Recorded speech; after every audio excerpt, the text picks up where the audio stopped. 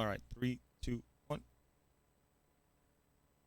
All right, we are back now, guys. Sorry, I got everything fixed. It's just all is a matter of a quick restart. So we're back. We got my man DTOX who's back. He's ready. I think we're ready now, guys. So we're gonna play the Game Glass trailer and then bring in our guest Game Glass to talk about some Game Glass and of course the Daymar Rally, guys. So let's get thing going, guys. I appreciate you guys being here, and let's swap it over to the Game Glass trailer right now. I'm pretty sure you guys have video now. If you don't, then I'll just throw myself somewhere where I belong. I'll just 30K myself out of here. So, all right, guys, enjoy. Thank you, guys.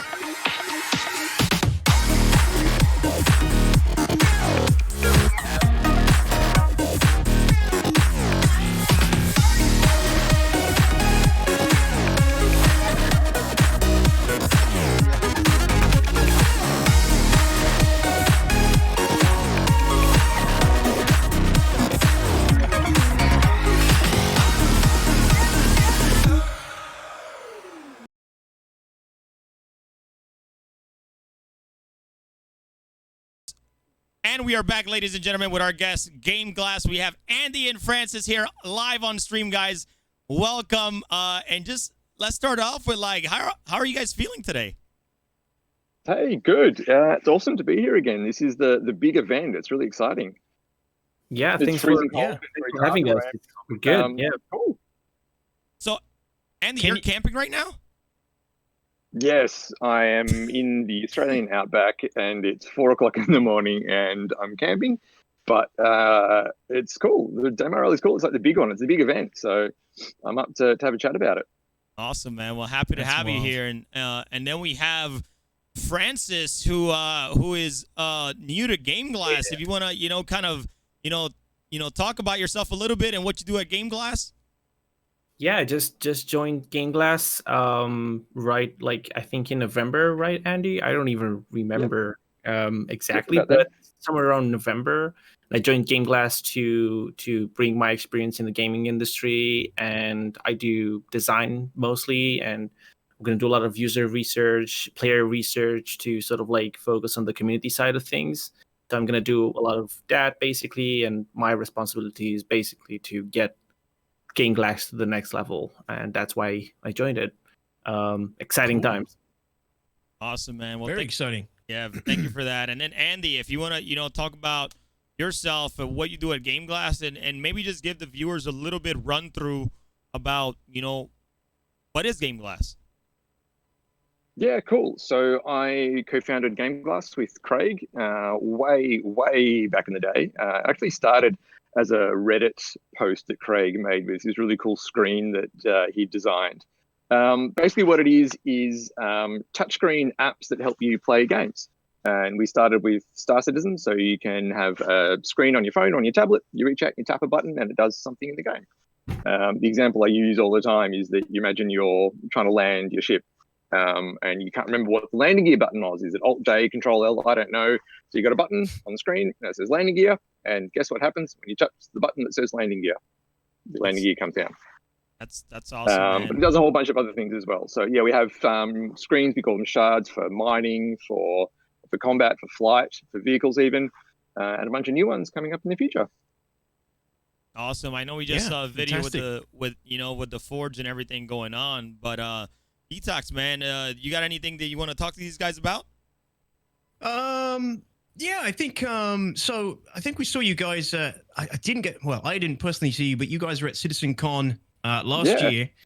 How do you feel about missing out on this one? Is it, it must be a bit of a bummer. I mean, I know I'm super bummed. Obviously, the global situation is obviously, the reason we can't be having it. But yeah, I imagine you guys are, because I think you had an awesome stall at CitizenCon. It looked fantastic. Yeah. I did have a look. I didn't have a chance to come and talk to you guys, but yeah, how do you feel about missing out? Yeah, we had on a really CitizenCon? killer booth. JRD+F designed and built that booth for us, which was absolutely amazing. They did a killer job on that.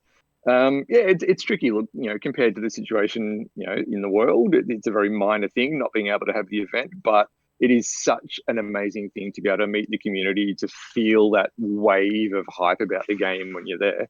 And everyone gets that excitement about what cool things are they going to announce and what cool stuff are we going to learn. So missing out on that is always a bit sad. But it's been a pretty big year for Star Citizen. So while we didn't quite get the big event, I think we had a lot of cool stuff to play with.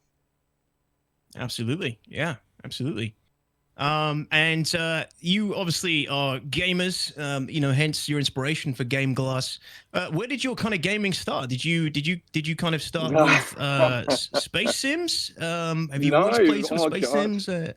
I have, personally. I played like Wing Commander way back in the day, but I started off with like an Amiga 500 that my mum bought me, and playing Dungeon Master, the old dungeon crawl RPG, and that was it. And that was where I started, and then it was off to the races, and haven't stopped since. Awesome. Yeah. Very awesome, man. Yeah. And thank you for joining us from the Australian outback. Are you? It's kind of where about? No, time zones. Yeah, look, we're all remote. I'm in Australia. Craig's in Canada. Francis is in the UK. We've got people in America, in the Netherlands. So time zones are a thing, and you just learn to wake up really freaking early and go to bed very late. It's just how you roll. It's all good. Yeah, well, we're gonna be crossing multiple time zones today for the Daymar Rally, so we're all gonna have a taste of that. Yeah. By the way, it's exciting. It's a massive event. Like, that many people. I know you guys put on a massive show to get all this up and running. It's so exciting. It's such a big thing. Yeah, it's definitely, it takes a toll. Like preparing is like worse than the actual live event. Like things are happening now. I'm not worried about it. I'm like, what can I do? But like at the same time, it's like, like preparing for it, like trying to get all these racers, over 600 racers all together, all on one roof is, man, it's so tolling, but it's so fun to do, because at the end of the day, when you see the broadcast and you see like, the winner, like it's just all worth it. But I did have a question. I know during the Hursted Hurtlocker, and I don't mean to put you on the spot here, but is there any small updates on Forge that you want to give to the community, or is that still on a tight leash right now? Forge is still on a bit of a tight leash. Okay. There's a couple of little things that we're doing. So one of the recent features we put out was the ability for people to swap the background images behind their shards, and it's kind of a small thing, but it's kind of tied to our Forge roadmap, which is all about customization and building your own shards and kind of creating the game experiences that you want to have. So it's a little kind of bit of tech test, but there's a lot of architecture going on behind the scenes for the Forge. So, Franz has been a big part of that as well, both on the kind of the design side and on the user experience, and even kind of some of the technology side of things. So lots of moving pieces, but it's coming together. And this year is going to be when you see it happen. It's all going to come out.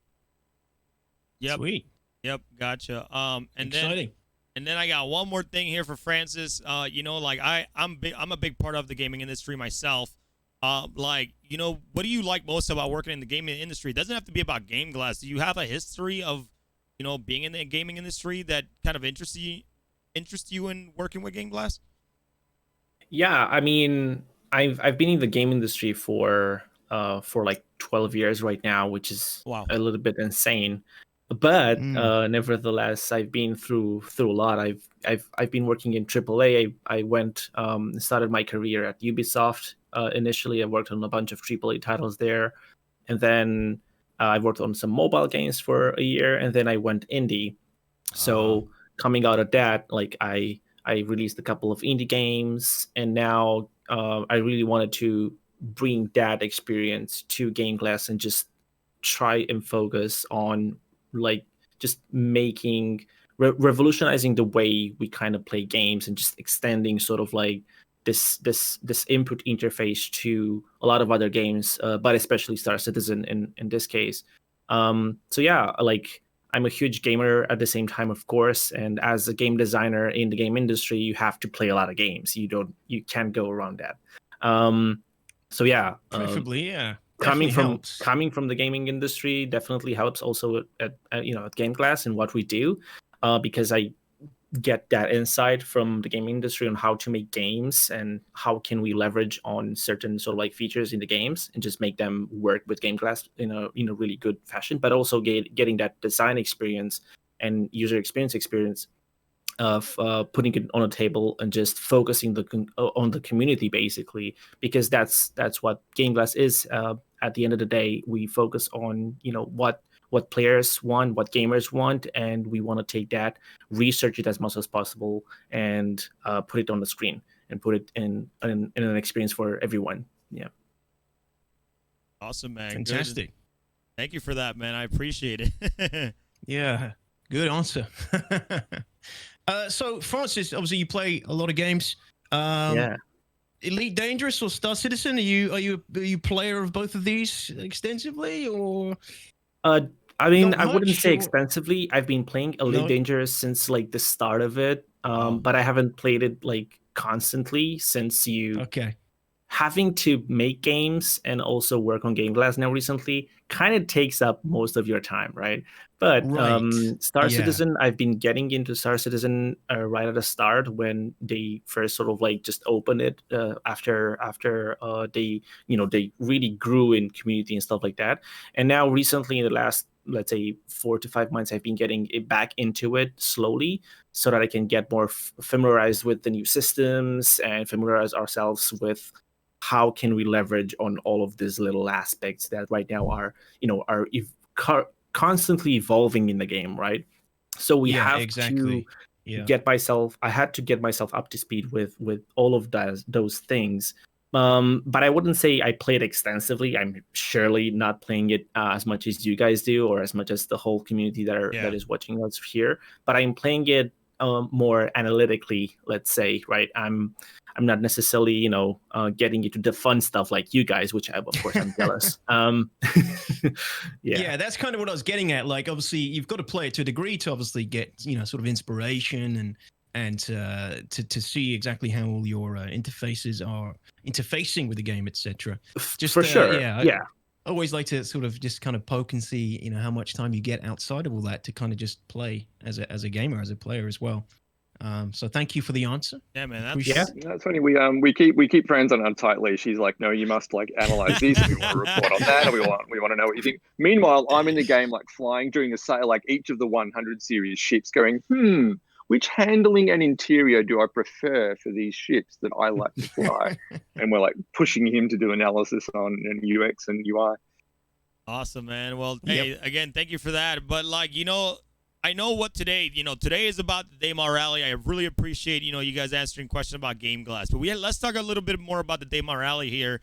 And, like this, every year, this race is just getting more and more bigger, right? Obviously, everybody, we're waiting for server meshing. We're waiting for all these things to be, put in the game so we can have, 1,000 people servers. Now, say next year, say you're going to have a Game Glass team or something. What division? We'll start with Andy. What division would you be more interested in racing? It would be a disaster. Let's say that from the very beginning. But I'm gonna go bikes. I gotta say, like, flying along on the Dragonfly. I think is the way I'd probably do this. Like a couple of Dragonflies, nice and nimble. Don't have to worry about the rocks and the obstacles so much. I think that's the way we'd probably gun it. Like old school road style, couple of bikes out in the desert. Gotcha. That's how we do it. How about for you, Francis? Like, are you familiar with the vehicles in Star Citizen? And if so, like, which division? We have 3 of them, or maybe a division that you think that we'll make in the future. Bike, rover, or buggy. Which one you think would interest you the most in kind of being a part of? And well, Andy kind of stole it from me there, but certainly bikes. Certainly bikes, and it's all about speed, of course, and it's all about sort of like just getting to the finish line in one piece, of course. But at the same time, I think it's important to just look sleek, and I think going with an X1, I think is kind of like my dream. I probably won't be able to do it, but that's sort of like what I can imagine it to be like. But yeah, bikes. So I suppose, Andy, you're on my team.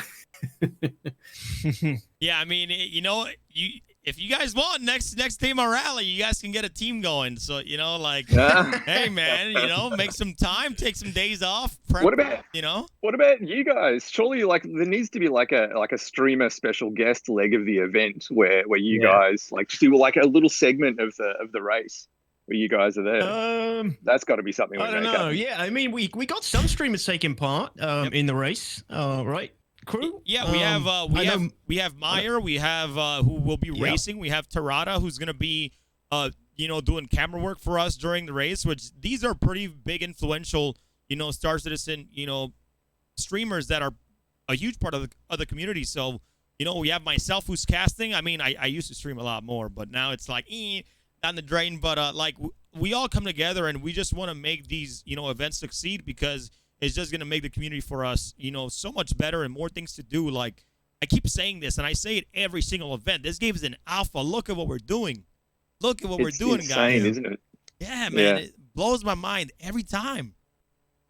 Yeah. And I don't think it's just about, I mean, the game, it's amazing that the game is big and deep enough now in alpha to support events like this, but it's amazing that the community is as big and deep as it is to support these events as well. Like the people involved in this and the passion that they have for this game to let these events be what they are is just incredible. Yeah, and obviously it'll only get easier too. There's a ton of concessions and things that have to be made to make this kind of scope of this event go ahead in the game's current alpha state. Obviously, multiple servers, we got the 50-player limits and all that stuff. You know, when the game is much more fleshed out, we get more server meshing is in, and that's all solid, or at least more solid. You know, it'll all be much easier. It'll be much easier as well. And the fact that we're able to do this now with all the difficulties and hoops we have to jump through is pretty amazing testament to the level of organization and community that comes together to put on this event. Yep. Anyways, guys, you know, before we go, because we do have to get going as we have a schedule to keep going, but I just want to say thank you guys so much for coming on once again. Thank you guys for, you know, your support for this community, because it really means a lot, you know, a lot to us. Like, you know, like we come together so well, and I'm just really happy, you know, over the years with this community. I've been since like 2015, so it's pretty incredible. But before we head out, you know, do you guys, you know, starting with Andy and then we'll go down to Francis, like, is there anything you guys want to, you know, say to the community out there, you know, like, you know, it doesn't have to be about Game Glass, it can just be about you, but if there's anything you want to say, here's your time. No, it's always thank you for us. It's, you know, we started off as a community thing. We wouldn't be here without the community, just like you guys. So it's always thank you. Awesome. How about you, Francis? You know, I know you're new. I know you're starting to build yourself within the Star Citizen community and other communities as you work with Game Glass. But I mean, like, what would you say to kind of encourage, you know, a gamer or anybody within a gaming community? Well, surely the community contributes to make Star Citizen great, and it kind of makes it whole. Without the community, Star Citizen wouldn't be there, and the same goes for the rally. And I think the same goes for, as Andy said, for Game Glass. The community is everything. And one thing that I would say to all of the players that are going into the rally right now, and everyone that is on the stream and is watching this, is like, just expect a lot of things that would definitely come out of Star Citizen in the future, and expect a lot of things that would also mirror them in the Game Glass. And we're going to work hard to listen to all of the feedback from everyone and make it really shine for all players. So that's all I can say. And other than that, good luck in the race, whoever is participating from the viewers, and have fun. Just have fun. I think that's the most important thing. You know, being competitive is nice and all, but I think when a community comes together, it needs to be fun, and it's going to be a lot of fun, I think.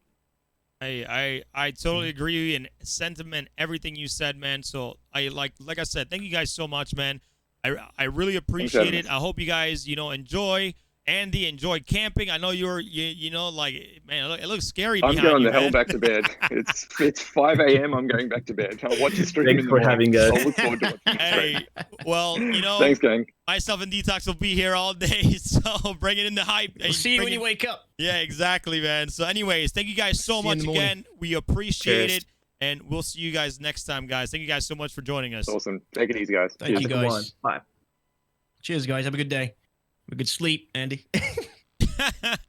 All right, guys, that was it for our segment with Game Glass here and Detox, man. What a fun group of gentlemen, dude. Like, I ain't gonna lie, I can't believe he was sitting there in the middle of Australian outback. I thought I was going to see a dingo pop up or something any minute, or something Dude. dangerous. Being Australia, yo, sitting out in the dark in Oz. That's I mean, risky. I'm not risky, saying risky. anything bad, but I would imagine like a monkey just just jumped on his head or something. Monkey? Hey, I monkeys don't in the know, street? man. A kangaroo, maybe. I don't know, man. I don't know where he's at. I like. Kangaroo just come out with a left jab. No, man. no, Hey, stop seriously that. though, Andy and Francis, thank you guys so much, man. Absolutely incredible to hear from you guys. I think like interviewing people in the gaming industry or just gamers in general is probably by far like one of the most funnest things in my opinion. And I'm just like seriously so grateful about it because I think they're just awesome, man. Like they know what it is to be a gamer. They like we don't have people judging us like, yo, why you go online playing for like 18 hours straight? Like, Yeah, which true. I'm totally okay with. I'm down with that, but still, you get what Absolutely, I'm saying. absolutely.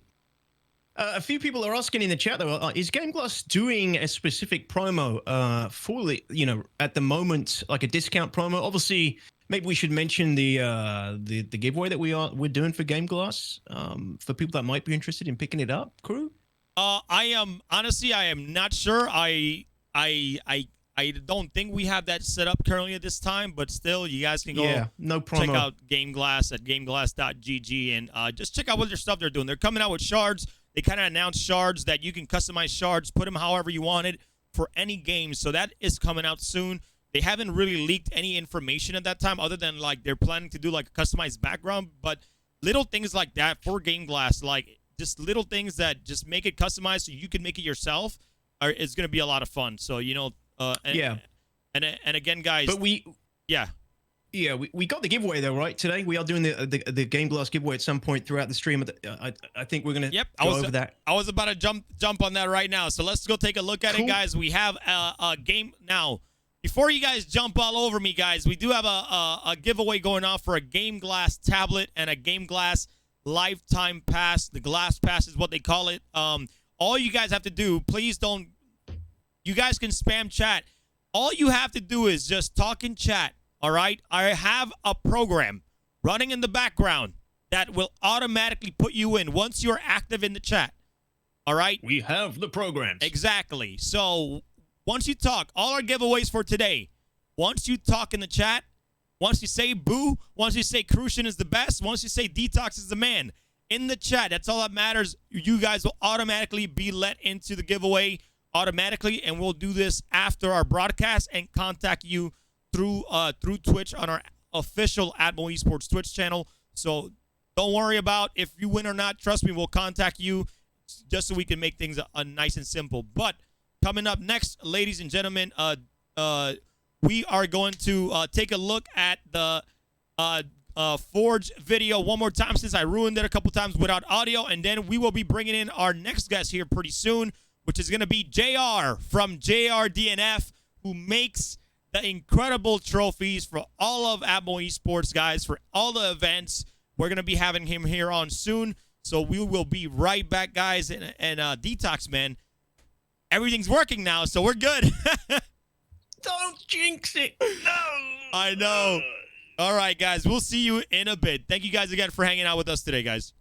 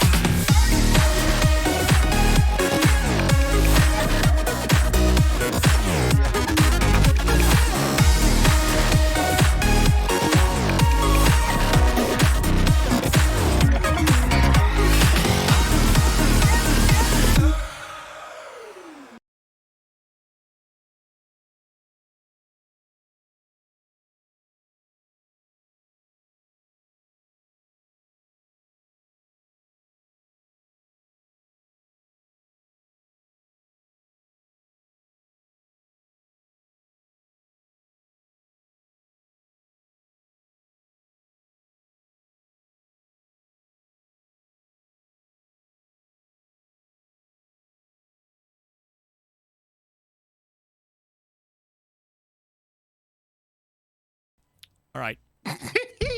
Am I muted? Can you hear me? No, they can hear you now. God dang it, bro. Okay. I don't know. Just testing you, chat. We're just making sure. Yeah, we're making sure you guys are paying attention, and we wanted to let people. Hey, if you say no audio on stream, then you get into the giveaway. That was the whole spiel here, guys. Okay, so don't think we did that on purpose. Okay, we're professionals out here. We don't make mistakes. Other than no audio on the. Anyways, guys, we are going to be interviewing JR from JRD+F next. From Fabrications, guys. They make our trophies. We're gonna show you guys a quick trailer, a quick video about what they work on and what they've done. If you've been to Citizen Cons, you may have seen their Ravens, you may have seen their Krakens, you may have seen all their incredible displays, and we're gonna show you guys exactly what they do. And then when we come back, we're gonna jump in right into the interview with JR, and we're gonna talk about how the heck they make those things. Okay. So amazing stuff. I know. Amazing stuff. We'll be right back, guys. Enjoy. Appreciate you guys. And here we go.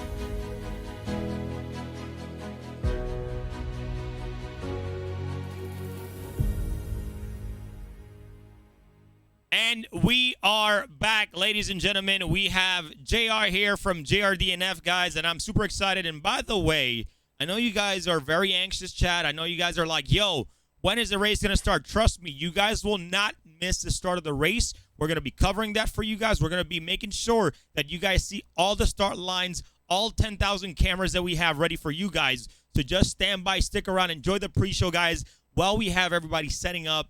And trust me, we will get that race started for you guys here soon. But for now, our attention is going to be on JR, the beautiful mind behind the scenes of our trophies. How are you doing today, man? A beautiful mind. That's an interesting new description. I don't know how to say that.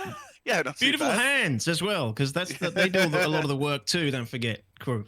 That's true. Indeed, yeah. Indeed. We've been having some fun with this guy. Ooh, man, it looks beautiful. Which is this year's trophy. It's more less green and more blue in real life. My camera's got a bit green, but that's so that's what people are fighting for today. Dude, I mean, to have that on your house, whether it's on a shelf, whether it's anywhere, man, like I would be cleaning that thing up like I just won, like, you know, the FIFA World Cup, man. Trust me, man. That's how it feels to me. Like, for me to win something like that and made so well. They're also not as heavy as we've done them before. So the last ones we did for 2950 were solid brass and were nearly 5.5 kilos. So they made for interesting posting. I think one hasn't even made it to the winner yet because customs people don't like them, shipping people don't like them. They're just a doorstop. So these are just as beautiful but not quite as heavy. So you're saying that I could probably sell the trophy for a lot because it's. I'm just kidding.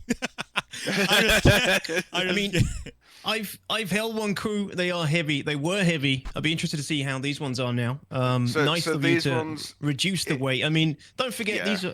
We're all nerds, and nerds are gonna have struggle to lift those damn things, right? So they got to be a little bit lighter so they can get them into their cabinets.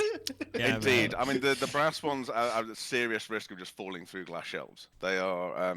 They were a bit insane. So yeah, that's a damn good point. Back to aluminium, and just doing coatings and aluminiums and stuff like that. So it's makes it a bit easier to get them around the world. If all the winners were in the UK, we could just drive them and just give them to people. Yeah. But in general, I think only one prize from any of the Atmo Esports trophies we've done have actually gone to the UK. The rest have gone to Russia and America and just all over the place. So. Yeah, I mean it's crazy, man, and that's one thing I love about the diversity of the Star Citizen community. Like, you'll be shipping stuff to like Korea soon, and we won't know that, but it's gonna happen sooner or later, man. You know, to get everybody involved into these incredible events. But hey, JR, so you know, like, not everybody knows who JR, you know, DNF Fabrications is. So can you kind of, you know, exactly my point. So can you please, you know, just give them a small description about, you know, what you guys do and what you guys make, so that way they know, you know? Yeah. So, well, yeah, I mean, we principally, I suppose now, due to COVID, we're principally a merchandise company now. We used to be an events company that also did some merchandise. But I suppose now we're mainly a merchandise company until events come back. So we are currently running through all the Star Citizen ships and doing full merchandise models of them. We are fully licensed. We obviously work a lot with Cloud Imperium, doing their event stuff, and we have a license to build these models. So currently, I'm going to be really careful not to get this wrong. We have the Greycat PTV. Is still available as kit models, still a few of those left, because all the kits we do are limited run. We only do 500 of each. They are all numbered and signed certificates and everything. So once they're gone, they're gone. So, you know, we're sort of getting through them now. So there's still a few PTVs left. We have the Arrow in 1-100. We have the Dragonfly in 1-40, which is quite a nice little size. We also have Freelancer Max and the Freelancer in 1-200, and then just before Christmas we stuck these things on pre-sale, which are the Tumbrels. Now these obviously were the basis for the Hurston Hurt Locker trophy, but when the kit models you get different characters, so there's 6 characters that come with it. So this is sort of the outlaw crew. On guns, and you've got 4 different weapons and all that kind of stuff. So, and cool. They don't turn, but they do steer. There is steering linkages in it, so you can sort of play around with posing. So we've done the TR and we've done the RC, so they're both in 1-40. A lot of people do ask, like, oh, why are you doing everything in different scales? And it's like, we're not. With one of the big issues with Star Citizen is that the ships and vehicles range from sort of 3 meters long for the PTV all the way up to sort of 480 on the Javelin. So to be able to do all of the ships in a really nice amount of detail, we had to sort of go, right, okay, we're going to pick 4 different scales. So it isn't all splattered around randomly. There'll only ever be 4 different scales we make our models in. So as more and more come out, people can sort of start to see the collections and start to get all the stuff in the same scale, so they can line them all up on the shelf. No, that sounds incredible, man. And you know, like, I just started having thoughts of like a Star Citizen tabletop or something. I mean, man. Oh, good. So well, cool. Yes. No, I mean, we've a Star Citizen tabletop game. You know, you could have like the whole Vandal versus the UEE kind of thing. Oh man, absolutely. So and cool. And I think when we get to the 1-500 scale ships, which will be the sort of like the sub-capital size ships and the capital ships, that's when you sort of get into that sort of region of it's not Star Wars Legions. What's the X-wing? Sort of tabletop sort of scale. Yeah, very similar. Yeah, I know which one. So you'd start to have, you know, the sort of, you know, little fighters, itty bitty inch long fighter type models. Yeah. So yeah, there could definitely be a tabletop game built around that. Definitely. That would be so cool. Yeah, I would love to see something like that.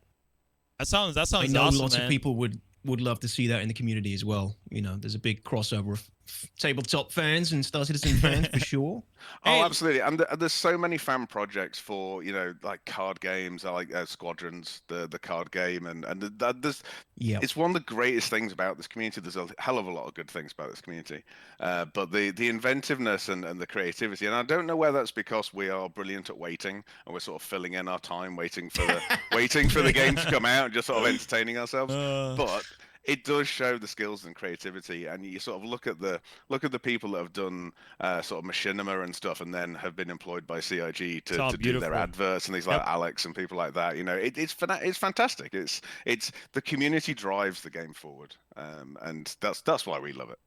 Can you talk a little bit about, you know, just like going back to the Daymar Rally trophies? Can you talk a little bit about the process of that? I want to put the trophy up real quick so people can see it, because, dude, like, people are not gonna get the detail of it, and it just looks incredible. So I'm gonna put it up on the screen real quick. So while I put it up, if you want to talk about it, and just like, unless you don't want to reveal too much, because I know you guys wanted to make a video around it. Well, the only I'm just going to show this up first. So this is one of the things that we made this year. So part of the process, we actually took silicon casts of the trophies and then created plaster molds to pour the metal in and things. So we've done it very differently this year, and some things work, some things didn't.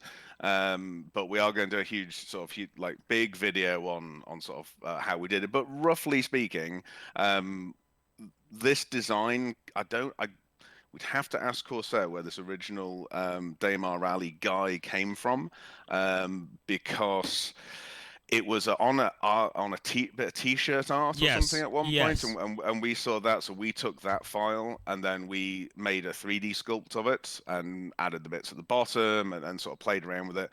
And then the original, so the first year we did the 6 trophies for 2949, 2950. We basically carved these out of polystyrene and extruded polystyrene on a CNC machine. And then packed them in sand, and we built a furnace from an old electric pottery kiln, and fired that up and poured the other one, and we did all of that in 24 hours. This was in the lead up to CitizenCon 2019, and we'd done, I think we'd built or were involved in with 7 of the org booths, as well as doing loads of stuff for the actual main event. So it was such a lot to do. So we only had about 24 hours to actually do the Daymar Rally trophies. But they did come out super well. Loads of beginners luck. Certainly this year we didn't have beginners luck, so it was a bit more of a trial. But you know, it's the fun of making. We're makers, and we love making stuff. And the idea with these is that each year they're going to be different. So this one has this sort of nice blue hue to it. We'd like to do a copper one, so we're probably going to plate the ones next year or something like that, just to try and keep making them different. So if by chance someone wins them year after year after year, they'll have them lined up on their shelves and all be different. Which would be awesome. That makes sense. Yeah. And so the actual trophy is of it's a nomad, basically. It's like a sand nomad. They're from we saw them in CitizenCon 2016, Layer 3. The Layer 3 demonstration. It's the sand nomads. They have all the the rags and things over their face coverings, which obviously is very fitting for the desert planet of Daymar that the whole race takes place on. It does, and it matches so nicely with the actual Dakar Rally trophy. Because obviously the design of this trophy, if anyone's not seen the real Dakar Rally trophy, it's an exact copy of it. Yep. It's definitely. So this style of trophy is exactly the same as the Dakar Rally trophy. Solid metal. Wow, it is. Polished That's amazing. Front with the black background. So the whole idea was to recreate the Dakar trophy. That is wicked. Wicked, love it. That was the original. That was the original concept. Yeah. Cool. Yeah, to talk about something else real quick, because I know you guys have set up something for the viewers this weekend. For those of you guys that do not know, I'm gonna switch over to it really quick here. But during the weekend, guys, you have a 10% off voucher code to use at if you type !JRD+F in the channel. You guys will be able to use a 10% off. If you guys want to get any of these kit models, guys, please do us a favor. Grab some kit models. Support JRD+F. They're doing incredible things for the community. And also, like, do some incredible paint jobs. Post them on social media. Show it to JR. Show it to Cal so, they can be excited for it. Because I know, like, sooner or later, they're going to want to do, like, some paint competitions. I know that is coming up soon. I saw you guys talking about that on social media. So I think it's going to be very, very interested to see what kind of, once everybody receives the Cyclones, once everybody receives, their Cyclone TRs and RCs, to see those different color schemes. I'm very, very excited to see what people come up with. Absolutely, and so we are doing a paint competition, which will coincide nicely with the Cyclones. And one of the things we are doing with the Cyclone RC is obviously the Cyclone RC has loads of different sort of company brandings on it, Kovalex and Klaus and Werner and loads of different companies. Well, one of the things we're doing with the kits, obviously all those decals come with it. But we're doing a huge sheet of decals for loads of other companies in the game. So you can do your Cyclone RC with, we'll probably be able to get 30 or 40 different Star Citizen companies in there. So you can make up your own sponsor pack and your own color schemes and all that kind of stuff. So hopefully we will see a really nice sort of selection of paint jobs. And people picking their sponsors for their sort of perfect in-game race team. Wicked. Oh wow, that sounds great, man. I'm super excited. I know I think I ordered Cyclone number 3 overall, Cyclone RC number 3. Yes, you and did. I was like, no, I want number 60, my favorite number. I'll give up number 3, no problem. But I'm seriously super excited. I have like a whole photography station that I've been doing like product photography, and I just can't wait to like, show people the details and show like a really good like before and after I paint and stuff like that. And I'm definitely going to be joining that competition because I definitely want to get some more kit models to kind of show off to the community and kind of just, just show how I can paint it and customize any way I want it. Maybe I'll put my CrucianGaming logo on it or something. I don't know. I'm going to make it look good, though. So. Well, you'll be up against some competition. So Paul Jones, CIG Paul Jones, actually helped design the Cyclone. He's bought himself an airbrush as well, so he's painting his up. Yeah, I so quit already. You'll be up against PJ on this, which will be quite interesting. Oh man! So yeah, no, it's we are so excited. It's one of our favorite things when we see our models being painted by other people and people posting pictures. It is the biggest like buzz for us because it's all very well us loving them and loving the product that goes out, but when we see the amount of love that people have put into building them and had fun building them, and we want people not to be afraid. We do a free spare parts policy, so if you did happen to break anything, we will replace everything. Oh, that's cool. So that people aren't afraid to to actually build these things. Oh wow, okay. Because I said they are limited, and it's a lot of people. I'm not nothing against people like to just keep things in their box, but these have been designed to be built and painted and enjoyed. And I'm also going to do a painting series this year. I can't paint. I can build stuff, but I can paint. I painted the full size Dragonfly. You gotta do the Mr. Miyagi. Give me a V. Yeah, give me a HVLP sprayer. I can do it, but I can't do tiny paint. So I'm going to do a painting series of basically painting tutorials for people who can't paint. Because you can do these models in basically a washed metallic look. With which is no kind skill of like whatsoever. Yeah, and it still picks out all the details. It looks lovely, and in game, if you go into what's the New Deal? If you go into New Deal, the spaceship shop in game, you'll see a desk. The sort of reception desk for it. There are models inside, the Takatsu models in there, and they're all gold. I know them. So in game, if you wanted to be really like super lore in game, you could do all your models in a gold. And then they would match in game. And that's true. Like genuinely going to show people that you do not need high painting skills to either put these models together or paint them in a metallic. Even I can paint them in a metallic, so it's all good. You just need a couple of spray cans and a rag. It's great. I feel a bit personally attacked because I have your Dragonfly, obviously, and I collect Warhammer 40k, but I am so behind on my Imperial Fist painting set. And they're yellow. They're actually yellow. So my idea was that I'd finish them, and then once I finished them, I'd be like super on point for painting this in as much detail as possible. But I have a daughter and streaming and a job, and unfortunately, I haven't even got around to like finishing even half of my Imperial Fist set. So at some point, once that's all done, I will. Cals, I know Cals, you're busting my balls. I deserve it. Get it done. But honestly, once I need to get on top of this so I can shout it out to everyone that comes by my stream. I can have it on my desk as well because I like to show off. Do a building stream, even though you're gonna look stupid doing it and be like, where's this part go? You know, still do a building stream, man. You know, use that time. The building's easy, man. I think the building's they've done the pieces extremely well. Like they come together very nicely. You shouldn't have any problems with that. It's just the painting where people like me, who's a stupid perfectionist, I want it to look like the picture, you know. If it doesn't look like the picture, I have a hissy fit. So, okay. When you do get around to doing it, do a custom skin on it, because one of my favorite dragonfly that's been painted so far is by one of our communities called Nougatine, and he's done this sort of winter camo paint scheme on it. You'd see it on our website. We've got it in our sort of community painters area, and it is absolutely stunning. And it's one of those things that you sort of think, I'd really love for someone to do a skin that CIG sort of go, that's amazing, I'm going to put that in game. Because, and it gives you the opportunity of just making your own skin for stuff. And I think the Dragonfly is a good one to do that with. Gotcha, man. Well, JR, it's been a pleasure to talk to you, man. Like, first it was Cows during the Hearst and Herlocker. Now we got this, you know, to have you. I know you guys will probably be back for you know, our upcoming event, our new event, the Stanton 7. And I've heard of that. I hope I've heard you got a new. Yeah, I hope we get both you and Cows, so that way you both can kind of like, you know, go at it like you usually do in your shows. That'll be great. Yeah, no, absolutely. Absolutely. To be fair, we used to go on other people's streams together, and in the end, we were banned by most of them because it made their 1 hour stream a 4 hour stream.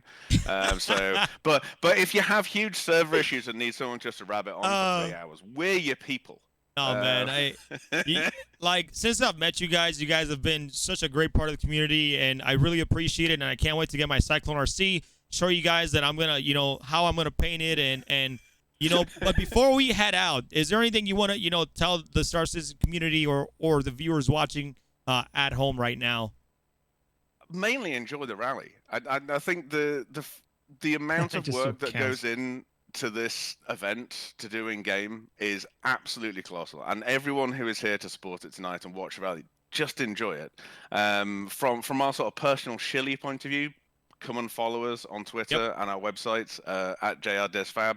Keep an eye on what we're doing this year. We have a lot of cool stuff coming out this year and a lot of cool announcements, of which we can't say anything about yet, but it's going to be a really exciting year from us. But yeah, enjoy the event. It's what it's all about. This is what Star Citizen was built for. So yeah, have fun. Last thing I want to say is please F8 lighting model now. If not, I'm gonna rage. That's my favorite shit, man. You know, we need that model soon, ASAP. You know, but maybe I'll pay for a 1-1 model and talk to somebody at CIG, because this needs to happen, man. That would be big. The Raven was big enough at 1/4 of a ton at 1:8. So wow. No, not that big, man. I need to get it delivered over here. Unless you can fly it over here, I don't want it.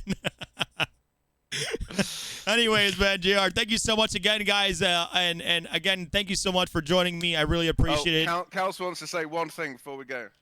Kals, yes. Where you at? Oh, is she there? Hello. Hey. Hello. Hey, Kals. I won't keep you because everyone wants to get on with stuff. But given all the requests for, I want this ship, I want that ship, I want this, I want that.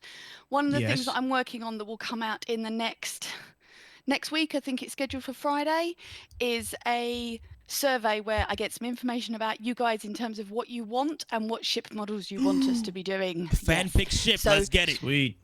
So sign up for the newsletter on the website. I don't do emails very often. I think the last one announced the Cyclone, so it was about 3 months ago. Yeah, I remember that one. Yes, so it's not frequent. I don't like spam, so I get told I don't email enough. So you won't get loads of stuff, but yeah, you'll get the survey.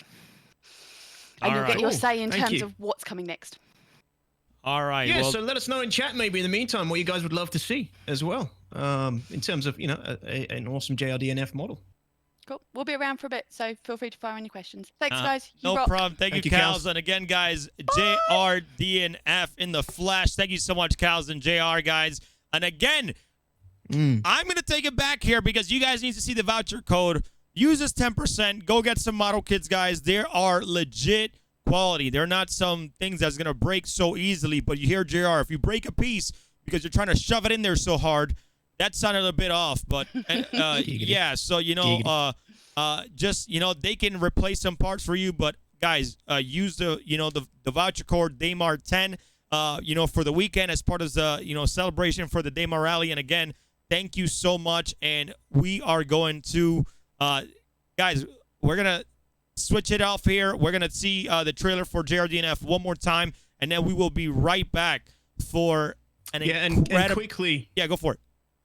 Sorry, just quickly, a few people, are saying, when's the race starting? Guys, we are still all getting set up. This is still the pre-show element, pre-show part of the show. So, you guys are welcome to kind of come back. We don't have an exact ETA yet on when the race is going to begin. There is so much that goes into setting it up and getting everything set up for this, multiple servers, multiple teams. Launching it all at the same time is not an easy feat. So, bear with us, ladies and gentlemen. Thank you for your patience. We will get there soon. We got a few more things to cover on the pre-show, and then we'll start getting closer to the race. Thanks, All right. We'll switch it over.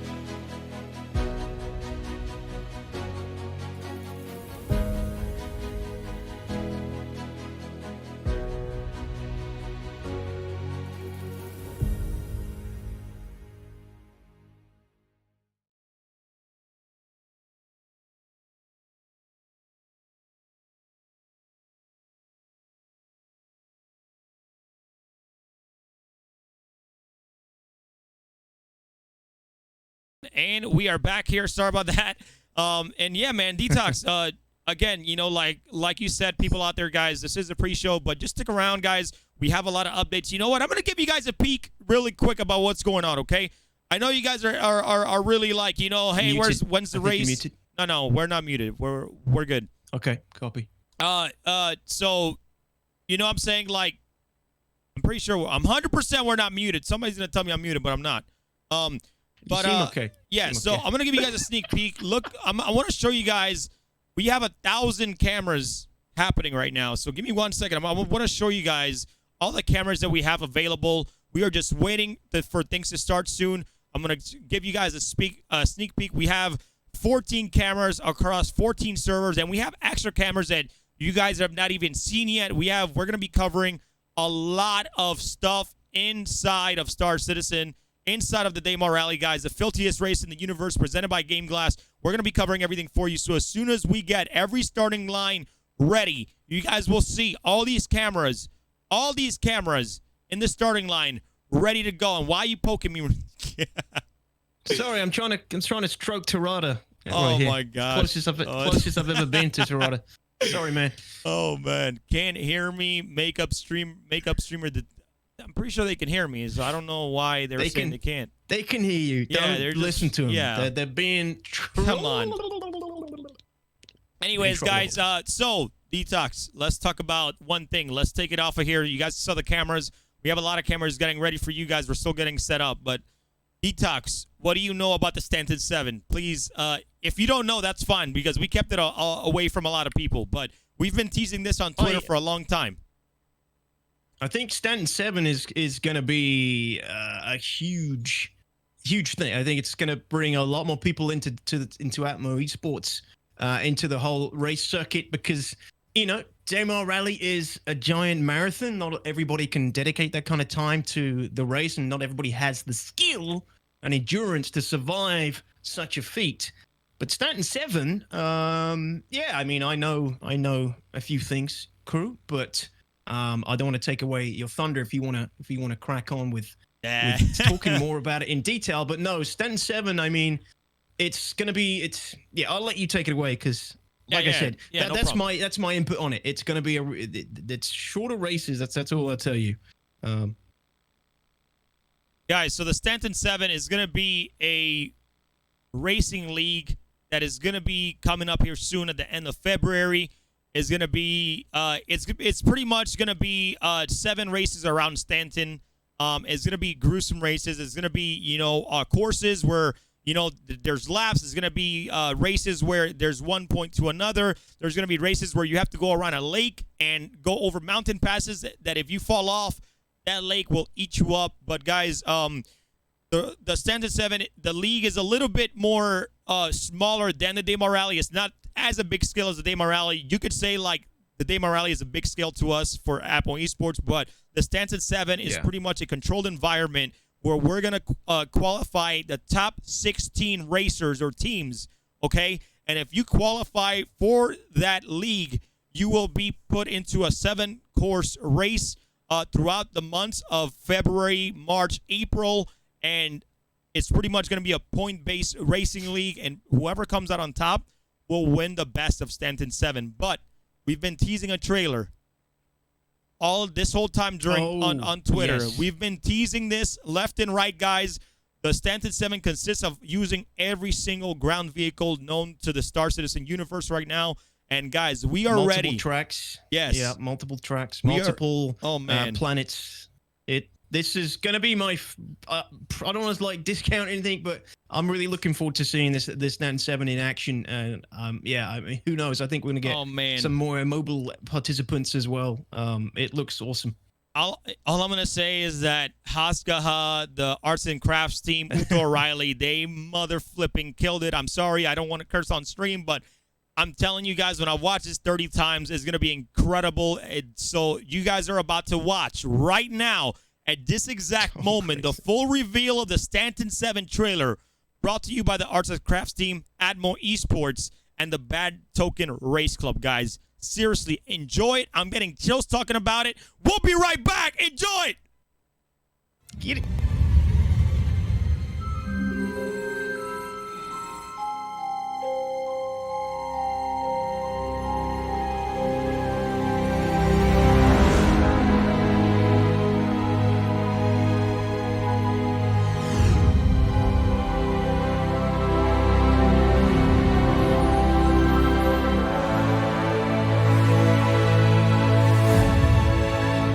Esports and the Bad Token Race Club are proud to bring you a championship event like no other.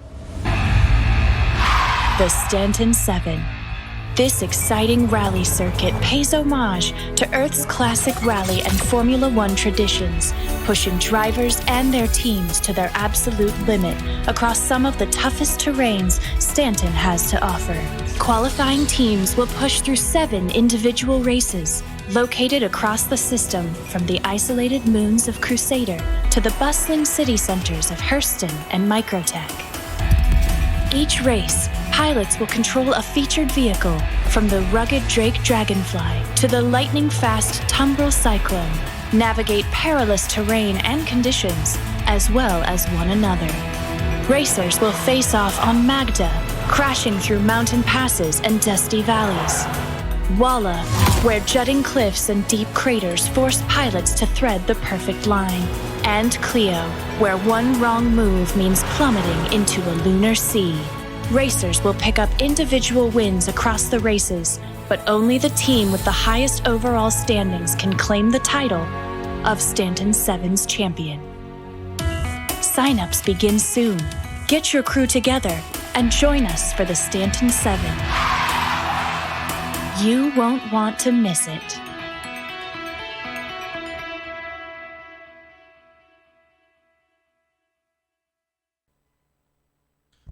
Detox, I just kind of had, I just creamed a little bit. I'm sorry to say that. My gosh, Too much information. Oh, I'm sorry, Too dude. much information. Guys, chat, tell me that wasn't the hypest trailer you've ever seen in your life. Detox, what do you think about that? I think amazing. I think I just feel embarrassed about my own content now, for God's sake, Haskaha. Come on. making everybody look bad here. Amazing. Yeah, just such good production value. Woo! Just, it just, man, amazing. If Haskell ever needs a job at CIG, I'm pretty sure they'll hook him up. Shit, I'm about to give him an editing job here soon, man. I'm about to give him my whole paycheck. It's not just... It's not just Haskell, though, right? There's quite a few people involved in making those, but Haskell, I'm pretty sure, handles the edits and all that wizardry. I think I want to watch it again. Chat, do you want to watch it again, Chat? Awesome. Chat, tell me you want to watch it again. Watch it again. Dude, that was incredible. I've watched this my 31st time watching. I'm counting. All right? Hasgaha, Uto, Arts and Crafts team, damn shame. Damn, that's good. Riley, damn shames. Absolutely, yeah. The Arts and Crafts team. Damn, that's good. Amazing. Damn, that's good. All right, the chat wants to see it again. By the way, sorry. By the way, guys, I really want to thank you because I like saying thank you to you guys out there.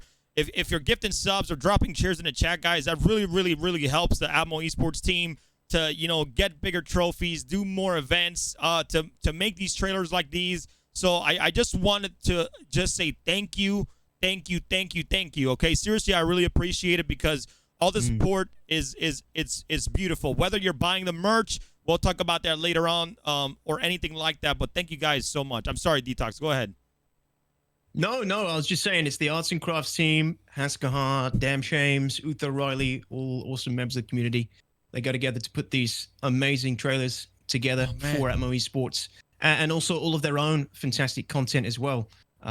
So yeah, thank you guys. That was just an amazing trailer. I have seen bits of it, but that's the first time I've seen the full one actually today. Thank you very much for that. Man, that was. By the way, guys, I was talking about coffee cream. You people are nasty. Okay, so you guys need to go and wash your brains, please. Okay, I was talking about coffee cream. Chill. Okay. Anyways, we're gonna watch a Stanton 7 trailer one more time, guys, and after that, we're gonna talk about a little bit about our next interview coming up, which is gonna be Daedalus Initiative, which is an incredible organization in the Star Citizen universe, guys. So enjoy the Stanton trailer one more time. We'll be right back.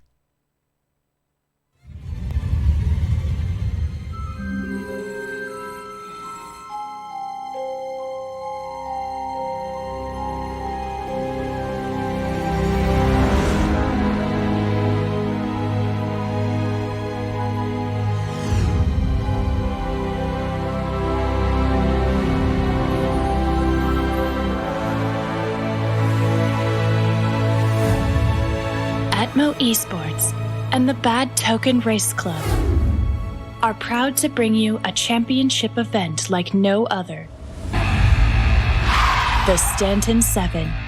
This exciting rally circuit pays homage to Earth's classic rally and Formula One traditions, pushing drivers and their teams to their absolute limit across some of the toughest terrains Stanton has to offer. Qualifying teams will push through 7 individual races, located across the system from the isolated moons of Crusader to the bustling city centers of Hurston and Microtech. Each race, pilots will control a featured vehicle, from the rugged Drake Dragonfly to the lightning-fast Tumbril Cyclone, navigate perilous terrain and conditions, as well as one another. Racers will face off on Magda, crashing through mountain passes and dusty valleys. Walla, where jutting cliffs and deep craters force pilots to thread the perfect line. And Cleo, where one wrong move means plummeting into a lunar sea. Racers will pick up individual wins across the races, but only the team with the highest overall standings can claim the title of Stanton 7's champion. Sign-ups begin soon. Get your crew together and join us for the Stanton 7. You won't want to miss it.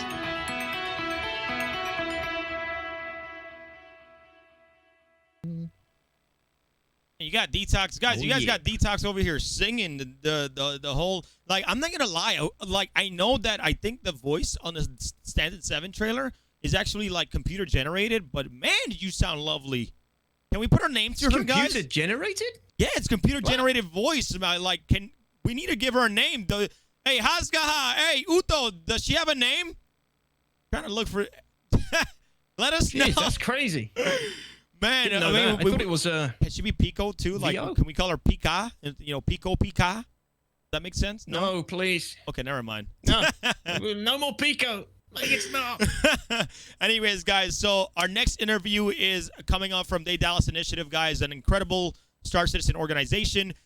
They have an incredible org trailer to play for you guys, and once the trailer is over, we're gonna bring one of their org members, JadeRun, into interview. I think he's raced in the past as well in the Daymar Rally. I'm not sure. I think he may have been a Daymar Rally champion in the past as well. But I believe, yeah. Yeah, so we'll talk about that here in a second, guys. But again, guys, we're getting there. We're getting almost ready to go, guys. Just give us a few more minutes. Let's get through this pre-show. We got some other exciting things to talk about, guys, and we will promise you that we'll get the Daymar Rally started here soon, okay? But thank you guys for your patience. We're gonna get there. I mean, we're gonna be here all day anyway, so just enjoy the day with us, guys, exactly. okay? You took the day out to hang out with us, and again, I can't say it enough. And your support is incredible, guys. I thank you. And just quickly, you know, these shows, this doesn't happen without all the sponsors and all these people who we're talking to and highlighting during the pre-show. Exactly. All these interviews, all these guys that are coming on and dedicating their time and energy to helping put the event on, and providing giveaways and sponsorships for the event today, for the race. This event doesn't happen without all these people. So these pre-shows are a great opportunity for us to highlight all the people who make this happen, and give the racers and the race teams, server leaders, and everybody time to get set up. You know, don't forget, this is a global event. People are taking part from multiple different time zones. 5 p.m. GMT was a rough sort of time for the pre-show to start, and that gives time for everybody around the world to wake up, have their coffees, get ready for a potentially, you know, 5, 6, 7, 8, 9, 10-hour race. All right, so we don't want to start any earlier than what we started today. It's a good time for everybody. So just bear with us. Thank you for your patience. But just sit back, enjoy the pre-show, and we just want to have that beautiful detox, the lineup of just having all the racers, man, in all the cameras and all the servers all at the same time. That's what I'm exactly waiting for. So trust me, everything is gonna be worth it. All right. So, but stick with us, guys. Listen to the community, because man, I'm just letting you guys know that I love doing this, and I love being here with y'all and putting the time in to give you guys the best show you can. And I know Detox is too. So, anyways, we're gonna take it out to the trailer for Daedalus Initiative, and then bring on JadeRun to interview, to talk a little bit more about an actual Star Citizen organization, guys. We'll be right back. Hell yeah! Thank you. Sorry, I'm excited. Hell yeah! In the circle in between them. Jack Lathan? Should be Jacob and Turn around, Raph, turn around. Store it and pull it back. I really want to die, so... Death is only the beginning. You fine. Either one. Nope, I was able to compensate. Holy fuck. I haven't scored yet. Alright, bro. Bring over and we'll pick up the cycle. Oh, I got it. Go track climbers for kill too. So you can get the sign. Push this, come back up. You're good, let's land it. Back in.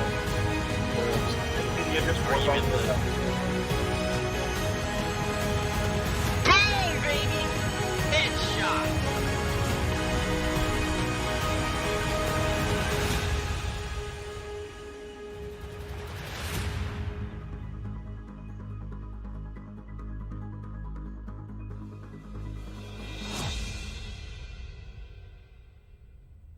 And we are back, ladies and gentlemen, and we have your own Daedalus Initiative.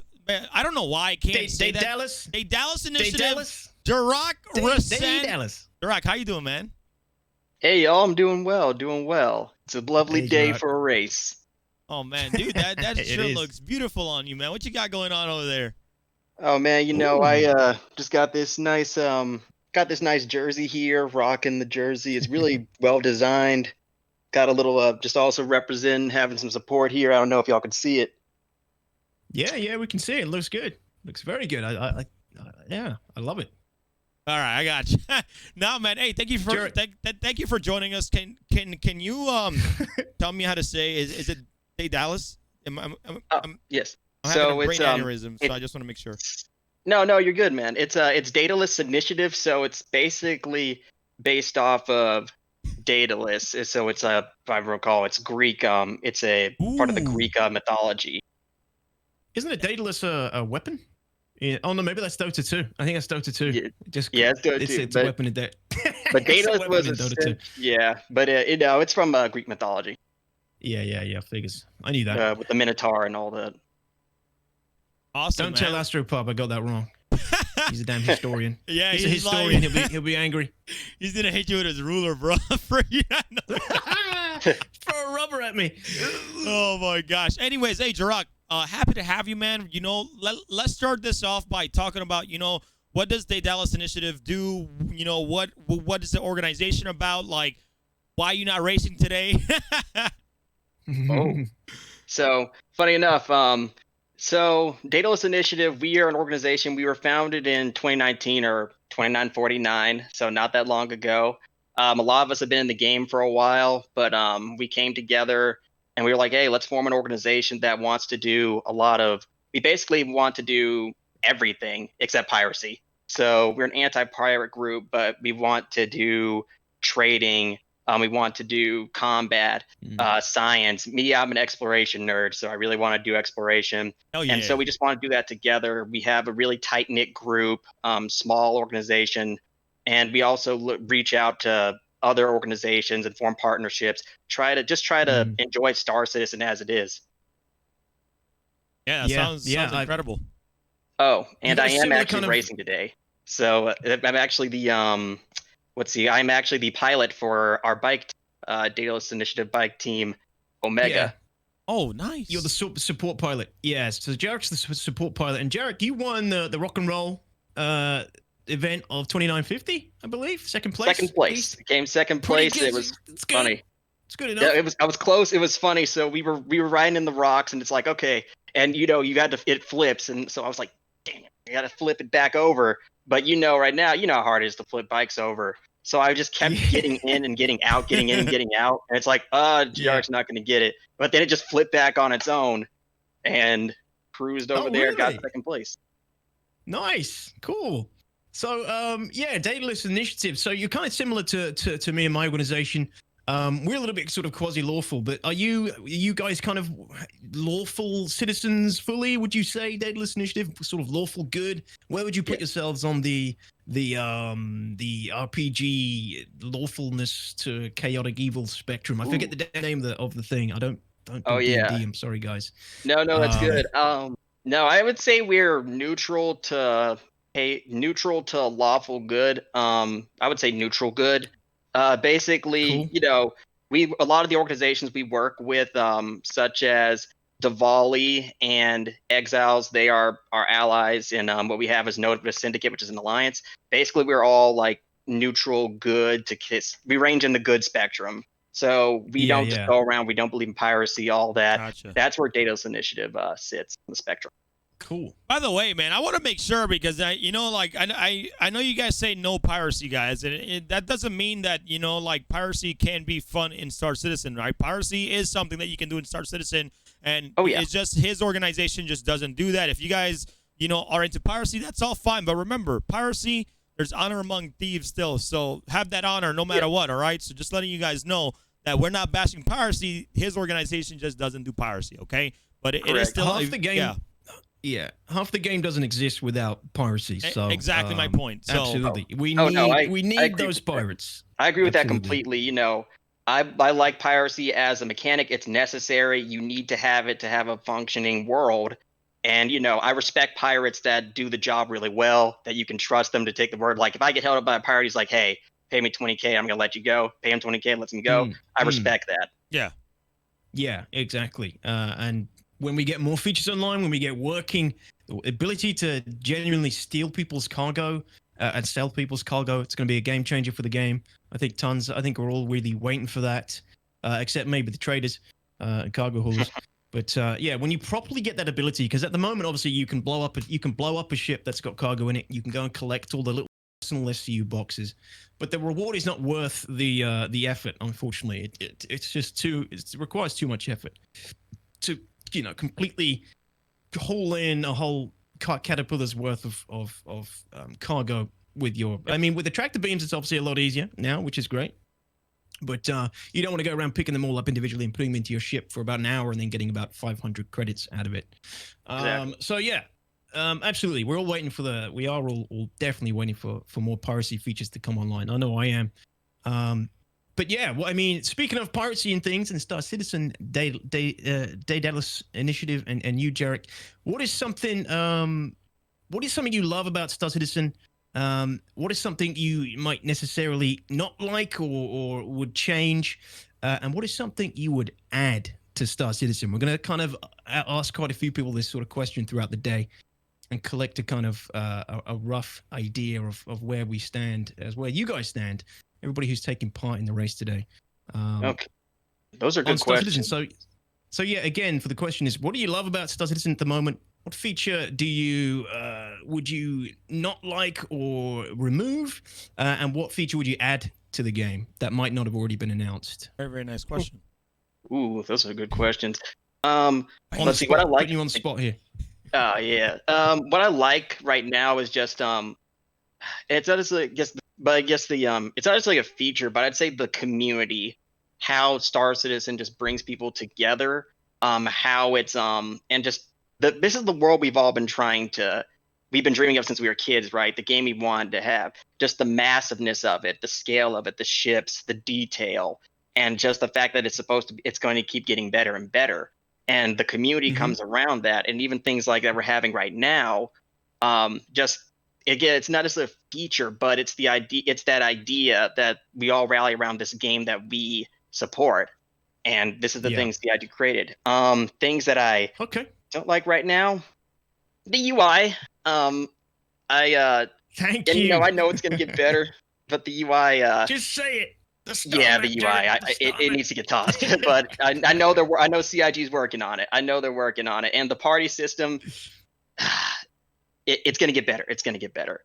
You know, again, you know, like I love the game. I've been playing since 2015. The game's in alpha, so I completely understand. You know, that's why I go out of my way. Not gonna mention other games, but I do end up playing other games. I do take breaks, and you know, like I know we all want this game to succeed because you know I myself have put. You know, I'm a huge backer.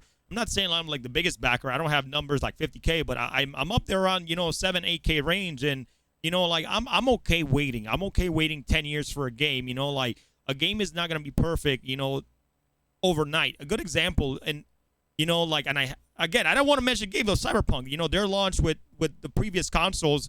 Like, I know Star Citizen is not coming out in console, but imagine if something like that happens. You know, where something is not ready yet, and we're forcing and pushing these developers out there like that. We don't want to do that. We want to give them their time. Put the tools in, keep funding it so they can keep getting bigger and better, because I'm telling you right now, this game is going to blow up the world. It's going to be the best game in the world. It's going to be #1 on Twitch. It's going to be #1 on all the platforms. RP is going to be an immense game, and it's going to blow up. The more and more and more and more established the game becomes, the more developed it becomes, it's going to take over. So sorry to steal the thunder, but yeah. No, Crucian, you said exactly what you needed to say, and I'm sorry, DTOX. But yeah, Cyberpunk really was an example, right, of why CIG is taking their time. Like, I play Cyberpunk, I enjoy it on PC, but we see the reaction of what happens when you release things too soon. Chris doesn't want that to happen. Chris Roberts, he doesn't want that to happen. He wants to make sure the game comes out. It's the game of our dreams, the game of his dreams, and it's got to come out perfect. It's been around for, well, like you, I backed in 2015. I got a lot of money spent, probably around the $7,000, almost $8,000 range. Oh man! But it's the game of our dreams, man, and he's got to take his time, and it's got to be perfect. And so I can wait. Yep. Yeah. Him and 599 other devs. Take your sweet time, please. It's just people gotta remember, like, the early years of Star Citizen, like, they didn't have 599 devs. They had 599 devs. What, the past 2.5 years?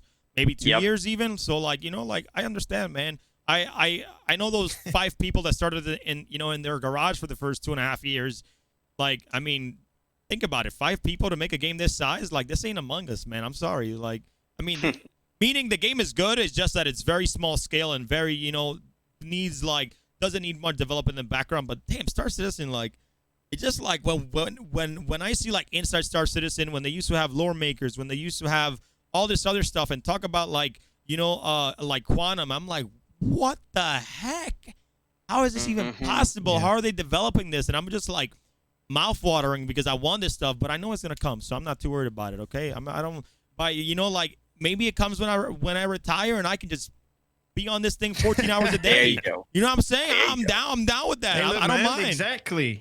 Exactly. And you know what's to funny? just land it up and just play all day if we're retired. You got the pension you know what's money coming funny? in, hopefully, and then you're good to go. You can make all the plays. Just won't be And very you good know in what's, a fighter It's pilot. funny you mentioned lore makers because like there's a lot of times where me and some of my org mates, sometimes we're not even gonna be playing Star Citizen and right like Chili and Perp.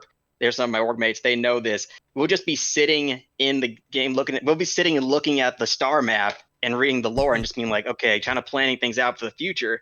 Because you see how the rich lore that Star Citizen's building and the huge world that they're building, you're just like, you can get immersed in just the star map alone. And Yeah. man, I'm sorry, it's like sometimes leaves me speechless. Yeah, I know. It's same thing for me, man. And like I'm like, I'm more chill about it too, because it's just like there's nothing I'm gonna be able to do about it if I just sit here and complain. I'm just gonna go enjoy other things that I like to do, and sooner or later I know I'm gonna get in That's there, controversial.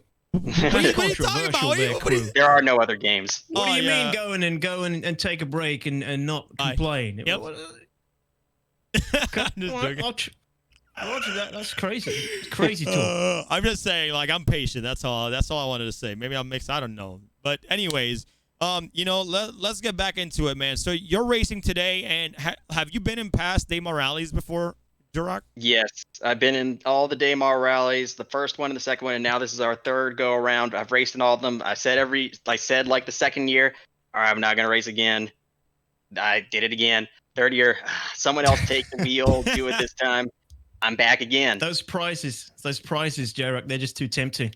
It's just there's the excitement of it, just like this big event, the biggest event in Star Citizen. Really, I was like telling my guys, like, I don't even care about the prizes because, like Crucian said, you got a few ships in the game. The prizes are cool, but it's the experience and having the fun and just testing your skills and like communication with your teammates and experiencing going across the vast distances. Yeah, and it gives the racers, gives the teams, the organizers, everybody taking part, just a consistent thing all year to keep you coming back to Star Citizen and playing. Because obviously, there's still a lot of features, missions missing. There's quite a few gameplay loops, that we're all waiting for. But you guys who all take part and are part of the Daymar Rally and Atmo Esports gives you these constant events and things to play and do in Star Citizen that you would otherwise never see or take part in. So there's that as well, right? Which is, as you just said, it's not so much about the winning or the prizes. It's just giving you a really unique thing to do when you play Star Citizen and play Star Citizen. You can't do this anywhere else, right? Nope. I mean, Exactly, we I had a really good question when I went on the captain's table. Astropub runs that podcast, and they asked, like, what events does Star Citizen do, that's like, in the game whenever the game, comes out. And I feel like Star Citizen should keep their events part of the lore in game while letting us do some of these crazy side events like the Daymar Rally and continue doing this stuff in game, because we can take care of that part. Events like, racing on, what's that place again? Ayala, I don't know why. I'm just having a blank mind by Grimhex. Grimhex? Having the racing. Exactly. The races are on Grimhex, So like they can always do events, that just take over moons and systems, and we can just come in and do our Daymar rallies and do our Stanton 7s. And I'm just really, really excited, for things to happen. So, please keep Port All Stars alive. Anyways. About that. Oh, man. Anyways, we have to take it away here in a second. But JadeRun, again, thank you so much for jumping on. But before we head out, I just want to say best of luck for you on this race. And, if you got anything to say to the Star Citizen community out there, to all the viewers that are watching, here's your time, man. All right. Guys, sometimes we're going through, it's a game in development, but there's still a lot of fun to be had. Find a good group. Have a good time, and just play the game the ride is it's a journey, right? And there's a lot of great things coming. There's great things happening right now. Enjoy what we have because it's going to get better, and just play the game and enjoy Star Citizen and be ready for when it blows up, because this moment right now, this won't be happening again. Like this, you'll be able to say, hey, I was there when there was no server meshing. I was there. It's like during Daymar Rally, when it was small, and then it's like 10 years from now. Just imagine how you could just say that. Yep. The people who are coming in. Hey, well, JadeRun, once again, Amazing. man. Beautiful. Best of luck, man, guys. We have, race is getting very, very close to starting, but we got a few things that we got to go over. But JadeRun, again, thank you so much, man. Again, to Daedalus Initiative and everybody that is watching, and all the orgs that support us and sponsor the rally and all of our events. So thank you so much, JadeRun, and for the third time, good luck, man. Seriously. Thanks, y'all. Good luck, for the coup. Good luck to Daedalus Initiative as well, and thank you for coming on, JadeRun. Thank you for talking to us, and saying hello to the community. Good luck. Appreciate y'all for the coup. All right, man. Take care, brother. Thank you. That's their slogan, I think, by the way, everybody. That's the Daedalus Initiative. Anyway, so we're back. So DTOX officials are telling me we're getting very, very close to start. So we have to cover a few things here. We have to cover a few things here that I want to show to get everybody ready for this race. We're going to go over really quick, DTOX. We're going to go over the map. We are going to be going over, a new feature that is going to excite the crap out of you guys. I promise you, okay? If this feature does not excite you guys are going to be baffled about what we're going to show you. But before we go on, I want to show you guys a few things. We're going to go over the map with you guys, what these people are fighting for, what they're winning, and all that other stuff, guys. So please just stand by. And first thing we're gonna do is kind of go over the map here real quick, and then we're gonna go over the rally course because there are some changes. DTOX, if you want to take that one away, man. Yeah, so we lost the checkpoints, right? That we normally have checkpoints that the racers have to pass through. Those checkpoints are now gone. So the race starts at Shubin. First checkpoint, I suppose, is Eager Flats, but we don't have the middle checkpoints as we had before. We get from Shubin to Eager Flats, and then it's the home stretch, the longest part of the entire marathon, all the way to Coudray, or 510 kilometers, I believe, all in total. It's one long race. As you all know, it's a marathon. So yeah, as you can see, the racetrack should be on screen right now. But yeah, no checkpoints. As we had before, multiple checkpoints in the middle. So it's a real massive, open, wide stretch all the way to the end at Coudray or on the finish line. Which, I think. Let's talk about that. Let's talk about that a little bit. Sorry to cut you off here. So, because of the new Planet Tech, right? They decided to take, Wolf Point and put it 500 million miles away from, Eager Flats as to where it was before. Which is not a big deal. So it made the race a little bit longer. So we kind of, these rules and these other checkpoints that you see in between Eager Flats and Coudray Ore are meant for when we have refueling in game. Obviously, you see two other refueling stations. So that way, when vehicles are running out of fuel, they can go up and refuel and all that good stuff. So that will be coming as the game develops. But the whole reason why we're going to Coudray Ore now is to kind of save on time. The race is already a huge endurance race, and it's long. So if we would have went to Wolf Point, the race would have been about 14 hours. So by shorting it a little bit down to going to Coudray Ore, we put the race anywhere between 9 to 11 hours, which, we want this to be an endurance race, obviously. But at the same time, we want to make sure that we take account, server times and things like that. So, but guys, as the game develops, as years go by, the Daymar Rally will only get filthier, bigger, badder, better. Okay, so yeah, man. But so let's go ahead and kind of go over the rally prizes because we want to let people know what these guys are fighting for. What will so this is all will be in each division. Obviously, guys, we got the three divisions here. We got the bike division, we got the rover division, and we got the buggy division. And obviously, you guys can see the prizes there. First place will be taken. Huge prizes. Yeah, dude. And by the way, shout out to Cloud Empyrean Game Star Citizen for providing these prizes and helping us out so much, because we couldn't do this without them and get these prizes here, man. A whole team is gonna get a C2 Hercules, man. Can you believe that? Coming out this quarter, man. It's I'm excited for it. I mean, I would love to see a tank coming in with it, a tonk coming in with the Hercules when we do get them in the game. But we'll see. We'll see. The tonk, I feel like it would be a great pairing. I'd love to see the tonk drop in the game as a great pairing with the Hercules. I know it would do damn good for the marketing side of things for the RSI. I know they'd be able to sell some delicious combo packs.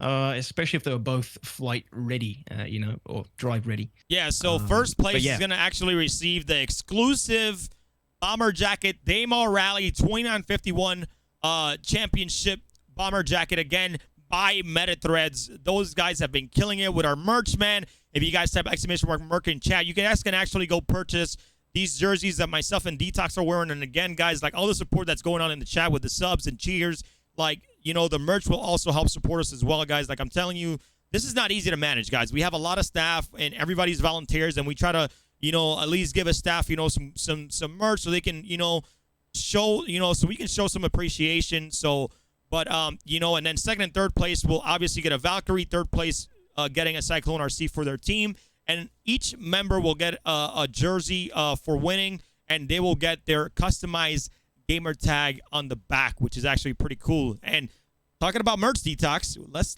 check it out, man.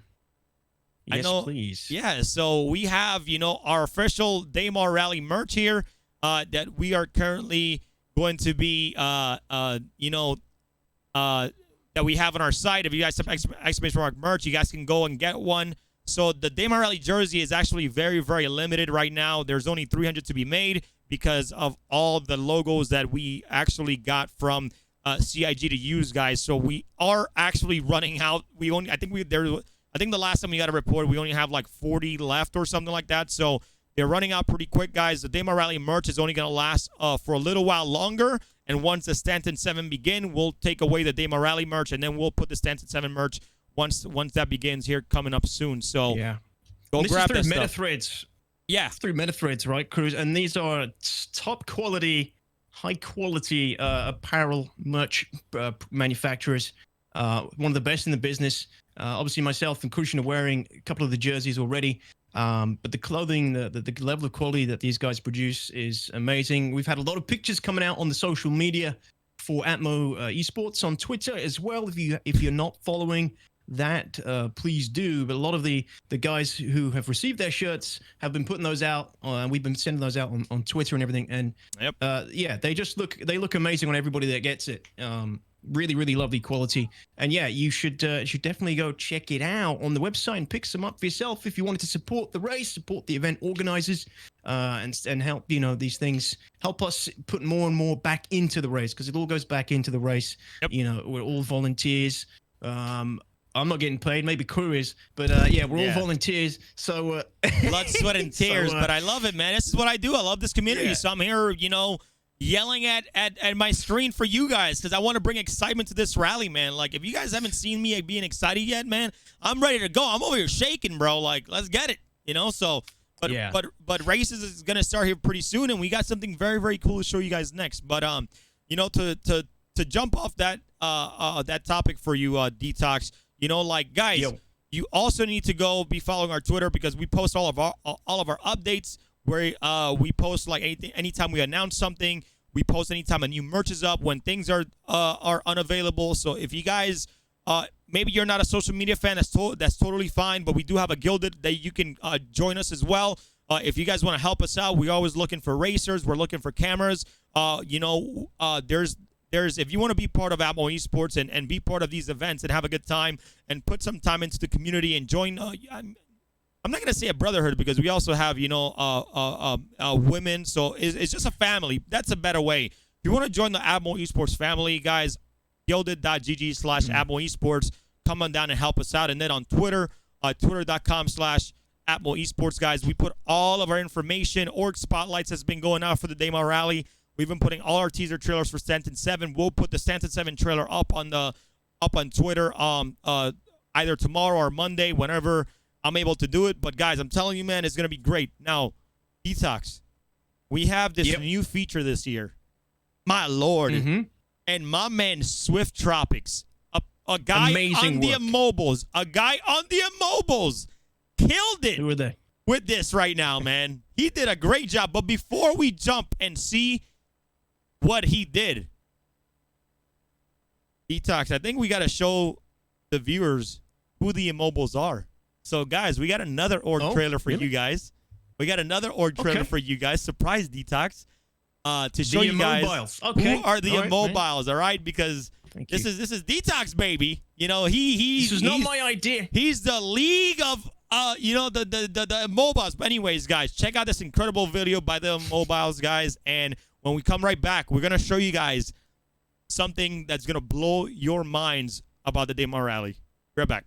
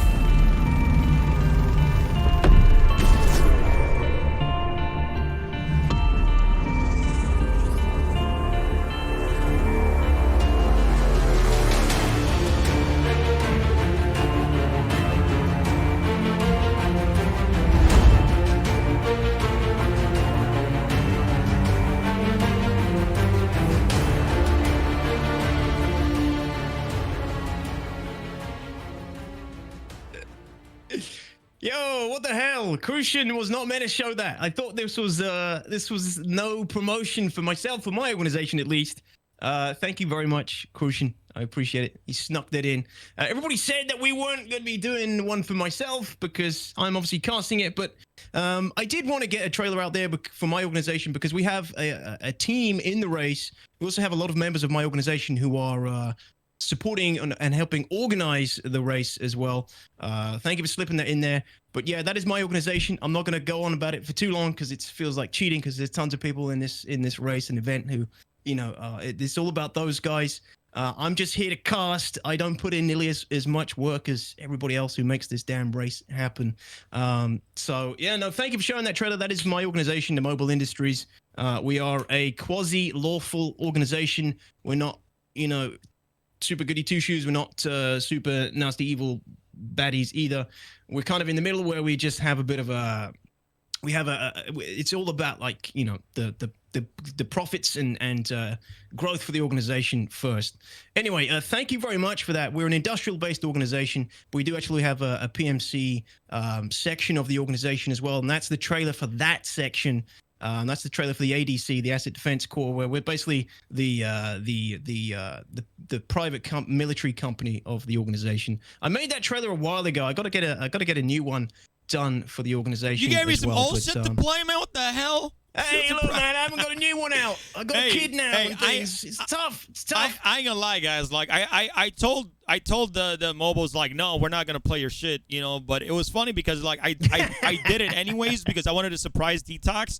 And literally, while the video is playing, he had the biggest smile, and that shit was so worth it. I wish I could record that smile because this guy was cheesing, man. He was like, I saw all his pearly whites from left to right, man. I'm just, bro, like, you're an incredible caster, man. I consider you a great friend, man. You're here helping us, and you're here helping me, so I don't lose my mind casting by myself and talking for 6 hours at a time. Like, so, man, it's well deserved. You know, we have a lot of your guys. You got people in the race. You got Swifty who blew out the water. What we're about to show, man. Like, we're about to show something that is a showstopper. Like, when you guys see what I'm about to show, you guys are gonna be like, SwiftTropix killed it, guys. So, anyways. Let's go over and show them exactly what I'm talking about. Because thank you again. Yeah, man. Of course, thank bro. you again. I got thank you, chat. Thank you, guys. I got you, bro.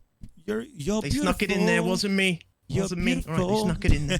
Anyways, guys, I want to show you guys right now. I'm gonna take our cameras off real quick on the main screen. But guys, this is the Daymar Rally 2951. All right. This is something that's gonna update you guys all along the way. This is called the Daymar Rally 2951 Distance Tracker. SwiftTropix absolutely killed it here. We have every single team. We have every single person that is a bike, a rover. It's just absolutely incredible, guys. We're going to be updating you guys live in real time with a tracker to show you guys which team is winning, which team is behind, which team is in the dust, getting dusted, which team has finally hit eager flats, which team is getting closer to Kudra ore, guys, okay? This is going to be absolutely incredible, and SwiftTropix, you, my man, have killed it. If anybody's looking for a Google database management, whatever you call it, database management, you get that man, because he put ample 5 days straight of dropping this in here to give us an incredible update. And this is what pretty much that we're going to be updating you guys every 15-20 minutes about this tracker. We're gonna have our own Captain Richard is gonna be doing his own on location, updating you with the tracker as well, guys. He absolutely did a great job, guys. We will the race is they just launched servers, so give us a few more minutes, guys, and we will get everything. They're setting up right now, so once we get everything set up, we will be updating you guys with this incredible tracker, man. Again, SwiftTropix. Yeah, so this is, and it's all pulled through Excel, right? It goes through Excel into this data studio. It all just links together, bro. It's the most incredible thing. So I'm really like we'll be able. This is wizardry. Yeah. Yep. I don't know what the heck this is, but wizardry. Yeah, man. You gotta you have to do Google formulas and like EMC squared and the Google stuff, and I don't know. That's all I know is that this thing looks pretty. It's gonna update us on every single racer. And this is the first time we're going to be using this, so it's going to be an incredible race to be able to update you guys on this. So, beautiful. Yeah, SwiftTropix, awesome. Man. I don't know, bro. That guy, incredible server leader. He made this all come together. My lord, he did a great job. Yeah. Sorry, I know. I like. And Swift is one of the immobiles as well, member of my organization. I'm gonna steal him, bro. Too bad. That was for the trailer and everything. That's for those guys. But that's amazing. Well done. Well done, Swift. Well done, everybody. I'm stealing Swift. Put that together. I can barely do a shopping list in Excel. How he did that. I can barely do a shopping list. I love that. Actually, that was great. That's some wizardry. It's some wizardry there. That was great, guys. So, anyways, we have a few more things to talk about because I know we talked about Game Glass DTOX, right? Game Glass. Apparently, I'm gonna put it up one more time, guys. Guys, trust me, we're gonna get ready here. You guys are gonna get to see every single race. You guys are gonna get to see every single starting line. Okay, just bear with us. Okay, we got your back. If you trust me, I'm gonna trust you. Okay, chat. And thank you so much for your support. It's been an incredible day. Look, dude, we're over 2,000. We're over 2,000 viewers. Okay, guys, I'm just kidding. No, thank you guys seriously so much, man. Share this with your family and friends. Share this with the Star Citizen community. Put this on your websites. Put this on Spectrum. Put this on anywhere because, seriously, we work so hard for this. We work so hard to give you guys this show, and it's only going to be bigger and better every single year. But let's talk about Game Glass real quick. So Game Glass, kind of like people were asking in chat, like, hey, is Game Glass doing anything for the Daymar Rally? Any you know, are they doing any sales? So what I got is that so let me put the Game Glass up. So we're giving away right now. All you got to do is just talk in chat, okay? We're going to be giving away a tablet and a Game Glass lifetime pass, which is called a Glass Pass. And then DTOX Andy was like, yo, that person in chat was right. So he said, go ahead, take it away, bro. Yeah, so while we were having that interview, I guess Game Glass thought it was a good opportunity for them to actually drop a bit of a discount for you guys. I mean, pretty big discount. So 10% discount, guys, is now, it should be active for anybody who looks into picking up some Game Glass or picking up Game Glass for the next 24 hours. The promotion will be live. The promotion is GG Daymar. We need to get that on a command. There we go. We got it on a command already. Thank you, Bunsen. You boss. Bunsen is our moderator today. Bunsen, well done. Thank you for that, my friend. Yeah, 10% off. So sorry I got this out a little bit late to you. That has recently, that's a new development. The promotion has just gone live for 10% off Game Glass. So pretty decent discount code, GG Daymar, all one word, as you can see in the chat. If you'd like to use that code, if you do happen to pick up Game Glass within the next 24 hours, you will get that nice little discount. So, yeah, thank you again to Andy and Francis for coming on earlier from the Game Glass and the Game Glass guys. And yeah, we've now got that new promotion live for all of you. And not to mention, obviously, the giveaway that Crucian has up on screen right now, or had on screen. Now, right there as well. You know, like, guys, just to let you know, this is not the only giveaway we have. Okay? This is not the only giveaway we have left. All right? This is a Star Citizen stream after all. All right? We all know giveaways are... yes. We like the giveaways in Star Citizen. Again, all you guys have to do is just type in chat. I got a program running in the background after the stream. Probably once I'll pick some winners, save those names. I'll probably contact you either Sunday or Monday, and you guys can give me your information. We'll get this stuff out to you. But we also have a few more giveaways by Gamer Advantage. These are actually the gaming glasses that I'm currently wearing right now. So let's go ahead and shoot over that to you guys. These are glasses that I have myself been using for a really long time. I think I've been using these glasses for about 9 months or so since I have so many screens on me. But these are glasses. Again, everybody's going to say, oh, are these yellow-tinted glasses? No, they're not yellow-tinted glasses. They have a proprietary lens that are white that actually blocks blue light. They're backed by like a lot of research, and doctors actually use eyewear, so their stuff is really, really good. So we're going to be giving away a Gamer Advantage Elite bundle. So all you got to do, again, just talk in chat. We're going to hook you guys up, a couple of you guys up with some Gamer Advantage Elite bundles, and they have a lot of great models. So if you guys want to go check them out, there is a panel down below in the stream. You guys can click on that, check them out, and we'll pick 2 winners at the end. But we got so they're see-through, right? You don't have that 70s aesthetic with the yellow in there. No, nothing. Nope. They're see-through. Okay. They're clear. All right. You don't have like, because I know there's some gaming glasses where you like pretty much like have that yellow tint. That is not that. These are actually clear, and you don't have like your eyes have to adjust to the yellow in the tint. These are clear. These are good. Nothing against yellow tint wearers. Nothing against you guys. Yeah. Nothing against it, but I suffer from like anything that I adjust my eyes. I don't know why. I just get really bad migraines, but these have been 9 months now, and I don't have anything. And like, I'm not trying to shill. They're not a sponsor of CrucianGaming. They're not a sponsor of DTOX. It's just that we really appreciate them stepping into the Star Citizen community and supporting Atmo Esports. But before we go so you guys can see a little bit more about what these glasses are, we're going to show you guys a little something. So we'll be right back.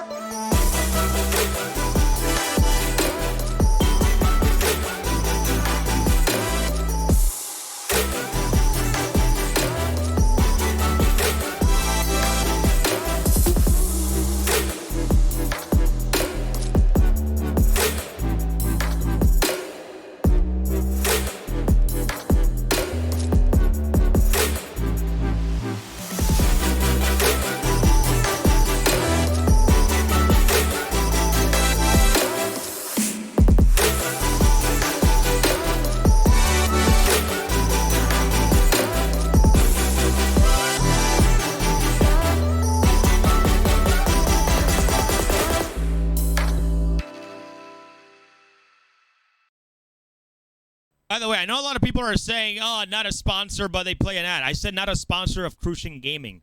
They're a sponsor of Esports, not of CrucianGaming. Okay, two different things. Okay, you guys need to listen. And also, for those of you guys that are saying, "I'd rather just lurk," you guys can lurk. All you got to do is just type one time. This bot or the program that I'm using will just record your name. So if you're not here for the rest of the day, it doesn't matter. You still have a chance to win. Okay. So I just want to let you guys know that because I want to make stuff clear. Because people, I mean, it's an ad. Look, brother, if we want to play an ad, we're going to play a damn ad, okay? Okay? They're the one helping us get all these prizes. They're the one helping us pay for these trophies, these incredible community events for you guys, okay? Just letting you know, damn it. Sorry, Crucian, it all happens. It all happens out of thin air, man. What are you talking about? I'm sorry. Anyways. It all just comes together, you know, easy peasy. Lemony squeezy. DTOX, all the game. You want to know what's funny though? They think that this is all the giveaways that we have. We got some more, man. We got some more, ladies and gentlemen, and we have some Astro A40 TRs with mix amp. We have 4 of these that will be given away, as you guys can see them in chat. Okay, we have more stuff to give away, chat. Okay, we have more stuff to give away. We're gonna be giving away 2 headsets in chat, and just like how we did it during the Hurston Hurt Locker, we're going to be giving away 2 random headsets to people who buy merch during the Daymar Rally. So if you guys would like to win a Daymar Rally themed headset, I'm pretty sure you guys saw the headsets from the Xperia Talent Contest that CIG did. That was something that I work closely with Tyler with, so I can give back to to the community behind the scenes. So we are also going to be doing the same and giving away some Astro A40 TR headsets with mix amps that will be customized just for the Daymar Rally, ladies and gentlemen. What do you think about the headsets? I know you got some, whatever those are. But well, I have a big head. All right, you're asking a guy with a big head here, Crucian. I mean, it's not fair. I'm just kidding, I got a big head. All right. Your head is not big. It's just your forehead. It extends past the norm. All right. Okay. Okay, I'm done. That's enough. I've got a big head. It's pretty wide. It's a diamond shape, and I also happen to have a pretty big shiny forehead as well. So I did have a pair of these. Yeah, and I have to have everything specially made to fit my exceedingly large head. I wish it was because of a bigger brain, but it isn't. It's abnormally big on the outside, and the brain rattles around on the inside. Hey, DTOX, you're still handsome, regardless of the size of your head. Just want to let you know that. Okay? Well, thank you. I got something going for it then, at least. That's good. Just need to balance it out somehow. Haircuts help with that. Okay. I haven't had a haircut for about 3 months at this point, actually. Believe it or not. Gotcha. Anyways, had a bit of a whip around the size today. Anyway. Yeah. So to show you poked at my head, man. Hey, I'm sorry, man. It's just that you sometimes, like when you like somebody, you got to make fun of them sometimes. Kind of like how we were in elementary school, kind of like, I'm just kidding. Enough. I'm sorry. I gotta stop laughing. Where were you? Where were you, crew? All right. So anyways, guys, I want to show you guys. Yes, I want to show you guys what these Astro headsets can do. So again, we have something else that we will be playing throughout the rally to kind of, have the casters take breaks. But check it out, man, because a lot of people may not know this, but like these headsets are incredible. I'm really happy to have Astro on board as a sponsor of Atmo Esports. They're incredible and really, really great to work with. So we're gonna try to bring Astro more into the Star Citizen community and hopefully give you guys some more giveaways and some more things so you guys can look forward to. But guys, check out this next video because I'm telling you it's gonna be great. Check out what the Astro A40 TR can do. Fit my head. Damn it.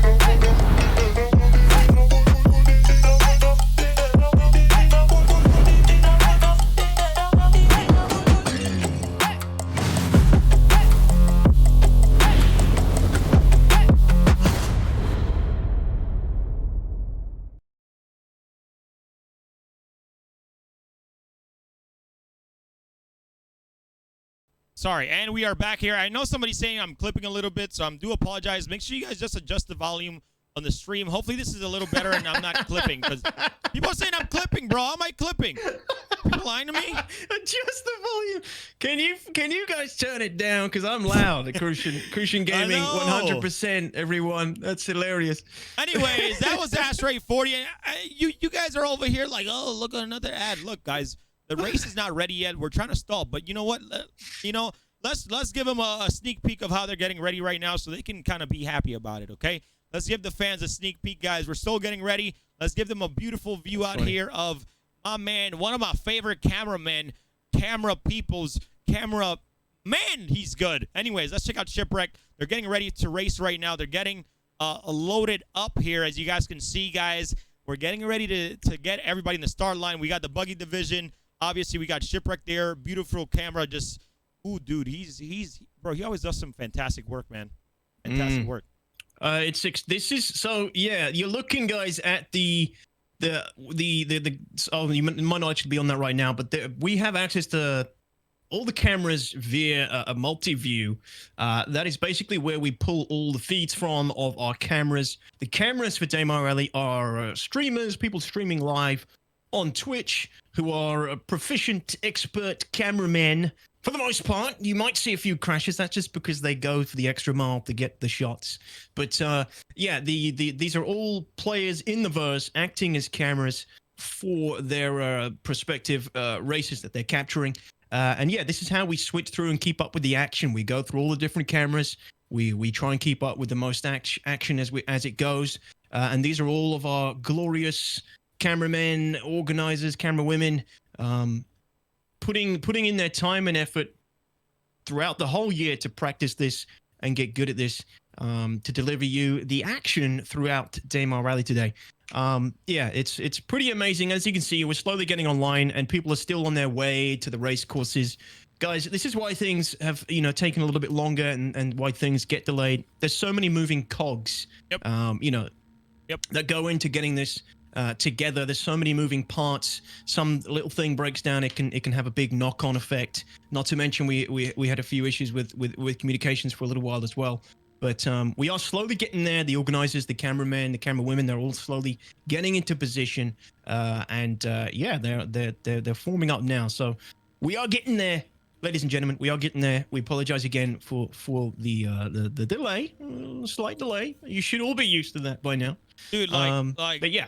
Everything is going to take time. We had a little bit of a delay earlier on today. So, guys, just be patient. I know you guys are like, oh, you watching ads. Look, we're trying to do our best to, we need to stall to make sure that everybody's ready. We want to start everybody at the same time, at the right time. We want to make sure everything is fun for you guys. We want to make sure everybody's updating at the right time. We want to make sure everything's flowing really, really good once the race starts for you guys. And again, these colors, beautiful, man. This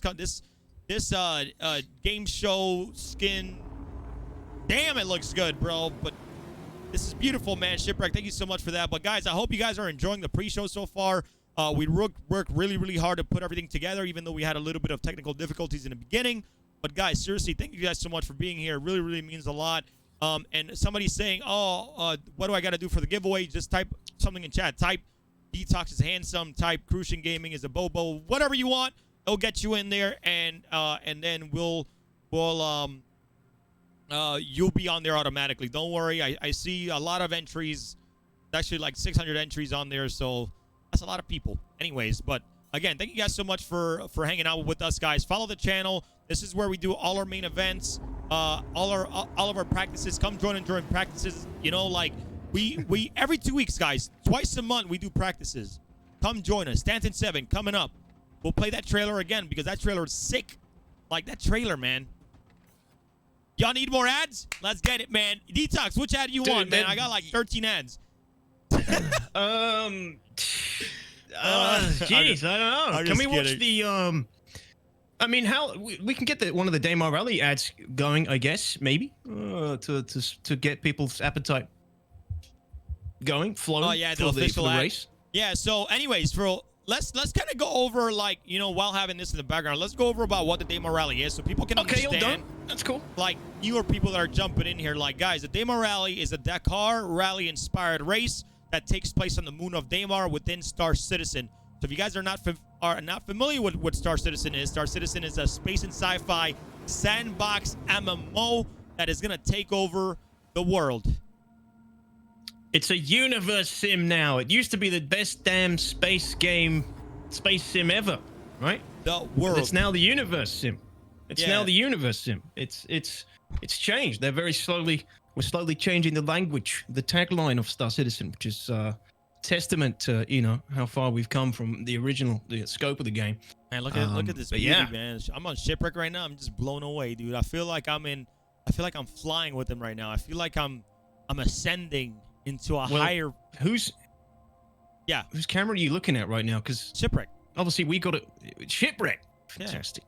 Yeah, shipwreck's a good guy. Shipwreck's like he's a bit of a veteran cameraman. Yeah, he's just kind of, you know, hovering over the start line. What other games can you get shots like this, man? Like I'm getting a little bit nervous now. Yeah, it's okay, man. The nerves are kicking in a little bit for the beginning, for the kickoff of the race. You know. So right now, how we do things, guys, we have pretty much everybody's being transported down to Daymar. They're gonna be pretty much spawning their ships, spawning their vehicles. The support vehicles, we only limit a certain amount of support vehicles. They can't have like a medical bed. Those are part of the rules in case they can respawn. Because once you die in the rally, you can't come back in. So we pretty much limited support vehicles to like the MSR, which is a great one that just got released, to like the Cutlass, the Starfarer Gemini. It's actually a great support vehicle. You know, vehicles that don't have any combat capabilities, that are mostly just cargo, just like the C2 when it comes out. That's probably going to be one of like the most popular support vehicles out there. But I think the Cutlass does a great job. I think a lot of people. Yep. I think a lot of people are going to switch to that Hercules. I mean, the amount of stuff you're going to be able to fit in that damn thing. Although, I mean, you look at some of the pictures of what people can fit inside a Starfarer. I'm not sure of the exact numbers anymore when it comes to Cyclones. I mean, when it comes to Daymar Rally, you don't want to put too much in there. You want to get as many as you can in there, but obviously keep it safe and not overload it too much.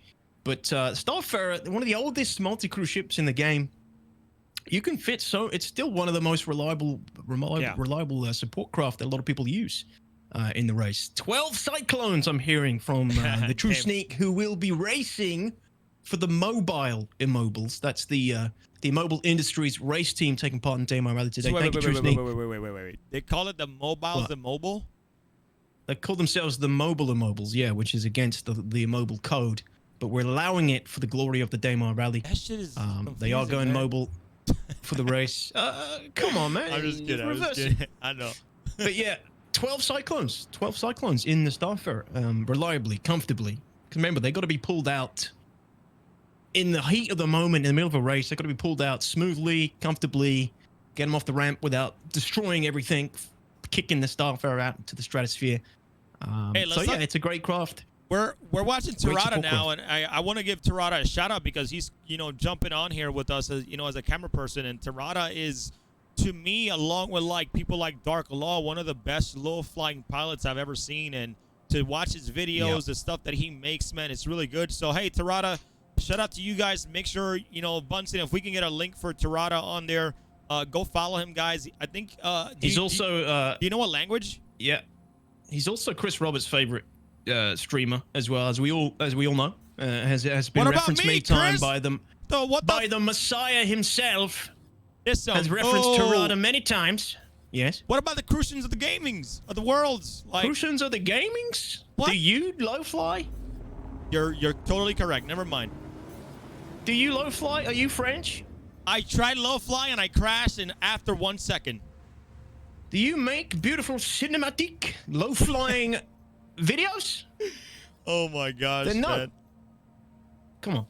It's Terada, right? Terada is the amazing low flyer. I'm going to say the Dark Claw might be better, but we've yet to see them both in the same place at the same time. So maybe, I don't know. Maybe there's something going on there. That's all I'm saying. Yeah, the Dark Claw, also one of the best low flyers in the business. You should all go check him out. He's in the chat right now, actually. Definitely go check him out if you love their low flying stuff. Also likes a bit of PvP. Just a little bit here and there. You but want to no, know why I like Dark Law so much? Is because it's just like me. He doesn't take shit from anybody. He's like, oh, bro. I thought you were gonna say it's because he's Scottish. Well, that too. Which he has a beautiful figure, but like he just doesn't take shit from nobody. And literally, like this happens all the time. Like every time somebody like comes in his channel and like tries to tell him what to do, he's like, yo, get the F out, man. It's the funniest thing ever. When he goes on his rants, it's probably one of the best rants that he just goes off of. So, anyways, yeah, go ahead. I'm sorry, DTOX. It's just funny. It's a good thing, man. You got to be that way if you're trying to build the community that you want to spend time in. If you're spending 3, 4, 5, 6, 7, 8 hours a day with these people, you gotta curate that community. You don't want idiots hanging around if they're gonna try and push your buttons.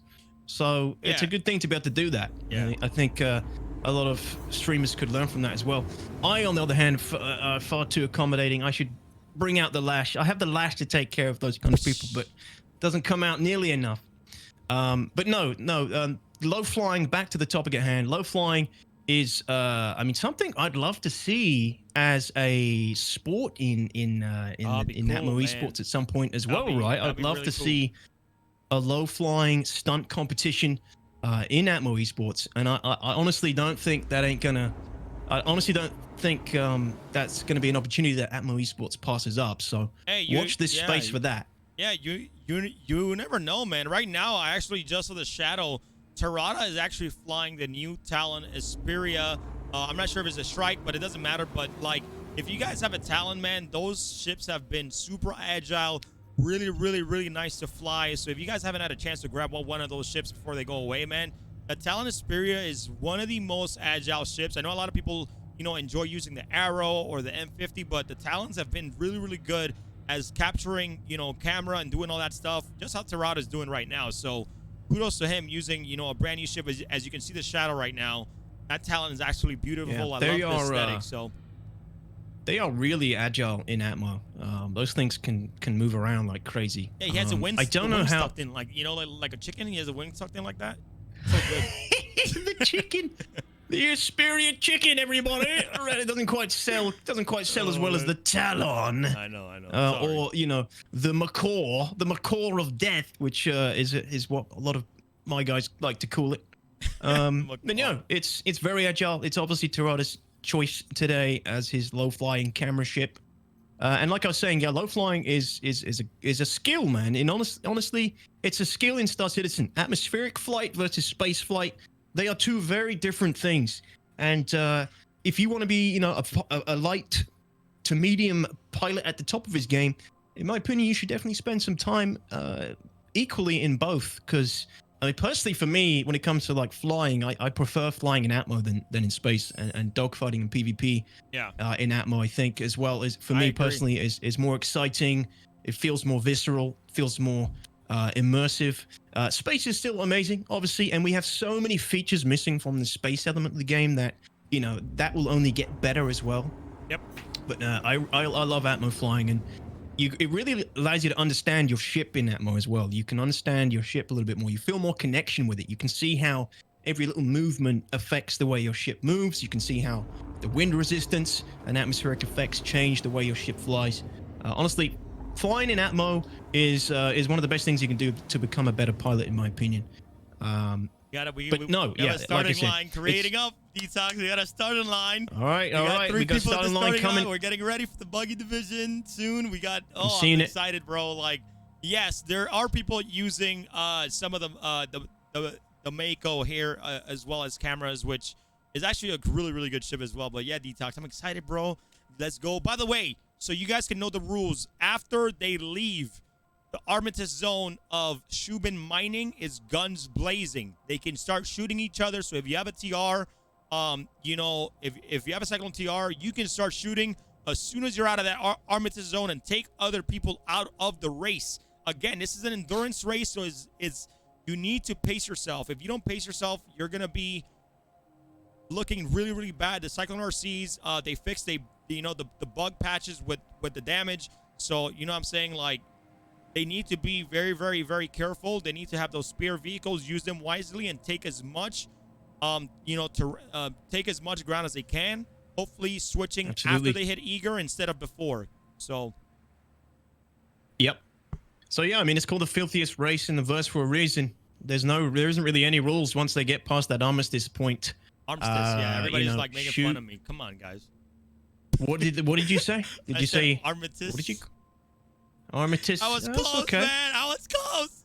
It's all It's good. okay, though. cool. It's okay. Feels bad, It's okay. man. We'll put it on the notes. We'll put it on the notes. You Must know- you get know, the like- words right next time. How long is streaming going on? Is streaming going on for what? We're over like a little bit over 2 hours. You know, I'm already starting mumble. It's all good, man. I all love good. making fun of myself. It's all good. I'm assuming you got some coffee ready to go when you need it. What's I coffee? hope you do. I don't Please. drink coffee, believe it or not. Oh, you don't drink coffee? man, I I don't knew drink it. coffee. Explains a lot. Explains a lot. I've been doing Explains a lot. keto, eating healthy. You know, I lost about 30 pounds. Actually, about 30 pounds. So I'm feeling good, man. You know, like being here, and I'm ready to roll, man. I'm gonna be standing up here, casting the whole rally just like this, standing up. So. Yeah, I know you are. That's crazy talk. That also goes against my mobile code. Standing up, craziness. But no, I don't. I feel sorry for your legs. It should be all right, man. But all right, let's keep switching here, and I think we are getting ready for a 10-minute countdown here pretty soon, DTOX. So let me get that up here. For the Cyclones, amazing. For everybody. Oh, for everyone? Yeah, Damn. man. Okay. So they're all coming on time. That's well, not on time, but they're all coming in together. That's great news. Great news. Excellent news, everyone. Yeah, we're gonna have a 10-minute countdown. I'm gonna set that up here in a second, and then once that ends, we're gonna give we're gonna broadcast a full countdown to all the racers across all of Gilded, and then whenever they're ready to go is when we are gonna go ahead and start the whole race, man. But sweet. We got, exciting. Yep. Finally getting there. Yep, super It exciting. has been a bit of a delayed one. Yeah, bit of a delay look at today, the but the bikes are ready to go, man. Looking beautiful. Yo, I'm super excited. 150 teams, guys. 150 teams coming together in total to get this all happening, to get this underway. So yeah, it's pretty amazing. Even though we have had a bit of a delay, this is what it takes to get this all together for the race. So that's why things have been taking a little bit longer. For the rules, to let you guys know, like if people 30K, if anything like that happens, they will have another second chance to go at it again. But if it 30K is for the second time, because of the state of the game, all right, you know, racers know what they're signing up for. They know what could happen. They've read the rules. So if there's any 30Ks, they will have another chance to go at it in a brand new server. And if that server 30Ks the second time, then we are just gonna pretty much that server is gonna be pretty much, we're gonna call it end the race there. But we have to do it this way because then things are gonna be lasting too long and everybody is here, you know, giving up a lot of time, a lot of man hours to put this together. So, you know, we have to do what we are given from the developers, which we do appreciate them working on this game very, very hard. So don't be bashing on them because we don't have private servers. I'd rather them work on the game than trying to give us private servers when we don't need this right now, when we don't need them right now. So yeah. I mean, they were very courteous with squeezing out a little patch for the Daymar Rally actually recently. Exactly. That's, patching up, you know, that's patching incredible. patching up the vehicle damage, right? There was a vehicle damage bug going on in the latest patch, and CIG very kindly squeezed out a little patch in with a few other fixes in time for the Daymar Rally, which is very courteous of them. But no, we don't expect or receive any special treatment in that regard, right, crew? I mean, we get some juicy things to give away to the winners, but yeah, that's it really. I mean, obviously CIG is very kind to kind of shout out the Daymar Rally in their newsletters and things, and they obviously provide exposure for us, which we love. So thank you for that, CIG. Yeah, big shout but out, obviously, man. no. Yeah, we don't get like private servers or anything, and I can tell you guys, I've been on a private server. And they're not that much different to the normal servers, all right? I've been on them, and there isn't really that much of a difference because it's still like connected to the back end and everything, right? There's still all that going on. Yep. So there are no magical servers that we could use.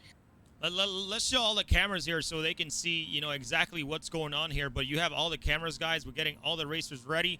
Everybody's getting lined up and ready to go. We even have, we got the Jump Club here.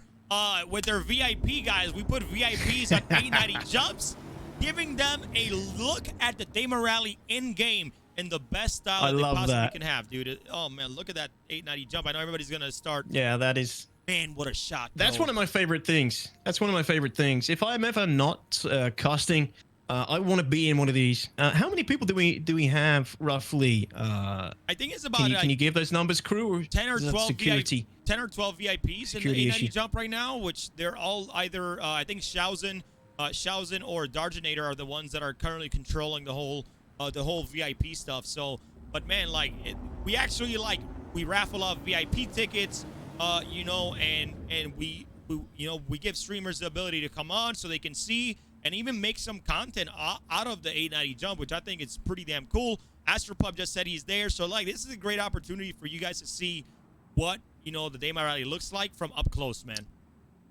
Yeah, sorry to interrupt, crew. I think we're getting some information about the countdown. Unfortunately, you might have to delay it a little bit more. SwiftTropix is telling me 25 minutes till 10-minute countdown. So okay, no, a little bit more, a little bit longer. So stop the countdown for now, and then we're gonna get an update about restarting the countdown. Ladies and gentlemen at home, sorry about the premature countdown start. We've had some more developments. We're getting there. We're getting there, guys. All right, let's go ahead. Thank you, crew. Yep. It's no worries, man. People over here like losing their minds. Relax, guys. It's easy to take away a countdown. It's not a big deal. Nothing's bad gonna happen. It's all good.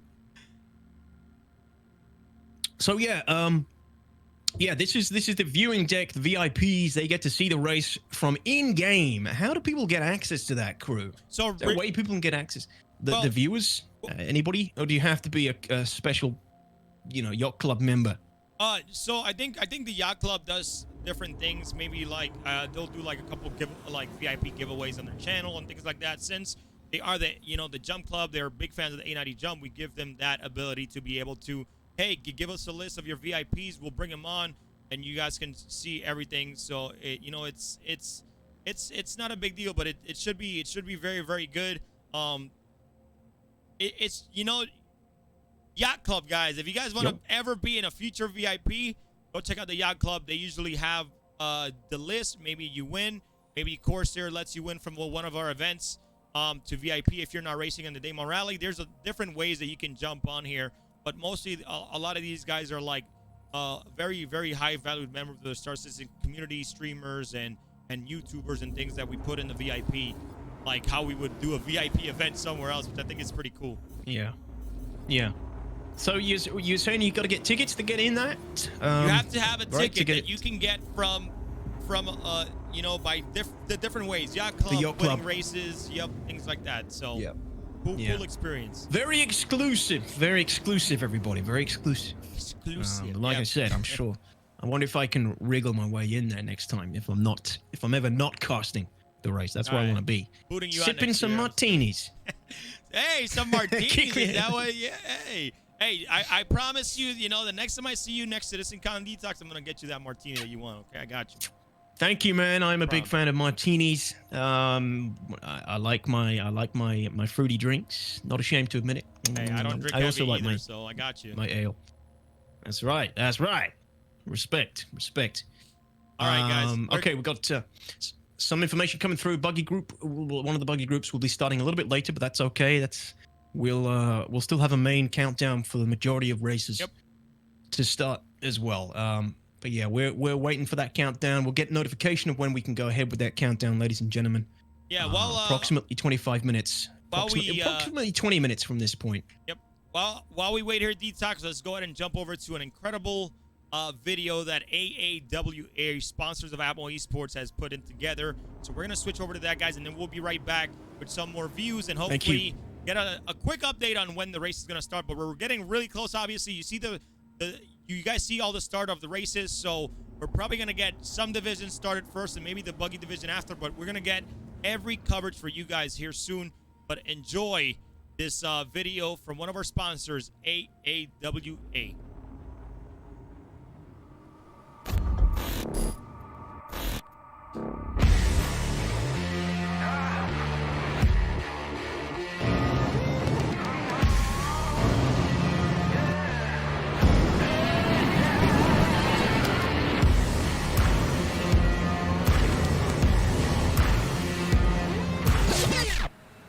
Daedalus.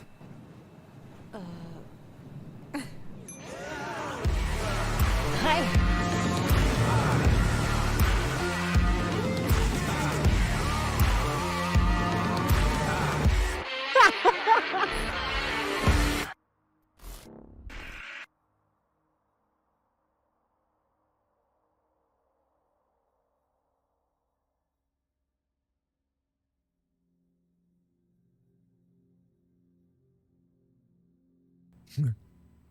Yeah, definitely a video that has some comic relief for you guys. That definitely they did a great job. AWA, good job with that. Good job with that video, man. It always makes me laugh for some reason, dude. Like, it always just makes me giggle every single time. So we are still looking here. We got a couple buggies ready to start. It seems like the bike division is ready to go. We got a few buggy divisions as well that's ready to go, guys. You muted? No. That was early in the beginning. We're good. Oh, now. okay. Yeah. I'm getting the. Sorry, guys. They're behind. Sorry to interrupt you. I won't. Bro, stop reading I won't that do chat, it anymore. Man. Stop reading that chat. Bro. I won't do it anymore. Anyways, here we go. We got Enigmatic as a camera here, looking fantastic.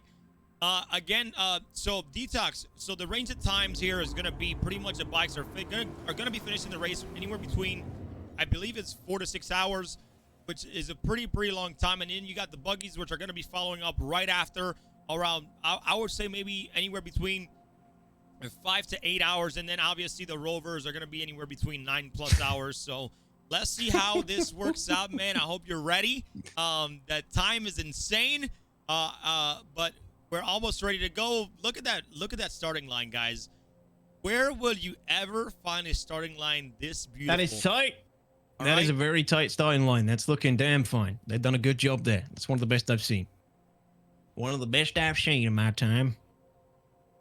Oh man! And we gotta look at the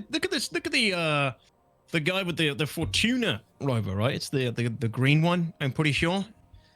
As Enigmatic gets a little bit closer, yeah, it's definitely green. Yeah, I'm pretty sure that's green. Yeah, he's the only one with that skin standing out. Fantastic. 1, 2, 3, 4, 5, 6, 7, 8. Okay, beautiful. So these guys are this is obviously the rover division, and these guys are the guys that are going to take the longest. This is the true marathoners, because obviously they're the slowest vehicle to race in the Daymar Rally. But obviously they got weapons. Every single one of them has guns, and some of them have gone with a mixed weapon loadout as well. Yep. This looks like an NDB, and I think that's the NDBs.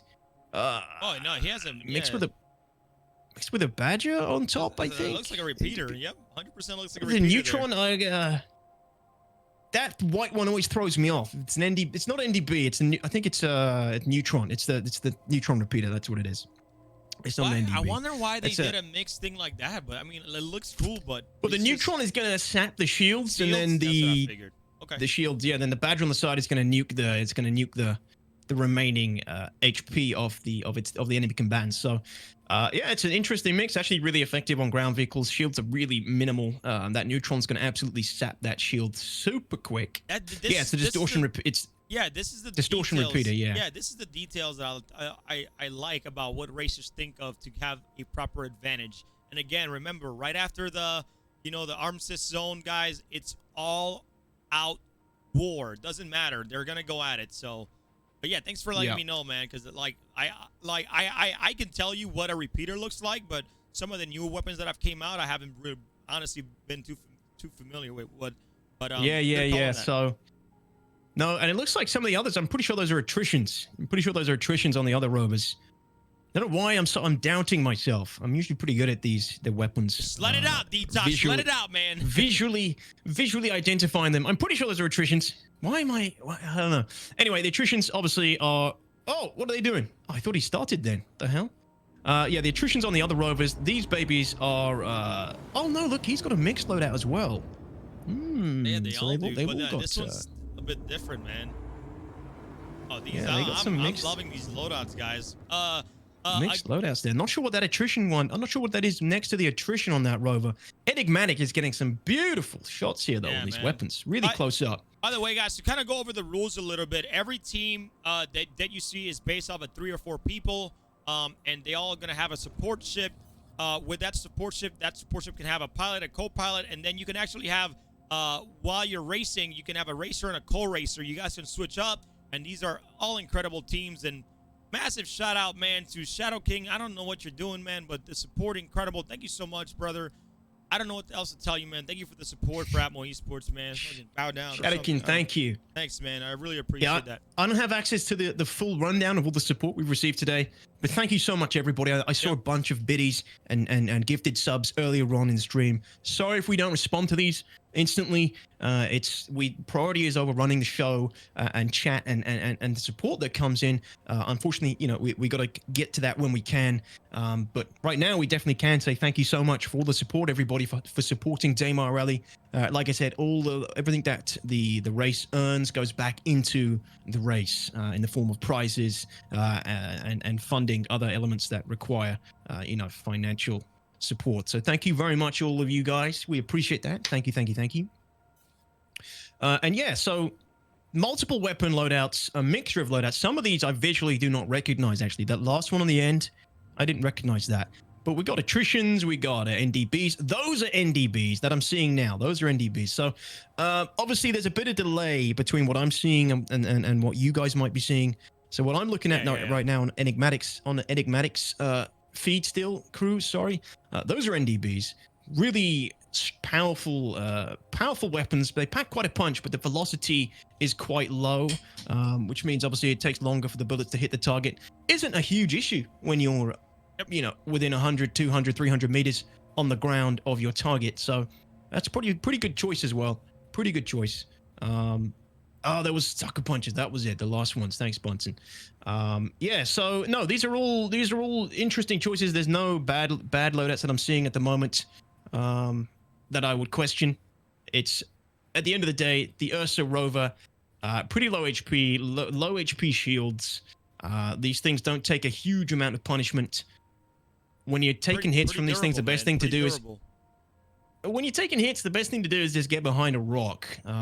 There's not a lot you can do in the form of evasion, right? It's not like the cyclones or the dragonflies. They can evade. If you get locked on and you're in a rover, you're basically just going to take that pounding, whether you like it or not, unless you can put an object between you and the opponent, at which point, you can try and let your shields regenerate and take the fight again.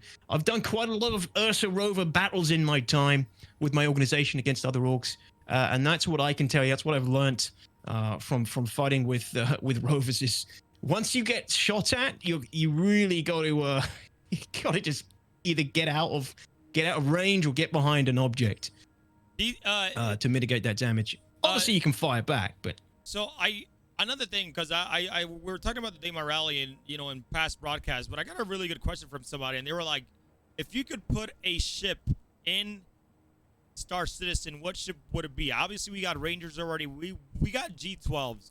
What other type of vehicle would you like to see be put in the game, DTOX? Like, is there anything that you can think of? I don't know. I mean, obviously, I'm really looking forward to the Rangers coming in. The actual bikes with wheels, big time. I can't wait to see that going on. The actual Ranger taking part in the Daymar Rally would be amazing. When it comes to ground vehicles that haven't been announced or that we know of, I don't know. I'd like to see a hover tank, maybe something like the hover tank from PlanetSide 2. Damn, what the hell is it called? Like there's other stuff people are saying snowmobiles and things like that. Those are pretty cool, guys. We're definitely never gonna race tonks. All right, I don't want to be here for 30 hours racing tonks from point to point. Maybe we'll do like Person Herlock or Battle Royale. That's something where we can put the tonks in. But there's no way in hell I want to race a tonk. I will not cast that shit. I'll fucking fire myself. No tonks. Way. No tonk races. We're definitely going to do something with the tonk, but not a race. It ain't built for racing. Built for killing. Yeah, so. Here's what my hope is, DTOX, right? Here's what I'm hoping for. The Ranger, when it comes in the game, I want it to be around the same speed as the Gravlev vehicles, because then we can put that in that bike division. And then maybe the Origin G12 comes in. Maybe it's the same speed as the Buggies. Maybe a little bit different. Maybe a little bit faster. Maybe it takes a little bit more damage. But I just want to see it kept within divisions within the game, and there's nothing faster than each other. But if we have to make a new division for Rangers or G12s, hell yeah, it's probably gonna happen because I am really a big fan of the Rangers, man. Yeah, me too. I want to see that in action 100%. The G12s, I mean, I'm not a big fan of Origin. Those are the Origin, the fancy looking ones with the big glass domes, right? They actually look pretty, damn good in terms of firepower. I think one of them, the AA one, has quite a few missiles, especially compared to the Cyclone AA one. But yeah, they look pretty cool too. I feel like they're going to be faster than a rover, but probably not faster than a Cyclone. Yeah, they may have already answered that in a Q&A, but I'm not too up to date with that one because I think it's still quite a way away until we see it in game. Yeah, man, I'm really excited. Whatever they do, I just want to be able to, you know, just bring some more excitement, man. Hey, we can start our own biker gang, DTOX. We can call it the Crew Mobile. The Crew Mobile's biker gang. You know, we can bring our communities together. We can start our own biker gang, man. Probably like on Daymar, or maybe we'll take it to ArtCorp, you know, and just like I'll run everything, man. You know, it's all good. You better start growing out that beard then, Crew. Get some more tattoos on you. I mean, I don't know about the tattoos, but yeah, I don't know. I don't have any tattoos at all, man. So, ooh. Me neither. I'm clean skin. You know, too precious to get tattoos on. Something that I do, and we're gonna kind of go a little bit off topic real quick. Something that I do every year is I pretty much I raise money for St. Jude's Children's Hospital. Is one of my, I love doing it, man. I've raised I think over the last 5 years over $37,000 for St. Jude, all in my own, all on my amazing channel, and I'm just proud of it. So I think this year, when we do our St. Jude campaign in May, the goal will be me getting a St. Jude tattoo, and that will be the only tattoo I will put because it saves lives and it does so much for everybody. So you know, like, the cause is that valuable to me that I would put it on my skin. That's how much I believe in it. So yeah, totally. That would be a good first tattoo for sure. Yeah, a worthy one. I mean, like, yeah, great work, man. Great work. Thank you. Like, what about you? Have you ever thought about getting a tattoo, and what would you get if you ever do it? I thought about getting a teardrop under my eye, by that guy that I killed that one time, but I don't know. I don't really want to give it away. I like to keep that secret. What? Other than that, no, I don't think so. No, I don't think I've ever really thought about getting a tattoo. What did you? I like tattoos that are really visible. So, you know, it would have to be, I'd have to be totally sure that it wasn't potentially going to affect a job at some point in the future. You know, so full-time streaming, I will get DTOX tattooed on my forehead. Until then, no, I don't know. I haven't really thought about any specific tattoos that I want, because I probably would have got it by now if I really was set on something. I'm too picky, man. I changed my mind. I changed my mind too much. I'm a bit scared here, man, because, you know, like, what do you mean? Like a teardrop. I mean, like, do you kill somebody in real life or in game? I mean, I'm a bit scared here, man. Like, I mean, we'll talk about it offline. For everybody who I killed in game, I wouldn't see out my eyeballs. You'd have them like tattooed over my eyeball. Jesus, bro. No. Oh my god.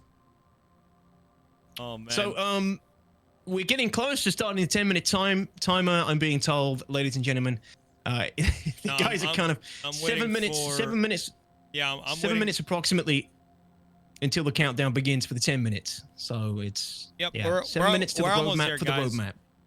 You know, last year we only had a certain amount of servers, guys. So like this year is definitely a lot more servers. So definitely we knew it was gonna take more time than normal in order to get these races to be started. So we do apologize for the delay, but guys, like, Star Citizens is not all just one server. We are in 14 different servers right now. We literally have to get everybody in the start line, and then we have to get everybody ready to go, and then we start our countdown.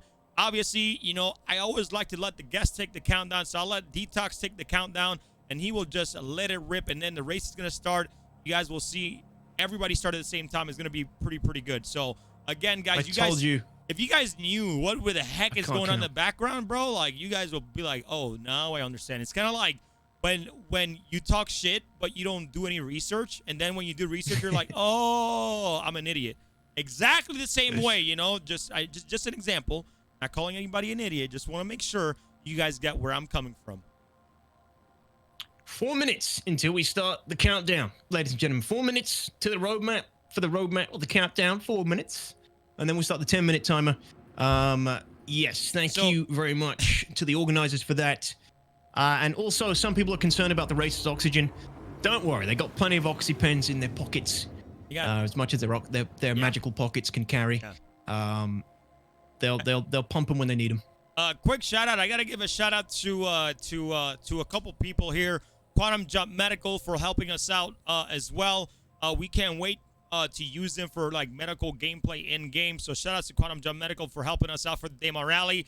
We got Frontier 17 for helping us out with security. These guys are top notch, the best, always doing the most incredible flybys you will ever see in Star Citizen. So shout out to Frontier 17. We appreciate you. You guys are incredible. And we're gonna do a quick video before we start here because I know we're getting very, very close.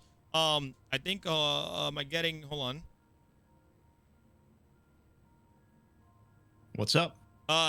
No, I thought they were telling us to start the timer, but we're gonna get a few minutes here. But yeah, guys, we're gonna go ahead and this organization has sponsored our events since the beginning, since the inception of the Daymar Rally, since we started Atmo Esports. So I want to show you guys one of our favorite people and organizations. You know, Sigelian that runs Altama Energy. So we'll play a little quick another org video by them, and then we will be right back, ladies and gentlemen. So thank you guys so much for hanging out with us today, guys.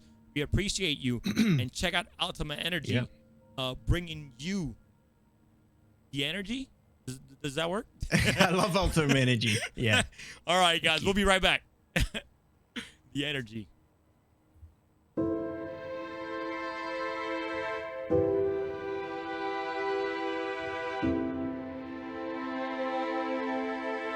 It's only human to strive, to be humble, to sacrifice, to have compassion, but also to believe, to reinvent, and push where no one thought possible. Because in a galaxy of ever-growing demand and ever-evolving expectation, we believe there are some things only humans can do. Like having the imagination to envision a better future and to make it reality. The passion to be awed by nature and also to protect it. The courage to explore new frontiers and search for a better way. The empathy to recognize our differences and to overcome them. Being human takes energy, and we're using ours to create new solutions to help meet the needs of people on all planets in affordable, reliable, and ever cleaner ways. For 940 years, generations of problem solvers across the cosmos, with determined ingenuity, shouldering incredible responsibility, relentlessly striving to achieve the impossible. This is our challenge each day, to power our worlds forward and enable human progress. Only humans can make such a vision a reality. It won't be easy, but it's only human to try.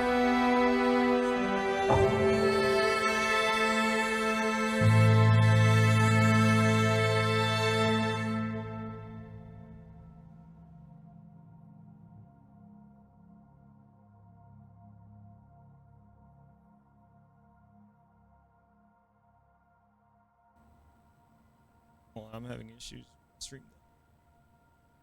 Yeah, no worries. Man, I was trying to switch there. I'm so sorry.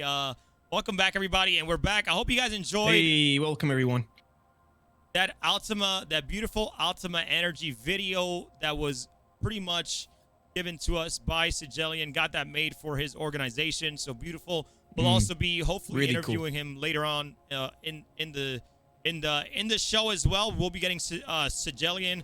Bro, like, have you ever seen this guy in CitizenCon? He has like the best suit. I met him. I met with Sigelian a little bit at SitCon last year. It was good. He's a lovely dude. He looked awesome. He had the full Ultimate Energy swag going on. Gave me some equipment from his booth. He gave me like Ultimate Energy branded pens, Ultimate Energy poster, Ultimate Energy branded book that basically gave you all the information of the different energy types in the game and everything. It was super cool, super sort of RP. Yeah, nice dude. And he didn't he win one of the cosplay contests or come close? I think he was I think he was a runner-up, but I love how he has like a futuristic look to the stuff he made. Is always looks so good. Yeah, man. Yeah, absolutely. Yeah, no, super cool. Ultimate Energy fuel. They're all about refueling the verse, providing energy that's needed. I mean, there's going to be multiple types of hydrogen fuel, quantum fuel, and things right in the future that you'll hopefully be able to refine and sell. So that's kind of like Ultimate Energy's deal, right? There's providing energy and fuel and resources to everybody who needs it around the verse. And they've built an extensive amount of lore around them as well, as you can tell from the trailer. Very cool, very cool. Yeah, love those guys. They've done a good job, man, and it's much appreciated. Like all the stuff that really comes out of the orgs and all the videos that we present, man, it's so good, guys. But we don't show you guys these orgs only to show you guys these orgs, okay? These are orgs that have been around Star Citizen for a long time. So we show you guys these so you guys can actually go and check out these orgs and become a part of these orgs. If you guys like racing, if you guys want to be, have the same vision as Sigelian about energy within Star Citizen, these are orgs that you may want to go join or be a part of or become family with. Like, like every time I join, whether it's a World of Warcraft guild or something else, like, sometimes I think people like family. I play this mobile game for like the past 3 years these guys that I play with are like family to me, and they're all cool people. And, it's so fun, dude. It's so fun. Yeah, so if that's something that like resonates with you, Ultimate Energy, again, supporters of the event, go check them out. Sign up, get your Starfarer on their fleet, and when we get more of that kind of gameplay in, you can go to town with it. Help refuel the verse. And we are getting closer to that timer now, Crucian. Yeah, we already started. We already started the timer now. We're at 8. Oh, fantastic! Yeah, fantastic. Yeah. Fantastic, you started it already. Excellent news. All right, crew, you might need to do the countdown. Trying to get comm clearance again on Gilded here. Not sure why I can't talk there, but yeah, just a heads up. You might have to do the final countdown broadcast to the race. All right, man. Thank you. Just making sure. I hope that's not DMCA, bro. I'm over here like singing. It depends how good you can sing it. How good you can sing it. I mean, it's true. I can't sing for shit, so I'm not worried about it. It probably would be. I mean, you can basically get a DMCA for farting these days, so I wouldn't be surprised, man. I wouldn't be surprised. You fart down the mic at the wrong angle, and you got a DMCA, son. Goodbye to your streaming career. So yeah, be careful with that karaoke, dude. Karaoke thing of the past. On Twitch. Be very careful, everybody. Be very careful. Careful what you do on the mic. So for those who don't know, we won't go into too much about that. No. I mean, I was just going to elaborate on the DMCA so people didn't understand what the hell I'm talking about. It's basically getting copyright strikes for using music that you don't have a license to. But it's all based on a magical algorithm that picks up the sounds through your stream, then decides whether you're breaking the rules. So you could sing really bad karaoke, and the algorithm would think that you're singing the actual song, and then it would hit you with a strike. Gotcha. Yeah. But we're gonna have something. We're gonna do something special real quick.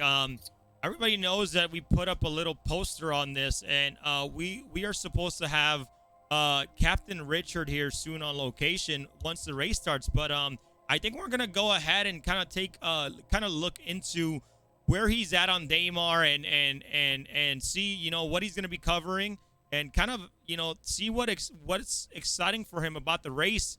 So Richard, are you there? Hey, how's it going, everybody? Can you hear me? Hey, I can hear you. Let's just make sure I get the I can hear you. Yep, the levels well. And Richard, we're gonna shoot it over to you since you're on location, and if you can just talk to us a little bit about the race and what you're excited about. Go ahead, and I'm looking for my button right now, but go ahead and take it away. All right. Hello. Welcome, everybody. My name is Captain Richard. I'm on location here at Daymar, the hottest ball of dirt and sand this side of Crusader. Of course, it's a nice balmy, 150 degrees Celsius here. And, well, through the magic of video production, I'm apparently not suffocating or melting. So that's always a plus.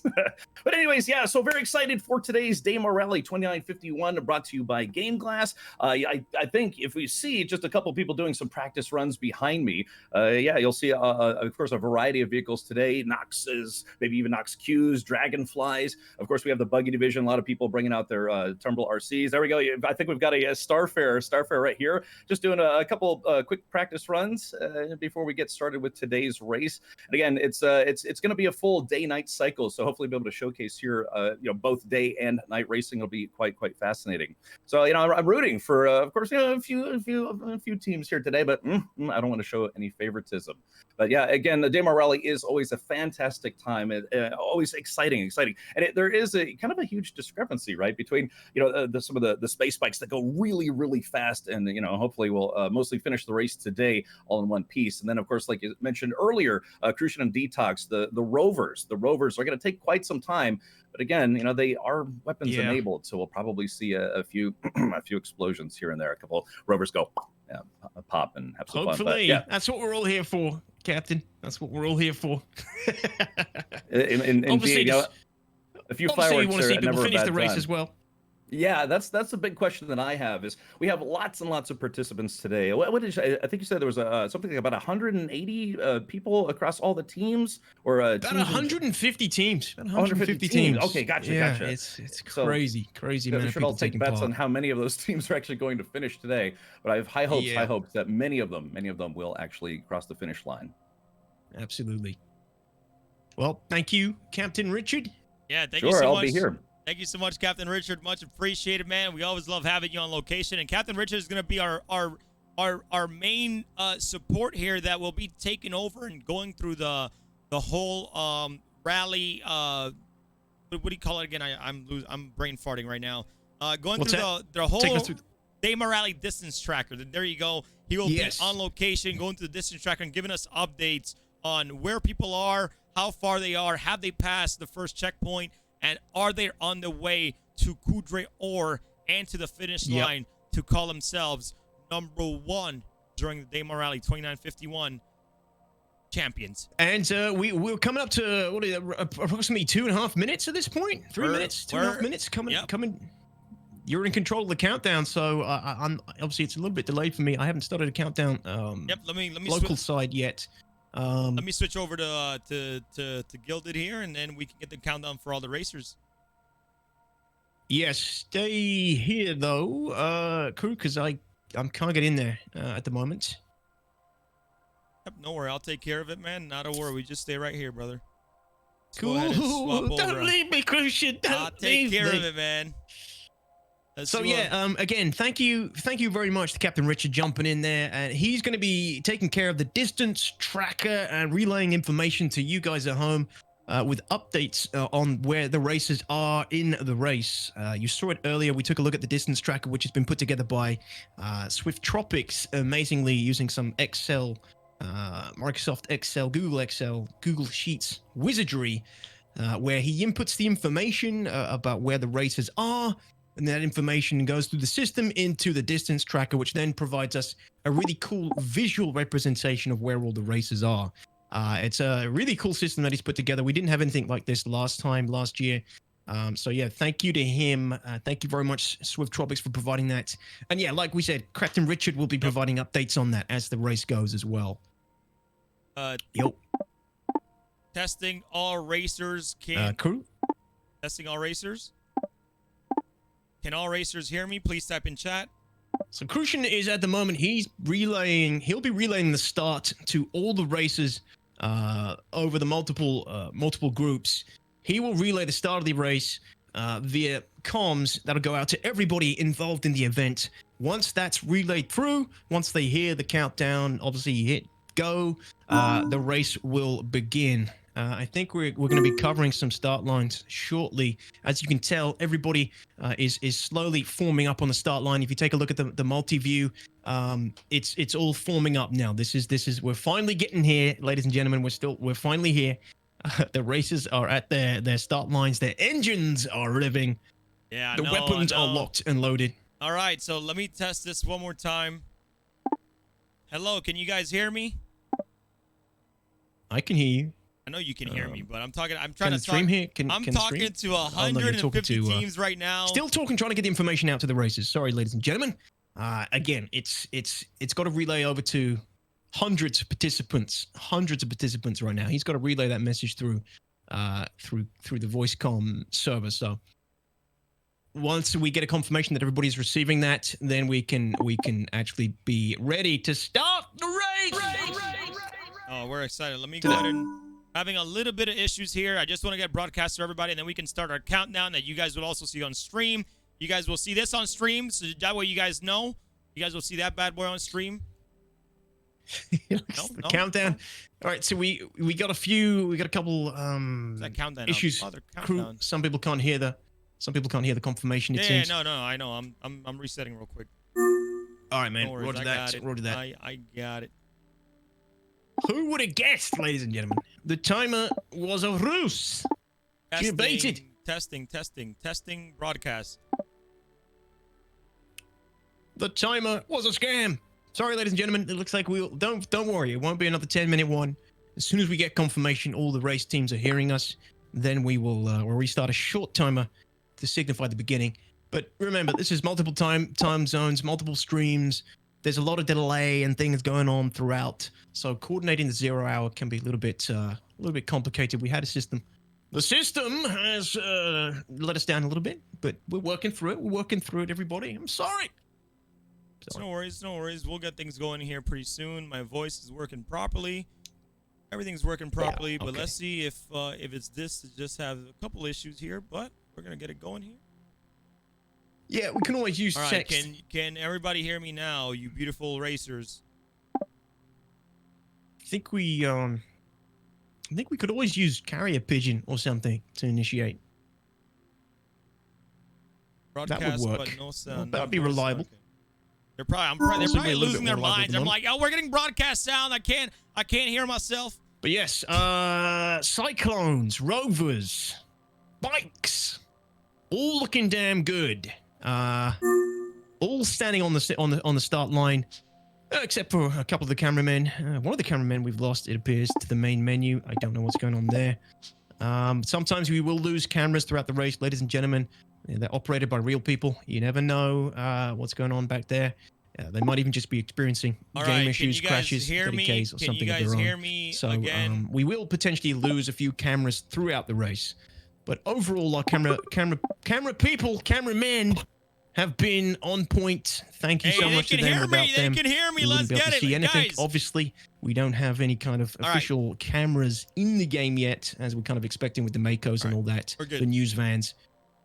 All right, they can hear me now, DTOX. So we're gonna get this countdown going. We're making do, and making we can do with what we can use, what we got currently. And like I said, there are a few streamers out there. There's a few streamers out there live on Twitch right now who are camera people. Obviously, we want you guys here to get the full experience. But yeah, you can see some of these guys individually as well out there, showing their live streams off that you can tune into. And if there's a particular camera angle there or something that you wanted to see for a little bit longer. We're getting ready to start here, DTOX. I'm getting everything ready here. I think all the racers can now hear me. Please let me know. I think they should be able to hear me. Yes. Roger. Okay. Sounds good. All right. As soon as they tell me ready to go. We're getting there, ladies and gentlemen. All right, we're gonna go ahead and do it, guys. We're gonna get a countdown. To get over. Once we have race is gonna begin. We're gonna have every single. Once we have the server, the start timer down, we can begin. We're gonna have every single server going at the same time. So we're gonna start the countdown here, down to 15, and we're gonna broadcast every single racer on Gilded. And again, shout out to Gilded for giving us all these special permissions and servers for us to do this, so we appreciate it. DTOX, are you ready, man? I'm ready. If you're ready, absolutely. Been ready. I'm ready to go. Let's do it. All right, here we go. We got the countdown on screen. We got 11, 10, 9, 8, 7, 6, 5, 4, 3, 2, 1.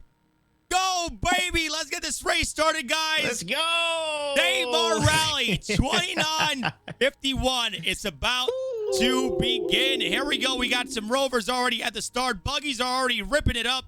We got so many cameras, man. These buggies are like... Oh, my God. It's already night, too, man. This is crazy. It's already night at the time. We got these rovers are really taking off right now. We got buggies that are already gone, dude. What is happening? Like, there's just so much action, guys. And you guys are going to get the most incredible views, guys. Guys, spam in the channel right now, whether you are rooting for bikes, for rovers. If you're subs to the channel, you got the emotes. If you're for buggies, put your team. If you have a sub or in text, whatever, put what team you're rooting for, team buggy, bike, or rover, guys, in the channel, man. And hopefully we see some action as well. We want to know who you're rooting for, ladies and gentlemen. If you got the emotes as well for the channel for Daymar Rally, for Ammo Esports, feel free to spam those babies away. This is going to be the most ruthless part of the race. The start is when all the killing and when we lose teams very quickly throughout the marathon as well. This is when we'll lose the most races and the most teams. They'll go out to either collisions, weapons damage from enemy ships, enemy vehicles, crashes in the surface, all that good stuff. And it's beautiful at nighttime. You can it's easy to follow everybody. You can see the headlights coming from their vehicles. Awesome. Yep, I need to get the timer going because I know they started about 30 seconds ago, so I need to get the chrono up going here pretty soon. But man, this is gonna be an incredible match, man. I really hope that we get to have a stable server and go for as long as we can, even though I'm gonna be standing out for that whole time. But hey, dude, that's what I'm ready for. Yeah, and again, right, it's 30Ks happen. Groups get 2 30Ks, right? Unless the 30K happens a large amount into the race. Pretty far into the race. Teams get two 30Ks. The first 30K, it's a reset. The group resets. The races reset. If there's another 30K, then they have to be called on their best times. Let's just hope that doesn't happen. I hope it doesn't happen, ladies and gentlemen. Touch on the wood. Cross everything that you can cross. We got a little bit of action here with Enigmatic is currently shooting at another opponent right behind them. It seems like they kind of backed off, and right now they're just pushing through. And look, he's shooting at the person to his right. I think they're pretty far away, but we already got some action going, man. Once you're past that Armistice zone, man, there's no holding back, DTOX. I know. Enigmatic, okay. Let me just tune into his camera. Oh, beautiful. We got that other rover on that other side just getting that nice air, man. And I'm seeing it. Oh, it's incredible views here. I'm getting confirmation it's only before the eager flats for a restart. So if the 30K happens before eager flats, that's when you get the restart. That makes sense. Correct. Yes, that is correct. Thank you, Corsair. Yeah. So it's only if it happens before eager flats. Yep. Which guys, is... if you guys want to read the rule book is available at DaymarRally.com. Go download it, go read it. That way, if you're asking questions, maybe while you're watching the race, you can be a little informed about how Ammo Esports race works. We have a rule book for every single race. And again, we're going to have a rule book coming out for the Stanton 7 as well. Yeah. So yeah, eager flats, that is the first one of the remaining checkpoints. It's at 92 kilometers from Shubin. So 92 kilometers. So if they 30K before that, they get a restart. If they don't, if they 30K after that point, unfortunately, the 30K takes all in that instance. But of course, we have races across multiple servers. 130K will only affect the group that's on that server. It doesn't mean the whole race is out. Remember, this is 50-player limits in Star Citizen right now. This will be a whole lot crazier once server meshing makes it in. No, it's going to be so much fun having just every single racer on just one starting platform on one moon. It's going to be incredible. But, let's kind of go over a little bit about support pilots, because support pilots are gonna be super inevitable for these racers to finish, guys. If they're not illuminating the way, especially at night on Daymar, if they're not giving guidance to the racer, because remember, in Star Citizen right now, Cyclones or any vehicles don't have either a compass of or know where to go, or it's very, very imperative that the support vehicle does everything to communicate correctly with the racer, just like how you guys are seeing this Starfarer and Buggy team right now. This is actually the mobile and mobiles right now on the screen, DTOX, on TRFF's camera right now. So oh yeah. Sorry, no bias at all. No bias at all. Yeah, the man, mobile and mobiles are being followed by their support craft. TRF, sorry, is in the camera seat. The support pilot will be Zardas, a guy called Zardas, spelled with an X. True Sneak and GT Matt in the Cyclone. Beautiful. Proud, man. I'm damn proud. Yeah, man, good luck to those guys. Of course, good luck to all our races. Of course. No bias having here a little bit of desync here, but it seems like he's getting over those. But it's okay. Obviously, the game is still in alpha, but we're doing a great job. We're gonna switch over to here to Blood Eagle, who is currently following Rovers at this time and doing a great job here. But he's currently following Baltic Rain Team 1. Obviously, in the Daymar Rally, guys, you are allowed to have multiple teams in these races, especially like DTOX explained, server meshing. It's gonna bring everybody together. It's gonna take all that prep time that we have to do in 14 servers and actually only do it in one server, because we're all gonna be in one server. So I ain't gonna lie, DTOX 2021, man, server meshing, please.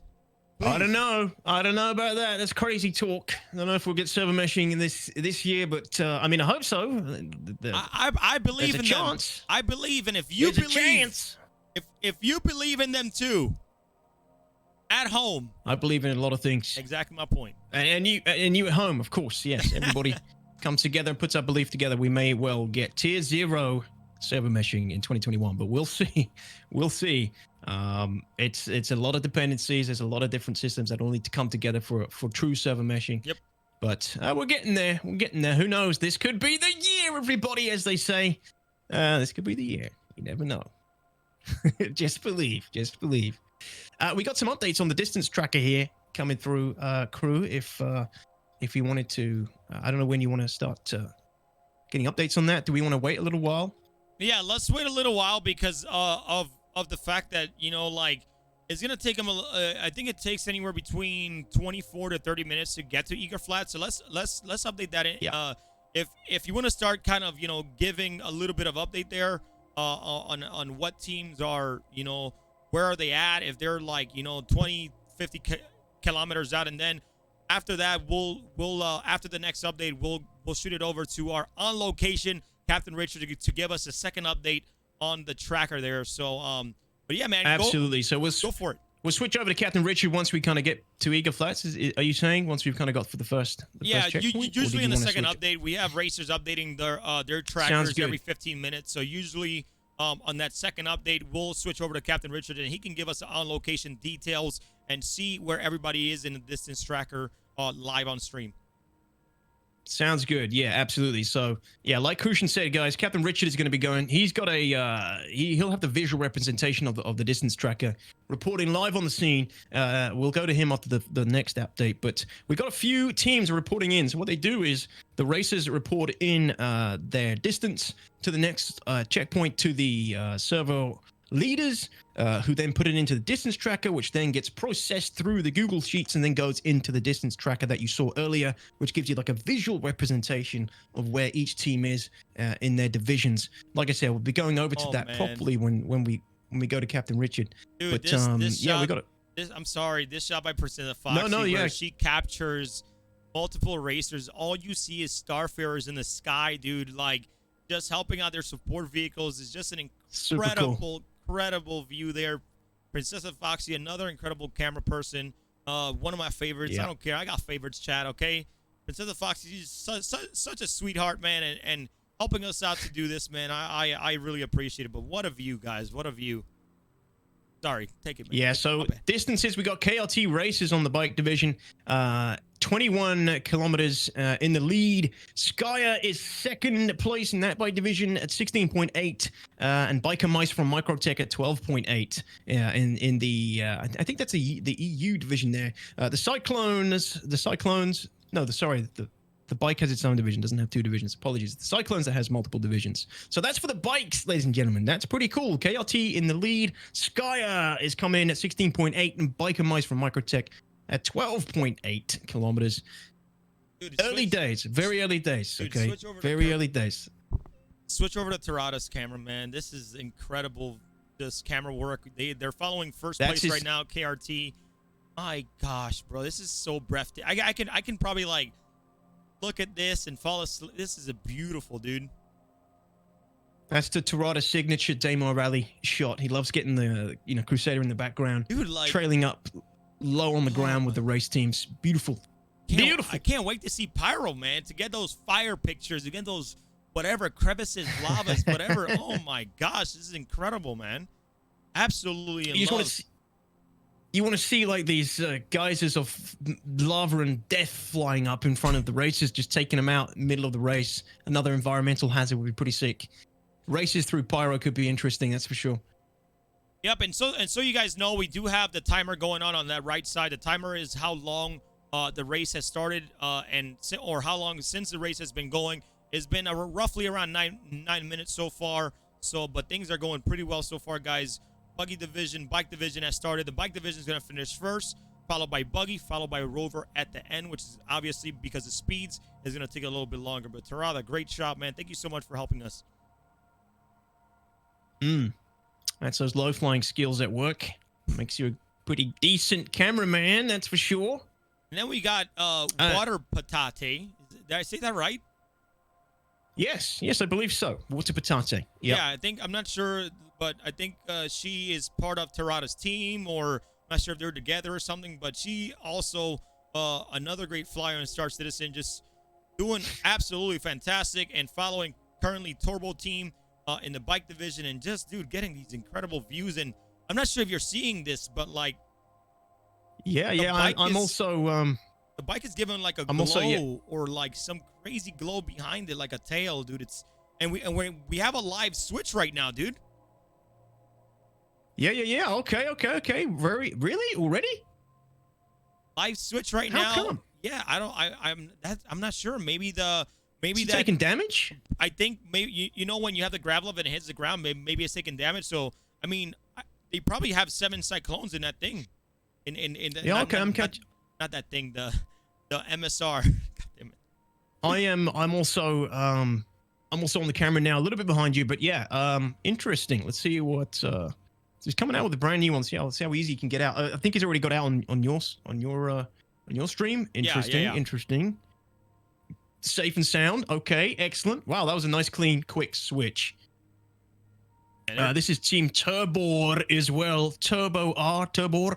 And the camera is WaterPatate. I think it's WaterPatate. I don't know. That's actually kind of a.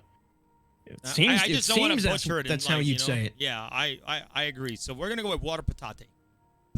There's a lot of names we're gonna have to do that for today. Okay. If anybody knows WaterPatate, I know she's from the French community. If anybody knows WaterPatate and how you're supposed to say it, please let us know. Let us know, please. There we go. There's some turbos in the chat. Turbo Ford. Hailing from Russia, the Turbo team.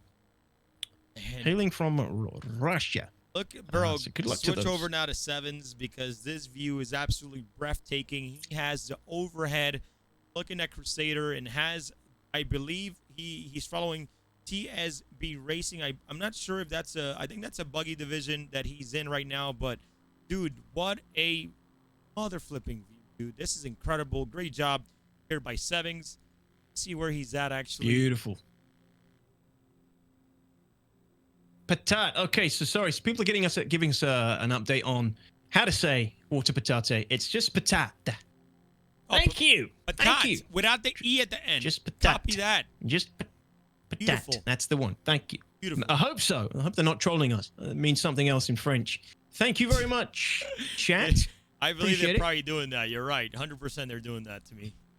Probably. They always try to make you say bad things in before we get banned. We'll see. Yeah, so Sevens is following the bike group right now, and it's just absolutely incredible. Again, guys, we'll shoot it over to Mr. Captain Richard here in a few more minutes, guys, and then we can get some actual update for you guys on the tracker while DTOX, you know, gives us a little bit of small updates here and there. Yeah, so we're gonna leave Captain Richard to do the first big distance tracker update for you guys, and then you'll see the visuals of the distance tracker on stream as well. I know a few people have been asking that. You'll see how it all works. Again, very clever system with Google Excel, Google Sheets, transfers into a visual reference of where all the teams are, providing its information. So like I said again, the team will provide their distance to the server leader. The server leader will relay that information to the organizer, who will then input the data into the sheet, and then that will be updated on the distance tracker. Like I said, the crazy amount of organization that goes into this, and this was set up by a community member called SwiftTropix, who put in quite a lot of time to getting that going. Incredible. It looks awesome. It does look very cool. But you'll be seeing that soon with Mr. Captain Richard taking the reins on that one periodically throughout the stream. But yeah, in the meantime, so who have we covered so far? Turbo, did we see KRT as well, I believe? Yeah, we saw KRT Turbo as well. We saw the mobile of mobiles. Right now we are watching Rec Raiders, who actually was on the captain's table with me, and they this is, I believe, their second Daymar Rally. They did the first one, and then they did the third one. So right now we're covering Shipwreck, who's currently following the Rec Raiders in the Buggy division. And I think they have two teams in the Buggy division. They're actually really big fans of the Buggy division. So I wish them only the best. I hope they can get to finish. But it seems like some servers are holding up really well, and they're doing a great job in getting some distance in. Yeah, I liked what I saw from Rec Raiders in the test runs that we've done recently. They were doing some good stuff.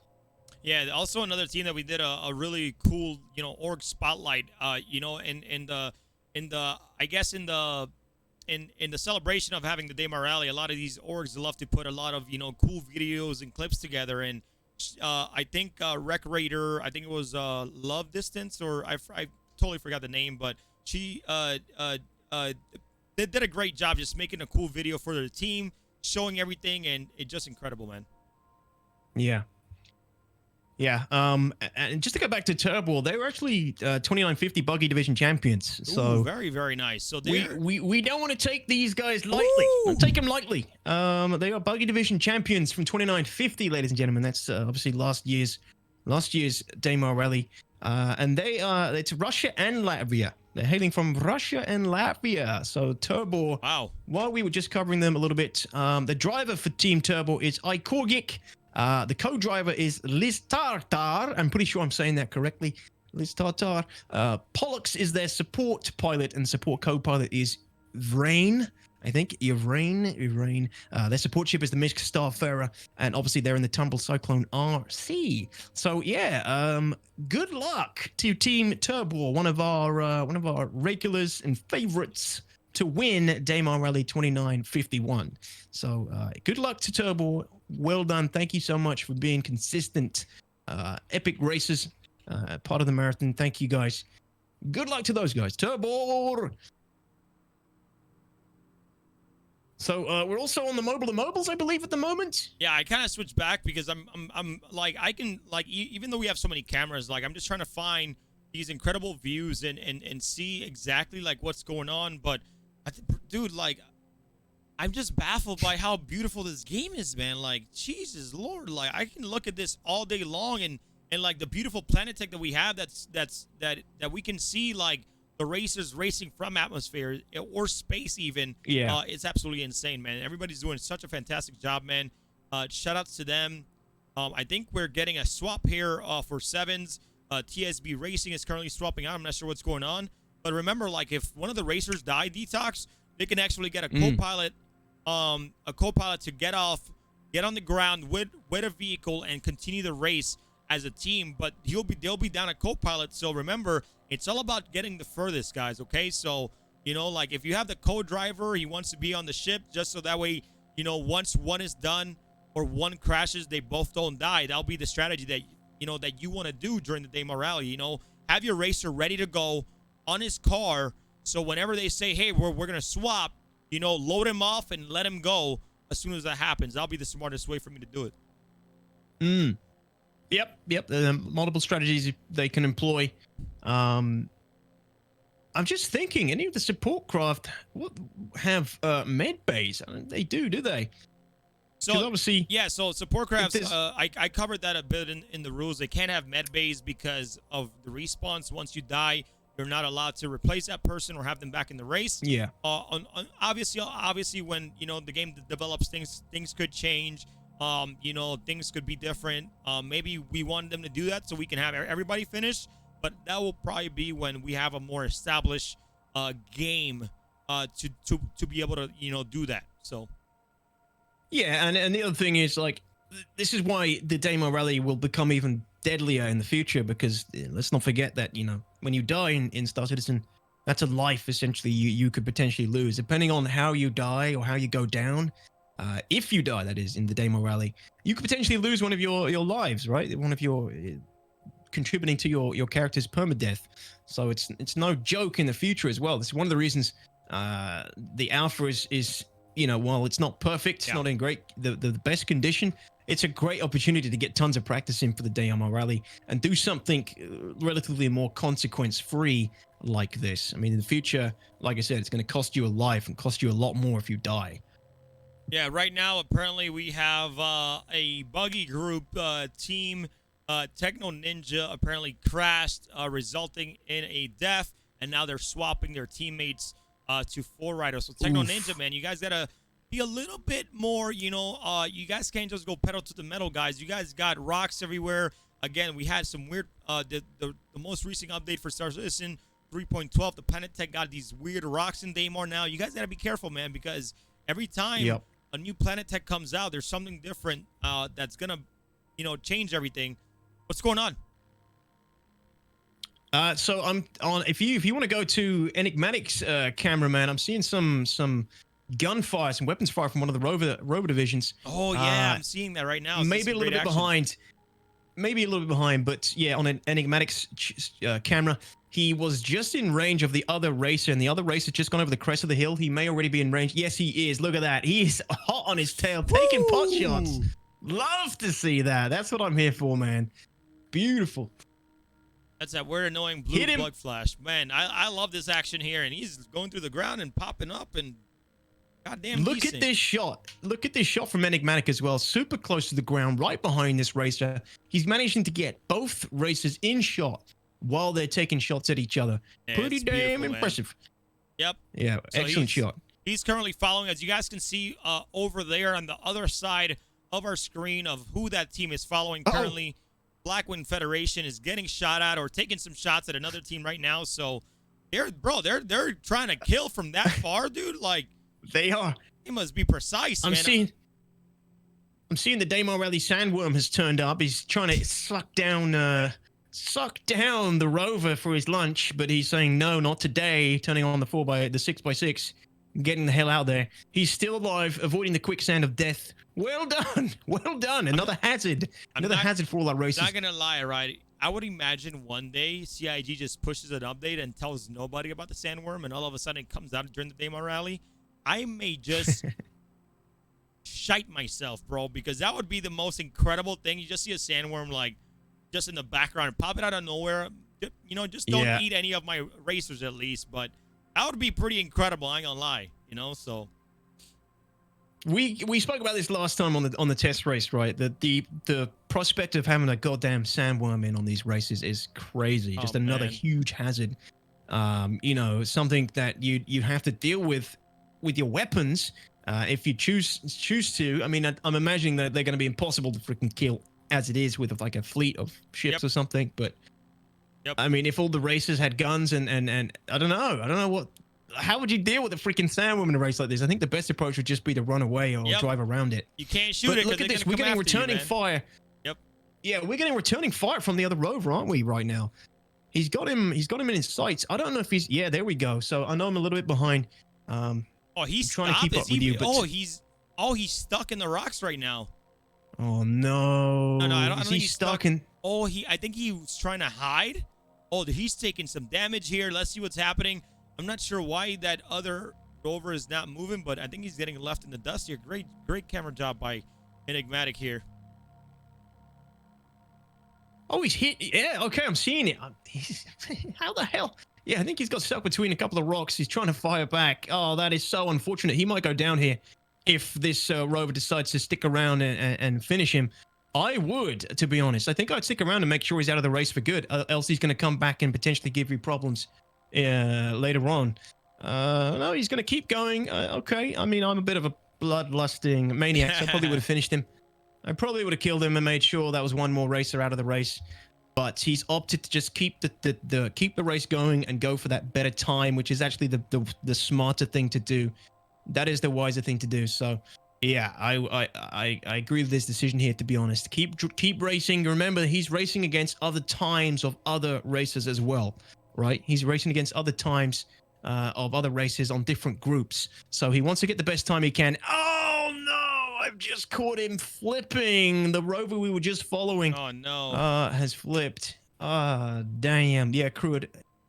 Back on Enigmatic's camera, he's just flipped, and this could be.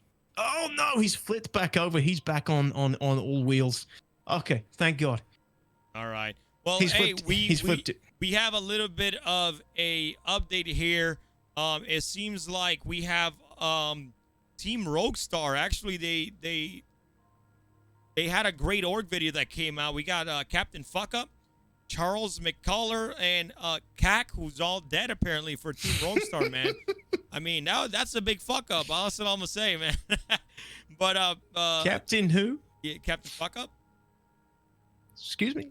Yeah, he's the guy from the last practice session that I had to constantly talk about. Yeah, it's his name, bro. I'm not, I'm just repeating what the name says.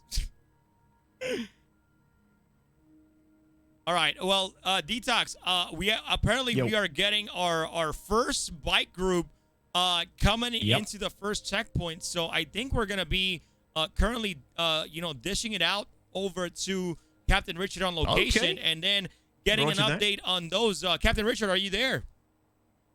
Yes, I am here. All right, let's switch it over to you, and please go ahead and take it away, Captain Richard. Give us that update. Okay, well, welcome everybody. Again, my name is Captain Richard. Thank you for tuning in to the Daymar Rally 2951, brought to you by Game Glass. As you can see, it's nighttime here on Daymar, and we've seen a lot of action so far. Everyone is firing on all cylinders, and it's been a pretty great race. So let's go ahead and do this now. We're going to check in with the tracker right now, see if I can get this queued up, and here we go. So yeah, we have different divisions here. Of course, we have the bike division, and it looks like currently the team that's in the lead is Biker Mice from Microtech. Let me see if I can pull this up right here. It looks like Biker Mice from Microtech, based out of the Netherlands, has a team size of 4. The driver is Kwanani. 13 co-drivers, Pythus Kaiser with a support pilot of Dianor, and support co-pilot is Mortality. They are racing a Drake Dragonfly Black today. Support ship is a Misk Freelancer, and yeah, they are brand new to the Daymar Rally this year. Let's check in with our, we do have a lot of contestants in the Buggy division, racing a lot of Tumble Cyclones as of today.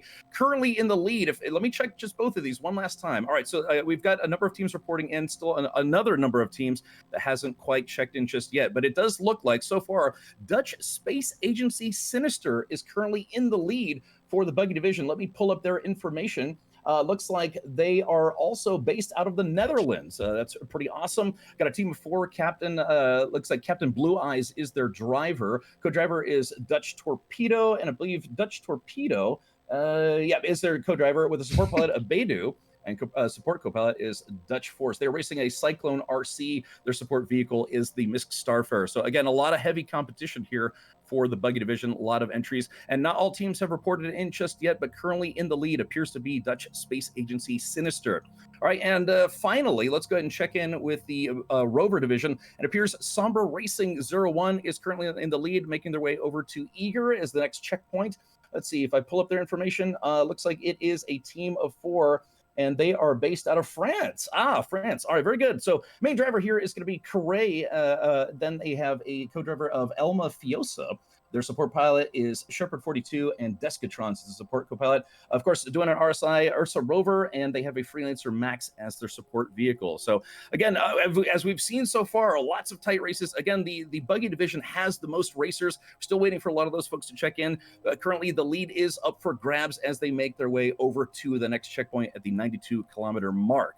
But yeah, so anyways, it's super exciting, really exciting, to be honest, so far. The combat that we've seen so far has been pretty intriguing, seeing those Ursa rovers blasting each other left and right. Yeah. Unfortunately, we have lost a few racers already at kind of at the beginning of the race. But yeah, so anyways, exciting stuff here at the Daymar Rally 2951, brought to you by GameGlass. Again, check out GameGlass at gameglass.gg. If you'd like to learn more, it's a pretty awesome interface for tablets, smartphones, and what have you. Works with Star Citizen, works with a number of other games as well. And again, that is gameglass.gg. So Crucian, DTOX, again, very exciting. I'm happy to be a part of this. Thank you. Yeah, we want to see some more. We want to see some more action, maybe a few explosions here and there. All right, thank you so much, Captain Richard. And I mean, I know you saw the lead there for one of the buggies, but I think that was a mistake. They kind of input that error there, but okay, gotcha. It's all good. They're definitely not that far in the lead, but we'll definitely get that fixed and get the next update going. But thank you so much, man. And we're gonna go ahead and take it back here. And welcome back, ladies and gentlemen. Thank you so much. That was incredible. Not sure why is my timer going off? Stupid countdown. Turn off, bro. Countdown? Yeah, thank you very much, Captain Richard. Appreciate it. Yeah, so sometimes the information might get to the distance tracker a little bit. Might be a few discrepancies, or a little bit late. But no, it's still a pretty damn good system. We didn't have anything like this last year when I was casting it, and it provides a brilliant just visual representation, heads up of where everybody is. Gives a really easy way to kind of run updates on it. It's so good, man. I mean, like it takes all a lot of our hands and give us the information and give this to the viewers out there and give us the specific statistics to know where these people are, because they have to update it every 15 minutes. So that like it gives you guys that update so you guys can know who's going to be in the finish line, which cameras we need to look at to see who's coming in to win the Daymar Rally 2951. I'm excited, man. That's right. 2951. So yeah, 2950. As we saw earlier, as you heard earlier, champions of 2950 for the bike division, the Team Turbo, this bike division came second place. We're gonna go through a few of the other winners now to give you guys an idea of the stakes that we have going in the race at the moment for the people who participated in the previous race, where they came versus where they might potentially come today. Team O-Corp Racing, the 2950 bike division champions as well from last year. Beautiful. Let's go down to Exiles. So Exiles, many of you have probably heard of Exiles. They're one of our favorites for the Daymar Rally as well. They're the 2950 buggy division. They came second place in the buggy division. That's no easy feat. So well done, Exiles as well. Team Exiles. If you're a fan of Team Exiles, let me see it in the chat. And then Turbo also had a champion team in the buggy divisions, which is crazy. 2 champions across multiple divisions. Turbo is pretty damn good. These guys are professionals. Very good stuff. Raider Alexis, some of you might remember Raider Alexis from last year. Veteran racer of the rally. It was the first Daymar Rally. Raider Alexis was the first runner that we've ever had in the history of the Daymar Rally, along with Kane on Daymar Rally 2950. That was right behind him. Raider Alexis ran for almost 5 hours in the Daymar Rally race to get that distance going. Like, you are allowed to run as far as you can until the last person gets into the last point or the final point of the race. So if people want to run for 5-6 hours, they can. Yeah, so Go Raider was the hashtag that you might remember from last year. Everybody went crazy to support Raider when he lost his vehicle and ran the remainder of the race. Yeah, he's here for Team Skyer. Team Skyer 01, because they got multiple teams in the race. Team Skyer, one of our favorites as well. Awesome group of guys. That's Ari Neo's organization. These guys go all crazy, DTOX. They make like race day jerseys. They really do some really cool stuff to bring that that festivity of the Daymar Rally into the racers and into their teams. Yeah. So if you're part of the Spanish community, Sky Imperium, whether you're Spanish or English, it doesn't matter, but really, really cool members of the Spanish community. Definitely look them up. Definitely a good team to join. Really good, familyhood they have over there. Yeah, they really get into it. Lovely dudes. They're Spanish for the most part. I'm pretty sure at least Hispanic speaking, I believe, mostly when it comes to their most of their organization. They all communicate in Spanish, so I'm pretty sure they're a Spanish organization. That's safe to say. So yeah, they're one of our team favorites as well in the race this year. Kuroda Racing, Rover Division, they were 2950 Rover Division champions last year as well. So let's see how they do this year. I mean, who knows? We might see some, hopefully, or maybe not. We'll see some brand new champions rise through the ranks this year. See some new names pop up. That'll be that we'll remember for for many more years to come. Yeah, but man, yeah, those are some of our previous year's champions, and we'll report on those more once we get coverage of them through our team of cameramen. Yep, I totally agree, man. Like right now, we're currently watching Papa Freedom following Titanco Racing right now, and this guy is having a tough time going through these mountain passes and getting some pretty sick jumps here. So hopefully, the damage he's taken won't be too significant, because like just hitting a rock is going to take at least 10% or 15% off that health of that vehicle, and you kind of don't want it. You need to rush it out. Once you hit Eager Flats, that is when the real race begins, ladies and gentlemen, because after Eager Flats is when you have a full race of 510 kilometers from Eager Flats to Kudra Ore to do. So after the first checkpoint, that's when the real race begins. So you guys need to be very, very careful and just, be aware of your vehicle. Make sure you're racing smart and keep that endurance going. It's not about who finishes. Well, I can't say that because it is about who finishes first. But if you don't endure the race, you're not going to finish first. Yeah, so that's Titan Co Racing, I believe. It's Titan Co, not Titanco. Titanco, Titan Co Racing. Is it Titanco? Okay. I don't know. All right, it's Titanco. All right, okay. Jesus, don't do it to me. I think it's Titan Co Racing. Their driver is AT. Yeah, it's been put down there. It looks like one word. Driver is ATG. Their co-driver is Binary Coder, but this is the Buggy division for Titan Co Racing. I think that's their only entry into the race, but they got Binary Coder as the co-driver. Support pilot is the Bull Moose, and support co-pilot is Rookie A. They're rocking the Cyclone RC, and their support vehicle of choice is the Crusader Mercury Star Runner. Thank God CIG fixed those fuel issues with the Star Runner, because that would not have been a very good support vehicle for this race otherwise. Yeah, that and is these guys true. hail from. That is true. These guys, Titan Co Racing, they're hailing from the USA, ladies and gentlemen. Let me see some Americas in the chat if you are a fellow American. America, man, that's who I'm voting for. These guys are an American team, and they are new to the race, guys. They're not returning. These are fresh. This is what I like to call fresh meat coming into the race today. So good luck to Titan Co. Yeah, if you didn't know, we actually had a 70% range of new participants in the rally, with a 30% range of people that have been in the rally for so long. So that's actually a pretty incredible turnout. And I do believe, like, next year we're gonna have newer people, because I do have a good feeling that this is gonna be a good year for the development of Star Citizen and hopefully these servers, man. That's I'm feeling it. And I didn't even say that last year. I didn't say that last year. I just have a good feeling, man. Adding Turbulent to deal with the planets and doing everything else while we work on this. Like, I feel it, chat. Okay, don't Yo, crew, know. what's up? What's happened, crew? What's happened? Right now, Titan Co has flipped over, man.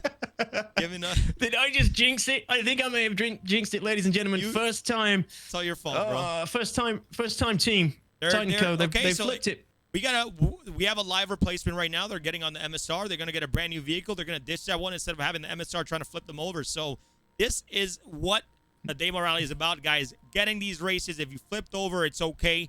Get a brand new vehicle out. He's not trying to open the exterior. There we go. Brand new spanking Cyclone. He's going to get up there, drive it down, and continue the race right on site, this is what we're talking about. This is what we love.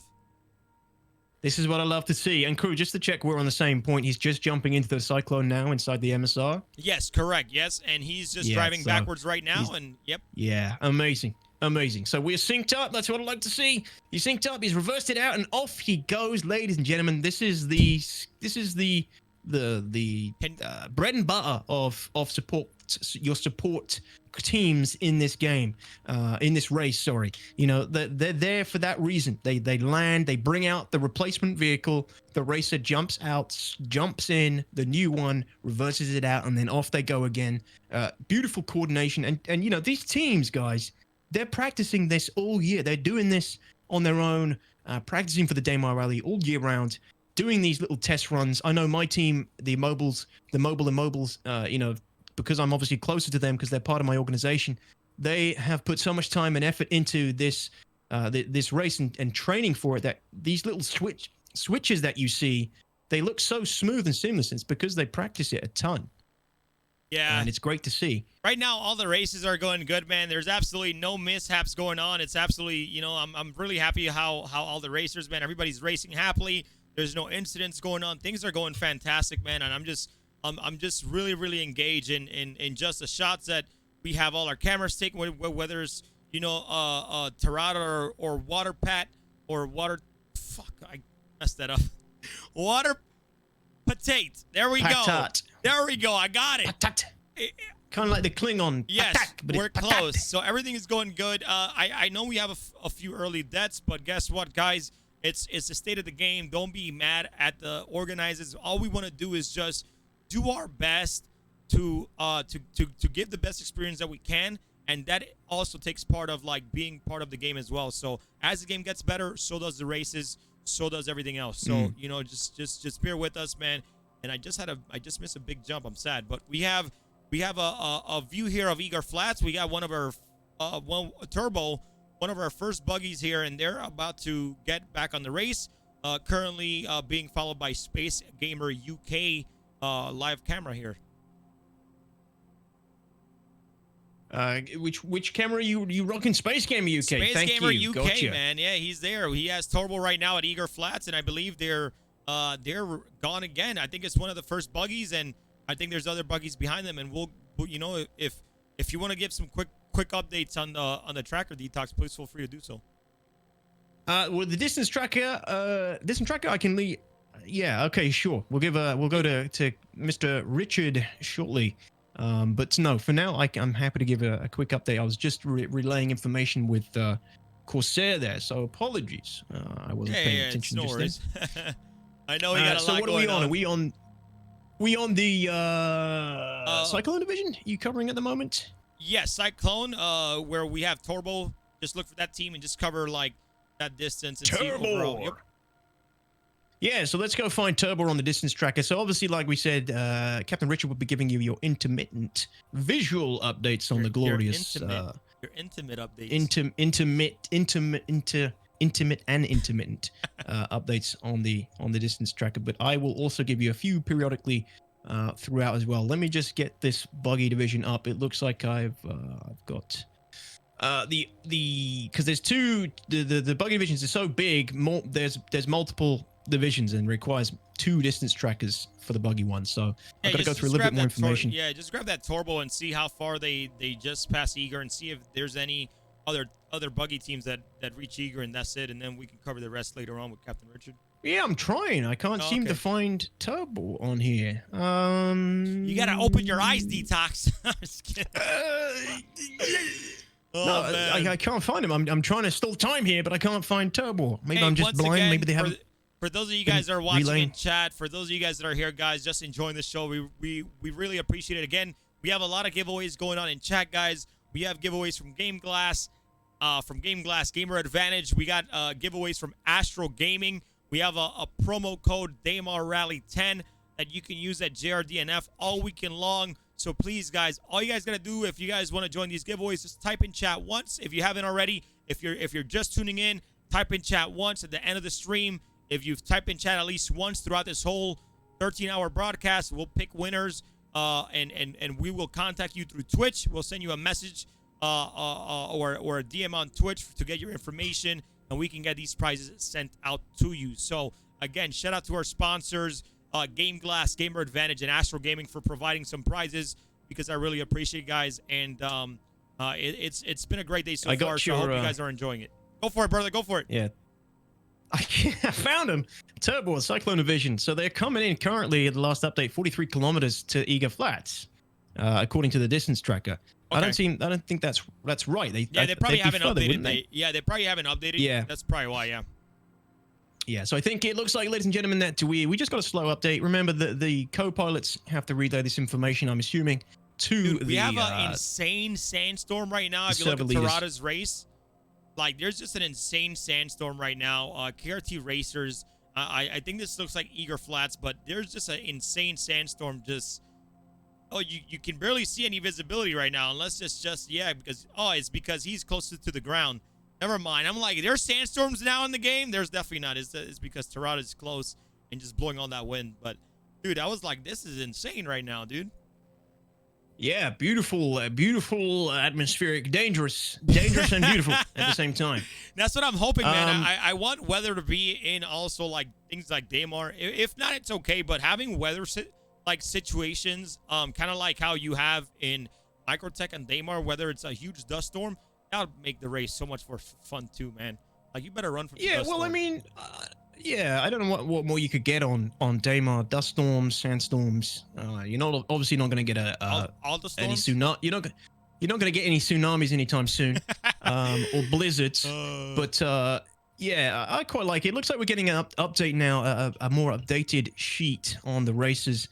I would crash a javelin in the Hurston lakes or water just to create like a tsunami if I could. That would be fantastic.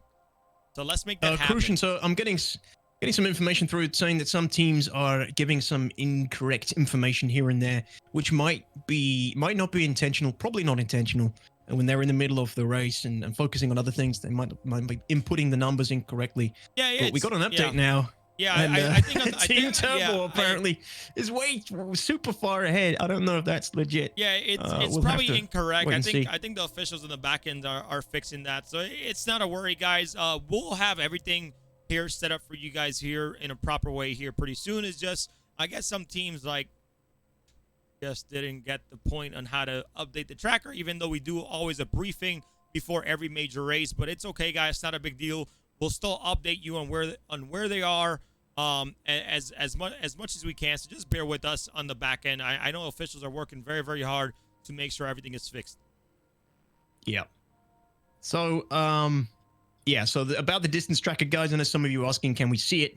You will get to see it every time we transfer over to Captain Richard, who does our live on the scene updates on the distance tracker, and you'll be able to see how it all looks.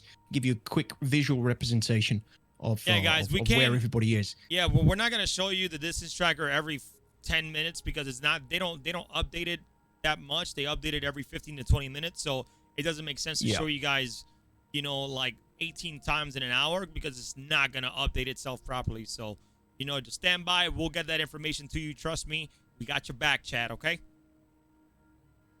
Yep. Yeah, so every 15 minutes, there's no point in us having it up permanently or constantly going back to it. It just gets updated periodically by the drivers. And if the information comes in incorrect, it'll be a while until it gets corrected. But generally, it's pretty good. Generally, it's all looking pretty good. No teams are like crazy out of whack, except maybe Team Turbo. Fix it, Team Turbo. unless Team Turbo really is that good. I mean, they are good. They're champions, man. Team Turbo is champions. But from what I'm seeing, they're 40 kilometers ahead of anybody else in their division. So I don't know how that's possible. We'll see. Maybe they fitted some Russian-grade NOS on the back of their Cyclone. Maybe, I don't know, maybe they've made some modifications, illegal modifications to their buggies that we're not aware of. Well, right now, we're looking at Ty and Co. Still going pretty good on the buggy, guys. The race is still going, guys, and this race is... We have a lot of people currently racing right now. As you guys can see, him in third person, Papa Freedom, currently one of our cameras, just seeing where everybody's at currently. But guys, there's a lot going on. There's a lot to cover. We will get everything as much as we can to you guys. So, just stay as patient as you can because this is so much to cover that, even if we have 3 people, there's just so much going on. So like maybe if this was one server, that would be great. We can probably cover a lot, but still, like this is pretty tough. So I hope all the races are having fun. I hope you guys are having fun out there. I know we are seeing a bit of more subs and cheers. We really do appreciate the support, guys. And remember, you know, we got my man DTOX wearing the Admo Esports jersey while I'm rocking the Daymar Rally jersey. So if you guys want to go cop some merch, you guys can go do that as well. ! merch in the chat. You guys can get your gamer tag on the back as well. So make sure you guys, you know, grab some of that. Help support Admo Esports a little more. This is all quality stuff. It's all like, you know, last year when we were selling the older merch, like Corsair had to ship it all the way from Australia, and that's why, you know, the merch cost a little more. So we did get an incredible meta threads to make our merch, and hopefully I made it a little bit cheaper for you guys out there. So, but seriously, enjoy, be a part of history. I think the Daymar Rally jerseys, we only have like 300 available, which we only have, I think, like 40 something left. And again, if you get anything from the store, you have a chance of winning some Daymar Rally custom A40TR headsets, just like how we did for the Hurston Hurt Locker. And they are very nice headsets. I just unfortunately have a big head that doesn't fit them. They're very high quality stuff. Man. Don't worry about it, bro. We love headsets. You no matter what, man. And big head, small head, we love you, bro. Big heads matter, man. Big head people matter too. All right, I think we have Seven's camera right now. We have a Dragonfly switch. I'm not sure why he stopped. It seems like they just stopped for some reason. I am not sure. Maybe they're switching racers or trying to figure out what is going on here. It seems like he did get off of the vehicle. Yeah, he did get off of the vehicle, off the Dragonfly. Maybe it's because it took enough damage, and now he's going to be swapping out here for something else. Taking a look. Yeah. Okay. That's unfortunate. Team Daedalus. Daedalus. Team Daedalus Initiative Omega. That's like a mouthful for me, man. But we're getting some updates. Daedalus Initiative, guys, is Jarek was the fine, upstanding gentleman we had on the channel earlier during the interview who gave us the beautiful message about Star Citizen and spoke to us. Yeah, and now he's there in the damn race. He's there in the damn race. He's got there real quick. Yeah, Team Daedalus. They're also obviously one of our sponsors of 2951 race. And yeah, Jarek Russin, the rock and roll second place winner, is their support pilot. Their driver for the Daedalus initiative is the Perpetrator. Co-driver is Chili OG, and their support co-pilot is James X. And Daedalus hail from USA and Canada. Everybody, they hail from USA and Canada. Oh, so very, very nice. Any Canadians? Any Canadians in the chat? Eh? Hey, he said, hey. Anyways, we have a good view where I think we just hit Eager Flags with Eager Flat with PrinceznaFoxxy, Kuroda Racing, obviously a very, very good team that has been doing all our events for so long. And right now they have to go in Eager Flats, they have to check in, and once they check in, they come back out, they get back in their buggies, and then they're on their way right back on the race. Everybody doing a great job here, so everybody's looking good. Apparently from Redshift, Team Redshift. Apparently their first buggy, Hannah, exploded, and Meyer stepping in for the race for Team Redshift. Meyer, come on, man. We need you in first place. Why are you guys holding back on us, man? Meyer stepping in like I'm going to take the reins. I'll take over here.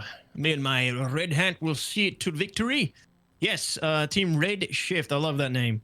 Maya, for those of you who know, he's also a broadcaster, but unfortunately his driver Hannah BB88 has gone down. No. So yeah, Maya stepping in to replace. Interesting developments. Interesting developments indeed. Yep. Here we go. We are currently seeing what's going on. I believe some cameras taking some quick breaks. Let's go ahead and see what Shipwreck is up to. It seems it's been a while since I've seen. I think he's still following War Machine, or that's War Machine or VV. You know, I'm gonna just call it War Machine, guys, because there's 2 V's in there, man. Why y'all gotta do me like this, man? Why you gotta be VV instead of just War? Come on, man, confusing me. I'm not gonna I'm going to try and help you there because I'll probably get it wrong. But just going back to Redshift, finally found their information sheet. These are a new team, ladies and gentlemen. Very nice, Redshift very are nice. new to the race. And obviously, Maya's stepping in as well as the co-driver right now. Hannah Bibi has gone down as the main driver. She's out. And support pilot Shiki UK and support co-pilot Kalmano, they chose the Starfarer, as you saw earlier. And this team hails from the UK and France. So beautiful allegiance of some Europeans there. To hopefully bring in the race. They only have 3 spares, according to this. Only 3 spares? What is this madness? 3 spares. Must be a reason for that. Yeah. Who knows?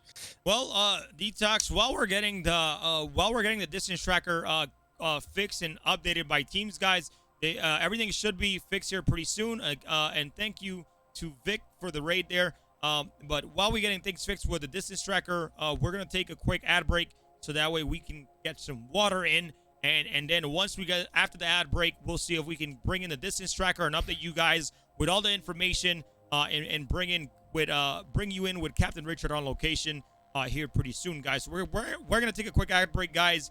Thank you guys so much for enjoying the show. Really appreciate the support. We'll be right back soon, guys. Thank you.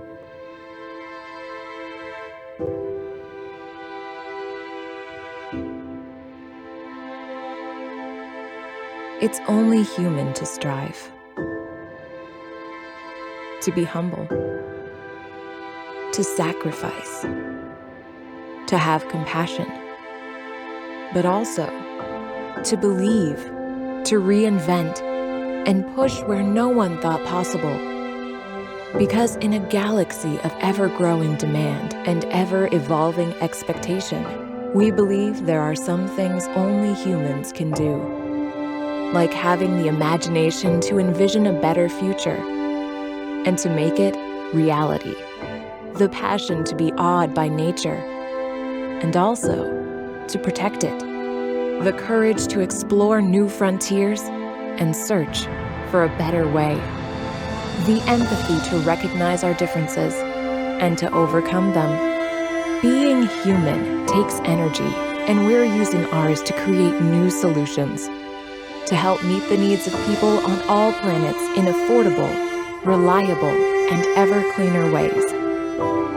For 940 years, generations of problem solvers across the cosmos, with determined ingenuity, shouldering incredible responsibility, relentlessly striving to achieve the impossible. This is our challenge each day, to power our worlds forward and enable human progress. Only humans can make such a vision a reality. It won't be easy, but it's only human to try.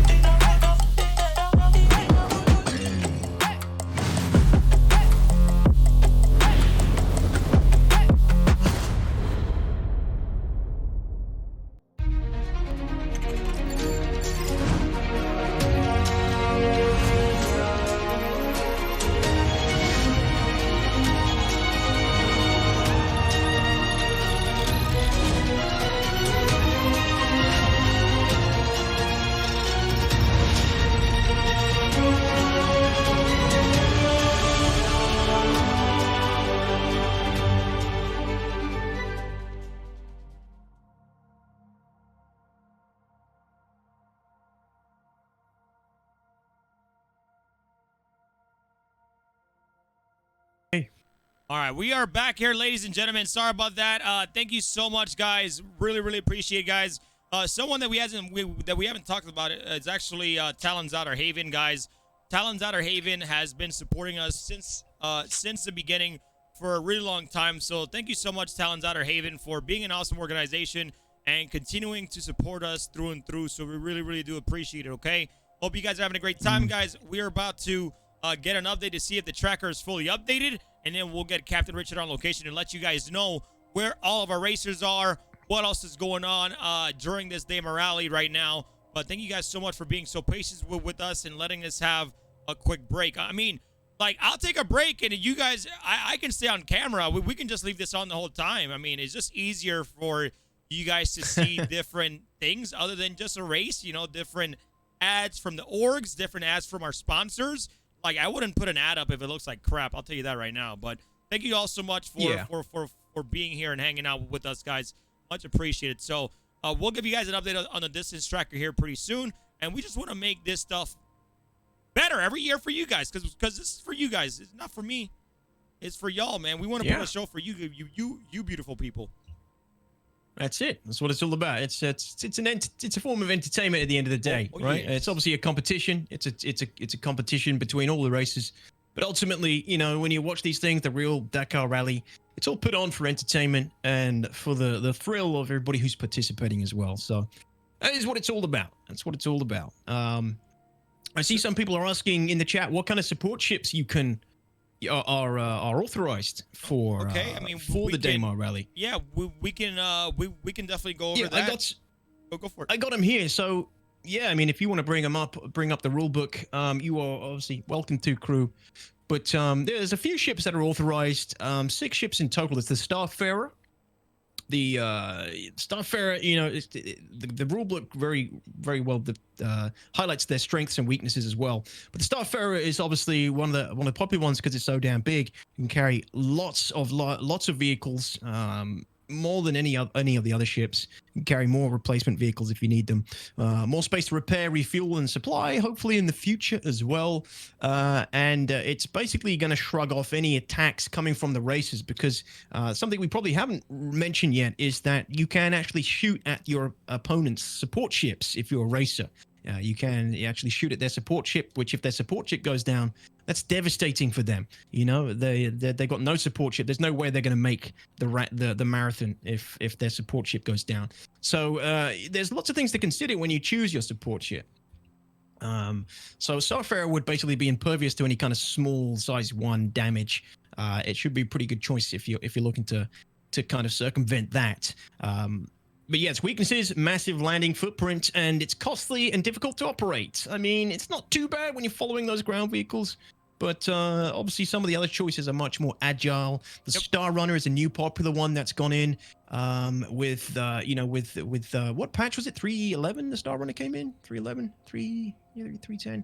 3.11. Star Runner obviously is a recent entry to the support craft. Really good ship. Flies beautifully in Atmo for its size. Agile, can store all the division vehicles, and it's got a lovely wide operating ramp. Ramps are actually something that's not all ships have the best ramps. The Starfarer in particular actually has a really tricky ramp to navigate. It's not the best ramp when you're trying to get things in and out. So there's also that to confirm to consider. The weaknesses of the Star Runner: limited vehicle space depending on division, and it's moderately expensive. So obviously price and things as well is going to come into this. The Freelancer, another one. The Cutlass as well, of course. The Valkyrie and the Constellation. I don't think I've ever seen a Constellation support craft, and probably for good reason.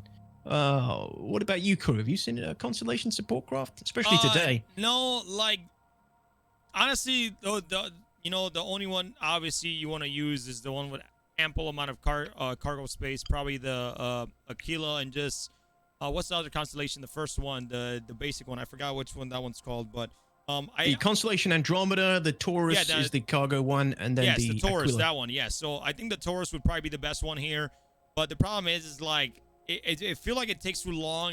That like for a vehicle of that size, I feel like that ramp takes a bit too long for that to come out. But the thing is, like, you have the MSR, which is way more popular. You have the Cutlass Black, which is another popular support ship. I think those are the best ones. You can fit stuff the most in there, especially if you play Tetris with having cyclones in those vehicles. But man, like right now, I think we had the most was the MSR and the Starfarer. Those were the top two support ships so far, because it can fly pretty good in atmosphere. It can, they can all fight pretty good. And then you have obviously the Cutlass Black coming in third place and taking that spot for those support ships. So I mean, for the Constellation, we haven't, we seen one of those in the whole race, and that's the Aquila, and you can literally only fit possibly 2 Cyclones back to back in there, and that's it. If you're in that division, maybe 3. Yeah, it's 3 bikes, so it's really, really tight on space. Exactly. I think that's probably why you don't see it very often. It's also it doesn't fly too well in Atmo either. It's not a very good Atmo flyer. So yeah, there's multiple reasons why you would choose certain vehicles over others. The most popular ones I see is the Starfarer and the Mercury Star Runner. Size, ability to fly in Atmo. The Starfarer, while isn't agile, it's very stable. Lovely wide ramps. You want wide ramps. Smaller ramps, more opportunity for potential problems to kick in. Yep. So yeah, man, it's you can choose it whatever support craft out of the available ones in the rule book, the ones that I just went over with, and it's up to your team to kind of decide which one you think would be the better one to use. And sometimes you just might not have access to all of them, right? Most of the time you probably won't. So you got to take whatever support craft you have access to. I think right now, obviously when the C2 Hercules comes out, that's probably going to be, a top one if people can afford it or rent it. The C2 Hercules will be probably the #1 support ship because of, hopefully it can fly really well in Atmo. Hopefully it doesn't have any issues, but I'm pretty sure by next year we would see a lot of C2 Hercules in the air for Daymar Rally 2952. Yeah, the Hercules are going to be definitely a favorite support ship. Yep. And no, you can't shoot back. I saw some people asking, can the support ships shoot the races on the ground? Yeah, they can. Yep. No. Only the vehicles racing are the ones that can shoot each other. Support ships can only support, and that's it, and carry the extra spare vehicles. If they shoot, security's going to take them down. That team is down a support ship, and that is going to definitely cripple your team very, very badly. Yeah.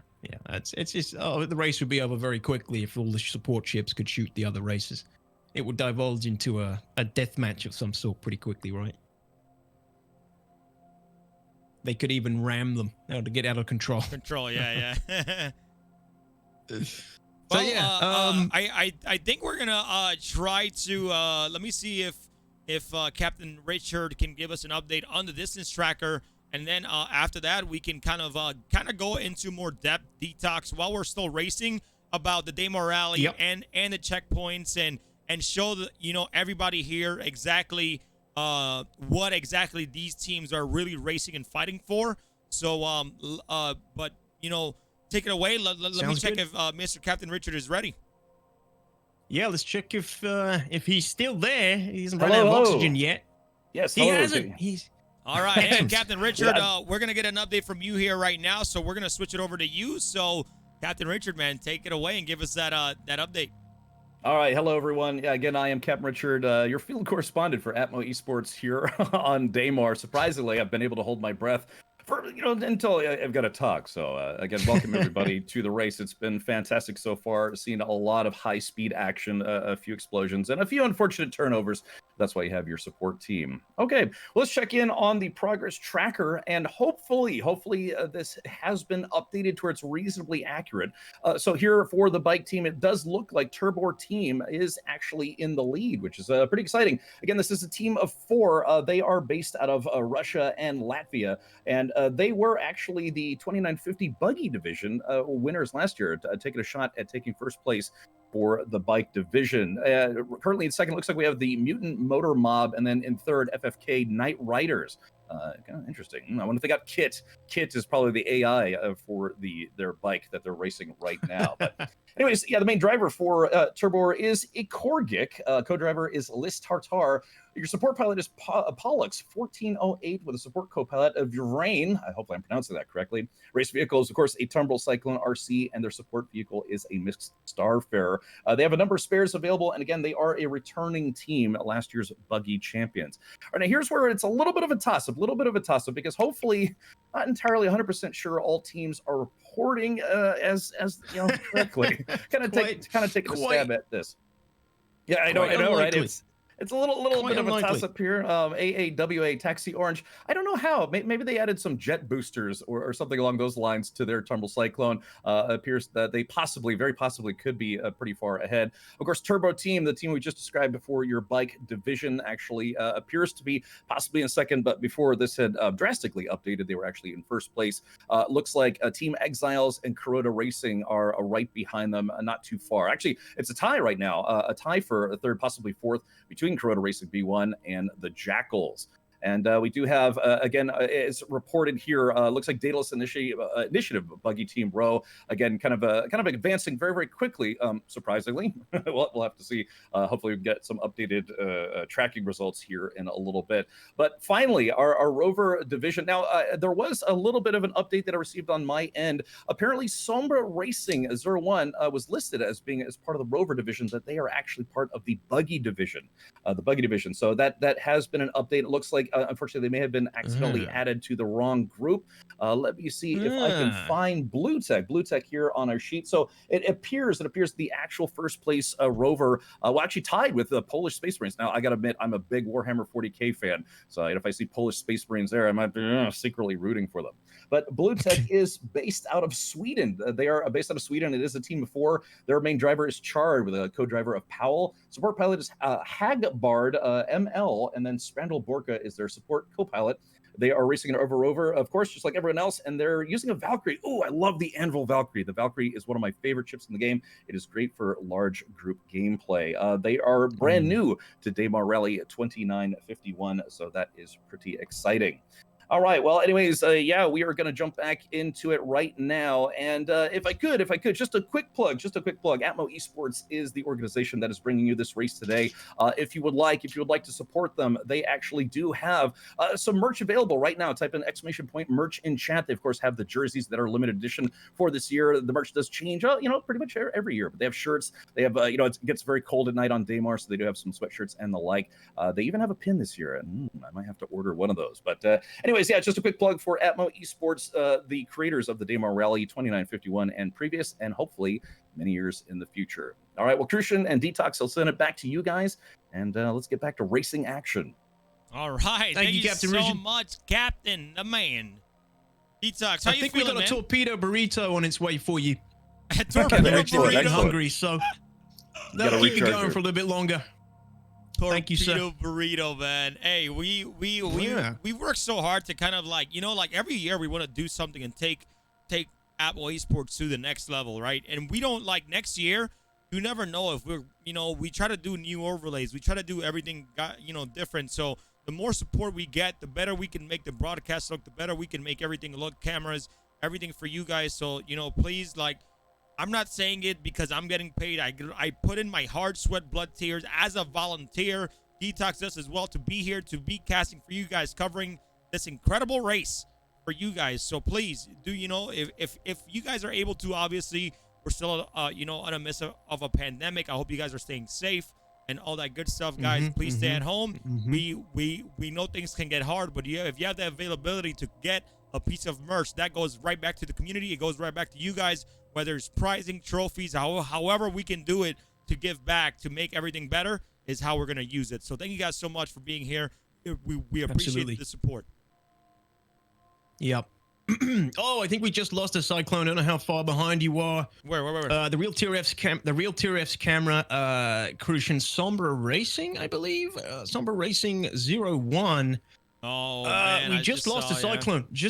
Just saw it go boom. I did just see it go boom. Yeah, I missed it a little bit, but yeah, I see just the Cyclone body is there. It seems like he probably hit that rock pretty hard there, and it completely just wiped it out. So now Damn, that's. If I'm not mistaken, this is the racers who were confused on the distance tracker that you just saw. They were confused with the Rover division, Sombra Racing. Yes, that was them. Well, they're confused with that rock. Is that rock? Hit So them back. Yeah, they're actually the Buggies, as we just saw, and unfortunately, they're toast. They are toast, ladies and gents. Yeah, so it's actually pretty incredible because Summer Racing Team 1 right now is currently using a freelancer, which is usually not a very popular ship for support craft, but actually not too bad of a ship. You know, the freelancer there usually has that, or the Max that has that extra cargo space is always good to use. I believe you can probably fit maybe two or three. Like I said, if you can Jenga them in there or play Tetris, you can definitely get some. But hey, the support pilot or the co-pilot that was on that ship, if that person died, he has another one. They're back on the race and they're going to continue going. That's it. And look at it. He is back on the sands of Daymar and out again for the for his second leg of the race, heading to Kudre, or I'm assuming if I mean this guy's definitely past Eager Flats. Got to be past Eager Flats, right? Yeah, surely. Yeah. So he's on the main leg now to Kudre, right? Yep. That's going to be correct. One hell of a lot of sand between these guys and the finish line, ladies and gentlemen. Plenty of opportunities for rocks to take away their glory. So, yeah, Somber Racing, guys. We'll go back to them later and see how they're doing. But unfortunate of them to lose a vehicle there, and fortunate of us to be able to capture it. Yeah, Thank I mean, you, like, Sombra guys. As you guys can see, we have all the cameras going. We have a lot of people racing. Each camera is in one division. They're covering all the teams. So, you know, just bear with us as we try to update you guys with all the distance and everything. But man, this has been an incredible race so far. Everybody's been doing fantastic. Thank you, cameras, for being so vigilant and sticking with us for hours. Just in case, so you guys know, we're going to kind of dive in a little bit about what the Daymar Rally is while these guys are still racing, because we want you guys, if you guys are brand new to the stream, if you guys are brand new to the, to Star Citizen, we want to show you guys exactly where they're racing, how they're racing, and what exactly are they racing for. So let's go ahead and switch over here. Let's start off with, I'm going to take this away real quick, DTOX, so we can kind of just run through it really quick. Please do. The Daymar Rally course here, that we're about to switch to here, guys. As you can see, this is Daymar in the system of Stanton, is a moon of Crusader. We are starting off from Shubing Mining Facility, and checkpoint number 1 will be Eager Flats. You guys are going to see some checkpoints in between, but those checkpoints, until the game is continuing to develop, we will have those checkpoints out of the race until we get a better development for refueling and other stuff in the game. So once they hit checkpoint 1 in Eager Flats, they go all the way straight to Kudre Ore, and that's when the real race begins, because they need to pace themselves properly in this endurance race and not take too much vehicle damage, because it's if nobody gets to finish the race, it's the person that's going to win is the person that has been the furthest distance to Kudre Ore. So they need to be they need to remember they need to stay vigilant. You got anything to add there, DTOX? No, I mean, that's what you saw earlier where, I can't remember who it was in the Rover who decided not to destroy the other racer that crashed. Instead, he decided to just carry on driving. And that's because, like we just said, they want to make a good time. So if they stop to take out a racer on their server, potentially it's not going to help them. If the racer that's behind them has kind of hit a snag and they hit a rock, that's best place they can be, really. If they can't destroy them as they drive past, they might as well just leave them and continue the race to try and get a better time. It's all about getting that good time, not just about beating the racers that are next to you, because there are, there's other servers of racers on the same division who you're competing with, who you can't see. You don't know how far they are in the race. So the objective is always to get the best time. Yep, let's go ahead and right now we're going to go ahead and switch over to what these racers are racing for right now, guys. I know you guys are asking for a leaderboard. That is what the distance tracker is. The distance tracker will tell you who's in first place according to the distance tracker, who's in second place. But right now, they're trying to work on some quite little issues on the back end with teams kind of updating the distance chart incorrectly. So once we get those fixed, guys, we'll give you guys an update who's in first and who's in second and who's in third, which will be coming up here pretty soon in the next few minutes. So, but let's talk a little bit about what the Daymar Rally 2951 presented by Game Glass prize pool is. As you guys can see, first place is going to be winning. That whole team is going to get a C2 Hercules, and each member is going to be winning. It's an exclusive bomber jacket that will have. Look at them goodies. Yes, Daymar Rally 2951 champions will be embroidered across the left side of the chest. They will have the Daymar Rally logo, and it's a pretty damn nice jacket. The inside inline has a nice orange, kind of like an orange dust from Daymar, and a nice black embroidery on there, so it's gonna look magnificent. And then they obviously get the trophy made by JRD+F, and then we have a second place that's gonna get a Valkyrie and a Daymar Rally jersey. That again, only 300 is available right now, and if you get anything from the store, you have a chance of winning a Astro A40 Daymar Rally headset.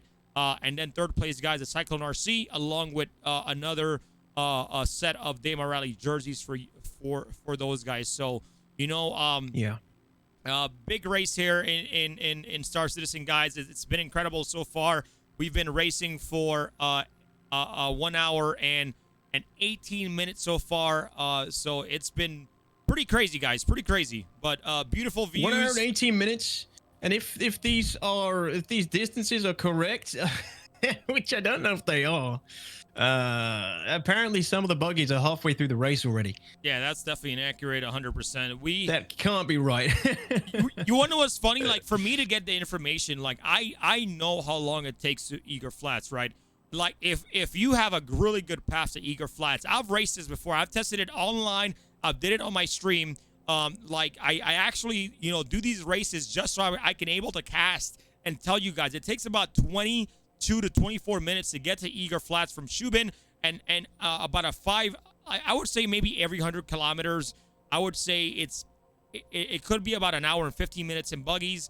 I haven't tested in bikes yet, but it's a lot faster in a bike. So I can kind of average those times down and tell you guys exactly, like, these vehicles are not going that fast. Like no, absolutely you know, the not. officials know exactly where you are, so it doesn't matter if, like, you know, the teams update wrong. If they update wrong, they're just gonna look silly because the officials know exactly where they are and how far they are. So, you know, it's just, it's okay though. It's okay. And they are working on it, guys. They've got to communicate with the race teams who are on the ground racing, you know, through the dirt. So the information does travel a little bit slowly, but they're trying to get these guys to rectify it and give us the correct information and fix their incorrect information.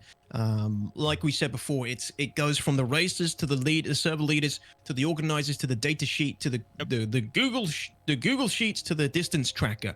We actually have which takes all the information. After an hour and 20 minutes, finally hitting Eager Flats here, man. If you take a look at Enigmatic's camera, everything is going pretty good. So, and then we have a beautiful view of the Blue Saver Raving as well. So, it's absolutely very, very great, man. Everything is going pretty good. Right now, guys, if you guys see the cameras are interrupted, it's because they're taking a break, guys. It's been an hour. We don't want our cameras to be on there for an hour. If they need to eat, they just interrupt real quick. They eat, then they come back in. So don't worry about the cameras, guys. It's really not we're not losing cameras. They're just taking a quick break, okay? Just to let you guys know. Mm-hmm. Yeah. So here we go. One of the rover teams hitting the Eager Flats checkpoint, in and out, and now they're back on their main leg. So did you say this is the first one? One of the first ones, I believe. Yeah, it should be one of the first ones that just popping in here. And I keep seeing some talks about the Mako. The Mako, like, I'm not sure. The camera tech in game, I don't think it works yet. If I'm not mistaken, I don't. No, it doesn't work yet. Yeah. No, So the Mako is but not still, a thing it's a really, yet really good ship to fly to cover things. So, but that camera stuff should be coming soon, and I'm excited for it. Just an update on who we're looking at here, who've just hit the Eager Flats in the Rover Division crew. It's Rip Racing, ladies and gentlemen. Rip Racing. Cool dudes hailing from Australia. Australia, mate. Hailing from Australia, ladies and gentlemen. An Australian team. Are they the only Australian team? I am not sure actually. There's not many. They should be a lot of. There ain't many. Really? I mean, that's hey man. I'm not seeing. They better rip it up. They better rip it up in this rover division. That's what they need to do, man. They might just be the only Australian team. Sorry if I'm calling that a little bit early. Anyway, you got the driver, Jet Heller. You got the co-driver, General Desperado, who I believe, who I know is a fellow Twitch streamer, who some of you may already know. He's co-driver for the Rip Racing Cyclone and Rover, sorry, and support pilot JT Paladin, doing excellent work there with his support co-pilot Commentator. Obviously, that is the Rover division. The Starfarer is their support vehicle, and they got 5 spares kicking it in that Starfarer. I don't know how many they may have already got through. We'll try and take a peek if we catch their camera again. But yeah, these fine people hailing from Australia, Rip Racing, ladies and gentlemen, root for them. Do we have any Australians in the chat? Do we have any Australians in the chat? I know our director, Mr. Corsair, who started this all. You know, he's from Australia, so he's a really good dude. So I gotta say I love Australians, man. So Rip Racing, man, let's rip it up, dude. You know, we got all of our great Aussies here in the channel. You guys are all doing fantastic, guys. Thank you guys for being here, guys. We really appreciate it. There we go. There's the Aussies. Aussie. Oh. We got a few of them in the chat. I see General Desperado also hitting up the chat. Gen Desperado. Good luck, sir. Thank you. Aussie. There they are. Thank you, guys. Yeah, good luck to the Aussies. Rip Frames. Yeah, so Rip Racing. Good luck to those guys. Excellent. Well done. They've hit that's actually really good time. That's really good time for the Rover, isn't it? I don't know. They hit the 92 kilometers covered in the Rover, so they've 4 more times that. That's actually pretty good. I'm pretty sure. Yeah. Sorry. I was just trying to get some updates here. No I believe that Blue Tech stopping to check in. I believe that's we got more rovers checking in currently at this time. We got some officials happening right now, so things are going pretty well here, man. Races are doing really, really good, and we just need to kind of, continue the race here. We got some cameras taking some breaks, but hey, guys, we are having some great progress here. The races are going really, really good. It seems like, not too many issues with servers today, so I'm actually really, really happy about that. So hey, CIG, if you're in the background doing something to these servers, letting us, get some nice long races in, we appreciate you, man. Thank you. Yeah, I think they're all on the pelotons. They bought a new fleet of pelotons for the Daymar Rally, and they're all on the bikes, and they're just like, come on, boys, we gotta power these servers. Give them all the power we can get, dude. This team riding on those babies. Team Asgard, man. I love Nordic mythology. Asgard is kind of from Nordic. I feel like, well, yeah, it's from Nordic mythology. I'm pretty sure. I'm not gonna like pull myself short on that, but I just love the name. So Team Asgard, man, fucking badass name, man. Loving it. Asgard. Team Asgard, bro. Yeah. You want to know you want to know what's funny? Like, I just had a recent kid 2 years ago, and I know you just had a kid, yourself about a year ago, because I think you celebrated her first birthday, but nearly 2 years ago, man. Oh, 2 years already? Crazy. Damn. Anyways, not yet. Okay, not yet. 19 months. So I wanted to name my son Leonidas, and I kept telling my wife, like, yo, that name sounds so powerful. Like, like say your kid's in school, right? And then she, the teacher's like, Leonidas, are you here? You're like, yeah. That's how you talk. Yeah. Like. So anyways, I wanted to name my son Leonidas, but she didn't let me, so that sucks. It's a lot of pressure, man. It's a lot of pressure to put on your kid, calling them Leonidas. I mean, damn. Actually, I'm glad we didn't, because all my kids are fucking short, and I'm 6 foot tall, man. All my kids are like, my older one is 8 years old, and he's like 2.5 feet. He's like a midget, so I feel bad. I thought you were going to say my kids are pussies or something. Then I was like, damn, don't go in on your kids like that live on stream. I can't. I'm not going to say that. I love them. Even though they're short as hell, I love them. I'm not going to say that, DTOX. That's it. Hey, man. I was like, God damn. Please don't do it. Hey, please don't say that. Hey, take it easy, DTOX, man. Like, oh, man. I'm not going to tell my kids that, bro. That's rough. Hey, look, we're kind of like in the talent here. Like, if you look at the screen, it's pretty good. Yeah, beautiful. Who Zero State. Fantastic. Yeah. I'm keeping up with a few of the others. So what I'm doing is when you're on a camera, I'm going to that camera individually and getting a quick update on it, which is lovely. Because then we're basically we're on the same page with them. When I'm using the multi-view, we're a little bit behind. So as soon as you let me know what camera you're on, when I see it, right I'll now switch I'm to on that Zero State Live. We're kind of looking at the rover. I believe he was trying to pretty much dodge these jumps and just being very, very careful. We got some cameras interruptions. I'm kind of like waiting for those cameras to come back up for now, and then hopefully we can get let's switch over here to PrinceznaFoxxy. We haven't covered her too much today, and I think I need to refresh a little bit because some cameras are pretty much like pausing real quick and all that stuff, but everything is going pretty well. You know, like we're having tons of fake reports in chat, guys. We are here to give you guys live updates as what's going on in these servers, of who's in first place, of if there's any attacks. But so far, everything is going really, really smooth. We're just, you know, praising that servers don't 30K on us. We're hoping that these racers can say the words. At least finish the race and go as far as they can. But everything is going fantastic right now. We're looking at PrinceznaFoxxy, a great camera, and we got Jackals. They're kind of desyncing a little bit, but she's doing a great job with keeping up. So on Zero State Live's camera, we've just got to a checkpoint with that rover there. It looks like that must be Eka Flats again for the rover. Beautiful. There's a green Cutlass. I forgot the name of that green one. It's over the top. There's quite a lot of stuff going on there at that point, actually. Crucian. There's an 890 jump there as well, which I'm assuming is the VIP Yacht Club. Which one enjoying again? The views. Zero State Live camera. He's back on the interior at the moment, but there was a nice little checkpoint switcheroo there from that team that you were just following. But you can see that our VIPs, guys, the 890 jump VIPs are sitting there over the checkpoint as well. The VIPs, as we talked about earlier, that is a group of players who are in the game aboard an 890 jump, watching from the 890 jumps viewing platform in-game, enjoying it together with their VIP tickets. Super high-spec roleplay, ladies and gentlemen. Super high-spec roleplay, let me tell you. And you can actually potentially win those tickets yourself to get in on the 890 and watch it all happening in-game as well, which I think is such a cool freaking RP element of this whole race. And like I said earlier, I want to be on that 890 at some point in the future.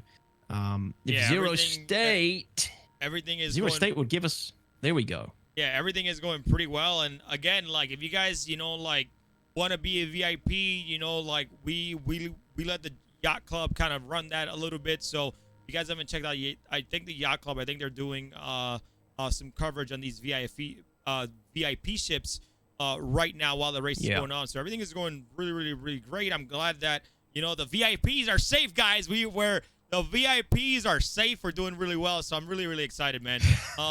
Let's see if we can get this. Guys, we're going to see right now if we can get the tracker, the distance tracker, see if it's updated, and hopefully get some real-time placement for you guys here. So let me find out really quick. I hope we can get these fixed. And see if we can get any other camera crews happening right now. We have Aldo Brink, who is following one of the bike teams, the Legal Pirates as well.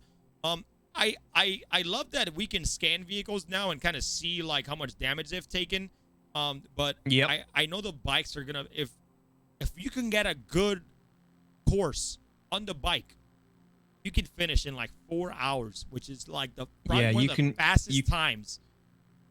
Yeah, you can glide through this race pretty nicely. Obviously, you don't have to contend with the rocks and all the other obstacles as much in a bike. You just got to be careful on the air that you get, because every time you hit back on the ground, there's a chance you're going to slam into the ground and deal damage to your bike, which would result in your death, which is obviously unfavorable. You don't want to die in the race. But so we are going to check in a minute if we can get an update on the distance tracker. As we showed you guys earlier, there's been some invalid data that's been entered on the distance tracker from the teams. Might not be intentional, might be, who knows. I don't know why it'd be intentional. It'd be pretty stupid to do it intentionally, because we have people who are watching them and people who can relay that information and verify it. But we're just trying to see if we get some updated information, and then we'll be going to Captain Richard again, possibly, I assume, to give us another distance update on all the teams.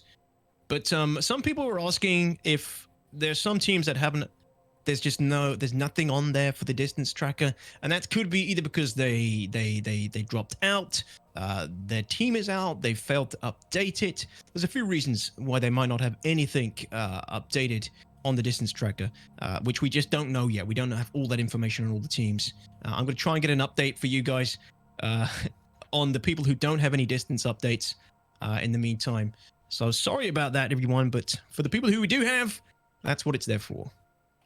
Yep, sounds good. And again, guys, like, you know, these rally prizes and just the bragging rights to say that you've won the Daymar Rally in the past, you know, like, we never know, like, how long, you know, the Daymar Rally is going to run. You know, it could be 10 years from now. Daymar Rally, you know, 10 years from now. But saying that you've won the Daymar Rally at some point, you won the first Daymar Rally, the third Daymar Rally, like, when this game wasn't even developed yet, is actually a good feat to kind of, you know, brag about, because, like, especially we got the Stanton 7, which we are going to be, we're going to talk about the Stanton 7 while we get, I think we should be able to show you guys a distance tracker here pretty soon.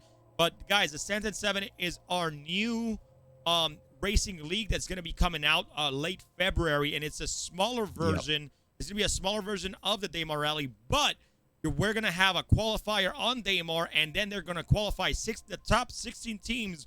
Well, only the top 16 teams will be taken to be in the Stanton 7, which is going to be 7 different courses throughout all of Stanton, guys. So we're going to show you guys right now, really quick, the official trailer that just dropped earlier today that everybody saw for the first time. We're going to show you guys what the Stanton 7 is about, and this incredible trailer made by the Arts and Craft team, Haskaha, Damn Shame, and Uto O'Reilly. So check out the Stanton 7, guys. We'll be right back with some more live updates.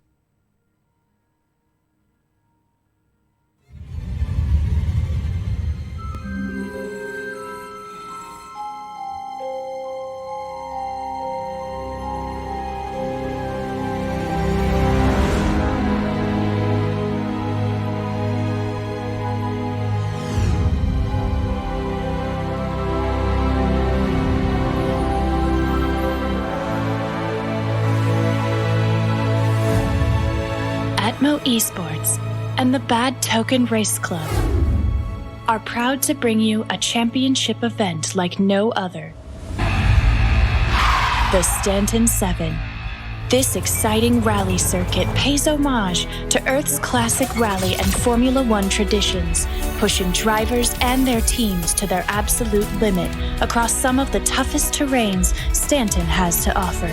Qualifying teams will push through 7 individual races, located across the system from the isolated moons of Crusader to the bustling city centers of Hurston and Microtech.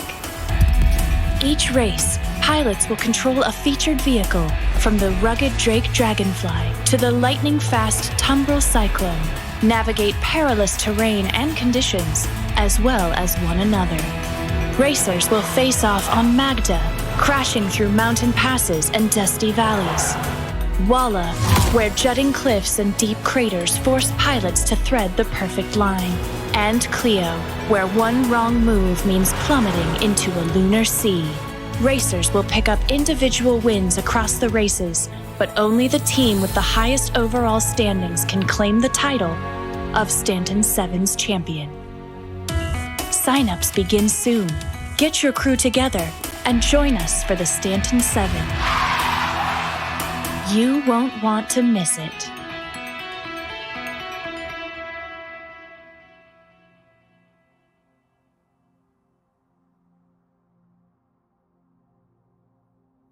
An incredible trailer there by, again, the Arts and Crafts team. But I need to say, I need to give a big shout out to the Bag Token Race Club. You guys did a great job in helping us get these courses together, man. It's going to be, guys, I'm telling you, Absolutely. This whole racing league is not going to bring you just one stream. We're going to have multiple races, multiple streams throughout the end of February all the way to the end of the championship in April. It's going to be an incredible race. You guys will have CrucianGaming casting, and whoever else wants to help and join the team casting, guys. All you guys got to do, gilded.gg/AmoEsports if you guys want to help us out and be part of the Amo Esports family. But incredible trailer, Bad Token Race Club, Momotaro, MrIbra, Devajufan, all you guys out there that helped put this together, guys. Absolutely incredible. The Stanton 7 guys. If you guys want more information, Stanton7.com. If you guys want updates on it, follow the Atmo Esports Twitter, @Atmo Esports, guys, because we're going to keep bringing you guys updates. We're going to keep bringing you guys news. Who won the first race? Who won the second race? The teams that qualified. Things like that. We're going to always keep updating you guys on every single thing that's going to happen during the Stanton 7 coming in February. But right now, let's get back to the Daymar Rally. Yep. I'm just on the same camera as you, PrinceznaFoxxy. Loving this shot of the Starfarer support craft. Dude, giving you a rough incredible idea of how close, giving you a good idea of how close some of these teams are. You know, they can see each other's support ships, which is quite cool. Not often you get that kind of shot. I mean, you do, but I don't know which division that is. That's Jackals, following Jackals. So let's check out who they're following on the ground there. I didn't get to see the vehicle actually, but they're pretty close. They're pretty close, those teams, which is pretty cool to see. You know, you always want to see. Yeah, let me know who's on that team. But like, I just love this view because it covers multiple support vehicles. Everybody's racing. Starfarers are looking beautiful. A great support ship. You can carry a lot of stuff in there, man. And shout out to Ari Neo from Skyer. Thank you so much for the raid there, man. Much appreciated. Always got to give Ari Neo and the Spanish community a shout out. Gracias por todo por apoyarnos en Atmo Esports. But man, my Spanish is terrible. Guys, what did you just call him? Look, no, I said thanks for the support, but I know Spanish. It's just that I'm just like so like into the casting right now that I just completely shit all my words out. But anyways, yeah. So Jackals. Yeah, let's take it away. Team Jackals. Lieutenant Bradley is the driver there. Lieutenant Bradley, co-driver is Swick62. Support pilot is Sylvaeus, and support co-pilot is Rody. Outstanding stuff. This is in Cyclone Division, Cyclone RC, and they got 6 spares apparently in that ship, hailing from France and Belgium, and they are returning. They are a returning team. The Jackals are a returning team, so they know what's up. They've been here before. They've tasted the sand of Daymar before. They said it's rough, it's coarse, it gets everywhere. Oh! Hey, and they decided they wanted more. What does the sand of Daymar taste like? I don't know. Ask Anakin. He probably knows. But they are back. France and Belgium. Hailing from France and Belgium. So cool. Such a huge international presence in the Daymar Rally. Teams from everywhere. Russia, USA, Australia. I've actually just found some more Australian teams. Wow. Found actually quite a few. My bad. We got a few here that I wasn't aware of. A couple other Australian teams. Bromigos and Daymar Dragons are a couple of other Australian members of the marathon today. Pretty cool. But yeah, people from all over the world, guys, take part in this totally international thing at the Daymar Rally. Russia, Latvia, Spain, Venezuela, Mexico, France, US, UK, Germany, Austria, Italy, Hungary. Huge presence. Pretty damn cool. Yeah, Netherlands as well. Sweden. Pretty cool. Bulgaria. Yeah, they're just worldwide, baby, worldwide. Yeah, right now I believe all right, so we have Captain Richard who's ready to give us an update on the tracker. So Captain Richards, are you there? Hey, hopefully he's finished his Tobita burrito. Yeah. It took me a while. It's actually really large. Are you ready to jump on here on location and give us an update? Yeah. It's I've got the tracker up and ready to go. Hopefully, it's updating. It's working pretty much for the most part. All right, well, take it away, man. Take it away, Captain Richard. Appreciate it. I've actually been enjoying my time here on Daymar. Been building some sandcastles. I'm thinking about starting up a moisture farm, drinking some blue milk, and just getting used to life here on Daymar. I've figured out how to live here without a spacesuit, apparently. Well, anyways, jokes aside, let's go ahead and check out the tracker right now. For the bike division, it appears that the Mutant Motor Mob is currently in the lead, not too far ahead of Turbo Team right now in second place. But Mutant Motor Mob is from Austria. They are returning this year, do have a team of 3. Only a single driver. We've got Lipwig apparently at the helm of their, looks like it is a Drake Dragonfly Black this year. Their support pilot Static Mess and support co-pilot Flare Bright are keeping them hopefully in the lead for a little bit longer. But again, yeah, they are returning to the Daymar Rally this year. All right, now here's a little bit of a toss-up, because hopefully this is reporting correctly. For the Buggy division, we have the AAWA Daymar Dancers, which is a kind of a fancy name. I actually like that kind of a lot. Dancing along the dunes, if you will. They're based out of Austria as well. Got a team of 4. It is AAWA Outbound Ott and Blood Beach. Those are your drivers. Support pilot is AAWA Jackson and support co-pilot Genosuke, driving a Cyclone RC, and their support craft is the very, very popular Crusader Industries Mercury Star Runner. They do have a couple spares available. I'm not sure how many of those they've used so far.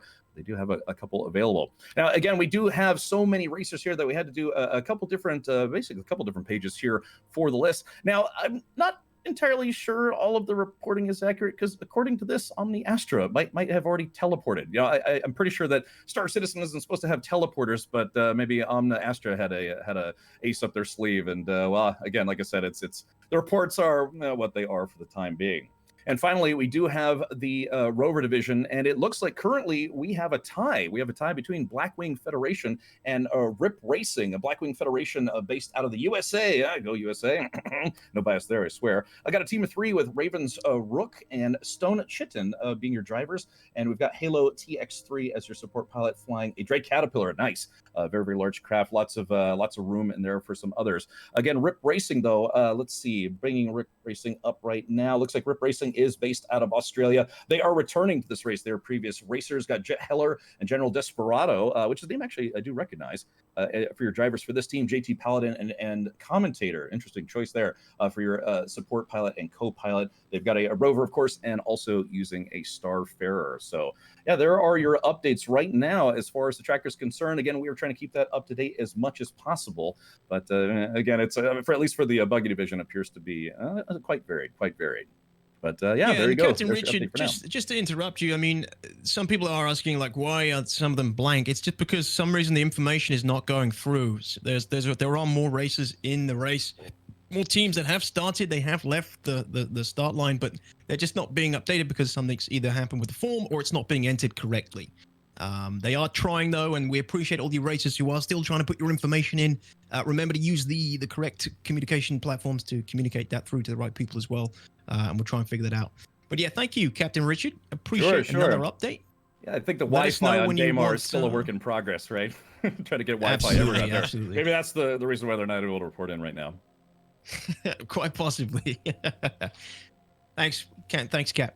Sure thing. All right, man. Appreciate it. And we're going to come back here. Thank you so much, Captain, for the incredible update there. And guys, this is the first year using that distance tracker, and it's better than anything we've had in the previous years because of the fact that the distance tracker literally was never around at all. The past, two Daymar Rally, it was really, really hard. We will try to get updates by voice, but now we have something visually to show you guys who's in second place and track that for you guys. So like I said, things can only get better, man. So this is tracker, again, shout out to SwiftTropix for, working hard and getting that up. That definitely was not an easy task. But again, thank you guys so much for hanging out here with us today. Thank you guys for your support. Thank you guys for watching at home. I really, really appreciate it. CIG, if you're out there, I hope you guys are enjoying the show as well. Chris Roberts, if you're watching, man, even though I'm not your favorite streamer, thanks for watching anyways. I mean, I don't low fly, but I'm here for the community too, man. So hey, show me some love, man, okay? Absolutely, man. We appreciate you. Thank you. Yeah, like Crucian says, the first time we actually had this distance update, distance tracker, so we didn't have anything like this last year. It's still a little bit of a work in progress, but miles ahead of anything we had before. So yeah, we do apologize, everyone, for that. Some of the lack of updates. It could just be user error. I don't want to blame anyone. You just never know. Some things could be. I remember the days that people I would stream Star Citizen all the time when I was doing it full time. And literally people would come in just to watch the intro and then leave because the intro was so hype. My intro back in the day, when I played Star Citizen, was so hype. People were like, okay, bye, later. I'm like, you just here for the intro, bro? Like, come on, man. But hey, I ain't gonna lie, man. They just want to say hello. Yeah, like they just wanted to say hello. They want to see you, get that energy from you, and then just carry on the rest of their day. But hey, I just like, DTOX. I know you have the same sentiments as me, but I just, guys, I love doing this. That's the reason I do it. Just being here and kind of like just doing this, man, and just casting and getting you guys all updates. And I can't Stanton 7, guys. Is gonna be incredible because it's in a smaller scale. And we can do it properly, and we won't need 18,000 servers. It's gonna be very, very, very organized with the Stanton 7 and DTOX. I'm not sure if you heard birds, in the air, but we have, we're trying to come up with something different and unique, like 20 versus 20 org battles that is gonna come. Yeah, I may have heard about this. So, to get you guys a little bit of inside scoop, we are calling it Fight or Flight.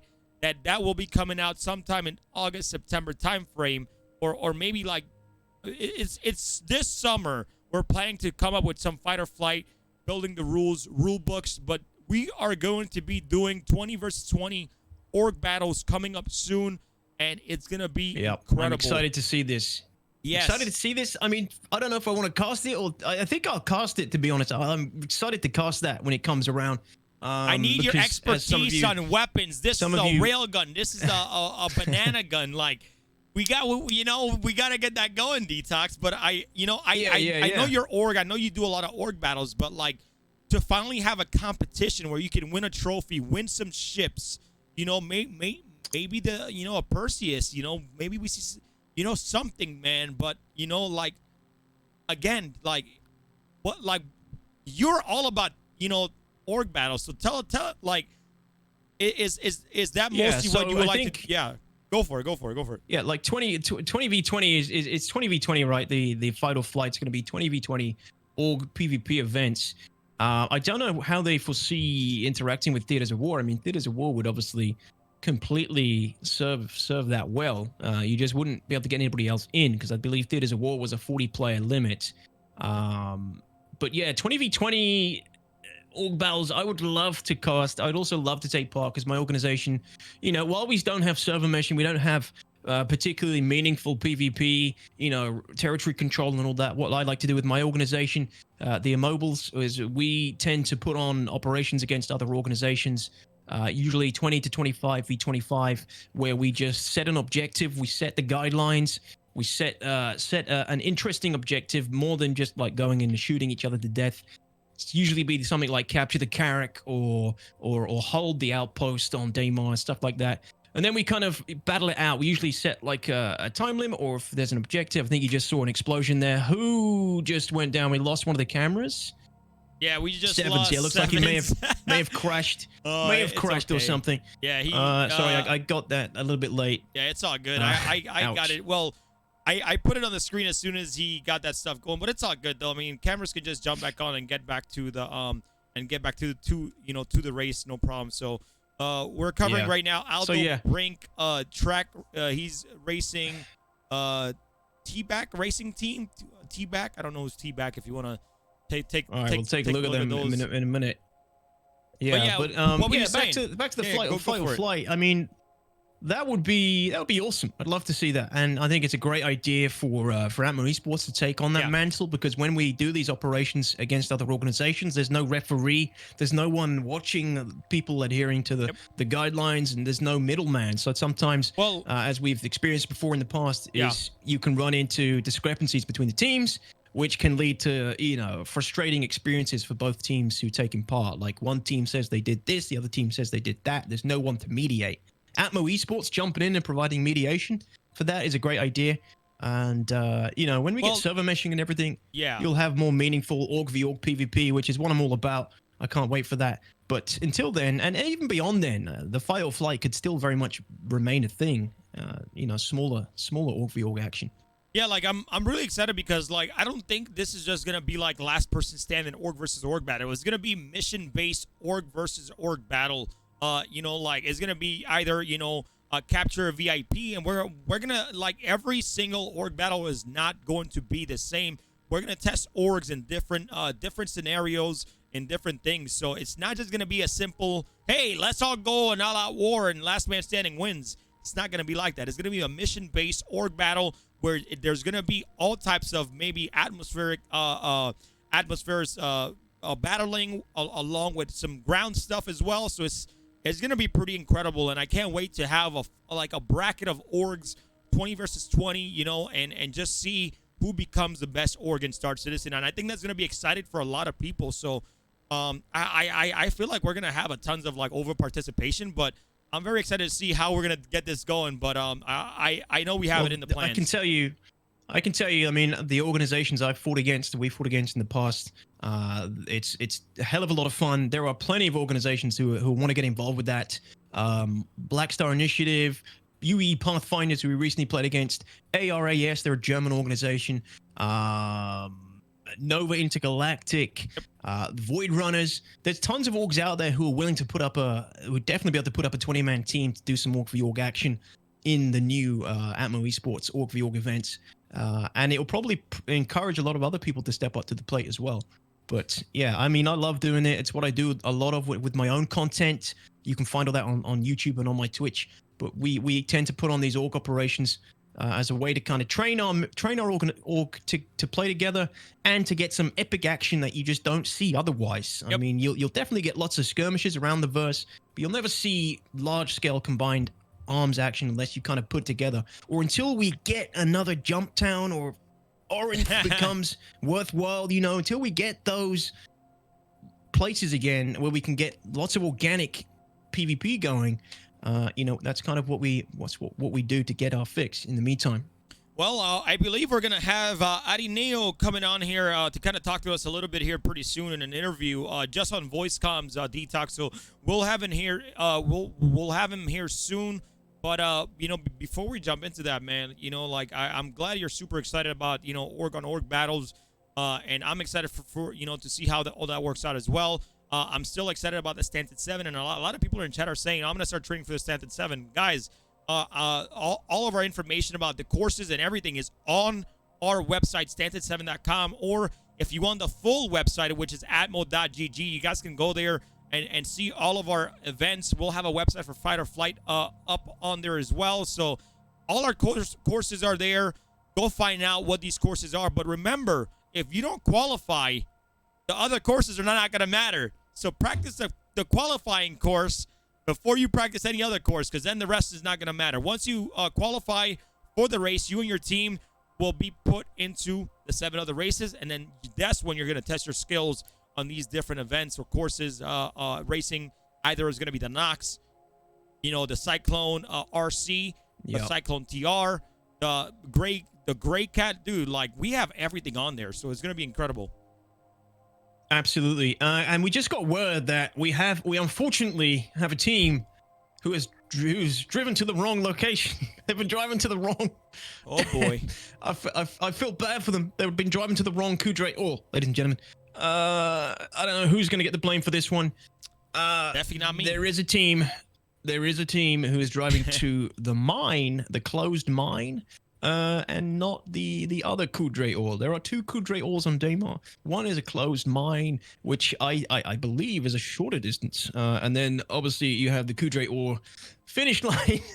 By the way, man, there has been a team. The mobile and mobiles are still here, bro. They're still going hardcore. They're still doing pretty well. So, dude, like, are they gonna give you the trophy if they win? Is that the whole point of it?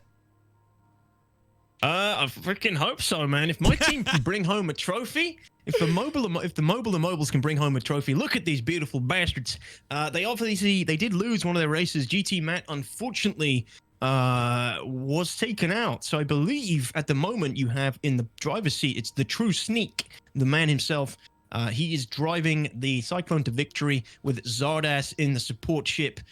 Go, mobile and mobiles. No freaking bias here at all. Just, I want to wish you guys the best, of course. Good luck, my friends. Good luck. Please bring that trophy back. We're gonna take a look at War Machine now that they are currently still racing in the Buggy division, guys. Today has been going great. Again, I don't know what's going on. There are some clipping, there are some desync issues, but the servers are going strong, and I'm not trying to say that so we can jinx ourselves, but I'm really, really happy with how everything's been going today. We've had a little bit of, you know, just small issues here and there with getting started, but it seems like racers, you know, some racers have already died. Some racers have already, you know, kind of already went through all their vehicles. We haven't seen anybody running, you know, doing running yet, but hopefully if we do catch somebody running, we'll get you guys updated on that as much as we can. So, but everything I think is and just to yeah, go for it. Yeah, some other updates, ladies and gentlemen. Skyer01. So the one of the teams for Team Skyer, who are one of the fan favorites, one of the regulars team. They got multiple teams in the race. Big team. They take part in multiple divisions. I believe Skyer01. They went out the race earlier on, and if I'm not mistaken, that's Raider Alexis, right? That's Raider Alexis's team, the Buggy group. Yeah, if all the information I'm getting is correct. Yep. I believe they're out, ladies and gentlemen. Skyer01, the Buggy Group EU division, Skyer is out of the race, which is a big upset because those guys they're veterans of the Daymar Rally. And it looks like they're out. That's Salem Frost, Raider Alexis, E. Orbin, and Ari Neo. I wonder if we're going to get an interview with them later on. I think we might. Yeah, I think you mentioned we get an interview with Ari Neo coming up, right? Yeah, we're going to actually do that here in 1 second and get Ari Neo, see if he's ready. And then we'll get him on here on voice and kind of talk about his experience about the Daymar Rally and see how everything is, guys. And again, guys, if you guys do something wrong in chat, you know, I completely get it. But, hey, we got the super mod, my man Bunsen. Shout outs to him for being able to take care of the modding duties for us while we have over 100 staff here volunteering to get all this stuff done. So, Bunsen, thank you so much, man. Shout outs to you for being an incredible friend and mod for us in the Star Citizen community, man. So, good job, Bunsen. And just to give you another update about the team that drove to the wrong Kudre Ore, ladies and gentlemen. I'm sorry, guys, but it's for the race. We got to name you. It's the AAWA Daymar Dancers. Unfortunately, caught driving to the wrong Kudre Ore. Assuming they've turned around and will be correcting that. I hope and get back on track. They still might be able to make a good time. You know, they still might be able to get a good time in the race. So fix it, AAW. Fix it. Good luck. Good luck. I hope you can pull it back. That'll be an incredible story if you can. Yeah, kick your navigator. Kick him out. All right, let's get Aaron Neal on here. DTOX, let's switch over real quick. Let's see if we can get him on. 1 second, guys. One. DTOX, are you here? Yeah, I can hear you. Can you hear me? All right, Neo, you here? Hello there, guys. Hola, ¿cómo estás, mi hermano? How are you guys? I practice my Spanish. DTOX, get out, bro. Out. I'm just kidding, man. I'm just talking crap, man. But we have Ari Neo, Skyer Imperium. Hey, are you like CEO of Skyer? Is that your role? Yeah, founder member. So I'm still having palpitations from the race. Damn. Nice. Okay. So, you know, like, since we're interviewing on voice, I'm sorry, guys, we can't give you a feed. We want to keep you guys updated on the race. So, but Ari, man, you know, big fan, man. You've been killing it on the YouTubes with Star Citizen content, but, you know, let the viewers know. Holy shit, what's happening here? What's going on? Oh, sorry, Ari. No, it's what's okay. going on? Tell me. This Shipwreck's War Machine team was doing a barrel roll. Sorry, I just kind of blew my mind a little bit. Anyways, let's get back to the interview. Ari Neo, can you please tell the community out here, you know, what Skyer is about, you know, where you guys are from, your team, how, you know, if you guys race in the rally, your experience. Take it away, man. Yeah, well, so Skyer Imperium, as you call it, basically we're a Spanish org. We basically been running the Daymar Rally since the beginning. We're big fans, big supporters of the Atmo Esports in general. We're good friends with Crucian, you guys as well.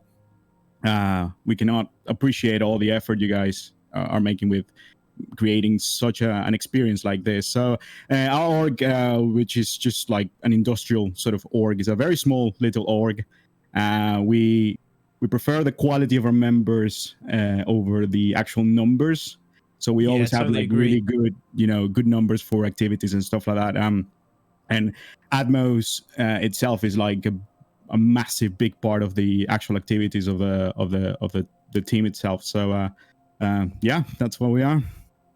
Yeah, yeah. No, I agree with the sentiments about numbers over. Too many people get caught up with making their org look popular, but you know, if you actually just focus on the quality of your members, it'll become popular in itself, and you know, word of mouth will spread, and that's how you build a better community for yourselves to play with, right? It's easier, and then we can keep, you know, a very high level of activity. So we can, you know, we know that all our members are active members, so we can, you know, participate in all these kind of events and produce 3 teams, full teams, to actually participate in events like this. So we love it. Yeah, Big absolutely. fans. Dude, so... Hello? Oh, hello. Sorry, I thought we lost him. Sorry, I thought we lost you. No, he's there. So Ari, man, like, you know, like you guys really prepare for the Daymar Rally, and you know, like, we really appreciate the efforts that you guys put in. You guys, you know, always have been here for, you know, I think all 3 races, if I'm not mistaken, and you guys always put effort. You guys have jerseys, man, that you guys make for Rally Day every year. Like, it's definitely incredible, and you know, like I've said before, you know, I've said this, like, you guys have a good brotherhood, familyhood, whatever you want to call it, but it's very, you know, commendable that you can get a group of people like that to kind of, you know, come together and just participate in these events and make it super fun, regardless of how bad the game is or like how many bugs you guys suffer. So it's incredible, man. I'm impressed, really. Thank you very much. Yeah, I mean, we tried ourselves like a little esports team, although we are just an org in Star Citizen. But I guess this is the magic of Star Citizen. You can do whatever you want. So we like to consider ourselves a little esports team. All the core members are friends that we know each other. We in person. I mean, so we have a good relationship, and we know what we want. And we want to win the Daymar Rally at some point. Definitely, we're going to achieve that. I'm absolutely sure about that. We have great pilots. We still have one team running the Sky 02, so hopefully they can at least finish the race, which we couldn't this time. I'm sorry for that, but you know, I guess you have to just know where you're standing. You know you're in a game that's currently in development. Exactly. It's alpha. You know, we came here very excited, but we know what can happen. You know, anything can happen. Our vehicles just exploded out of the blue. And did it? And we know what it is. We know what it is. So you know, you don't get your heart broken. You know, so yeah, that's such a shame. Yeah, but that's you come here knowing what it is. So we always keep running. We're not gonna give up ever. We're always gonna be at the Daymar Rally. Hopefully soon at the Stanton 7 as well.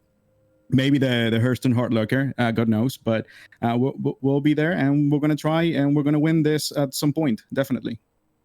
And I think you will. Yep, especially with that spirit. Yep, exactly, man. Like, you know, like especially with the spirit. It's unfortunate that you guys, you know, blew up, obviously, but the problem is the attitude and just like, you know, the determination to be able to just know that anything could happen, and you know, like, we'll just try again next year is the best attitude any racer could have in this community, because like we can't stop this, guys. You know, we there's nothing that we could really do. But I'm telling you, like, as the game gets better, the races get better. Everything gets better. Sooner or later, we'll be able to finish races. Sooner or later, we won't have these things. Sooner or later, you know, like, it all takes patience, and you guys show that patience, and I really appreciate it. It's amazing, and you guys, the work that you're doing. I mean, the difference in organization already from this year and the previous years is just huge. The communication is so much better. So it's just easier. It's easier and easier to actually join an event like this. So congratulations for all your efforts, guys. And you guys broadcasting this is an absolute, you know, legendary thing. So thank you so much. Thank you, Ari. Thank you for taking part, man. Appreciate it. Yeah, hopefully man. See you again soon at another Citizen Con. Yep. By the way, I have a question. Are you a football fan? Soccer. I used to be. I used to be a football fan. I used to support Real Madrid a long time ago, but I stopped my activities about football a little bit. I was about to say, man, when are you gonna take me to a Madrid or Barcelona game one day? Once COVID's over, I'm just trolling though, man. I tell that to cause one of the places I've always been wanting to go to is Spain, and you know, with this whole COVID stuff, like, You know, I've been to Japan like 3 times. I've been deployed because I was in the Navy for 8.5 years, everywhere in the West Pacific, but I've never been anywhere in like the, you know, in, how do you say it? The East Atlantic, like Europe and those areas. Like I have never been over there, so I'm trying to get over there one day. But you know, that country's beautiful, and I can't wait to hopefully one day see it. But yeah, Ari, last thing before you go, man, what do you want to say to the community? You know, take it away. Anything you want to say on stream, man, please feel free. Nothing, just, you know, thank you for people that can do events like this. Not only Admo, but anyone that, you know, can actually have, you know, a bit of time and arrange something like this. It's huge, and we have to, as a community, support each other, you know, support events like this, which are just absolutely legendary, regardless of anything that could actually happen in the game, you know. So thank you, everyone. We have an amazing community. Cloud Imperium Games are amazing, so supportive to all the content creators, to all the events and everything. I mean, they're bombarding Twitter right now with all the camera work you guys are doing. It's just so impressive.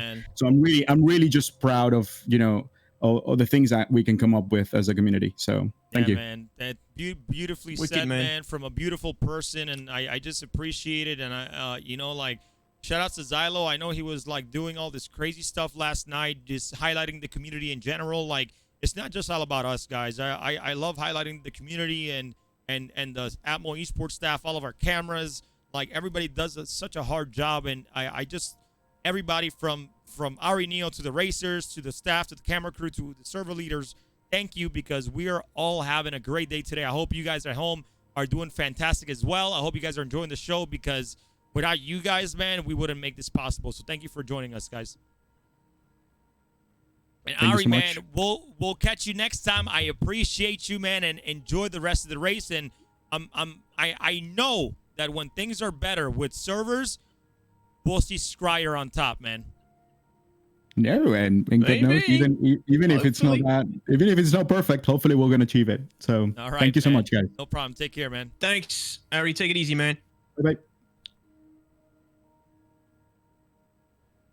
All right, guys. What an incredible interview, man. You know, I just, Skyer has always been around. I've always talked highly of them is because, like, it's just the truth. Like, I don't, you know, like I said, guys, I've been in this community for so long. Just because I don't, you know, push content as much as other people, I'm always in the background. I'm always trying to get these orgs on Atmo Esports Twitter. I want to grow Atmo Esports, you know, along with Corsair, into something bigger that we can give the community. Like, you know, everybody's always making fun of, oh, you have all these other ads. Guys, this is esports, okay? Esports grows, and with esports growing, Atmo Esports will grow, but we're going to make sure that we highlight the orgs that deserve it. We're going to highlight the people that stick with us. We're going to highlight the community, because that is what makes Star Citizen. That is what makes us, okay? That's what makes this game. Even though we do have to have other stuff, other unendemic companies, we're still going to make sure that the community gets taken care of. And it's just that simple. Absolutely. Yeah, and I mean, it's a totally different kind of esports we're getting with this as well, that Atmo Esports is pursuing. It's not like CSGO, you know, 5 guys in an arena battling it out with pinpoint aim and super stringent rule sets. Obviously, like with Daymar Rally, there are some rule sets, but there's so much that can happen and so much that can go wrong and so much that can go right. It's not like a esports in the traditional sense with this, which is quite interesting. I don't know personally of many other organizations that are pushing this kind of esports, where it's not like, you know, there's everybody participating is aware that things can go wrong outside of everybody's control, you know, which I think adds another element of excitement to it, but also frustration for the people who do encounter those issues as well. But yeah, it's a totally different kind of esports when it comes to Atmo Esports and putting on things for Star Citizen. Like we've already heard out throughout the show, guys, tons of different kinds of races coming and announced. Stanton 7, the Fight or Flight Org esports that we're going to be hopefully seeing some of this year potentially. Yes. Crew. Yep. I'm excited for it, I mean, man. there's tons there's tons of potential with what you can do with Star Citizen right now, and that will only change with the alpha as the game becomes less of an alpha, right? Because obviously we can do lots of other crazy stuff at the moment in the alpha. When things become more persistent and more realistic in the way the game plays out, some things might stop being possible while other things become possible. So Atmo Esports will continue to adapt and provide this sort of home community for the beginnings and foundations of esports. And there's already other esports teams and organizations out there who have done tournaments and competitions. There's lots of content creators putting on their own tournaments and competitions as well. And we're just trying to make the best of what we got. Yeah, so apparently we got our bike that's on the distance tracker updated, so we'll be able to go to the distance tracker here pretty soon, and then we'll give you guys, Captain Richard can go over all the bike debts that he has on the distance tracker, go over, first, second, and third place, and give you guys some updates here in a few minutes, guys. But I do want to talk about Atmo Esports in general, guys. Again, thank you guys so much for your support. We have our merch up that you guys can go check out on metathreads.com's website. We're gonna have the Stanton 7 merch come out closer towards the launch of it. We'll reveal that towards the launch of the Stanton 7. Obviously, you guys already saw the logo red and black, so you guys are gonna get that red and black color scheme. But if you guys ever want any updates on Atmo Esports, please follow our Twitter at Atmo Esports, or you guys can follow this channel, and pretty much I believe every 2 weeks, in February, we'll do practices. So if you guys want to come practice with us, we do practices for the Hearst and Herd Locker. We do practices for Standard 7. We do practices for the Daymar Rally from Shubin to Eager, so you guys can get a feel for that. So, guys, we always have something going on. You can also join our Guilded if you want to be a part of Atmo Esports, be part of the family. We're always looking for camera crew, for server leaders to help us out. Throughout this stuff, it's a lot of fun. I do it all the time. I'm always keeping up with information on this, and it can only get bigger and badder every single year. So I'm very excited. And we're actually getting a switch here on Seven's camera. He's currently following Night Raiders right now. And guys, you have all that information on the right side, so you guys can know who the camera is following, so you guys can know if they're switching out. So you guys should be able to see who's on there. We'll update you, and then again in a few minutes we'll get Captain Richard with the distance tracker to let us know who has already died, which teams have already died, which ones are still going, and how far they are. Yeah, looking forward to seeing another distance update, because apparently, ladies and gentlemen, we finally have information coming in for some of the divisions of racers who are either out or dead, or that the updates are actually more accurate at this point in time. So that the distance tracker should be a little bit more, should provide us with a little bit more information on this next trial. No pressure, Captain Richard. Hopefully it does, because it updates quite slowly, because there's a lot of information going into these data sheets that is constantly being processed, and it takes time for the distance tracker to update for everybody who's viewing it. You got to refresh it, and then once you refreshed it, if it hasn't updated, you're just going to wait even longer, unfortunately. Hold on 1 second. This has just 1 second here. Let's go ahead. I don't know. This just kind of refresh on its own. I didn't even touch anything, but hey, I'll take the refresh, I guess. No worries. It's not a big deal. So we got some camera interruptions. Not a big deal. I believe, we got people that actually takes breaks and stuff. So no worries here, guys. I'm hoping to one day not having to use this platform to switch cameras and just have one platform. But hey, we're getting really good feeds. We're getting really good cameras. I know some cameras may look blurry or lagging. That's on their end. It's not on my end. It's all up to them to give me their feed. So, but I hope you guys are enjoying the show, guys. And we're getting really good feeds. Really good feeds today. Excellent. I got an update here, cameraman. DTOX, that all the vehicles have passed Eager Flats, I believe, or most of the vehicles have passed Eager Flats, and everybody, it's on their way to Kudra Ore. So, hey man, we're pretty much in the last leg. We've been racing for 2 hours and 15 minutes so far, man. I should hope everybody's passed Eager Flats. God damn. 92 kilometers? Yeah. No, honestly, times are looking good. I must admit, times are looking good. Oh, damn, I just closed one of the distances.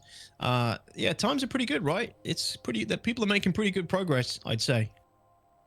Yep. I mean, everybody's doing really well so far, and I'm really enjoying the camera views that we're getting. Everybody's doing a great job. All the cameras. I know some are taking breaks, so whenever they come back, we'll show you guys that feed, and we'll get you guys a distance tracker here in a little bit, guys. I think we are going to go into a quick ad break here, guys. We've been like I try to take an ad break at least every hour because we've been talking a lot. So I want to make sure that we don't get burnt out. But guess what, guys? My energy is still hyped. I got a lot of energy still to go through. I appreciate you guys being here and your support. Star Citizen community, you guys are incredible, guys. And again, all your support today has been great. So, you know, we're going to go into a quick ad break, guys, and we will be right back because we got some other org trailers to kind of show you guys. So thank you guys for being here, guys. When we come back, we'll have Captain Richard on location giving you guys all the updates and all the scoop on the Daymar Rally 2951 presented by Game Glass. Yeah, thank you, guys.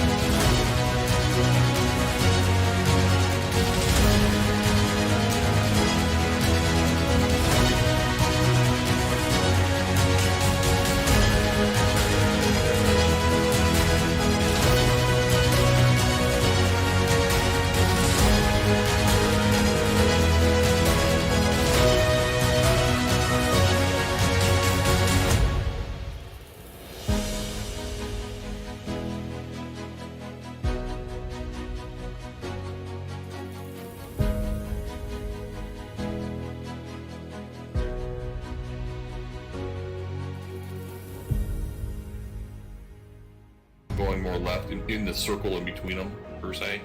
What's that? Contact Lathan? Should be Jacob and Turn around, Raph, turn around. Store it, pull it back. I really want to die, so. Death is only the beginning. You fine, Russians do fine. Either one.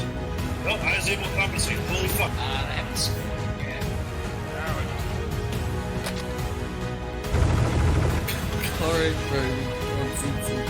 We're gonna go pick up the cycle. Oh, I got it. Go track climbers for Kilo 2. We'll just come back up. You're good, let's land it. Back in.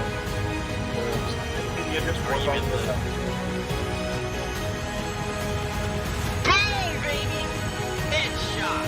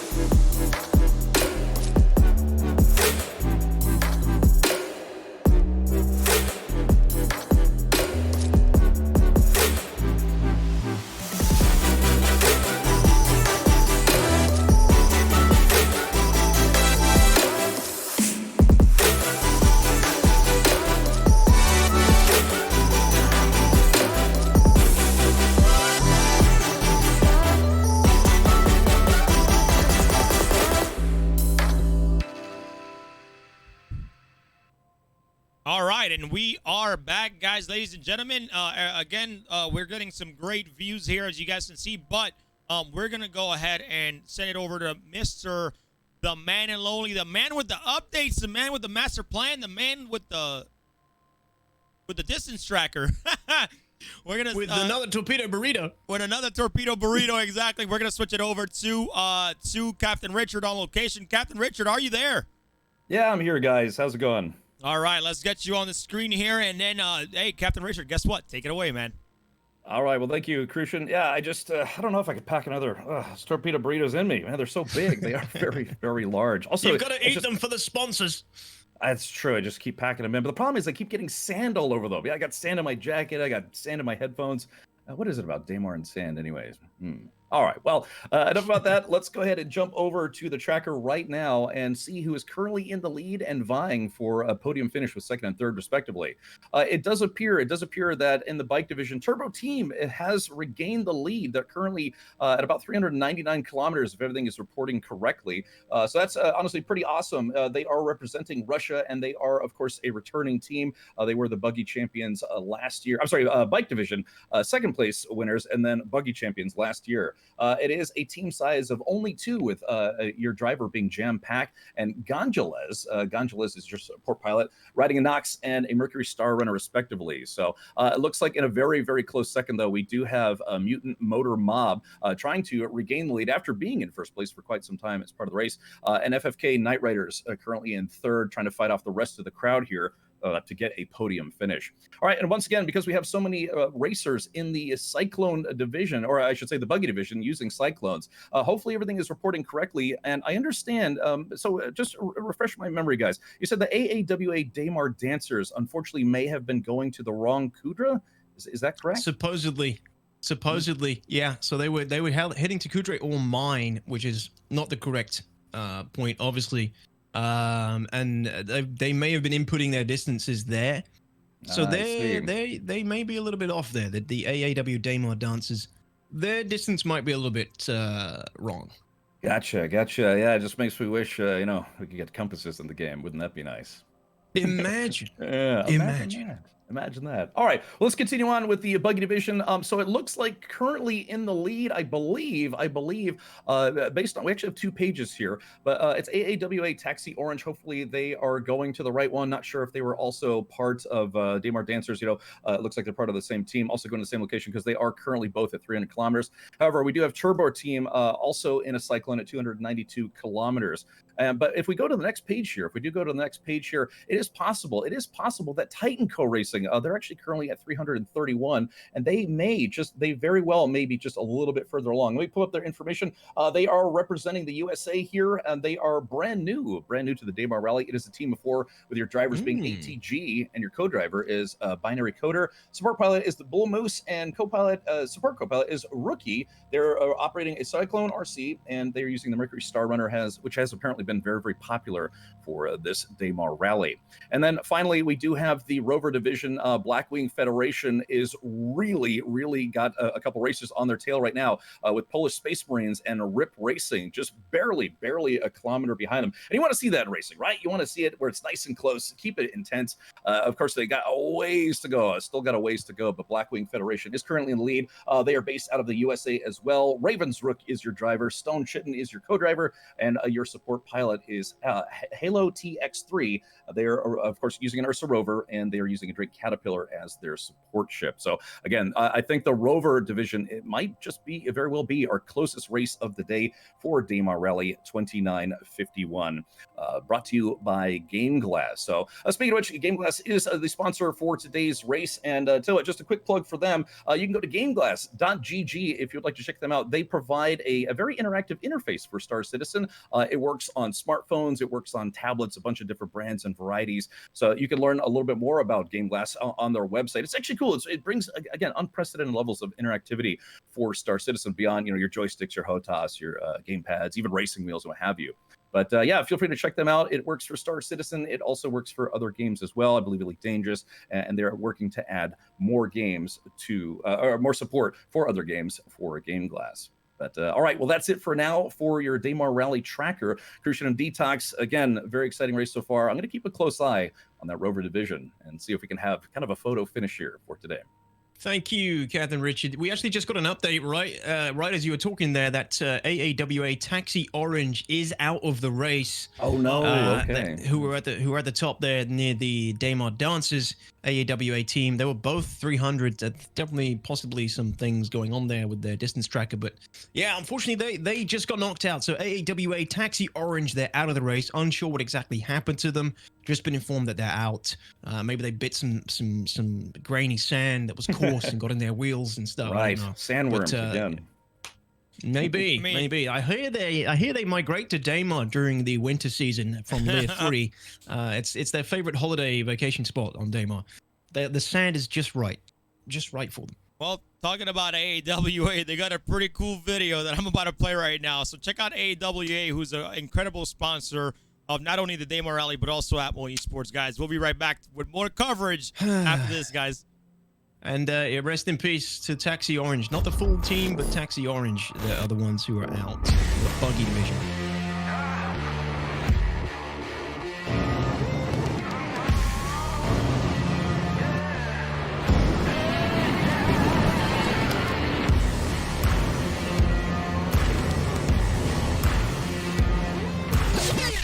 Servus.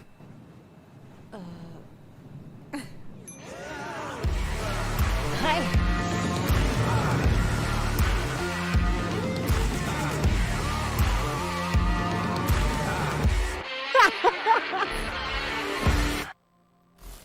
And we are back. I always like to show that. I always like to show that for like comic relief, dude. That shit. That they did a great job with that video. I ain't gonna lie, man. They did a really cool job.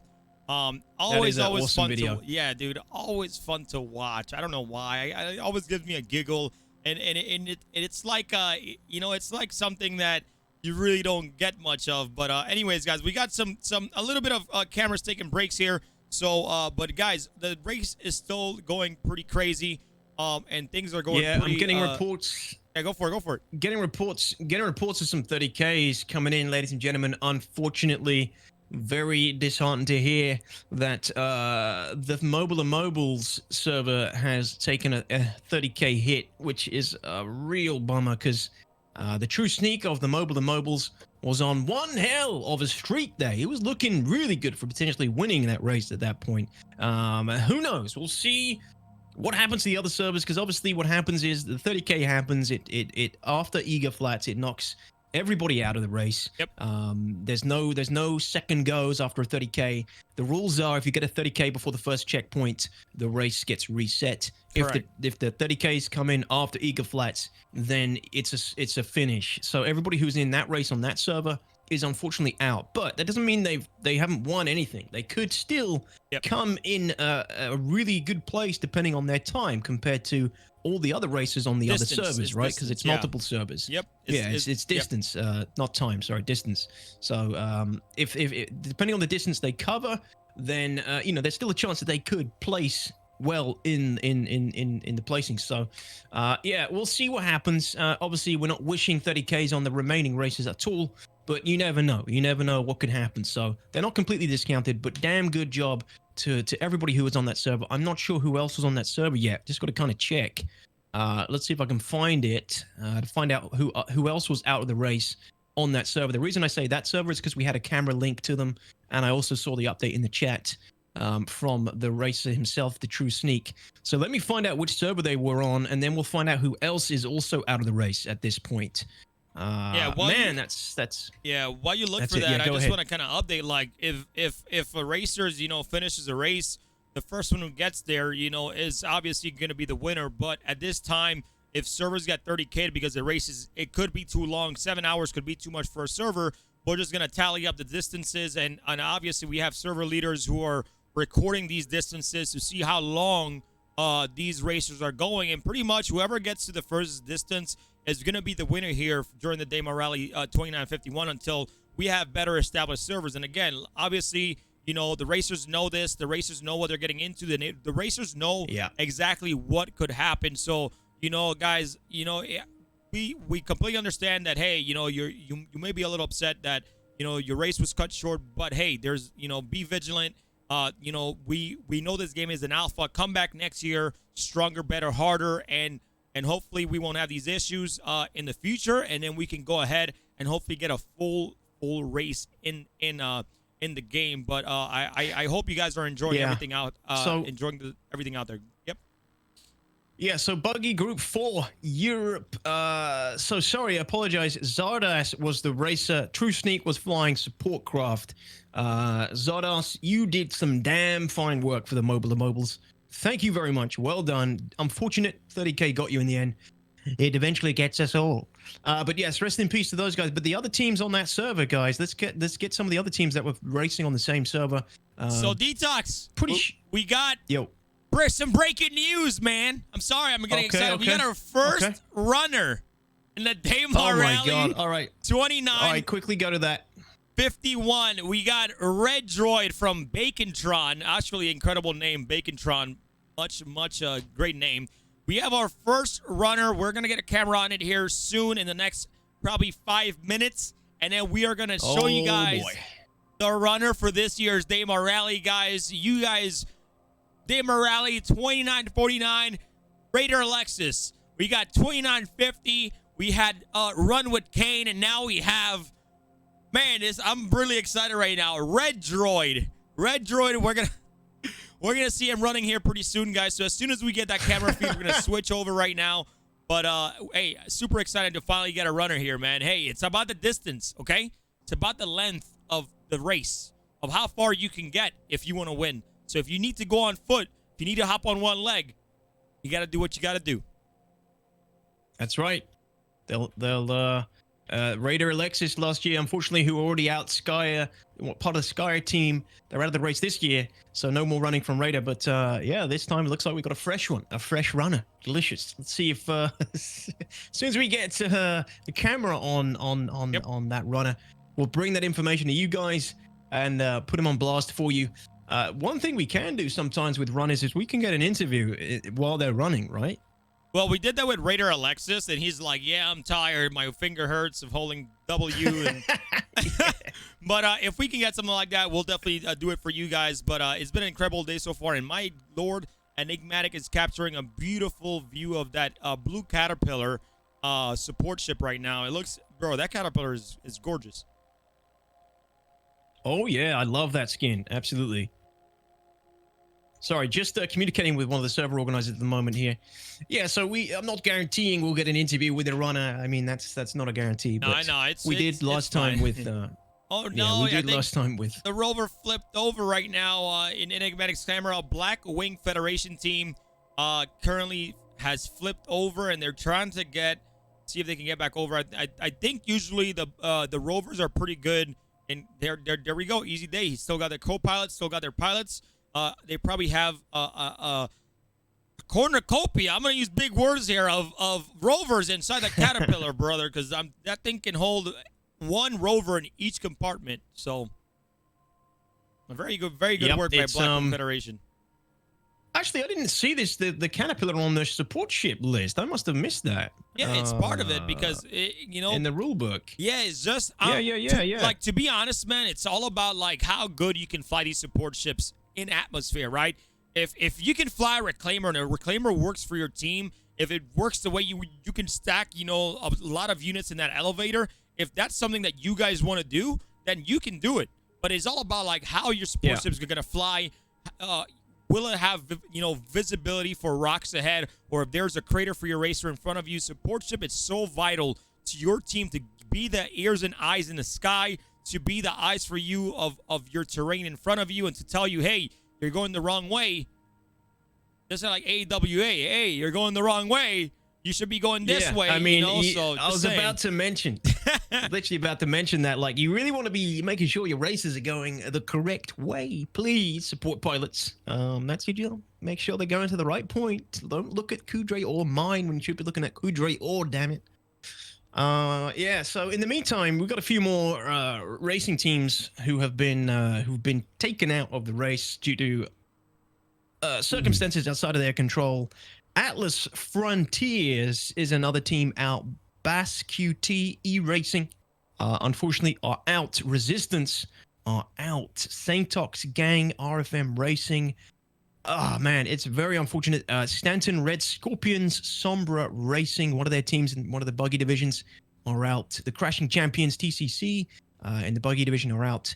Test Squadron Rally Team, really? Buggy Group 4, you're also out. Okay. And obviously the Mobile and Mobiles, Tomahawks, and Weird. Bunch of teams out, ladies and gentlemen, due to one of the main end bosses of Star Citizen. As you're all probably familiar with. Probably all familiar with it. Yeah, unfortunate that we lost quite a few teams there from all over the globe. Netherlands, Germany, United Kingdom, Switzerland, France, USA, Spain, yeah, Poland. Big mix of races. Sorry to those fine folks. Thank you so much for your dedication to the race. Who knows, you might still have a good distance, and we'll compare that to the other races when the race is over. So well done, everybody. You did really well. Thank you so much for taking part. You covered some damn good ground, and yeah, GGs. Yeah, man, it's been an incredible day so far, guys. But hey, for those of you guys that are brand new out there, I'm sorry I have to do this all the time because we want to make sure that everybody stay informed. So we're gonna do it again. I think, you know, I did this my second time that I'm gonna do it, but we're gonna go over the Daymar Rally course, what everybody is racing for. Hold on. Win. Yep. What's going on? Hold on, crew. It looks like we're getting footage of the runner coming up with Papa Freedom's cam. If you wanted to take a look at that. Yep, he's still not online right now, so we'll just wait a few minutes until you can get that footage for us. All right, it's going to be a short feed, I believe. So we'll get a look at this, the first runner of the day, ladies and gentlemen, at least that we know of. There could be some others out there running that we don't know about. But give it a little bit more time. We'll quickly come up. We'll quickly give you a quick look at our runner of the day. God help them. May Shai Hulud bless them. May they run without rhythm. Yep, in between while we're going to do that, guys, we're going to go over the rally course here so you guys can see exactly what this rally course is, and I'll go through that really quick. Well, we are getting you that update for you guys. So as you guys can see right here, the rally course, you start at Shubing Mining Facility, which is on Daymar, and then you got checkpoint 1, which is going to be Eager Flats. And guys, you guys see some checkpoints in between. That is for when the game becomes more developed. We'll have refueling stations and repairing stations and stuff like that throughout the race between Eager Flats and Kudro. But for right now, once they get to Eager Flats, once they hit that checkpoint, they will go ahead and pretty much race all through Eager Flats all the way down to Kudro. So as you guys can see, a very, very detailed map and exactly what we're doing right now. So you know, this is a great information for you guys to know, for those of you guys that are currently you know, are not familiar with how the Daymar Rally works and all that stuff is going. So we have feed of the runner now, Crucian. Just a heads up, we have live feed of the runner, and it looks we'll get after it after I'm done. Yep. As for rally prizes currently at this time, we got first place right now. First place is gonna get a C2 Hercules along with the championship jacket, and then obviously second place Valkyries and Daymar Rally jerseys, and then third place the RC and some Daymar Rally jerseys. That all these jerseys are gonna have their custom names on it, and then the bomber jacket will have a nice engraved embroidery that will say 2951 Daymar Rally champion. So, all right, DTOX, you said that they're live right now. Yeah, we're on we got the first runner of the day. All right, here we go, guys. We got our first runner. I believe it's Red Droid. Outstanding. It is Bacontron, I believe. I think it's Bacontron. That's the information we have on the cam feed. Let me check. Are you seeing it? Yeah. We got it. We're on it right now. Beautiful. Okay, so I believe the team is Bacontron and the runner is Red Droid. You are correct. The Red Droid would be the support pilot. So it could be. I mean, it could be. All I'm gonna say is that this is gonna be a long run for him, because I believe. Can we get officials if we are if we can get a distance of where he's at? Is he in middle of Kudre, or is he like? I just want to know the distance of where he's at right now. Yeah, it's interesting. It's Bacontron, Team Bacontron, ladies and gentlemen. Driver would be Iconia. the co-driver would be Viridi, but the support pilot is Red Droid. So if this is Red Droid or Red Droid, I think, then that's interesting developments. He's jumped out the ship and he's going to run the damn thing. His support co-pilot would be Capitan Stew. They are from the Tumble Cyclone division. They were actually using a TR. Maybe he was in the turret or something? I don't know. The support vehicle should be an Anvil Valkyrie, and these guys are hailing from USA and Canada. So pretty cool. USA-Canada team is on foot and running to victory, ladies and gentlemen. Wish them all the best and good luck. Good luck to... I want to find out who this is on the ground so we can get a hashtag going. Yeah, it's I believe it was Red Droid from Bacontron's team, and I just it definitely is. Yep, just trying to get an update on officials to see how far Red Droid is from Kudre Or. Let's see how far they are. That's so hilarious. Hopefully that's brilliant. So Team Bacontron, amazing spirit to team spirit. That's what you got to do to win the race, or at least increase your distance a little bit more. You never know. You never know. But well done, Red Droid. Run it out, sir. Yeah, I mean, if we can get some hashtag run Red Droid run or something, that's a tongue twister. Run Red Droid run. Give him some support here, guys. I mean, like, honestly, man, like, DTOX, would you run this race? I would go and find some coins to put on my forward key and shift key, and then I would go eat a pizza or something at this point. Yeah, when you come back, you're gonna be stuck on a rock because. Yeah, true. I mean, you got to actually pay attention. That's the thing. And if he takes one or two wrong steps, he's gonna hit he's gonna come off a ledge and bleed out. You do not live long. Look at this. I want to. Oh god, he's jumping. No way. Oh shit. No, sorry. Don't die, please. Oh man. Bro, why are you jumping like that, my guy? How did he make it? How did he make it? It's Daymar, man. It's the atmosphere on Daymar. The gravity is pretty low, so you can get away with that kind of thing. Dude, we just got an update. He is 333 kilometers away from Kudre Or, which is a little under, which is not the halfway point. The halfway point would be around like 250 kilometers left. So, dude, that is gonna be the run of a lifetime, guys. Somebody needs to cue up that Rocky music, man, because this is gonna be a long walk. I think at least somebody's gonna do the math on that. Somebody's gonna do the math on that, and they're gonna tell us how long exactly it's gonna take him to finish. And yeah, we'll go to bed and come back, and he'll probably still be running if he manages to survive any more 30Ks. But knock on wood. Jesus, sorry to mention it. Why did I do that? But no, this is what it's all about. Oh man, dude! But this is what it's about. This is absolutely insane, guys. And again, we'll have some more coverage for you on distance with the distance tracker coming up in about 10-15 more minutes. But I mean, guys, this is it, man. I was literally talking about this earlier, DTOX, like a runner, like where's our runner, and now we have a runner, and it's Red Droid, man. So now let's just hope he's got enough oxy pens and enough med pens to survive collisions with rocks and gnarly sand. I'm also getting reports that we have a second runner on the same server. This is just crazy. Oh man, everybody wants to run now.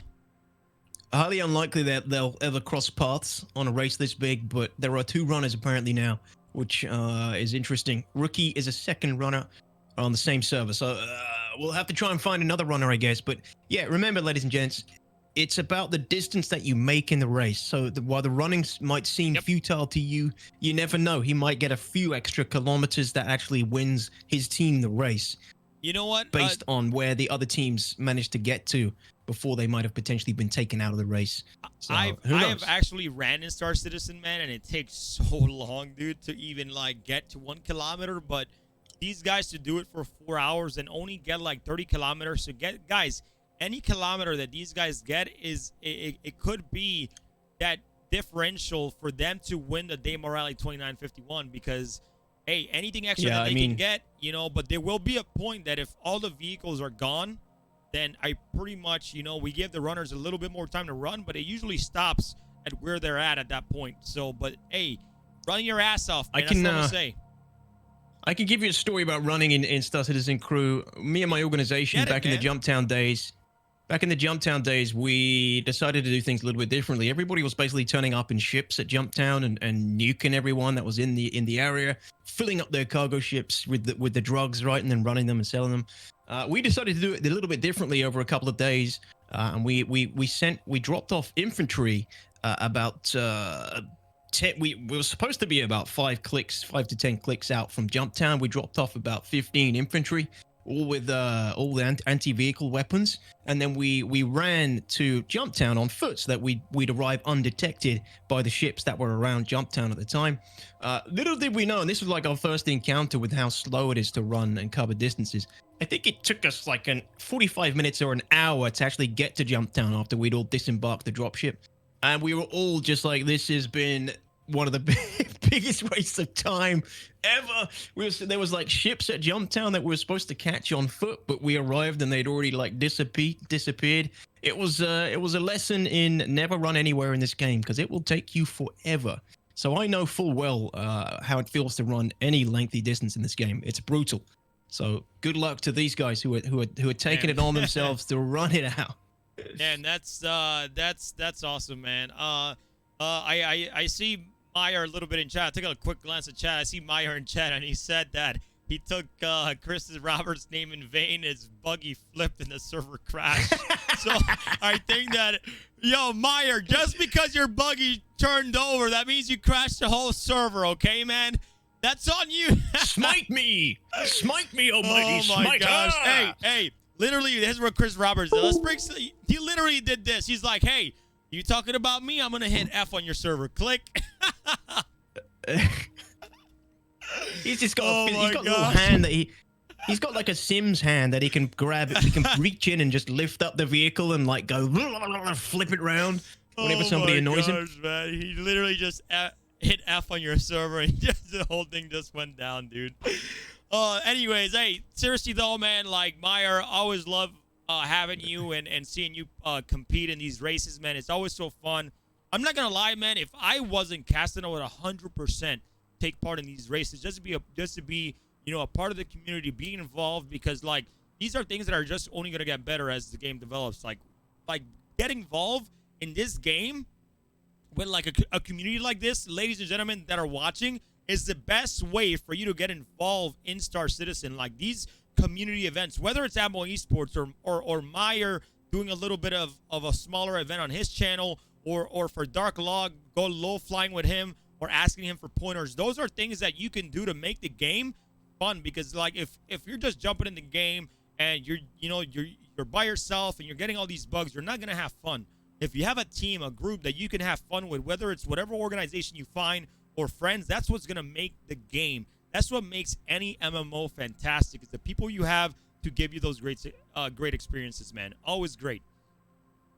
Yeah, and crew, I don't know if you're seeing the information, but it looks like we might have some bike divisions coming to the finish line already. Okay, yeah. I keep being told they're almost finished. We're gonna try to get a feed here. If we can get a feed here, that'll be great. So that way we can show you guys which bike team is finished. But there's no there's 3 hours. What they do? Do they fly? What? Dude, I honestly think the distance between, without the checkpoints, and you got the distance between Shubin and just Kudra. Gonna crash here. Sorry, Torbo. Sorry. Torbo just crashed, I honestly think dude. No, one of the bikes? Yep, one of the bikes. Torbo just crashed, dude. I think they were really close. I think they were in first. No, they were in first. Oh shit. Chat, ladies and gentlemen, Turbo were literally gonna win that. If they've just crashed, that's a huge upset. Turbor, everybody, Turbor are again, they're one of our the Russian veterans. No. They came second place in the bike division last year in 2950 Daymar Rally. If they've crashed out now, then that's with 10 kilometers to go to finish. Oh man. Well, we got Mutant Mortar Mob, which apparently is getting very, very close to the finish line here, and we're gonna see Kudra Or here very, very soon. This is something serious, really bad terrain. That's why the Dragonfly needs to be very, very careful here, DTOX. And apparently there is a really, really cool scene at Couturier that we're gonna be able to see. I'm gonna leave it as a surprise and not talk about it, DTOX. Let's just leave that out and not share that information so people can be, their mouths can drop and see like what is waiting for them when they get to Couturier. I'm so nervous for this bike though. The terrain is treacherous. The terrain is treacherous on Terada's cam on the way to Couturier right now. So apparently, this bike division, Mutant Motor Mob, I think are gonna be the first ones to get to Couturier. Apparently, they're only 5 kilometers away, so we're gonna stay on this camera, guys, and we're gonna cover this for you guys, so you guys can see who's gonna be our first place victor for the bike division for the Daymar Rally 2951. I think what's happening is I think his HP on the Dragonfly is so low, he's being super careful not to hit anything now. Like we just saw with Turbo. Sometimes the racers they can see if they know that you can see Couturier at the end. Dude, like he can't he can't be doing that, flying that high because it's gonna slam on the ground and then blow him up, dude. You better wait a minute. Wait, what is that? Is that an Idris? What? Why is there an Idris at the finish line? That thing is massive, dude. What in the world? Holy shit. That's a surprise. Oh, what? No way, man. Oh, sevens to that. Pilot, whoever the hell has commandeered this thing in time for the... Damn, somebody somebody is, damn that thing. Dude, I can see that better than Couturier. Yeah, that is a great marker for the finish line. That is amazing. Massive, dude. That's so cool. I love seeing any ship like that in atmosphere. That's when you really get a good idea of how big the damn thing is. Dude, epic, that epic. view, look at here's the thing though, like so good. I knew we had that there because they told officials told us, but the view is what kind of like blew my mind a little. Like it was so good. That is so cool. Terada got a beautiful shot there. That's Terada's incredibly strong cameraman. He knows his cinematic goodness, and he's getting some beautiful shots here off the race coming up to the Idris. This is incredible, guys. Yo, all I'm gonna say is that this is pretty impressive for these guys to finish in 3 hours. Guys, insane. Going 510 kilometers.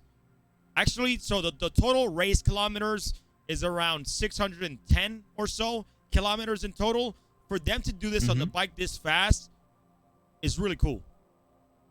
Yeah, I think we're going to see faster times than what we're used to today, Crucian. I think without the checkpoints in the middle now, I think it's going to give people way more momentum just powering through to the finish once they get past that first checkpoint. The first bike, he needs to get inside. He needs to get inside as much as he can. He needs to check in as soon as we can. We got a massive Idris to show this. My God. That's beautiful, dude. That's what a great ear to ear. What a great way to get our first. What a great scene for our first finisher of the day. And a bike division as well. It's always going to be the bike division. Those guys are quick. Can we get some racing flags in chat? Whether, say congratulations if you don't have the emotes, but say, get some racing flag in chat. Congratulations to Mutant Motor Mob for coming in first place for the bike division team for the Daymar Rally, man. Congratulations. That's absolutely incredible, dude. Amazing. Holy shit, that thing's massive. Dude, it's also, I think he just fired off his railgun as well. And that's a big booty shaft. That's what I call it. That's a big shaft. People are saying that's not a support ship. You're not allowed to use that as a support ship. It's a support ship. You can fill up the whole hangar bay with, that railgun is sick, dude. Oh, my Lord. Yeah. This is a great view, dude. This is, guys, for me being on an aircraft carrier for six years of my naval career in the Navy, man, I'm a pretty big fan of the Idris. It looks fantastic. I love it. It's one of my favorite ships. I absolutely love this ship, and I don't even know. I know we've all seen it like coming into the game recently. Obviously with the with the exterior, no interior. It's just kind of it still looks amazing for me, but it doesn't feel like it's spoiled anything. It's been amazing to see the exterior of the ship and see it in action. I feel like we still have a long way to go until this ship is fully operational, until it's fully like gonna blow your mind away when you see it all working from the inside out as well. I mean, it's still just a shell of a ship, but it's still pretty damn amazing. The effects on that railgun as well are stunning. But no, back to the team that just won, guys. That was Team Mutant Motor Mob. Yep. The driver is Lipwig. This is the bike division. The driver is Lipwig. Support pilot is Static Mess. Support co-pilot is Flarebright. Huge win. Well done, dudes. That might be a first place. That may well be a first place. I'm assuming no other bike divisions have reached the finish line yet. That's the first one we've caught on camera. Super good job. From Mutant Motor Mob, and these guys are hailing from Austria, ladies and gentlemen. They're hailing from Austria, so it's an Austrian team. So if you're rocking that Austrian pride in chat, feel free to speak up. Let us know. Throw down some 07s, and let's just get a big round of applause and some claps, some GGs in chat for Mutant Motor Mob, please. Yeah, man, that's. Let me see them clappers. Let me see them clappers, ladies and awesome, gentlemen. Man. Brilliant stuff. I'm super impressed. They finished in 3 hours, man. We still got some buggies. We still got some rovers. I know we still have to tally up all the distances for all the teams, guys, and we will be pushing some updates to Twitter at Atmo Esports about who won the race, about who came in first and second in each division, giving those orgs, the proper credit that they deserve. But Mutant Motor Mob, man, like good job, man. But that I can't believe Motor that Mob. I can't believe that other bike team what? How did they crash, dude? Turbo team, man. They're race favorites. And it looks like Turbo just they got impatient. They didn't take it steady like you saw with Mutant Motor Mob near the end. They just slammed it to the ground. They must have dealt that last bit of HP damage to their bike, which blew it up and then put them out of the race. They're going to be absolutely kicking themselves. I'm not seeing as many Turbo spamming in chat anymore. Yeah, and I'm it's not funny seeing because much Turbo spam. It's funny because WaterPatate, literally, after that team blew up, literally her face was like, oh man, this sucks. You could tell her face from her expression when she turned on her cam when she was full screen. She was literally like at a disappointment, like, oh, you guys were almost there, dude. Oh man. Yeah. So. Oh man, that is unfortunate. So, and just to let you know, guys, the team. Okay. Oh, I thought Bacon. Okay, so we got team fake name. They just flipped their buggy over. So I thought that was Red Droid trying to get a buggy that he probably found, but it's not that. So, yeah. So. Go back to the it's beautiful. Last bit of information about Mutant Motor Mob. They are a returning team. So that's that experience paying off. Yes, big time. That's the experience paying off. They're a returning team. They don't have any wins under their belt. This could be the first win for their team. They could be the first place bike division, one of the first place bike division winners there. So that's pretty amazing. Yo, they're gonna be holding up that trophy proud, like, hey, dude. I would be too, man. I would shill that trophy, man. Again. Shout out to JRD+F for making that beautiful trophy once again this year. Yeah, so JRD+F looks like could be a potential shipping to Austria. Sorry, not UK. No UK winners this time. They're like not yet anyway. Isn't that like right next to each other, kind of like down a little bit? No, Crucian. No, Austria is quite a few countries in between the UK and Austria. Yeah, that's what I'm saying. It's like more, like a little bit more to that way. No, okay, never mind. Yeah, it's actually it's actually connected to England. Yeah, you just cross the border and you're in Austria. Oh yeah, quick. Let's see. They can drive over there. It's fine. It's just next to Wales. Yeah, just take the passports. Yeah. No, man, but seriously, congrats to them. Very, very hard work paying off. But oh man, I'm loving this shot, guys. I'm sorry. We'll cover the race. It's just like you never get to see this, right? You never get to see an Idris finally in game and just getting some nice shots. And man, great job, Terada here. Yeah, pretty cool. What else is going on with the other races here? Let me just take a little look, see where we are with some of the other races. There's another bike. Aldo Brink is covering one of the other bikes. As I'm assuming, if one bike team has come to the finish line, that the others must be a little bit closer. Yeah, you can see. No, that's a support craft. No, there was a bike just there. I'm pretty sure. Yeah, on Aldo Brink's stream. Yeah, he's on another bike. It's Team T-Back. It's these guys have got a great name. These guys have got a great name. T-Back. Yeah, it's a play on words. It's the T-Back Racing Team Alpha, and these guys are British. So I think they're trying to make it sound like T-Back. we don't have the full. I don't have the full information on the abbreviation of the team. But I like the name. I like the name. I'm sure we'll hear some of them speaking up in chat shortly. But yeah, T-Back, they got the Drake Dragonfly, two teams in the bike division, competing. So yeah, and they're returning as well. These guys are veterans of the Daymar Rally. So who knows? Good luck to you guys. Good luck, T-Back, and thank you Aldo Brink for providing the camera there for that team. Dude, it's been an incredible day so far, guys. The bike team to finish in 3 hours, bro. Like last time we did a test like this, they were doing it in 4 or 5, but to do it in 3 hours, man. Like you know, you can see Aldo Brink's camera, and you can see T-Back, and they can't even really see the Idris in the air. So Newton had a really insane lead, and they probably didn't stop. They knew the terrain. They probably practiced a lot for being veterans for so long. So great job on that part, man. Yeah, so the T-Back stands for the British are coming. Oh, really? Which is great. The British are coming. The British are coming. The British are coming. Thank you, T-Back. Beautiful. So good. Yeah. Nice one. Nice. Good luck.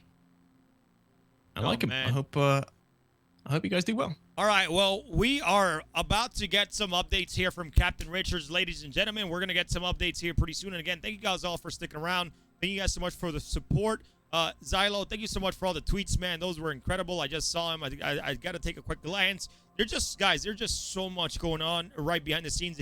If you guys, I wish I could show you guys a video of everything I have behind the scenes so you guys can see I have 5 monitors running, all their information coming through. I got Excel sheets like I'm a stockbroker. Like I got so much stuff going on that I need to keep up, and it's really insane. But we're gonna take a quick ad break, guys. We just got the bike team to finish, and then when we come back, we're gonna have Captain Richard on location. I don't know why I love saying that, but on location, he's gonna come back and update you guys with the tracker, and obviously see. And update you guys on the next bike teams that should be able to finish first, and how far the current rovers are. So again, guys, thank you guys so much for hanging out. I hope you guys are enjoying today's show, and you know, and thank you so much to the community, to Star Citizen CIG, to all our sponsors, to all the staff for, you know, getting all of us together to do this. So DTOX, you got anything before we jump on to a quick ad break here? No, man. I mean, yeah, we'll get back to more racing actions shortly, ladies and gentlemen. Taking a little break, and we'll go to Captain Richard that give you a distance update. I see people periodically asking for distances. We can't give you constant distance updates, guys. It takes about 15 minutes for the distance updates to come through. Yep. And then when we get them, providing we're at a good point to go check them, we go to those distance updates, and then you can all see where certain teams are, providing it has all been updated correctly. We rely on the teams themselves to input the data for the distance tracker. Sometimes it can go wrong. Sometimes it doesn't load through. Sometimes it doesn't go in properly. But we do our best. Yep. Just as you said, guys, just be patient. We're doing our best to update you guys, especially with the tracker. You know, a lot of teams have been out due to crashes. A lot of teams, 30K'd, and unfortunately, we have to keep the race. Oh no, we just had SpaceGamerUK on his M50, and he is out, but he'll be back in on the camera. But damn, Space Gamer, it's all good, man. It's all good, no worries. But yeah, guys, we're gonna take a quick break, and we'll be right back. So check out this incredible trailer by one of our sponsors, Altama Energy, and with their incredible CEO and futuristic, cosplay, Sigelian, which we should have in voice in the future here pretty soon to kind of do an interview. We'll do a couple ads. We'll be right back, and then we'll get you guys some updates from Captain Richard and on location with the distance tracker, guys. We will be right back.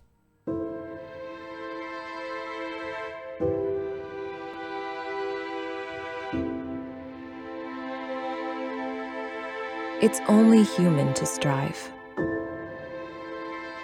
to be humble, to sacrifice, to have compassion, but also to believe, to reinvent, and push where no one thought possible. Because in a galaxy of ever-growing demand and ever-evolving expectation, we believe there are some things only humans can do. Like having the imagination to envision a better future and to make it reality. The passion to be awed by nature and also to protect it. The courage to explore new frontiers and search for a better way. The empathy to recognize our differences and to overcome them. Being human takes energy, and we're using ours to create new solutions to help meet the needs of people on all planets in affordable, reliable, and ever cleaner ways. For 940 years, generations of problem solvers across the cosmos, with determined ingenuity, shouldering incredible responsibility, relentlessly striving to achieve the impossible. This is our challenge each day, to power our worlds forward and enable human progress. Only humans can make such a vision a reality. It won't be easy, but it's only human to try.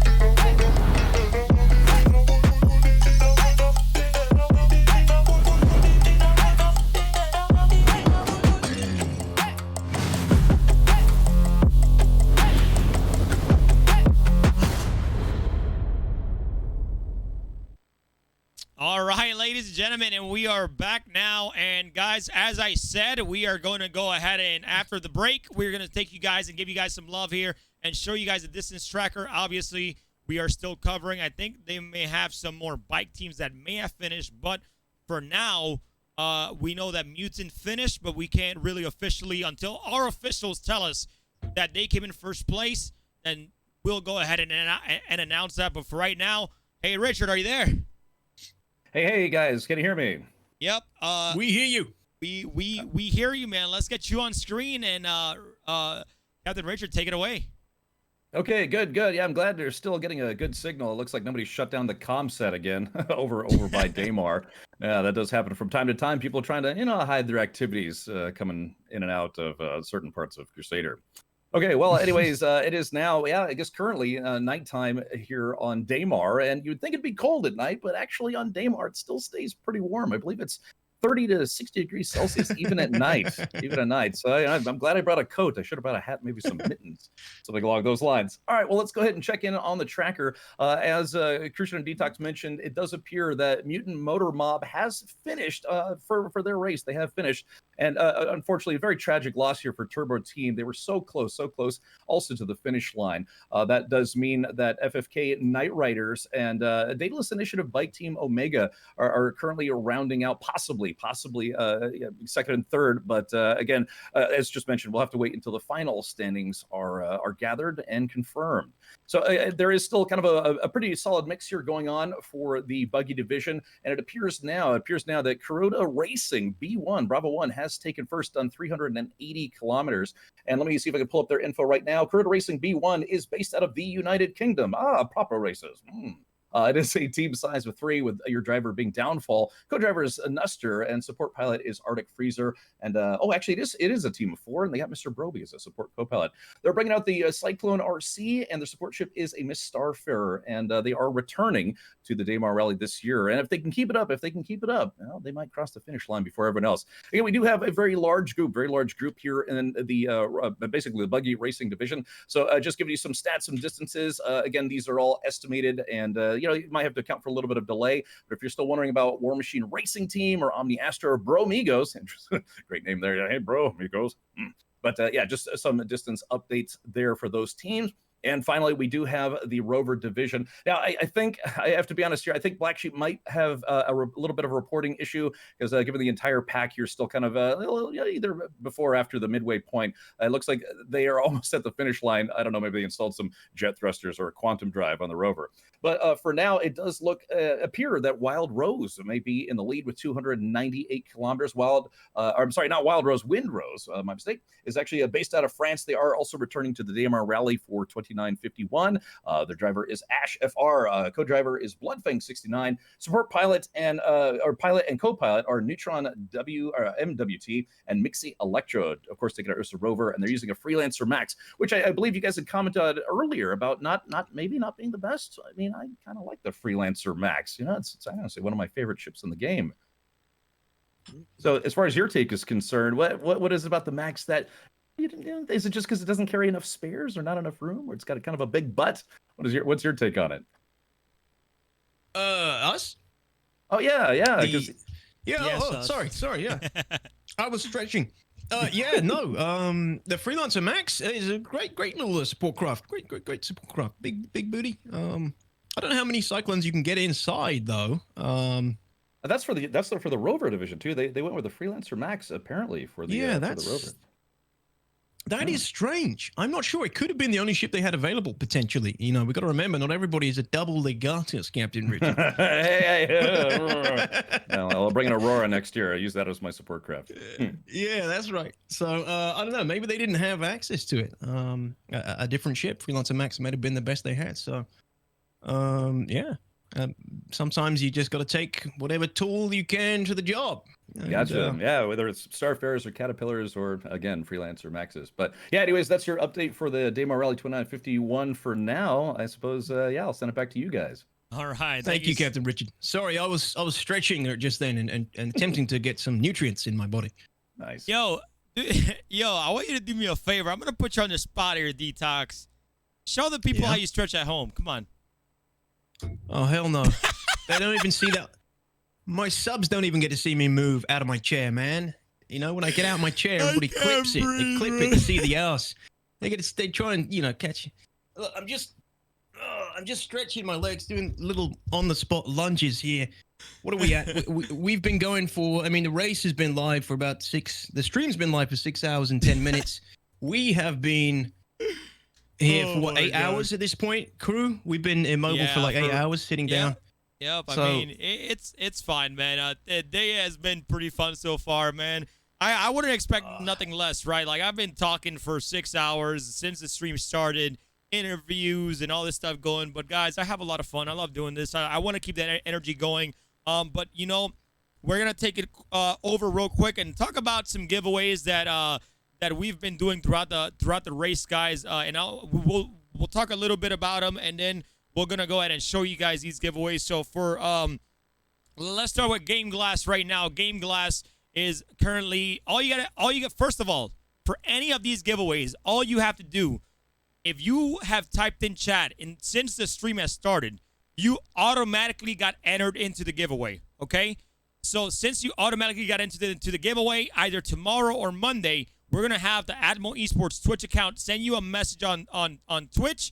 And you guys should be able to win, okay? All you have to do is just type in chat. The program in the background is getting your names recorded, okay? So for Game Glass, we're going to be giving away a lifetime Glass Pass subscription along with a tablet.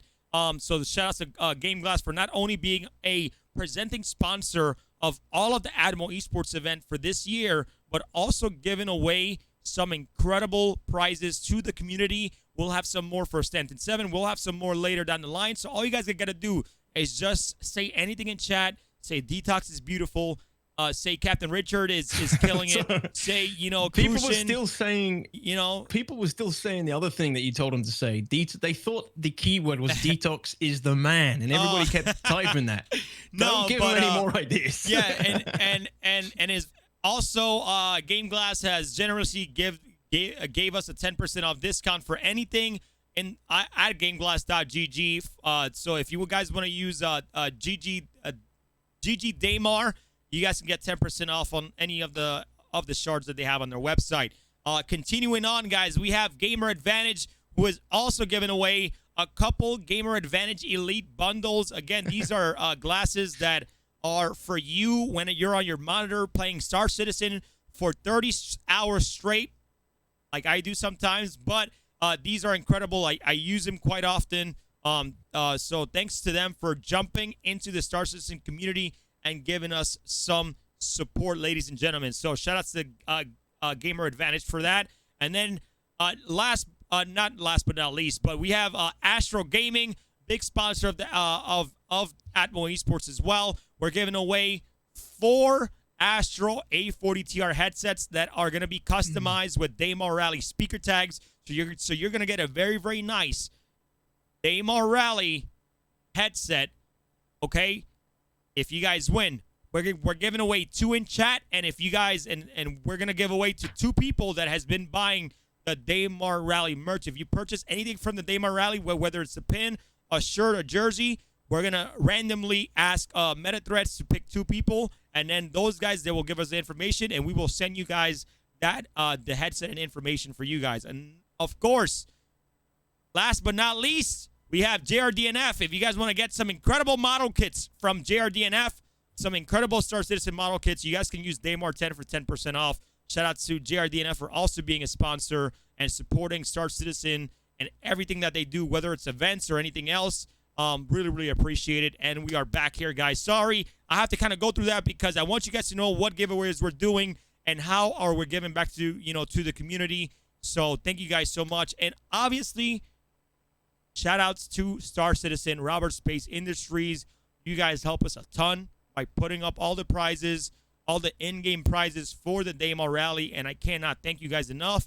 You guys, I don't know what has changed over the years, but when I was streaming Star Citizen full-time, or when I was doing this full-time, man, you know, we would get, you know, the community would get some spotlights here and there, but, like, literally, like, everybody's been getting, and I just love seeing Star Citizen, you know, come strong with the community in the past few years, and you guys have been really, really killing it, whether it's on social media, anywhere. We really appreciate it, guys. Thank you for highlighting us. Yeah, thank you. It's just incredible, man. So I'm pretty sure they've, you know, I've seen your videos a couple times of their detox, but they've been killing it, man. Yeah. I don't know who it is, if it's Xylo, if it's Chris Roberts himself tweeting, but thank you, man. That's awesome. Chris Roberts on the Twitters. Yeah. Did we mention the Game Glass coupon code, the discount code? Yeah, I did. 10% off. We did. Okay. GG Daymar. It's available for 24 hours.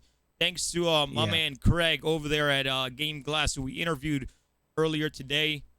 Absolutely great. So we really appreciate it. Ladies and gentlemen, I believe we have FFK Night Raiders bikes. Actually, they just finished, and the reason why we're following Team T-Back right now is because I think they're getting completed. They're, I think, one of the last bike teams right now, so I want to see them be completed here pretty soon, because I think they have Kudre Or coming up on their view. So we're getting really, really close to finishing with all the bikes, and then we have the buggies and the rovers, obviously. And that's only one team. There's 2 T-Back teams. This is Team Alpha, and then there's Team Beta. And there's 2 teams in the same division, both bikes. So these could be the first of that team to finish. And they're both obviously hailing from the UK. The British are coming is the name of their team. Good luck. Is this this is Team Alpha. That means the driver we're following is King Dan, the 426th. These guys are so British. He's the driver. The co-driver will be Oibrin85, support pilot Kremhart, support co-pilot Absolute Lay, And yeah, they are they're a UK team, and they are both teams are returning veterans, so they've both been part of the Daymar Rally before. So yeah, we'll be potentially seeing them crossing that finish line soonish. Yeah. So and also our we're getting a little bit more information, coming through on the distance trackers. They are being updated again, and things are being cleaned up, so they're a little bit more accurate as the race goes on. Just a heads up for later. Hopefully, when we do our next distance tracker update. Yeah, man. Like I said, day has been great. You know, and I just been really happy with everything. And people are asking, where's the Monster Tech discount? Hey, man, those guys are in lockdown right now, man. If they give a discount, they're gonna lose their whole damn factory or whatever they got going on, man. If you want Monster Tech stuff, man, make sure you go over there and you pay full price to support them, because this lockdown is not being friendly with a lot of smaller businesses and companies out there. So. So everybody's always asking for discount. Like, I mean, 10% is gonna take off what, like $2 out of a price, man. Just pay the damn full price. I'm just joking though. But hey, again, thanks for the community for hanging out, man. Thanks for the raid. Whoever just raided, I always want to try to give some love out here to whoever. TV Liquid, much appreciated, guys. Again, I hope you guys are enjoying today's broadcast, man. We put in so much work for this, and I'm glad that we have a bike team that finished. We hope we see, we are waiting to see who's going to be officially second, third place for the bike team, and see who has gone the distance so far within the game. So, but a lot of updates are coming in, guys, and we'll get those up to you here pretty soon. Yeah, and I mean, I use Monster Tech myself. Love Monster Tech. They are obviously quite a smaller company. They got guys from the community, Star Citizen community, Elite Dangerous community. They have recently just released their sim chair. If you haven't seen that already, they've built a chair that's built, for flight sims, for space sims. It's got a little cutout in the middle where you can put a joystick in between your legs and things. It's super cool. So if you do want to go check out and see what they've been up to, monstertech.de, and then if you're English, switch it to English speaking. You can switch it to the English one because they are based in Germany. They do just amazing products. Feel free to go check them out.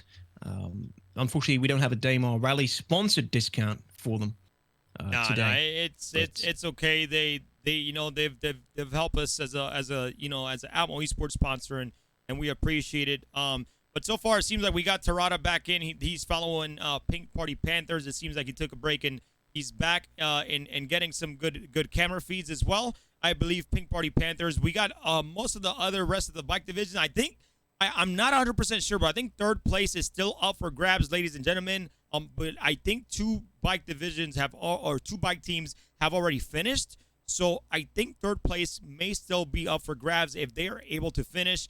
But when you see this terrain like this, DTOX, you know that or is coming up because the terrain around it is just rough. Yeah. It's rough. It's like you see mountains, and if you go too fast, you're going to go too high. You're going to slam you're going to slam your bike. Like, I feel, that team that blew up, I keep forgetting their names, but, dude, they could have got good placing on there, and they didn't. Turbo blew up in the bike earlier. Was it Turbo? Yeah, it was Turbo. Yeah. It was Turbo. Yeah. For them to kind of crash that close to the race, man, that is just, oh man, it's so devastating. And it just sucks overall, dude. It sucks really bad. Yep, and like I said, they're veterans as well. I think they must have just got a little bit too impatient, potentially hit a bad part of the track. Too much air on the bikes is what causes crashes and damage to your bike. If you get too much air and then you slap down, sometimes you strike the ground, and that's gonna be enough to deal enough damage to potentially take out your ship, especially if you've taken out a ton of damage. If you've taken a ton of damage throughout the race already. Yep. So yeah, that's the way the cookie crumbles. It is what it is, ladies and gentlemen. It is what it is. Yeah, man. Look, dude. If you're watching Terada's camera, man, you can tell he's close to Kudra Ore, and he's literally going down. And you see support pilot beautifully just maneuvering, giving him that light. He has to be very careful, guys. Dragonflies are very, very fragile. I think the Nox is even more fragile, so I hope that those, gravel vehicles maybe get a little bit more endurance or maybe like get a little bit fixed with the gravel leg. I think the gravel leg is really close to being almost perfect. It's just like that when I think when they slam too hard is the only thing that I think should be fixed. Maybe have it fall down slower, or when you get a big jump, it shouldn't have to kind of fly too much. There should be like some counter thrust, like a counter thrust from the bike or something. Yes. Yeah. So that's what I'm thinking here. But they're doing a great job, and dude, look at the terrain that's coming up for them. I think you should have to drive it to, relatively carefully. I don't think you should be able to just balls to the wall everywhere in Atmo. I think you should, because there'd be certain forces surely that the thrusters on the bikes wouldn't be able to counter if you're really flying off. The trick is, I think, I don't know, I haven't driven a bike in a long time in SC. I don't know how much counter thrust, retro thrust you can give it when it's in the air. Like when if you hit a jump and you're slowly coming towards the ground, I don't know how much manual counter thrust, retro thrust you can give it to kind of cushion your fall. Yep. Maybe they're just not doing that enough. But I honestly, I can't remember the last time I took a bike out in Star Citizen. It's been a long time. I must admit, I don't drive them often. Yeah, CIG actually did a really, really cool promotion where if you got a recruit, during the whole referral code thing, like you and that person would get a free Dragonfly. And I was like when I was streaming Star Citizen full time, I would give my referral code to like my community, and I let them rack up all the all the recruits. And I was like, damn, I have no recruits. I can't even get a Dragonfly. And I was like, hey, guess what? I'm buying an account for my wife. So me and her now have a Dragonfly. So like if she ever wants to play, now she'll be able to, jump on that Dragonfly and race. So I think it was a very, very smart move. And thank you so much for, helping us, get some extra vehicles on there, because like if you got that Dragonfly and you have a team, at least you have that Dragonfly and you're able to race in the bike team for the Daymar Rally. So very, very smart on that. Yep. Yeah. And I do the same for my community as well. I try and give my moderators all the referrals. Except they've slowed down quite a bit lately, unfortunately, for my mods, much to their dismay. Trying to get them all to 10 referrals each so they get the free Gladius at least, That's a nice one at 10 referrals, but my referrals are dried up too. I stopped. Yeah, it's at all like good. 40, I think. Yeah, I rather give it to other people that like. I play the game quite often, offline, online, but like until the game gets there's gonna be more opportunity to do stuff like that later on. So I'm happy that the community is is taking advantage of those opportunities. But dude, like I don't know what's going on right now. Pink Panthers, I think they're switching bikes right now. I'm not sure. Yes, he is switching bikes right now to finish the race. Very, very smart move, because again, guys, the support pilot can be able to scan and tell him, yo, your bike is at 10%. You're about to blow up. You need to stop. We got another bike for you. Dude, I am loving the MSR as a support craft. 100%. Loving it. I am loving it too. And just to elaborate on this team here that we're looking at, the Pink Party Panthers, they're really close to the finish line. This switch is a very calculated move. Like switching out now this close to the end, they must have they don't want to do what Turbo did previously. They don't want to smash the ship 10 kilometers out from the finish. So they're being super careful here, guys, and that's doing the switch before they get any closer to the finish line. Dude, you see how they have all the bikes in there? You see how much more like spares they have? Dang, dude, these guys are balling in there. They got spares for the rest of coming out. They got the spares for the rest, like 6 more races here. Yeah, they're all coming out to get on camera as well. Look at us. Oh man, dude. They're like, yo, back that car up because it's bad. But yeah, well, we're gonna stay here until we get Pink Panthers to finish, guys, and then we'll switch over. We'll switch over here. But man, hey, Terada, man, shout out to him. Really, really great low flying pilot. He's doing a fantastic job. And for those of you guys that are either lurking or keeping up, have been keeping up with us for the past 6.5 hours, guys, I seriously appreciate it. We're here with you the whole rest of the way. So we appreciate you guys hanging out with us. Trying to see if we have any updates here. We got apparently Kuroda Racing. I think he is 73 kilometers away from Kudre Or, man. That's pretty quick. Wait, Kuroda in one of the buggies? Yeah, in one of the buggies, 73 kilometers away. Jack Owls are 93 kilometers away from Kudre Or. Right now, they're doing a really, really great job. These buggies are zooming, dude. Like, I'm telling you, I think this is going to be a quicker race than we expected with the planetary changes. And with the rovers, it could be like a 6-hour race. I thought it was going to be longer. Yeah, well, with the planetary changes and the checkpoint changes, they've got just like a clear straight to just bomb it. Bomb it, yeah. As long as they're avoiding the collisions, you know, they're straight on. The rovers are, if the distance update is correct, they're halfway. So that's absolutely incredible, man. Yeah. So, yeah, really good, really good. I mean, it's still one hell of a marathon race, ladies and gentlemen. And for those who don't know, we were expecting about a 10-hour race for the rover division. Obviously, the bike division, we were expecting, what, 4 to 5 hours?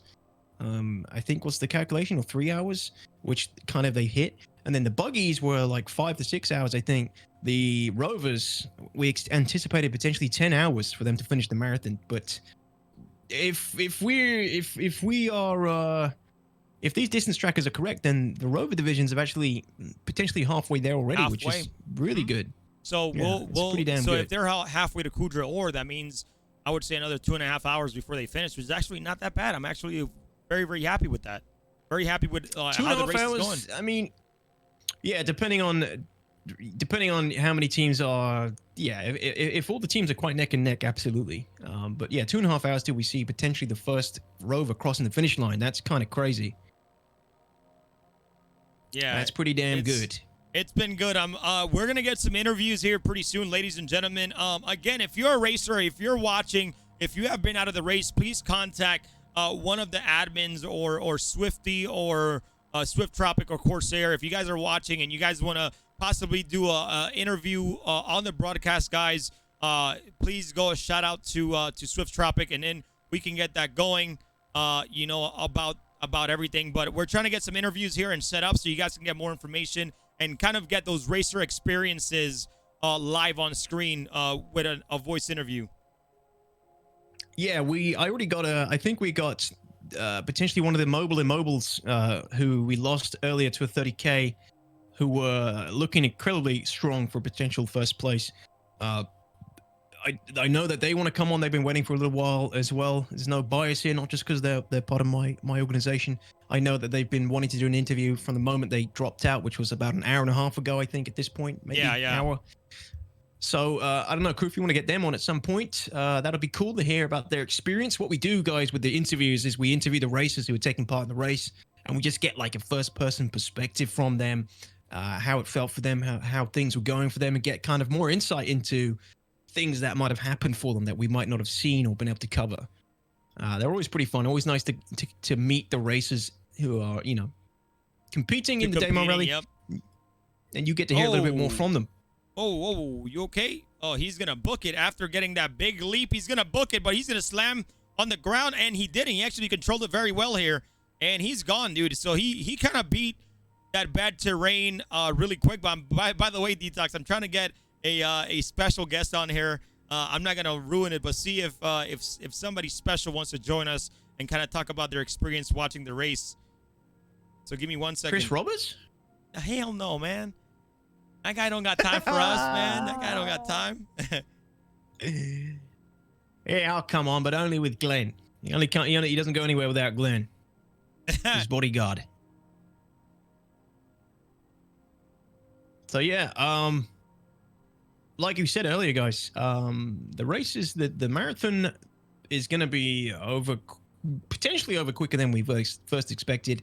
It all lies on the rovers, and they're making really good distance. I mean, we're not wishing it over by any means. It's just we're very surprised to see the speed at which they're covering ground now, and that's the Planet Tech changes, man. It's the Planet Tech changes that allow you to continue to drive through planets without hitting everything along the way. That has greatly improved the speed at which racers can cover ground. So that's pretty cool. Imagine, can you imagine? So DTOX, get ready for hopefully an impromptu interview. I'll let you know who we're interviewing right now. I'm trying to bribe, you know, the forces of luck here to see if we can get an interview with a member that we all know, and see if you know, just kind of, you know, get their experience, you know, get the experience of the race and stuff. So give me 1 second. Let me create this real quick. And you, go take a look real quick. All right. Yeah. Sure. Go take a look. Did you say? Or... Yeah. Go take a look at the voice comms that we're in. That I just invited you here. Okay. Yeah.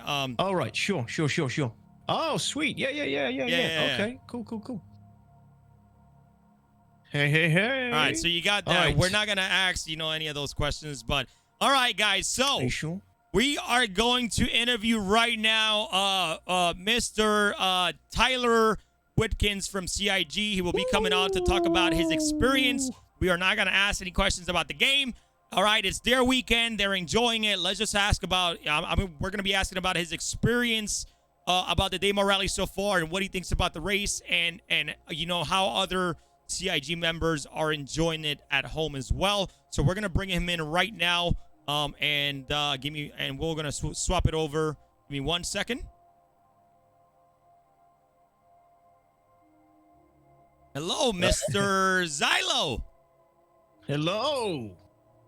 Can you guys hear me all right? Oh, we can hear you, man. You're coming in strong with that strong, voice. You guys, though. You say you can't hear us? Oh, you said you can't hear us.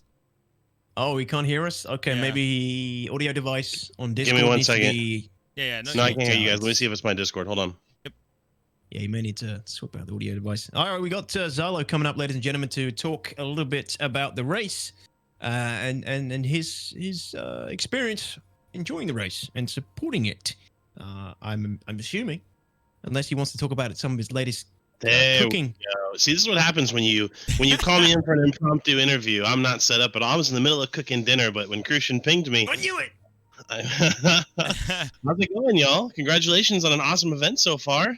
Hey, man, thank you so much, man. We have been grinding this out, and we got Captain Richards integrated for a couple, updates here and there. So it's been great so far. I know you've been watching, even though you're cooking. But what has been your experience so far? Yeah, man, we love stuff like this. It's not just me. You see Disco Lando is in the chat, and we've got people at our studios around the globe that are all tuned in. We love stuff like this. And not even just the Daymar Rally, but just community organized events are super exciting for everybody at CIG. And of course, something as large as the Daymar Rally just gets everybody internally super stoked. We've got a little a discussion thread in our internal global chat room, and yeah, lots of people tuned in, and yeah, we're enjoying it. Hey, so that's cool. That's really cool to hear. Yeah, so when are we gonna get CIG employees to come participate as cameras and do some casting and Don't you know about when questions? Actually, I was gonna ping you about that. I would love to participate in the next one. I really would. Maybe I can convince Lando to join my team. We'll see. Dude, that would be you insane. and Lando in a cyclone. Streaming from your perspective as well would be hilarious as a separate thing to jump to. That would be so good. I don't know if you know this, but I do all right behind the wheel of a cyclone. I don't know if you've seen some of the videos I put out, but I gotta say, we definitely would bring the competition. Oh man, that sounds. For those who don't know. Yeah, go for it. Yeah, sorry. For those who don't know, Tyler Whitkins has he makes lots of crazy cyclone stunt videos. So yeah, you would actually probably do really well in this race in the cyclone. Well, it seems though what's key though is the support team. I don't know if you saw we tweeted out a short little clip on the Star Citizen Twitter. I think one of the most brilliant things about this event is seeing everyone that's involved, not just the racers, right, the camera crews, but specifically the support teams have been like the most impressive thing to me. How they swoop in, drop off the spare cyclones, and swoop out. It's just so coordinated. It's so epic. Yeah, man. I love seeing it. So do I, and I feel like that's one of the parts that gets me more excited because they're like switching, and it's not like they're still racing, but like the smart thing to do is to switch. And now we have like another team that's about to finish in the bike division.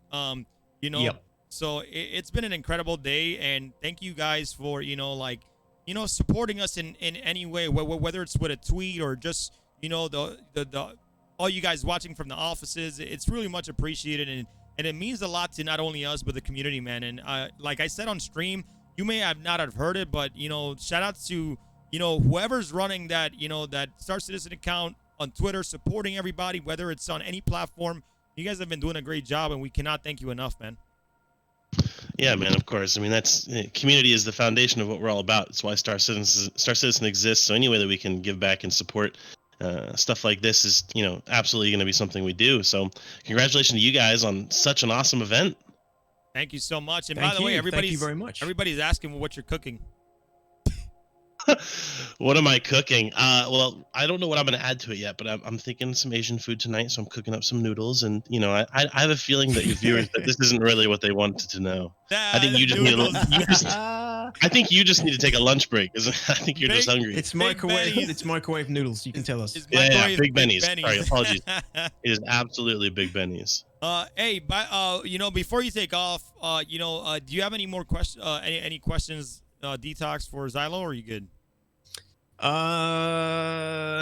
I don't think I actually. Sorry, guys. I don't think I have any questions. I know we have another racer coming up to the finish line in a minute as well. He just shortly, finished. So congratulations to Pink Party Panthers for finishing on the bike Woo! division. Sweet. Xylo, you did catch it. Cool. So we can go ahead and let you go and keep cooking, man. Anything you want to say to the community before you head out? No, you guys are just awesome. This stuff is literally what Star Citizen's all about. It's an open world where the possibilities are limitless. And I'm seeing the racers, and we're enjoying everything that's going on there. We're seeing a lot of people out there who like to PvP, also trying to get involved and get in the mix. And good thing you guys got security forces. So I hope they're able to defend things. But all in all, great work to everybody involved. I know there's a ton of people and a ton of time and a ton of effort that went into planning this event. So congratulations to all of you, all the racers and everybody. And we'll be tuned in. All right. Thank you so much. And thank you for, taking that impromptu interview. Enjoy your cooking, man. And thank you so much for being so great with the community, man. Yeah, no worries. Have fun, y'all. All right. Take care. Thanks, Solo. All right, ladies and gentlemen, man, Thank you for coming on. Yep.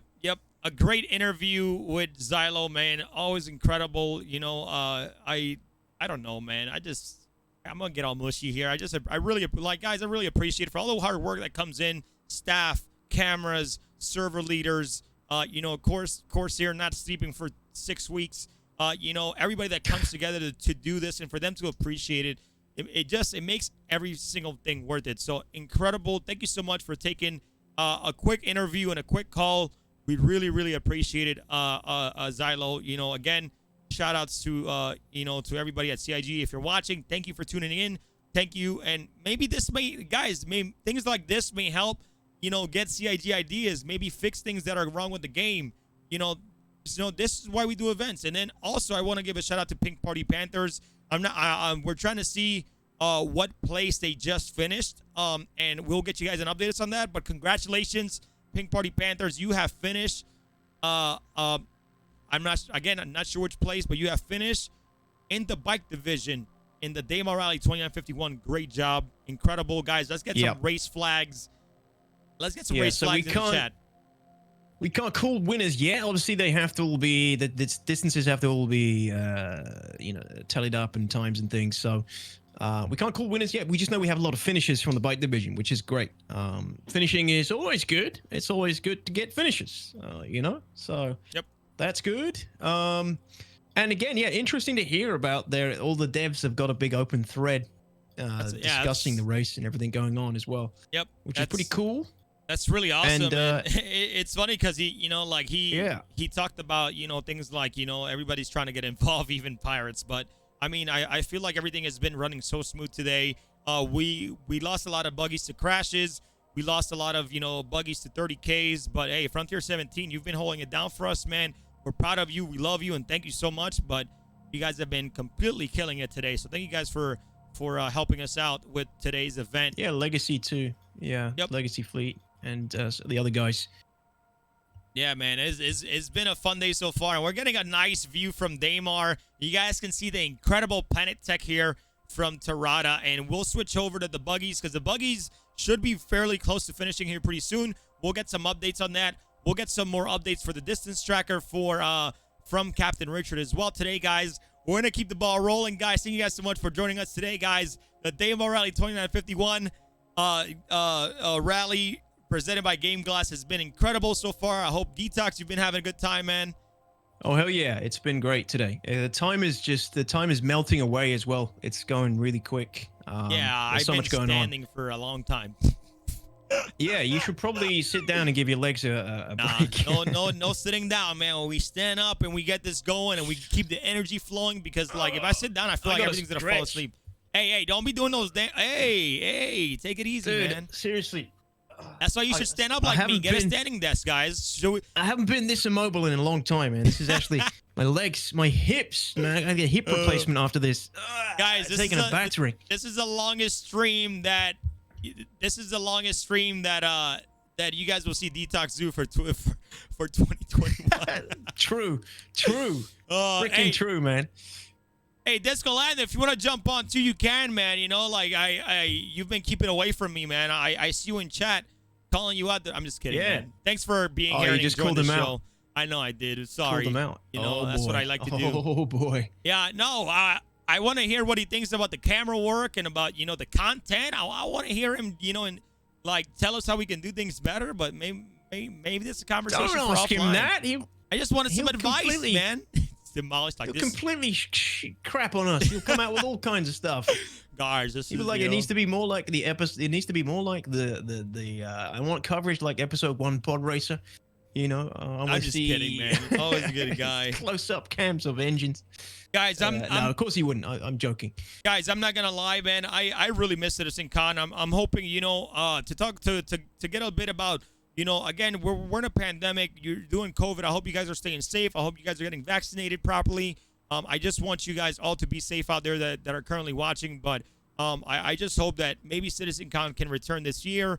I would love to get back in there, meet all you guys, you know, that are gonna be, you know, attending. Say hello. Maybe in the future we'll have an Abo Esports event that we can do at a CitizenCon. Maybe that's something that we can work out, because I would love to bring you guys, you know, events like this at an event so you guys can enjoy yourselves, and maybe even extend CitizenCon, you know, to 2 days instead of 1. With all the events that we do, so that'd be really cool. I would love that. I would love a 2-day sitcon. 1 day, 1 night. I mean, we spend a week there usually, a good few days. Yeah, but you have like bar citizens from like.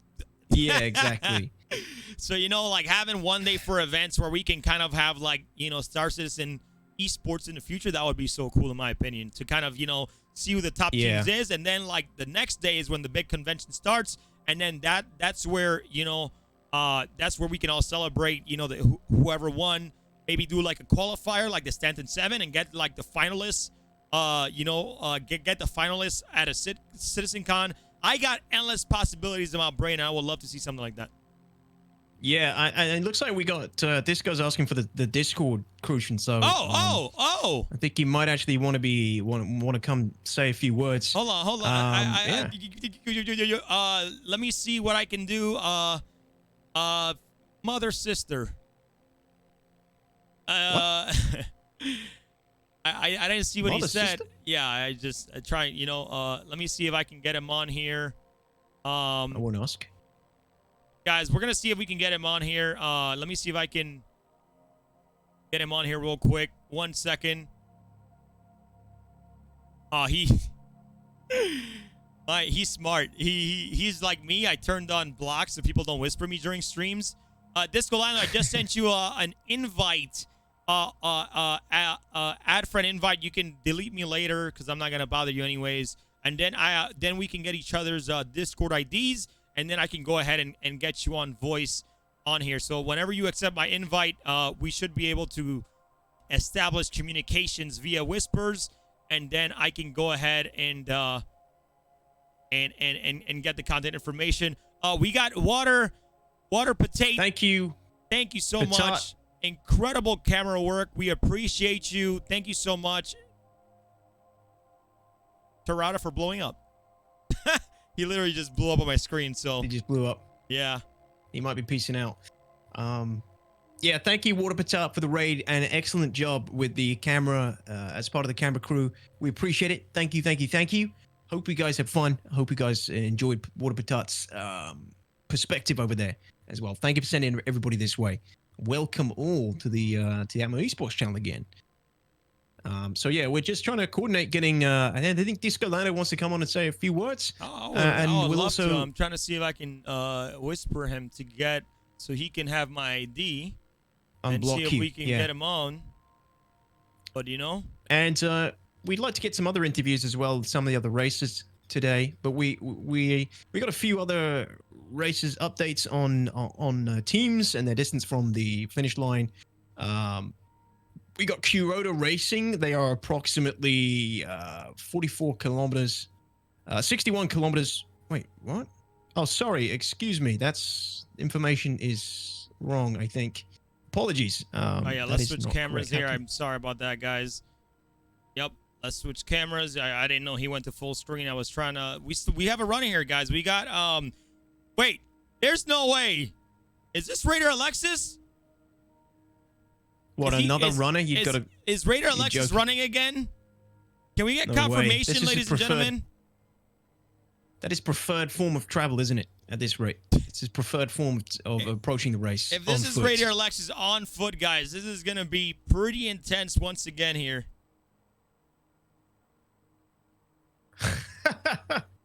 Hold on. Okay. Officials, if we can get an update on who is Zero State Live is following currently right now. I think he's on Team Scryer02. If that's Raider Alexis, that's gonna blow my mind. That's very funny. We'll find out, I guess, shortly. Let me see if I can get a whisper. Wait, no, didn't we lose Raider Alexis earlier? We lost them with Skyer Team 1. Did he? We lost Raider Alexis. Yeah, Raider Alexis was with Ari Neo's team, so we would have lost Raider Alexis. Yeah, like, it can't be Raider Alexis, but there are multiple runners. We do have multiple runners, ladies and gentlemen, now. There are quite a few on foot races, but we don't have coverage of them yet. I think we have one. Oh yeah, Crucian, you're covering one already. Sorry, apologies. Yeah, I'm covering one of them. I'm trying to get. So that's on Zero States. That's Skyer 2. You got to be kidding. Skyer love getting on their feet on the ground. Okay, so it's Skyer number 2.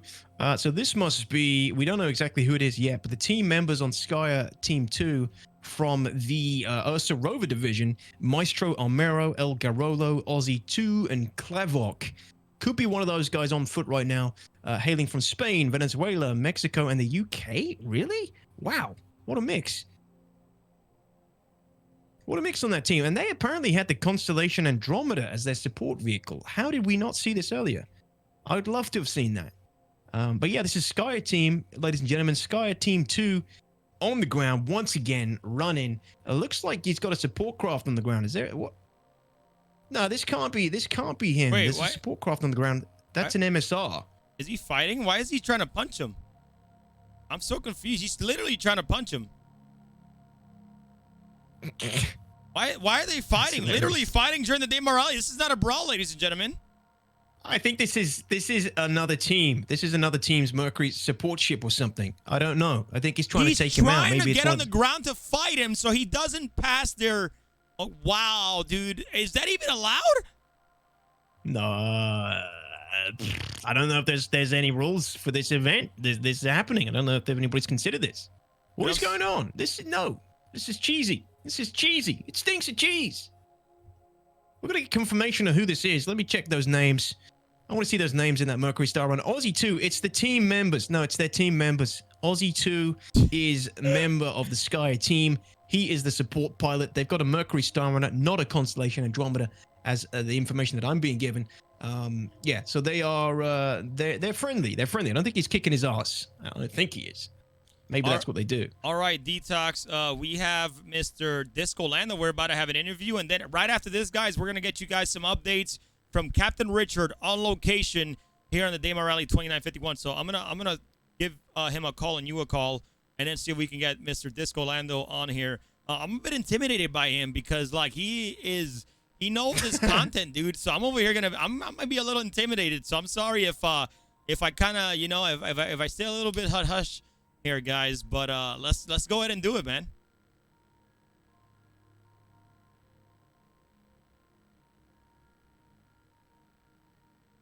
Hello. Is it safe? Oh, it's safe, all right. It's safe. Nobody's gonna catch us here. Is it secret? Is it safe? Well, welcome, Disco. How are you doing today, sir? I'm doing well. Day off. It's your day off. It's a hell of a thing you guys have done today. Oh man, we appreciate that, man. I was telling DTOX I'm a bit intimidated because you're the content guy, you know, over there. So I was like, well, we appreciate it, man. It means a lot. Yeah, but what you guys are doing, it's half of it's content, but really what it is it's logistics.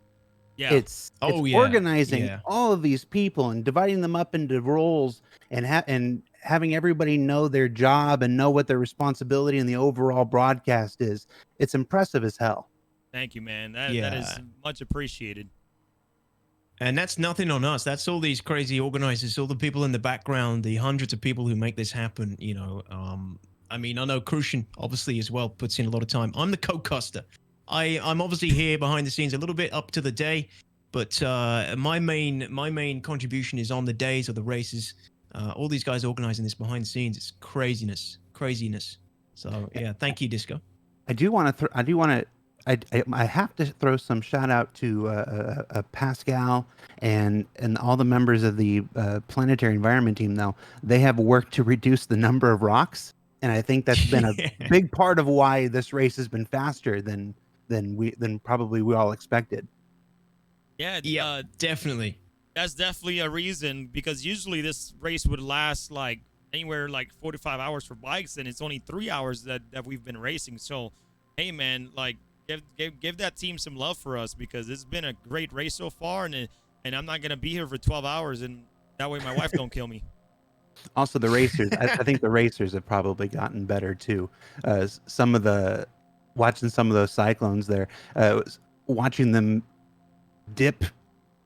You ever seen a wave runner go on the ocean? Yes, and it just watching the cyclones race was reminding me of a wave runner on the ocean, just watching them dip under the water and then come back up. I totally agree with you, but to kind of hear, you know, like you're impressed with that, it kind of makes me feel good, because like, you know, like even though my production hasn't been perfect, like I really take pride in trying to have a perfect show for the community here, and to get everything down, even though like I run socials and I do all this other stuff behind the scenes. Like I take so much pride in trying to run production with so much going on and trying to get Captain Richard his own segment. But it's been a great like you know, how do you say it? It's been great for everybody at Admo Esports to come together to do something like this. Yeah, I lost my train of thought. You had me on. Oh, I would take, that's what it was. I would take real over professional any day of the week. It's one of those things, you know, as we often say, you bring it to the point of realism, then you bring it back to the point of fun. You bring it to the point of professionalism, and then you bring it back to the point of fun and real and stuff like that. So you know, you don't want to be too polished in these things, because then you end up being just static and lifeless, and like you know, with these things, the most exciting things are the unaccountable. So it's not just I'm watching on the stream right now. I'm watching this cyclone, just like this is wave running, just like a wave runner on the ocean. But hey, our staff is saying this Golando to say thank you to, you know, the employees who help, you know, make Daymar a little bit better for racing. And I think just the Planet Tech in general looks incredible. It looks super nice. I think they're doing a great job every time they update these planets, these moons. So, you know, staff wanted to say thank you, so I'm relaying that message to you. No, it just dies with me. I don't talk to anybody else. Well, you're talking to us, so I'll take that as a W for me. I'll take that as a win, so I appreciate it. I do have to address Tyler, though. I do have to address Xylo. Xylo called me out a little earlier and volunteered me for a little tandem race. Yes. I can operate a passenger seat like nobody's business, man. Oh man! It's like if he's willing to drive, I'm willing to ride. Cheetos in hand, snacks along the way. You know, like a perfect event for you guys that is a little bit more shorter is the Hurston Hurt Locker, so that way we can throw, you know, a CIG team or a couple of you guys in a crater in Magda, and you guys can just, you know, fight all the everybody else in the community. You know, so if you guys want to go like a Cyclone TR, one person's on the turret, one person's driving, man. I mean, that's a perfect, you know, event that you guys can jump on. I don't know, man. Sitting in the passenger seat and just critiquing Xylo's driving ability the entire time seems like a pretty good day to me. So Xylo has to race for like 16 hours while he's in the passenger seat, just saying, "Hey, why you run into that rock? Slow down, go faster. Don't go over that rock." Are you driving with your eyes closed? Oh man, hey, do you have anything that you want to, say to the community, that everybody that's watching right now? Anything that pops in your head, that way you can, relay a message. Whatever you want to do, take it away. Just keep doing stuff like this. I'm on the weekend. I almost said shit. Fuck it. Just keep doing stuff like this. I'm really trying not to swear on my day off here. Yeah, that's fine. It is. But what Xylo said was absolutely true. We all watch this stuff. We all talk about it afterwards. We all point stuff out. I was just talking with Luke Presley the other day about a bug that caused ground vehicles to take damage when they hit the ground, and he was like, "We really want to get this fixed before Daymar Rally." He actually said those words to me. So it does have an effect. It does encourage us. So keep doing it. Well, yeah, that's nice to hear. You have anything else for Discolando DTOX?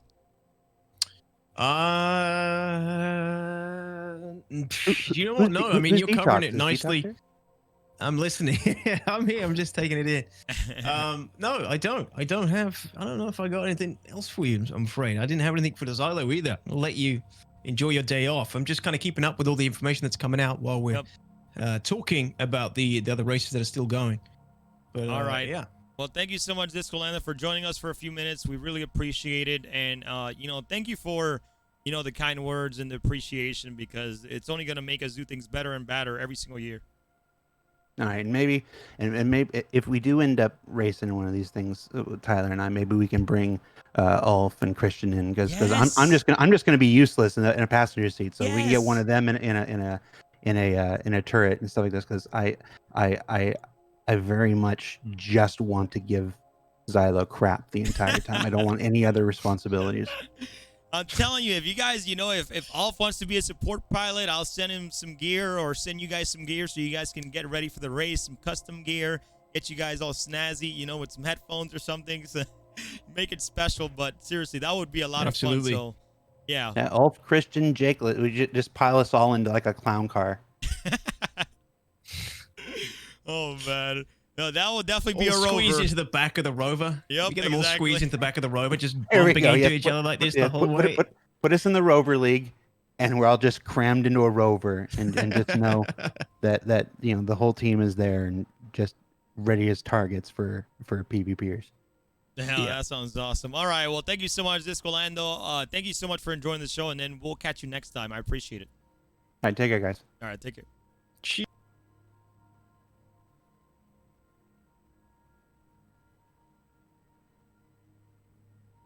Hello. All right, we are back here. That was definitely a lot of fun. And dude, to get Discolando and Tyler on, man, it's definitely really, really cool to have you guys, and for you guys to see, for them to come on and hang out and get some interviews in, and to get their experience about the Daymar Rally, and telling us, hey, continue to do this stuff, guys. This is what this game is all about. Encourage us. And for them to say that, guys, you guys can throw your own events too. You guys can gather a group of people on stream, off stream, whatever. Put it on, Spectrum. Put it on the forums. Do whatever you want, but do something fun that CIG can highlight, that would encourage them to continue to do this. To hear that they worked on getting less rocks and Daymar looks fantastic, for us to get a cleaner race, that's incredible. Yeah, absolutely. Yeah, it's incredible. Very, very nice. Very nice of them. We appreciate that. And Anyways, the planetary tech has obviously made a huge difference. I imagine it's so much more enjoyable for the races, and enjoyable for everybody involved with that improvements to planet tech. There were just way too many rocks before. Everybody agreed, and now you get to, this is the best way to get a good look at what the planet tech looks like now, guys. It's Daymar Rally. You get to see the full coverage, at least of Daymar, full coverage of the different areas of Daymar over a 500-kilometer distance. You get to see just how the planet has changed and how it looks now. That's pretty cool. So we have camera. A few updates. Yeah, Zero Stat Live here. Baltic Rain Team 2. We had a runner. He's not in proper. He doesn't have a proper suit on, so that might end really quick for him. Yep, he's still on foot, ladies and gentlemen. This guy is a badass. Baltic. This is actually one of the other runners. Yep. This isn't the same runner from earlier, ladies and gentlemen. This is Baltic Rain, Team 2, I believe. So I believe the runner is... now let's see if we can get a name identification here. I don't know. The drivers... Yeah, so the drivers, we got Morganson. The co-driver was Mr. Green Sauce. The support pilot was Growlpunked. And the support co-pilot was Necked 218. They had a staffer, and these guys are from the Rover division. So yeah, I'm not exactly sure the name of the guy that's here and still running, but it's so funny every time we get these runners. We also had an update from Skyer Team 2, ladies and gentlemen. The guys that you saw boxing on Daymar, they're out. They basically have forfeited the race. They don't have any more ground vehicles. They don't want to take part as a running team. They've seen that. They've done that. They've already done that with Raider Alexis. So Skyer Team 2 is out as well. That's 2 Skyer teams out, ladies and gentlemen. They are veterans of the race. Big upset. I don't know about their third team. I believe there's 3 teams for Skyer. Yeah, there's 3 teams. So they still got a third team with Abaddon, the Despoiler, in there. He's another veteran of the damn race. He's a legend. They, I believe, are still in the race, but we'll wait until I can get an update from them. All right, well, so, hey, Skyer 2. Real quick before these updates, because I have to refresh the cameras as we have some buggies coming up on the finish line here pretty soon. Where I want to take it over real quick to see if Captain Richard is available to give us an update. Are you there, yes, Captain please. Richard? Yeah, guys, I'm here. All right, if you need a little bit more time, let me know, but we can shoot it over to you if you're ready. Yeah, sure, I'm ready. All right, Captain Richard, go ahead and take it away and give us all that good information. We appreciate it. All right, well, hey everybody. You know, I've got my towel, I've got my sunglasses. You know, there's plenty of sand here. I'm just looking for the beach. Where I don't know. I've been walking around for hours now, Crucian. Where's the beach at? No beach. I thought this was a beach planet. What, just nothing but sand here, huh? All right. Well, you've been deceived. I have been deceived. What's going on? I was expecting there to be palm trees at some point. All right. Well, anyways, let's go ahead and check in on the standings so far. And again, in the bike division, we had a few teams already finish. Looks like FFK, Night Riders, Mutant Motor Mob, and Pink Party Panthers. Whoa. Have all completed. Looks like Daedalus Initiative Bike Team Omega is also getting ready to finish, so that's kind of cool. Moving on to we're getting close now. We're getting very, very close now. It looks like Terada Racing Team B1. Let me pull up their information here. It looks like they're out of the United Kingdom. They are almost there, so I'll have to make this quick so we can actually catch them going over the finish line. Followed very, very closely by the Jackals and Dutch Republic DRNL. But yeah, so Terada Racing with Downfall, Nuster, Arctic Freezer, Mr. Broby with their Cyclone RC and Starfarer support ship are getting very, very close to crossing the finish line. So bringing up just more racers here if you just want to get some tracking on them, you know, FFK, Bacon of Light, Bromigos, War Machine, and so on. There are some distances for you if you've been tracking those teams, if you are rooting for them. And then for the Rover team, the same thing. We are now over the halfway point for some of our teams. Currently, Blackwing Federation shooting ahead. And previously, they were neck and neck with Wind Rose, but looks like they've pulled ahead to 324 kilometers. That team, let me see if I can pull this up now, is out of the USA. This is their first Daymar Rally. It is Ravens Rook, Stone Chitin, and Halo TX3 in the Rover and Drake Caterpillar combo, trying to, I guess, keep the lead here. That's actually impressive. They shot ahead quite a lot since the last time I had checked in. But yeah, let me send it back to you guys very quickly now, because it looks like at least a couple of our Tumbrel teams are getting close to the end. I want to be there at the finish line with you guys. Yep, makes total sense. And thank you so much, Captain Richard. We really appreciate it, guys. We're trying to fix the camera real quick, guys, as I am trying to get some refreshes for you guys. But again, man, Captain Richard doing a great job on today's broadcast and giving us all this spicy updates like how he likes to do, you know, with the fingers and stuff. I love you, man. But yeah. Hopefully he finds that beach. I mean, I got reports that most of the guys are already there and they've been enjoying pina coladas for the last hour. So, yeah, Captain Richard, I hope you find that soon. Not wandering around too long on your own. Get those refreshments. All right, give me one second here. Yep, go ahead, brother. Go ahead. Yeah, Kuroda Racing B1. This is Kuroda Racing Team, ladies and gentlemen. Driver Downfall, Nuster, co-driver Arctic Freezer support and support co-pilot Mr. Broby.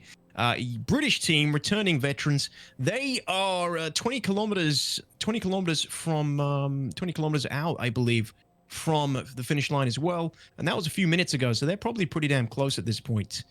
They're from one of the Buggy Division 2, so yeah, they're getting close. We've got a few coming up, I believe. All right, let's go ahead and just switch over real quick. I know you're looking for the cameras. I got it all now, and we're gonna transition over, guys. We are got some buggies, and as soon as we get a beautiful view from Shipwreck, getting over to Daymar and Crusader, great job for that.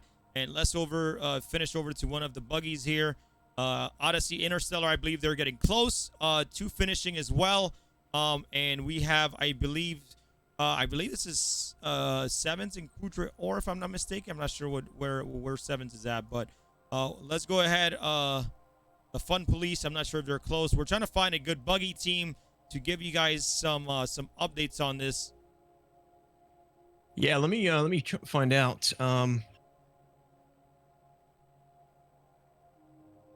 Let me find out for you, Crew, so we can get to the next finisher. Yeah, Kuroda Racing, I think, is the ones that are really, really close. And they're going to be jumping on almost to Kudra Or. So we're going to watch Kuroda Racing here, they're no strangers to the Daymar Rally. So this should be very, very exciting. Yeah, they are veterans of the Daymar Rally. So they know what's up. They're probably going to get there in one piece. Not going to blow up 10 kilometers out like some of our other races today, which is very unfortunate. It happens. Yeah, rooting for them. Kuroda, good luck. British team too. Downfall he's a good experienced racer, very good at what he does. Enjoyed his exploits during some of the practice races before. That was good. He's doing good. Yeah, I always like seeing Kuroda Racing, man. I think they do a great job. They practice on their own. They do it a lot of events. They practice a lot with what do you call it, with Bad Token Race Club. So they definitely. Whoa, what the heck? I didn't click that. Sorry, chat. I don't know why that came on. So, but dude, everything is going really well, and I need to give a shout out to OCPETA from Echelon 7, guys, who's currently following the Fun Police. They do a lot of RP within Star Citizen. So if you guys don't know who Echelon 7 is, they've been doing this since the beginning. So please do me a favor, go check out Echelon 7, guys, and OCPETA stream. She's doing a great job. Why is it on Freedoms? Where's OCPETA at? OCPETA's right here. Oh, I think she's watching OCPETA stream. But they do a lot of role playing within Star Citizen, and they role play the Daymar Rally, which I think is pretty cool. So if you guys want to go check out OCPETA, please do so. She's great, and she does a great job with all that RPing within the game. So, yep. Yeah, so a few more. I think another bike finish just came in as well. Penfold, I believe, for team. Let's have a look. Penfold for. Oh no! Sorry, not Penfold. Sevens was the cameraman who had that. Who was the finisher then? Daedalus Initiative? Bike team? Ah, okay. Fragmented information coming through. Let me just get an update on that. Apologies, everybody. Apologies, crew. Yeah, no worries.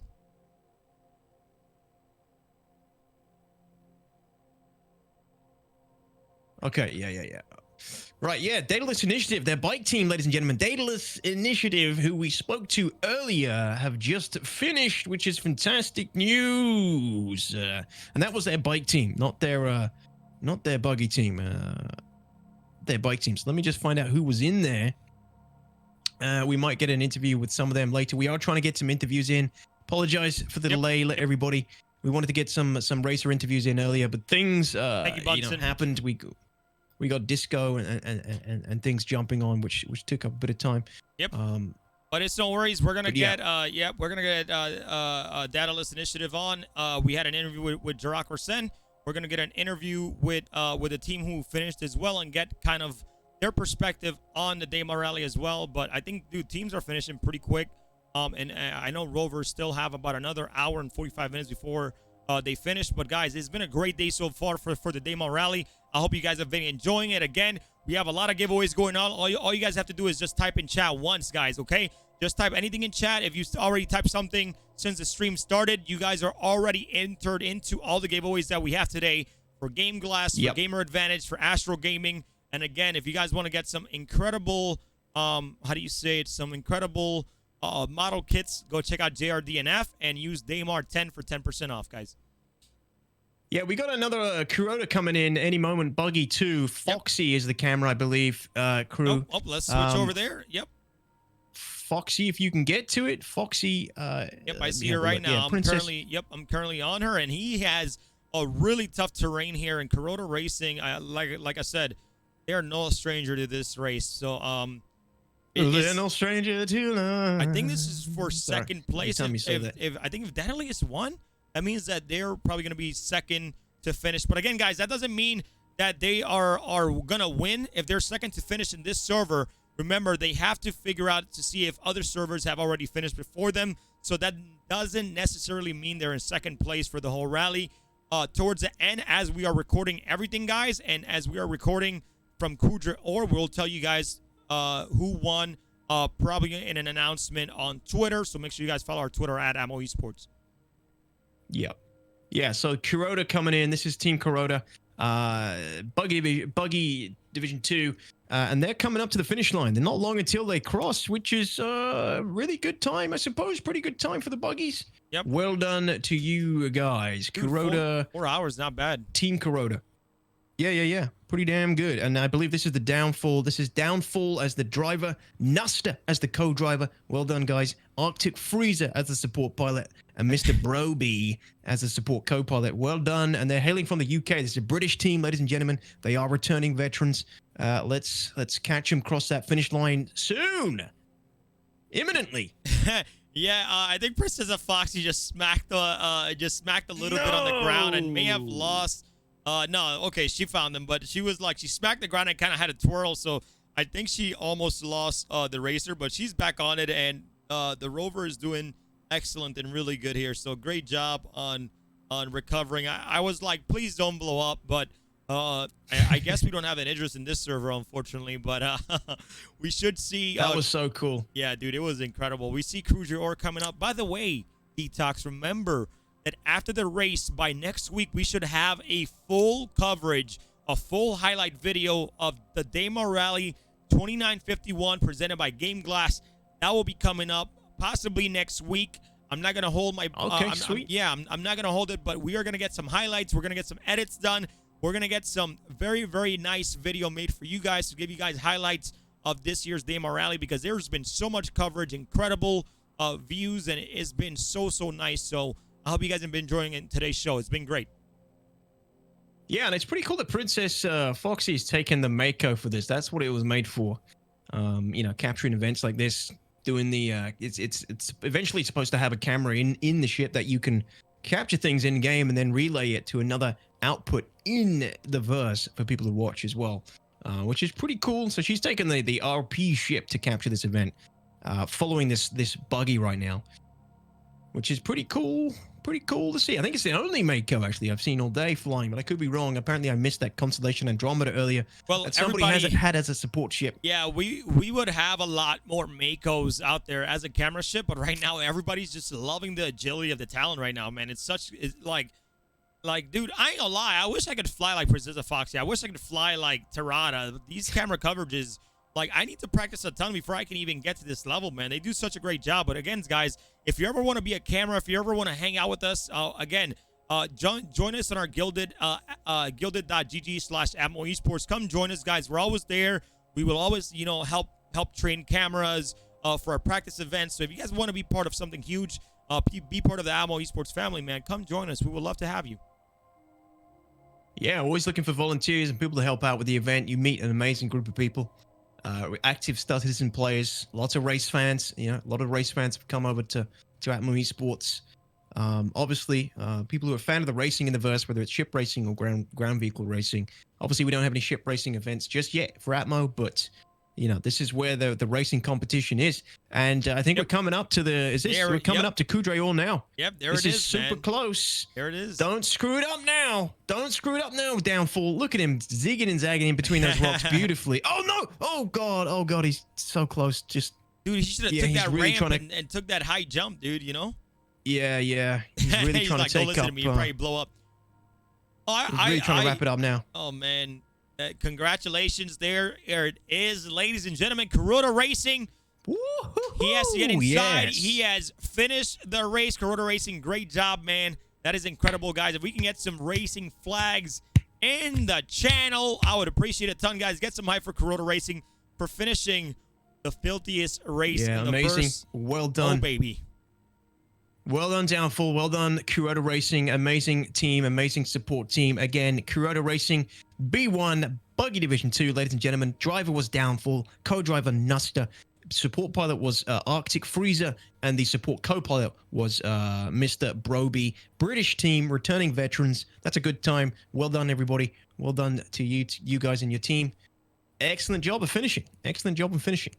Yeah, I'm like, honestly, man, like, I don't care if you, like, good fourth place, right, dude? I would pat myself on the back just finishing this race. I ain't gonna lie, man. I would be like, dude, absolutely good job to myself, man. Oh man, it's absolutely incredible. But hey, but seriously, guys, hey, I gotta do one thing, man, and we're gonna talk about it real quick, guys. The Stanton 7 coming up at the end of February, guys. I'm telling you, it's gonna be an amazing event. That's gonna be our next big event here for Atmo Esports, guys. An affiliated, doing a collaboration with Bad Token Race Club. We'll play that trailer here in a little bit, but DTOX, man, we got to talk about one more time.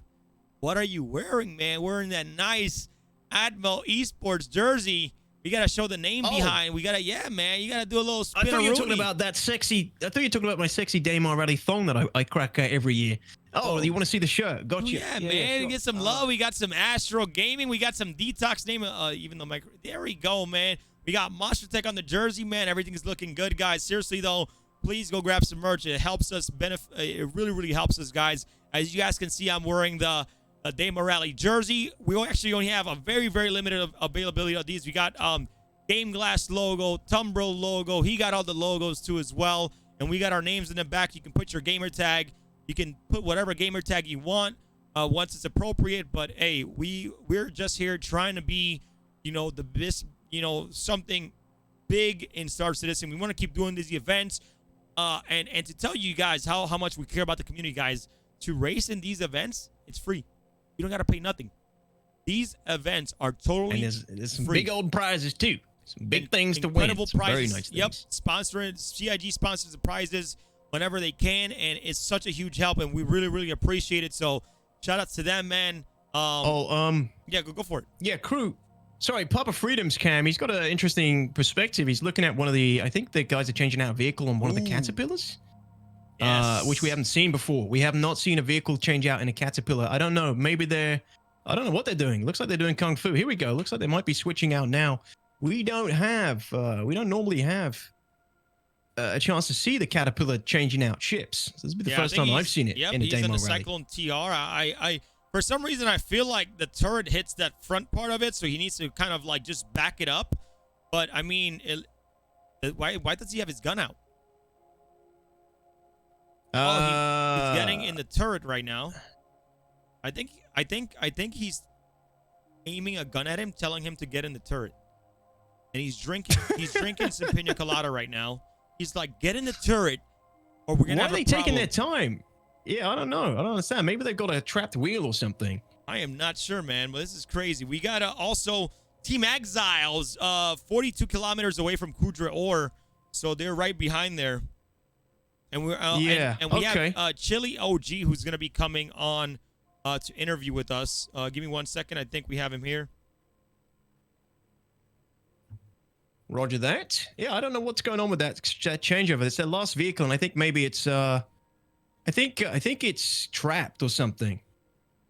He's having a few inventory issues apparently. Okay, maybe he's Yeah, it looks very unfortunate. They might be trying to use the turret gun to kind of break out. I don't know. I think it's stuck. I think their last vehicle is stuck there. Yeah, it looks like it is. No. That sucks. That Wow. sucks. You don't want that. That's the last thing you want to happen. Oh well. Oh, whoa. No, he got it out. He's free. He is out. Hell yeah, I'm a little bit ahead, I think. Let's go, baby. Yep, sweet. he's out. I got it. Hey, let's There we go, ladies. Let's go ahead and get Daedalus initiative here, and get him an interview and see what their race experience was like. I'm gonna start a call with them. Cool. Sounds good.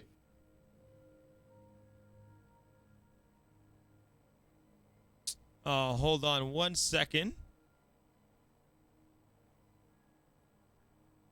Hey, Chili, are you there? Howdy.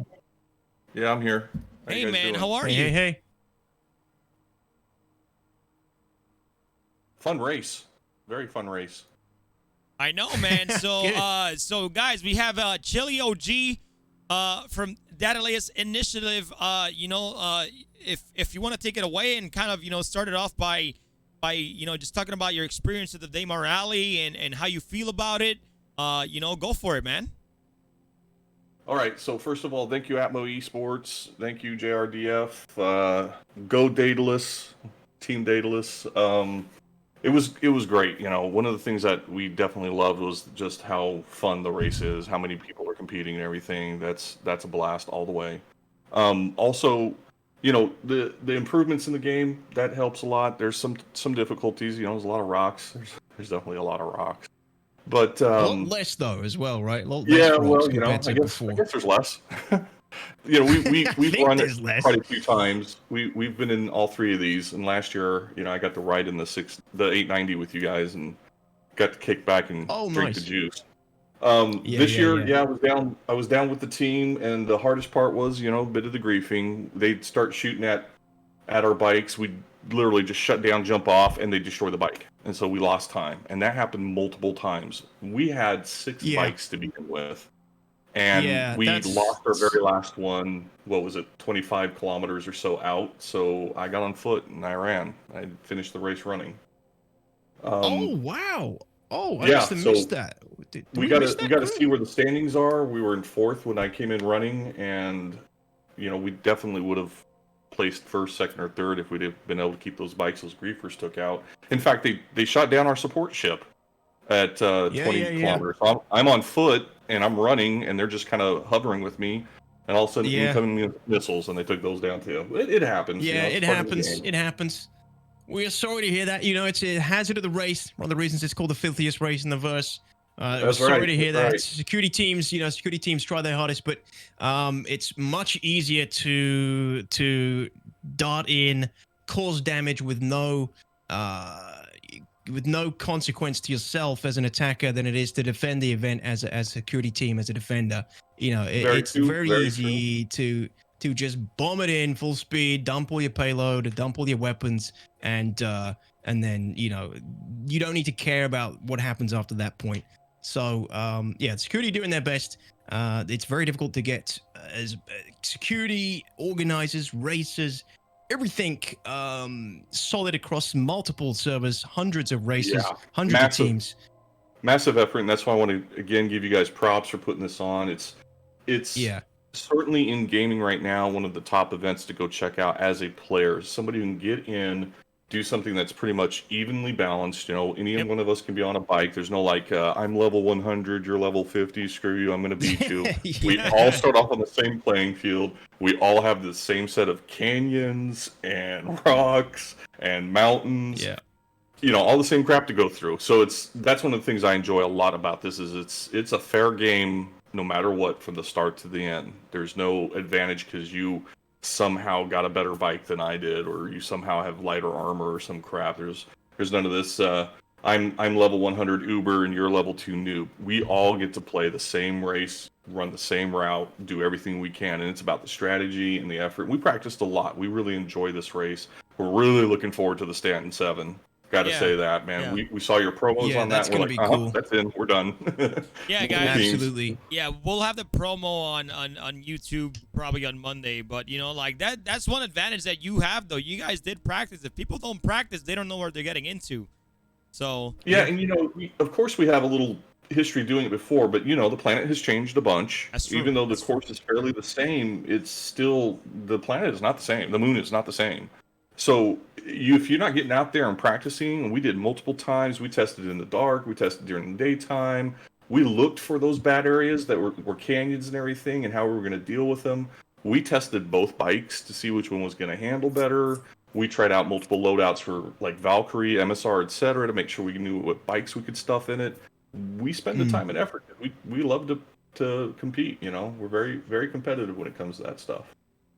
Yeah, and the other thing is, like, in the future, you'll be able to customize your vehicles and things, right? You'll be able to switch out the components a little bit more, and you'll hopefully be able to build the vehicles. I'm going to do Cyclone. When we can customize, I'm going to do Cyclone. Mine will have 82 wheels, 14 engines, extra armor. So, and you know, like, so many engines, it'll go the fastest and fly over everything. Oh, yeah, that's a great idea. There you go. Then you're guaranteed to win. But yeah, you'll be able to, like, customizing things and... The guys on my team did a lot to support us. I really appreciate that.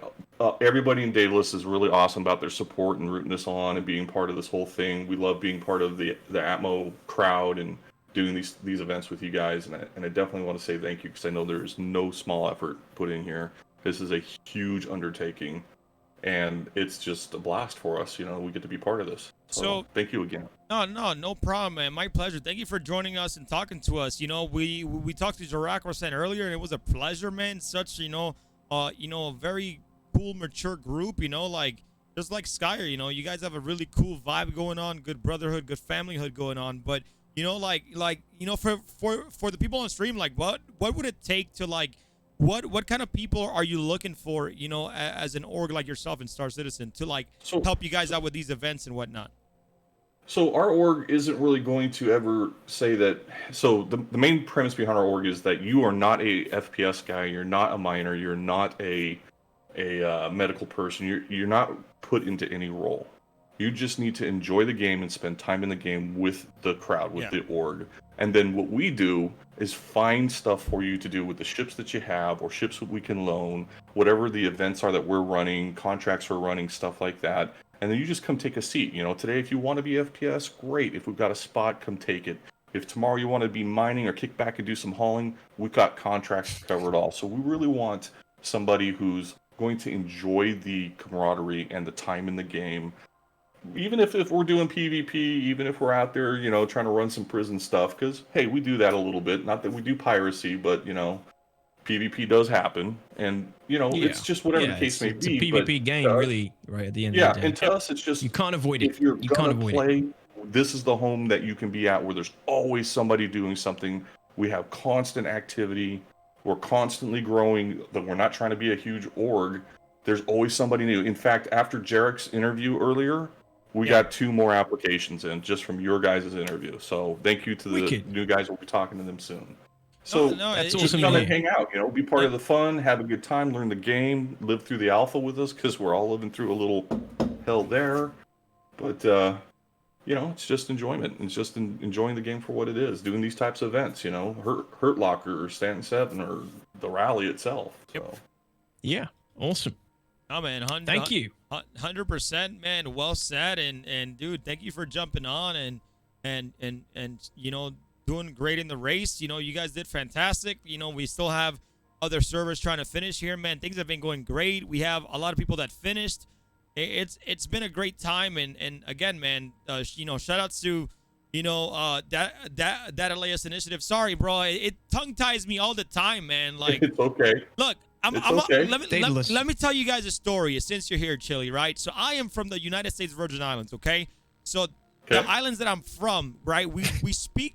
Like, I have an accent. I don't use it because of the fact that people won't understand what the shit I'm saying. But I have a Jamaican accent, right? Only Siths deal in absolute accents. Yeah, so because I have an accent, for me to speak a proper English, I started to get tongue-tied. And then that started happening, like, when I moved from the Virgin Islands to, like, the U.S., asshole. anyways, but like, so like I started getting tongue-tied and like for me to say stuff now, it's like, it's so rough for me, man. I just don't even want to talk. And I'm like, I say, you know, Daedalus, I'm sorry, but you know, like I'm not doing it on purpose. I'm just, you know, trying to make due we love to diligence. tease you about it. It's been multiple years. It's okay. We figure about the 10th race, we'll have you saying it properly. It's no worries. All right, man. Well, hey, again, am I saying it right?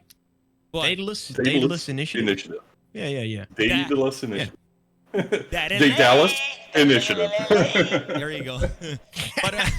And that was Chili OG, everybody. Chili OG. Yep. Same team as Jarek Razan that we saw at the beginning of the stream. We had an interview with him. Daedalus Initiative bike team. GG. Yep. Thanks, guys. Yeah, man. Thank you so much for joining us. And in the spirit of, you know, Daedalus Initiative, guys, we are going to go ahead and play their video, guys. Go find them on Spectrum. Go check them out if you want to join a respectable org just like Sky Imperium and you guys want to do these events and have some fun, guys. Go out there and go and apply to these and be a part of the community. And damn, that's a nice jump, but then it got desynced. But anyways, guys, enjoy the Daedalus Initiative video. We'll be right back after this. Going more left in the circle in between them, per se. What's that, contact Lathan? Should be Jacob and Turn around, Raph, turn around. Store it, pull it back. I really want to die, so. Death is only the beginning. Do fine. Either one. No, I was able to compensate. Holy fuck. That happens.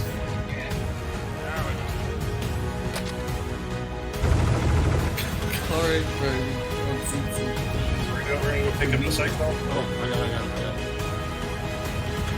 Go track climbers with Q2. We'll just come back up. You're good. Let's land it. Back in. Boom,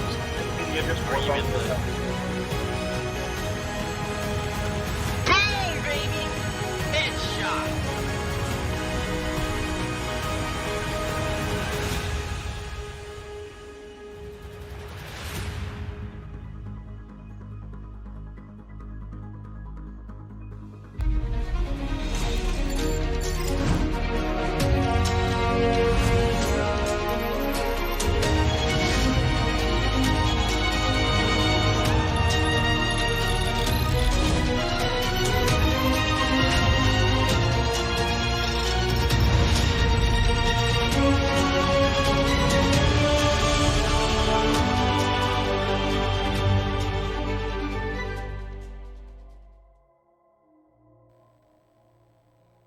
All right, and now we're back. You know what's funny, DTOX? People are like saying talking in my natural accent. Like, I feel like if I start talking it now, people are gonna think I'm faking, but I'm not. Like, I'm not gonna say "Watch out, Chicago, boom," you know. Like, I'm not gonna say that, and I'm gonna talk fast, and people are gonna be like, "Is this guy rapping?" No. I mean, hey, but I found out get crazy, you know. But this is how I actually talk in the Virgin Islands. So this is how, you know, my normal accent. So I don't talk like this. Like, you know, like instead of saying water, we say, "Hey, let me get some of that water," you know. So that's my natural action, how I actually talk. And when I talk like that, I don't get tongue-tied. But anyways, there you go. A little bit of an explanation. So there. Yeah. Well, I mean, I know because I got family in the Caribbean as well. That sounds legit to me. It doesn't sound like a fake one. That sounds pretty genuine to me. I know what it can get, you know, pretty crazy, hard to understand. If I can't understand my cousin, like, you know, when he talks, sometimes I'm like, what you say? He's gonna say it multiple times. So it's legit. I get it. Like, well done for speaking American instead for so long. Yeah. It's just that people, like, I understand people like with me to hear it. Like, it would be very fucking interesting for me to, like, literally cast like that. People will come in this stream and probably leave because they won't have no goddamn idea what the heck I'm saying. They probably think I'm talking Chinese or Russian or some other damn language, and they're gonna be like, "Bro, this ain't the Daymar Rally, bro. This guy's talking some other shit." Oh man, no, I usually I agree. It's tough. Yeah. Like I said, I got family. I can't even understand them. Yeah, Team Exiles are actually getting ready to finish. We've been looking at them now, guys. I think when we're getting closer, we are going to give a couple more updates from Captain Richard because we are actually getting towards the end of most buggies and some rovers actually hopefully being completed soon. So, guys, I'm not saying we're getting towards the end of the race. We probably still have around another hour or so to go, but we are getting there. We have already a lot of people finishing. Remember, all the officials have to take all the distances from the different servers, check their times, and verify that everybody and verify all their information to get a secure winner. So even if somebody's finishing on one server, the other server could also be ahead. They may have finished in a faster time if they did finish, but if nobody finished, then it becomes a distance race. But it seems like a lot of people are finishes, a lot of buggies are finishing, and TIG, man, I gotta give you guys a shout out. Thank you guys for kind of, I don't know if they made the I don't know with the last update they made Kuja Ore a little bit closer, because it feels like that. It really feels like they brought it a little bit closer. Possibly. I think it's just maybe, but I think it's mostly just the new terrain. It's just much easier to cross. I mean, we also still got a lot of rovers that have still got a long way to go. Crew as well. Yeah. That's what I'm saying. We have I'm thinking rovers around six hours or so, getting closer to around the 6 hour mark, getting closer to towards the end of the race, and that's when we'll know. Hopefully once all the buggies are done, maybe we can get live on stream who's going to be first, second, and third place. The bikes first, second, and third place. Hopefully we can get those from the officials here pretty soon. Yeah, absolutely. Yeah, I see what you're saying. Yeah, so honestly, I think it's just the planetary changes have made it all so much smoother. We did hear from Chili earlier saying that he still felt there were lots of rocks. I was going to say too many, but I don't know. It's... Hey man, whatever they can shave off, just be blessed. That's all I'm gonna say. Exactly. That's what I'm thinking. I'm thinking just take what you can, with the changes that they definitely smoothed it out to some degree. It's better than what it was before. I mean, do you remember last time it was just they'd go for like a few kilometers, then hit a rock, and then go again and hit a rock. And this year we're just seeing races just blasting through big open space. It's going nicely. Better than before, at least. I think it's much more realistic. Yes. Not realistic, but it just feels much more enjoyable to be able to drive across a planet without hitting a rock every 2 seconds, Yeah, I just really hope that like we're like Admo Esports as a whole is doing their due diligence. I know there's also always going to be some negative people out there that are going to be like, oh, like you guys need to do this, you guys need to do that. Look, man, they're not behind the scenes seeing what we're doing. And again, right, like I'm gonna call out people that are just like, oh, this thing is shit, but they don't know exactly what's going on in the background, right? So once they figure out what's going on, they're gonna be like, oh, okay, I'm sorry, but what I'm saying, like, I'm telling you guys, like, I hope we're doing good by the community. I hope you guys are enjoying the show. We're doing our best to give you guys all the scoop, give you guys a distance tracker. I know Captain Richard is enjoying being here. He's doing a great job. He's fucking killing it. And as the team grows, as everybody keeps doing this every year, I'm gonna keep having more fun, guys. Yeah, and we still got runners in the race, guys. We still got buggies. It's tons of crazy stuff going on. We got got the runner on Papa Freedom's channel. This guy is still running. He's going to be running through the night shortly, because I think nighttime is rolling in soon on his server. That's Papa Freedom's cam, Titan Co. But yeah, we got a few finishes coming in. I don't know if you have this camera in the multi-view crew. It's pot shot. Yeah, I have him on. Yeah, okay. That's Bromigo's coming in shortly to finish, I believe.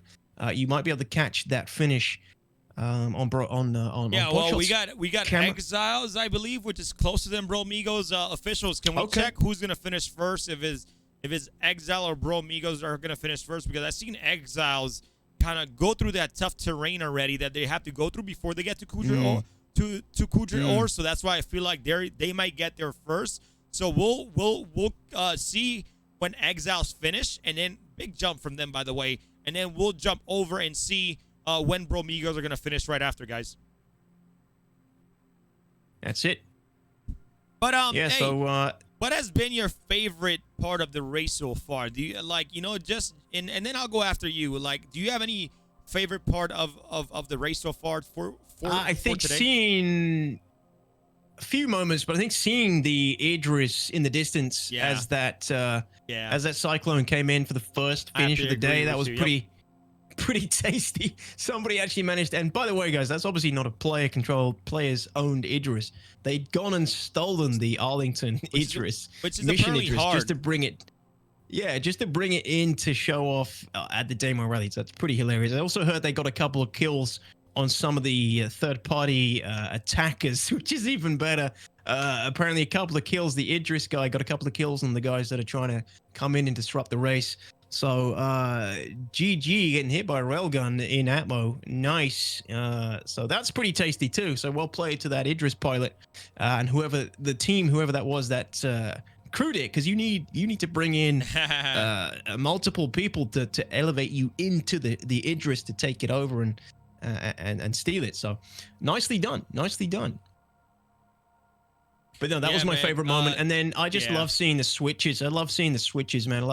Love seeing the teams work. That's when you see the whole team coming together, dropping down, switching out vehicles, getting in, getting out, and resuming the race. I would honestly love to race, and because like I feel like if I have the experience of racing, I can cast better. But I mean, I do race on my own. I do take the time, during my streams, and I'll go on a run by myself. But like, it's so hard to navigate by yourself, because that's why you need a support pilot to tell you, hey, keep going straight. So maybe I'll grab a support pilot with one of my viewers to come out with me and just do like a test race, man. On like, I really want to just drive a Nox or a Dragonfly, and if I blow up, I just want to have that experience and see how fast I can really do the race on my own. Yeah, that's it. So yeah, Buggy Division 2, Kuroda Racing B1, and Dutch Republic have crossed the finish line. So Dutch Republic guys, Kuroda Racing B1, both crossed the finish line, as we know about Kuroda, I believe already. Yeah, we Team saw them Exiles. Yeah. Team Exiles were 21 kilometers. That's our latest update. So Team Exiles are close. And I think we've got a view on them. That's Buggy Group 1. Buggy Group 1. That'll be SpaceGamerUK's camera, which I believe you're already on. Fantastic. Yeah, so yeah, we'll get a view of this Team Exiles, guys. Now, Team Exiles are, again, they're veterans of the race. These guys have participated in a few races already. And these guys know what they're doing. They also have some champions in their team. They won the Buggy Division 2nd place last year, ladies and gentlemen. So Team Exiles from Europe, European Division, 2950 2nd place winners of the Buggy Division.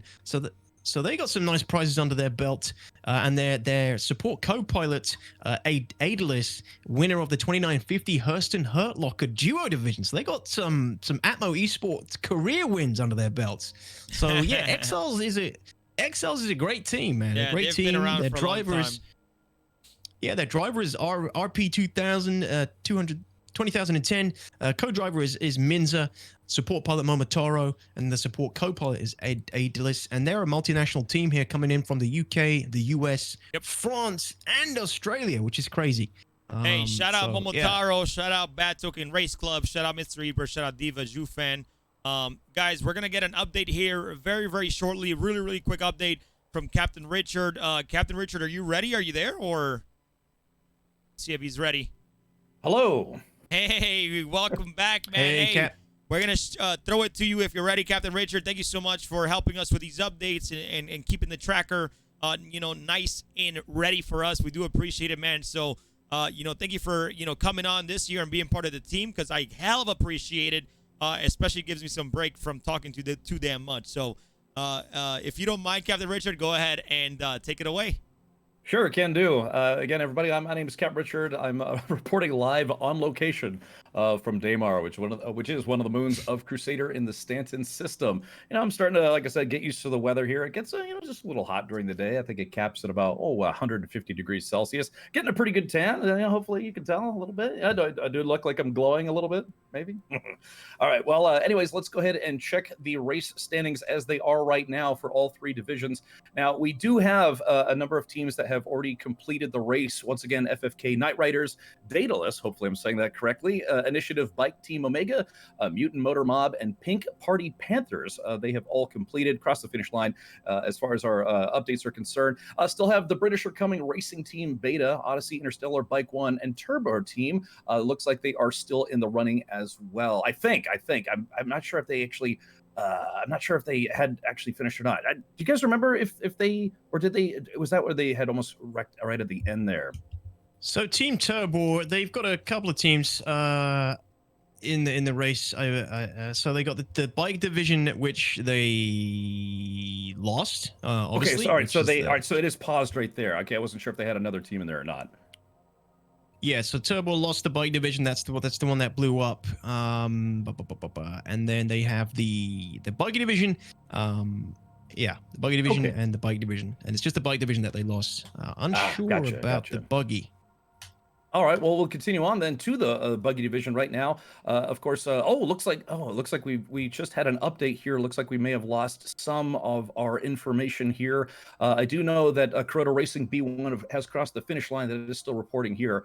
Dutch Republic DRNL, I know they were very close, as was Pituch Squad. Hopefully I'm pronouncing that correctly. Let's see here. In fact, Pituch, if I'm pronouncing it all right, they are out of Russia. They brought a team of 4 in with Presh Binger, Impulse 01, New Death, and D. Savina.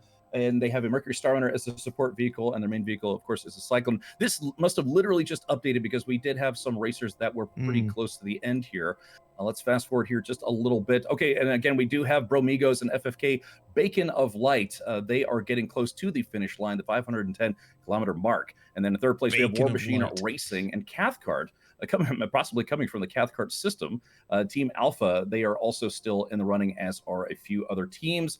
And then in the Rover division, it is still a healthy race here. As you can see here, we got a number of teams that are keeping on as you know, one might think, for this race. Blackwing Federation, I believe they are based out of the USA, followed closely, extremely closely. If they're on the same server, you might see them trading blows, if not gunfire. That is Rip Racing, and then of course Polish Space Marines, their Warhammer chapter purportedly coming in at 327 kilometers right now. So yeah, it is the race is still up for grabs, definitely in the Rover division, although we had some bike teams and some buggy teams complete the race thus far. And again, this race has been put together by Atmo Esports. So if you're interested in supporting Atmo Esports, consider maybe picking up some merch today. They do have some jerseys that are limited edition. They are kind of running low on those. Have some shirts. They have some sweatshirts. They have a very fun design here. You know, kind of a day design, night design, other jersey designs. And also they do have a pin if you'd like to just pick up a pin and, you know, show your support for Atmo Esports. Creators of the Daymar Rally for this year as well for 29.51. So thank you, Crucian, and thank you, DTOX, again, for allowing me to be, you know, kind of an extra color commentator here for the race. Hey, thank you so much, thank man. you. Appreciate it. We appreciate it. Yeah. All Thank right, you. ladies and Gives me gentlemen. a chance to eat food. Yeah, man. Captain Richard on the location of the Daymar Rally, man. We, dude, the shit we come up with to make this show incredible, man. And I mean, like, we're streamers, Captain Richard. So, you know, this is like in our blood to do this stuff, to be honest, man. You know, I don't know about DTOX, but I know me and you. I'm just kidding. I'm just joking, DTOX. I love you, man. I'm kidding. Hey. I'm kidding, man. I'm sorry. You know, I got to throw in a couple hands in there a couple times. Yeah, I've gone easy on you today. I've had too much stuff to look at. I haven't had a chance to bust balls back. Man, I got so much shit I got to look at it now. I'm still busting balls, man. Come on. I know. Yeah, all right. Don't show off. Stop showing off. Anyways, guys, we have Team Exiles who are currently watching right now. They are less than 10 kilometers away from finish line, and we also had Team Amigos. Let's go to switch over to them real quick on Potshot's camera. A beautiful view here. We'll go back to Exiles because they're about to finish, but it seems like, I believe Potshot has a really good view here because Team Bromigos is right at the bottom, and that's Kudra Or in the further. So I think they're going to finish around the same time there, DTOX. Quite possibly. They've been pretty close. The updates I'm receiving from the guys. Yeah, it looks like Exiles is 8 kilometers approximately from Kudra Or, and Bromigos are 5 kilometers away. So they're different divisions, different servers, I believe. Yes, correct. So you won't see them cross swords, but you will. But they are neck and neck potentially for their time and distance, right? Yep, it's gonna be really close. I think they're like 6 kilometers in difference between Bromigos right now and Exiles, so they're doing a pretty good job of staying Sounds like close. maths. Yeah, quick. Quick maths. Can I do that thing? I don't think they're in the same server, but I think that's another support ship in front of them. We're trying to find team FFK and see if we can get them online and see if we can see them finish here. I think yeah. I'm actually PrinceznaFoxxy. Did you find them? Yeah, I'm trying to get Potshot right now. Actually, I haven't actually got his camera up. Oh wait. We have GoldneTriangles who actually. Yep, this is FF. No, I'm not sure who's this, but they just finished the race. I think this could be FFK. Okay. Yeah. Oh man, this is good. But Potshot has Bromigos. Potshot has Bromigos, which is Buggy Division 5, which is the server with FFK on, and then you have whoever you had for Team Exiles just then, as they crossed the finish line as well. I think who is that you're watching right now? Who's that who's just crossed? This is GoldneTriangles. I'm trying to figure out who just crossed the finish line, so we'll figure out here soon as we see the names and the guy gets in the vehicle. Okay. So just give me a second. GoldneTriangles? Yeah, GoldneTriangles. That's what I'm watching right now. He possibly changed server, but that's Buggy Group 3, which I can find out who that is for you if you bear with me. Let's that'll be switch back. FFK. Yeah, okay. I think that might be FFK. So FFK just finished, and then we have Bromigos who should finish next, right behind FFK, and then we're gonna have Team Exiles finish here pretty soon. And I think they can see. Not sure. I'm trying to see if Bromigos can. Is that Kudre over there? I don't think it looks like Kudre because he's really high, but there's another ship over there. I feel like there's just 2 racers behind each other. And then we got this MSR throwing a flare, giving some light. It's so smart. Yeah. This is Bromigos, and again, different server to the FFK. FFK appears to be on a different server to the Bromigos as well. I'm a little bit confused, a little bit of conflicted information again, but Bromigos are about 2 clicks out now from the finish. So we should see another finish coming in from the Team Bromigos, which is a sweet name. I can give you some more information on Bromigos coming right up.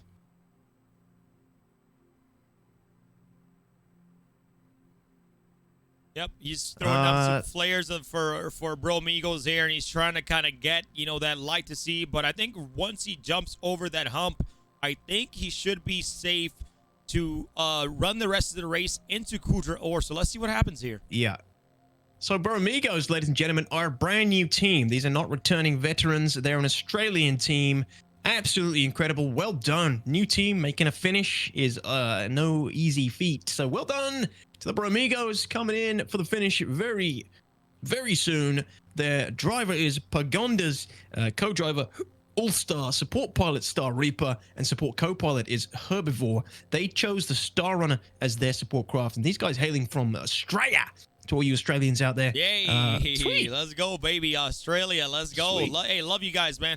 I've been to Australia once when I was in the Navy. It was actually a really good experience, but I'll leave that for another time. I don't want to talk about that because people are just... I'm telling you. Anyways, congratulations to Bromigos for finishing for the Buggies, guys. Congratulations. You are here. And Kudre there we go.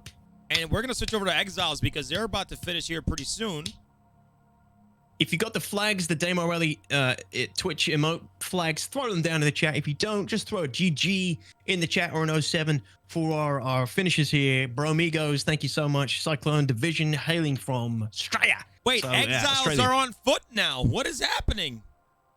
They're 6.2 kilometers. Did they flip?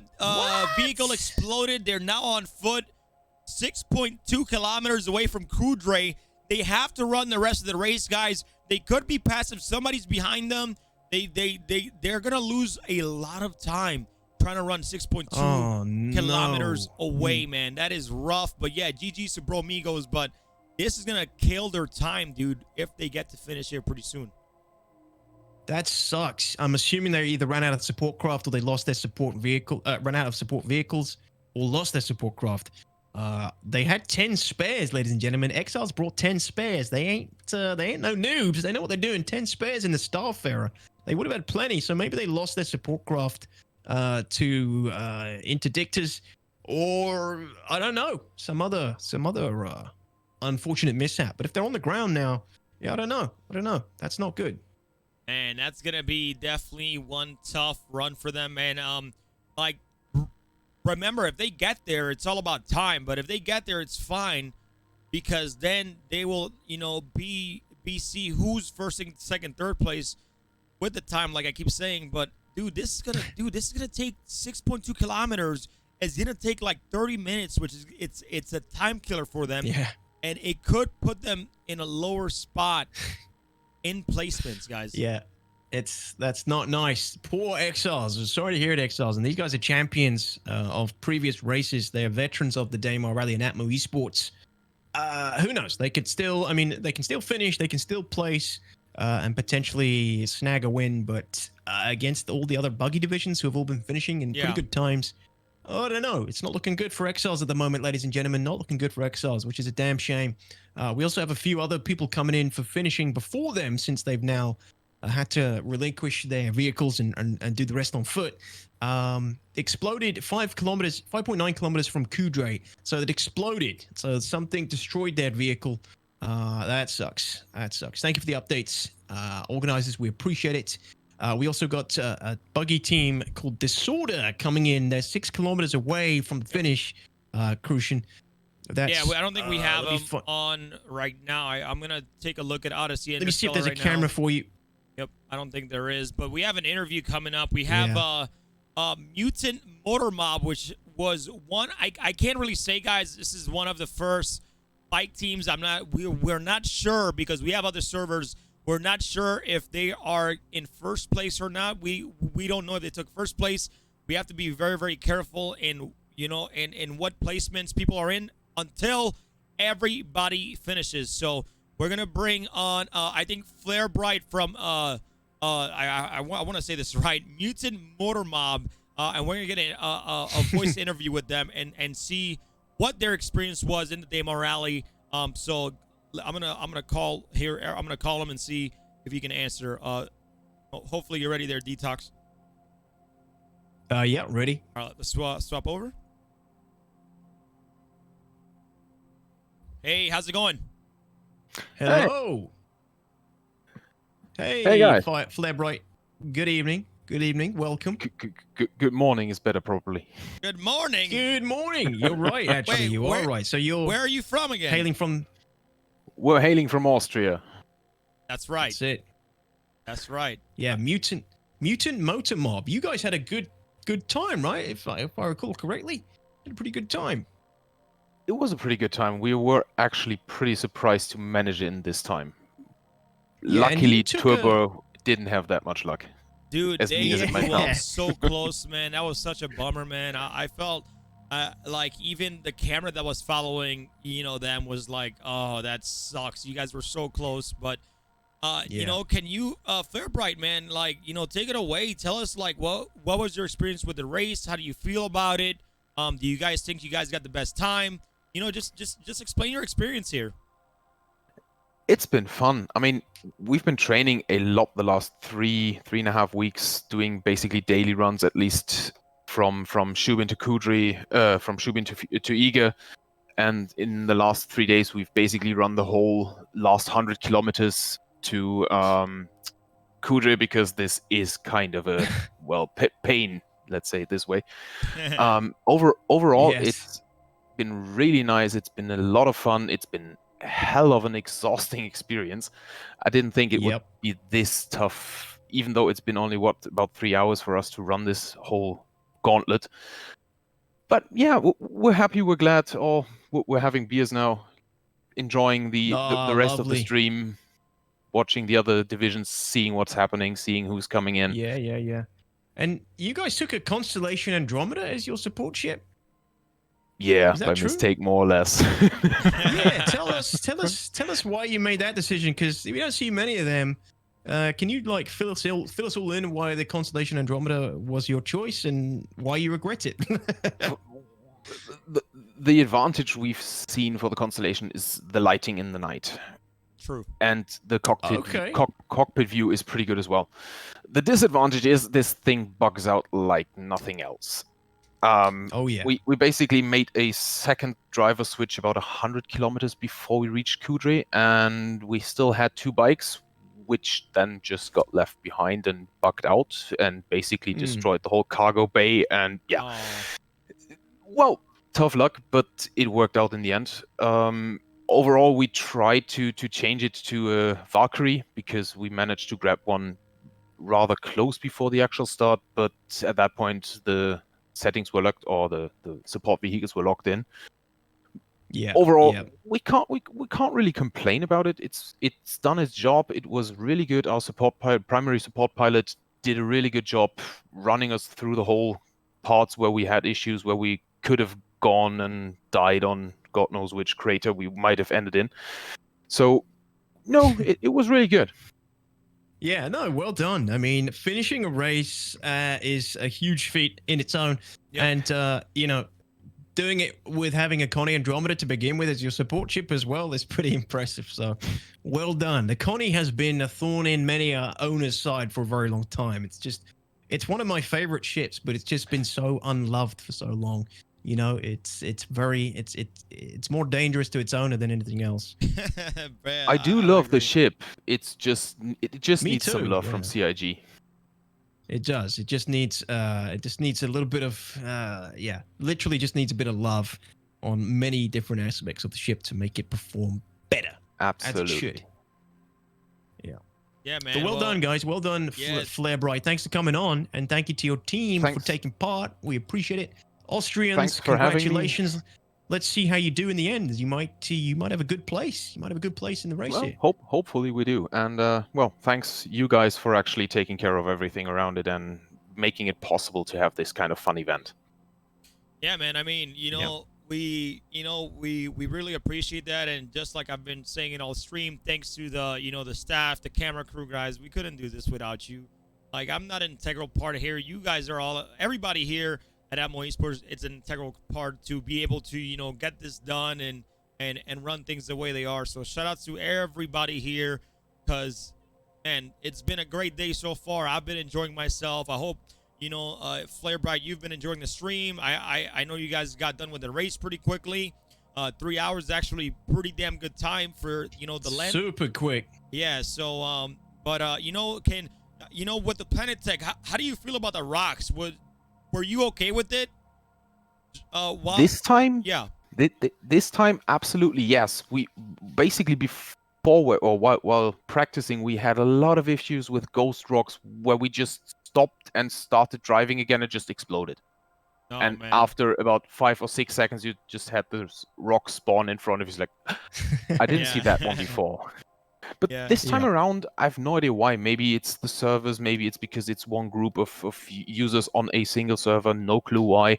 It was a lot better. And overall... So I'm sorry to cut you off. I'm not sure if you know, but what do you call it?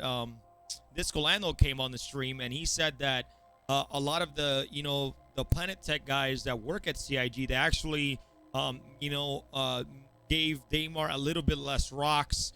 And kind of, and they also did that vehicle bug where, vehicles were taking damage, when hitting the ground. So I think it helped. It did. It absolutely did. So that saved us a lot of grief and sad times. Hey, so Flare Bright, man, I'm gonna give you the spotlight here, and before we head out, man, if you want to say anything to the community, if you want to say anything to anybody, your mom, like whatever you want to do, man, this is your time, man, so go for it. Well, I basically want to thank, as I said before, the whole organization of Atmo and everyone around, the camera crews, everyone basically making this event possible for us as players to enjoy. It's been a fun time. Watching the stream is a lot of fun for me. And of course, I want to thank my 2 other teammates, which basically managed to bring us through this 3 hours trial and maybe even a win. We don't know yet. We will know maybe tomorrow, maybe the day after. But yeah, thanks a lot, everyone. Oh, no problem, Thank you. Thank you for taking part. Yeah, man. Thank you so much, man. And enjoy the rest of the show if you're around, and hopefully maybe you get some good news, throughout the stream. We'll see. Have a nice evening, guys. All right. Night. You too, man. Appreciate it. GG's. Bye. Thank you, Flare Bright.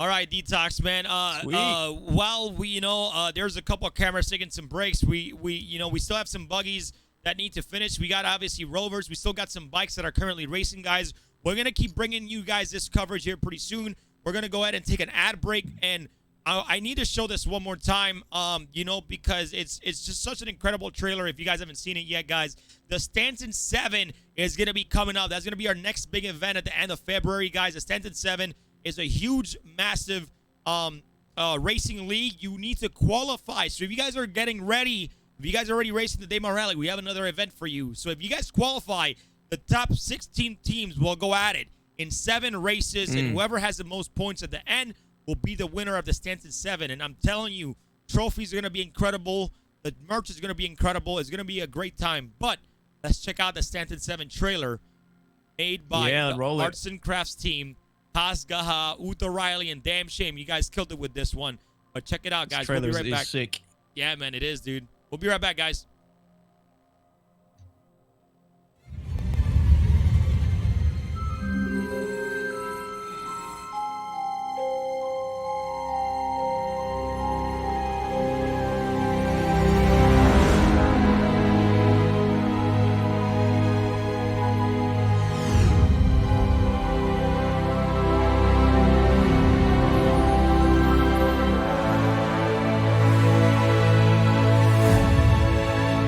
Esports and the Bad Token Race Club are proud to bring you a championship event like no other. The Stanton 7. This exciting rally circuit pays homage to Earth's classic rally and Formula One traditions, pushing drivers and their teams to their absolute limit across some of the toughest terrains Stanton has to offer. Qualifying teams will push through 7 individual races, located across the system from the isolated moons of Crusader to the bustling city centers of Hurston and Microtech. Each race, pilots will control a featured vehicle, from the rugged Drake Dragonfly to the lightning-fast Tumbril Cyclone, navigate perilous terrain and conditions, as well as one another. Racers will face off on Magda, crashing through mountain passes and dusty valleys. Walla, where jutting cliffs and deep craters force pilots to thread the perfect line. And Cleo, where one wrong move means plummeting into a lunar sea. Racers will pick up individual wins across the races, but only the team with the highest overall standings can claim the title of Stanton 7's champion. Sign-ups begin soon. Get your crew together and join us for the Stanton 7. You won't want to miss it.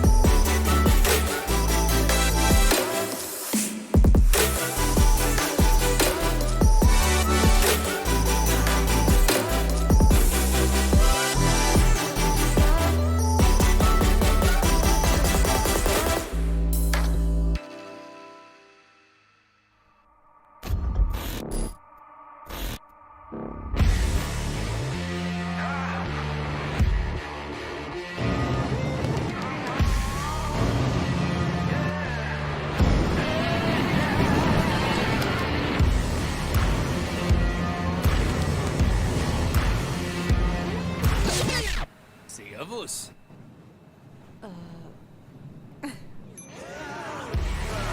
Hi.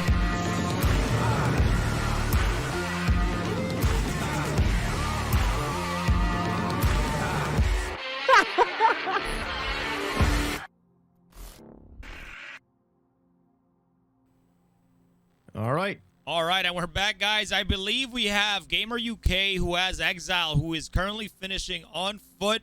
I believe he is still running towards the finish line. So we wanted to bring you back to show you guys Exile is finishing on foot because it's such an incredible feat currently right now. We're trying to see where he's at. Did Space Gamer lose him? I think he might have lost him in the darkness. Oh, dear. Yo, flicker your lights, Let's see. fam. Yeah, I think he's trying to see where he's at. I think, yeah, he's got the lights on. Damn, we lost him. He's on foot there somewhere, ladies and gentlemen.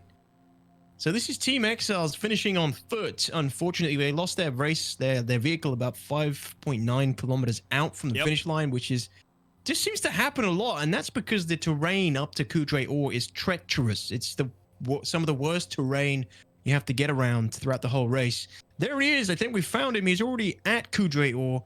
And probably about to go smack that red button inside the building. Has he already gone in? Button. I think he must have. But hey, man, congratulations to Exiles. You know, a little bit of bad luck towards the end. They did, you know, suffer from some time, but hopefully that time didn't really kill them too much, and they can still place top 3 in that division. So we'll see what happens. Yeah, congratulations, Team Exiles. Excellent job, excellent race. Testament to their professionalism running and finishing it on foot. Like I said, Exiles are veterans. They got multiple wins under their belt throughout the Atmo Esports organization, not just Daymar Rally, Hurston Hurt Locker as well. So, yeah, congrats, guys. Well done. And this is, again, you guys who have the flags, put them up in chat, throw down the flags. If you don't have the flags, put some GGs in the chat or some 07s for our racers who have completed the endurance race, the endurance feat of Daymar Rally. Well done, guys. Well done, Team Exiles. Excellent stuff. And yeah, always put on a show. Always really good contenders, competitors. And that is driver RP 2010, Mins are the co-driver, Momotaro the support pilot, and Daedalus is the support co-pilot. And these guys are hailing from the UK, the US, France, and Australia. That's big awesome. mix Awesome of team, dude. international players. So well done, Exiles. Excellent stuff. Thank you so much. Well done. Good stuff. Thank you, chat. Thank you, guys. We appreciate you. Thank you for all the support and the love in the chat for our racers and our organizers. We appreciate it. Thank you. But yeah, well done, guys. Well done. So I don't know where they're going to come in terms of distancing and placing. It's tight, man. There were a lot of good finishes today. Some really quick finishes. It's going to be interesting to find out. Yeah, so right now, man, we are getting down to what do you call it? To what Corsair likes to call it, the nitty-gritty, because we're kind of getting towards the end, guys. We have a lot of people that are currently finishing, and we are getting things going. And somebody in chat asked, and I'm going to ask you this question because I don't want people to be confused. The Stanton 7 is not the like a racing league for the Daymar Rally. The Daymar Rally is its own endurance race. The racing league is not an endurance race. The Stanton 7, it's its own race. It doesn't take long. It's a little bit shorter than the Daymar Rally. It just consists of a qualifying race, and if your team, the top 16 teams, qualify for those races, you guys get to pretty much do all 7 races, and the total average, the total points of all those 7 races, whoever has the most points will win the Stanton 7. So it has nothing to do with the Daymar Rally. It is another event that we are putting together as an organization, as an esports organization, Atmo Esports, along with Bad Token Race Club, just to give you guys some information there, okay? But yeah, thank you for clarifying that, because it confused me a little bit there too. Yeah, but dude, like it's literally getting down to pretty much towards the end, guys. We're literally getting close to the end here. Within the next hour or so, we're gonna be done here, and we will tally up and hopefully get a little bit more interviews. We should have Corsair on, the director of Atmo Esports. He's going to come on. He's been doing some server work this whole time. He's going to give us a nice interview. We'll probably get Captain Richard on one more time since we're getting close towards the end. You know, that way Captain Richards can give us some updates, you know, say his last words for, you know, to the community out here. And you know, I can't thank everybody enough, again, for their hard work. Cameras, server leaders, whatever, volunteers. If this is the first time you've done the first time you know, with Atmo Esports, if you guys you know, came on for the first time just to help us with the Daymar Rally because of how massive it was, thank you, mother flipping thank you. Okay, Yeah, thank you so much. Sorry, man. I gotta go hard on these rants sometimes, DTOX, because I just want to show appreciation to not only the staff but also the community, guys. Like, you guys killed it, guys. Like, your support today. Thank you for all the gifted subs. Thank you for the cheers, guys. Thank you if you bought merch. If you're in chat talking, if you just followed us on Twitter or Twitch, whatever the hell it was, man. Thank you so much. That helps. Every little bit helps. It helps us out so much because, like, we put everything back, our blood, sweat, and tears back into the community for you guys. So it really, really, really means a lot to us. And I'm not saying that to get more stuff. Thank you, Shadowkin. But again, too late. Shadowkin's just dumped 10 more subs. I know, man. It's like thank you so much. It just warms my heart to see a great community like you guys, and for you guys to be sticking around and watching. We appreciate it so much.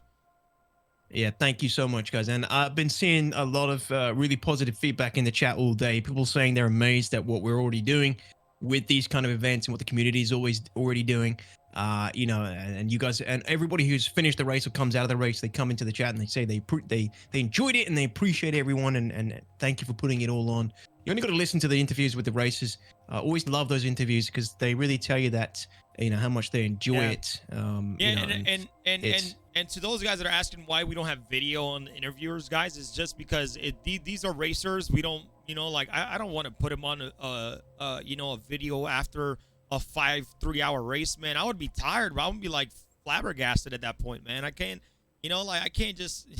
So we'll do our voice interviews. I think it was a lot of fun to have Xylo and Disco Lando and so many people of the community. Yeah, that was nice. On here, Skyer, Daedalus, and dude, incredible interviews. So thank you guys for jumping on and DTOX. We have another one too. We have Red Droid, who's been running, but the server 30K'd.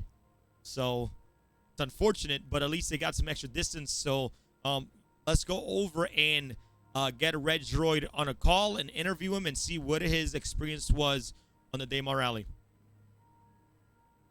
Thank you, man. Just started getting some more updates coming through for Yep, I'm gonna for the guys. I'm gonna start this right now.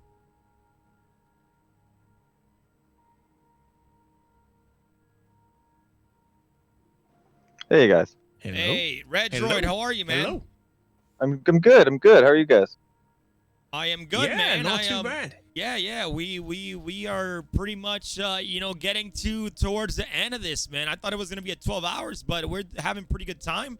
I mean, we've been streaming for 8 hours, but it's not about us, Red Droid. Okay, it's about you and your experience in the Daymar Rally 2951, presented by GameGlass. So let us know your experience. How do you feel? Tell us everything about your experience with this whole race. Well, first thing I can say is my legs are tired. I knew you were gonna say that. Damn puns. Well played.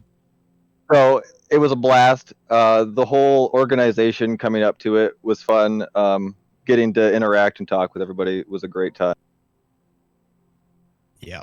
Hell yeah. It's you're getting to meet loads of the other people taking part in the organization, taking part in the race. You get to kind of interface and integrate with a whole new community, right? It's very cool to see what everybody brought and how they managed it. Yeah, and everybody got different kind of approaches and different strategies, different chips, the way they approach the race and everything. Have you got some now, Red Droid? I'm not 100% sure. Let me just double check. But did you guys? Is this your first? Is your first entry? Yes. Everybody on the team. This was our first Daymar run. Yeah. So yeah, I'm just checking now. So yeah, brand new USA Canadian team. What have you learned this time around that you'd bring to another race if you did participate again? Go into decisions with a cooler head and not make them so spontaneously. So we had a vehicle flip right off the bat, and we should have just swapped instead of trying to flip it, because in trying to flip the vehicle, we lost half our team right there. Right. Oh, interesting. Gotcha. That's good information. That's good to know. Because I was technically the support ship pilot. Right. And we tried to flip our two racers, and the ship pushed the TR through the planet surface. Ooh, okay, ouch. Right, I see. So then me and my co-pilot got in another one and then started ripping off, and we got to the first checkpoint. Man, Yeah. that makes. Oh man. That's And then he had That's a pretty good. couple issues because he had to get out of the turret and he fell through the surface, his character. So then I was solo after classic. that. And then I rolled and I couldn't Classic. get it rolled back over and I started hoofing it. Yeah, good man. That's what you gotta do. That's what you gotta do. That's glorious. No, it's you gotta do what you gotta do, man. The people clipping through the planets. I mean, who knows? Hopefully next year. Hopefully next time we don't have that problem anymore. Planet clipping. It's got it. Hopefully it would be nice to have ground underneath our ground. Yeah, absolutely. Just in case Absolutely. you fall and trip. You know what know what's incredible, man? Is that like how we came from the first Daymar Rally, right? Because the first Daymar Rally, nobody finished. Yeah. I think nobody got to finish. If I remember right, I think a lot of the times we 30K'd and we just went with distance. And then year 2, I believe y'all got a lot of good finishes because Eager Flats and Wolf Point wasn't that far. But I mean, we've came a long way, even with the new planet tech and them pushing, these points further from each other. I think it's been a really good race so far.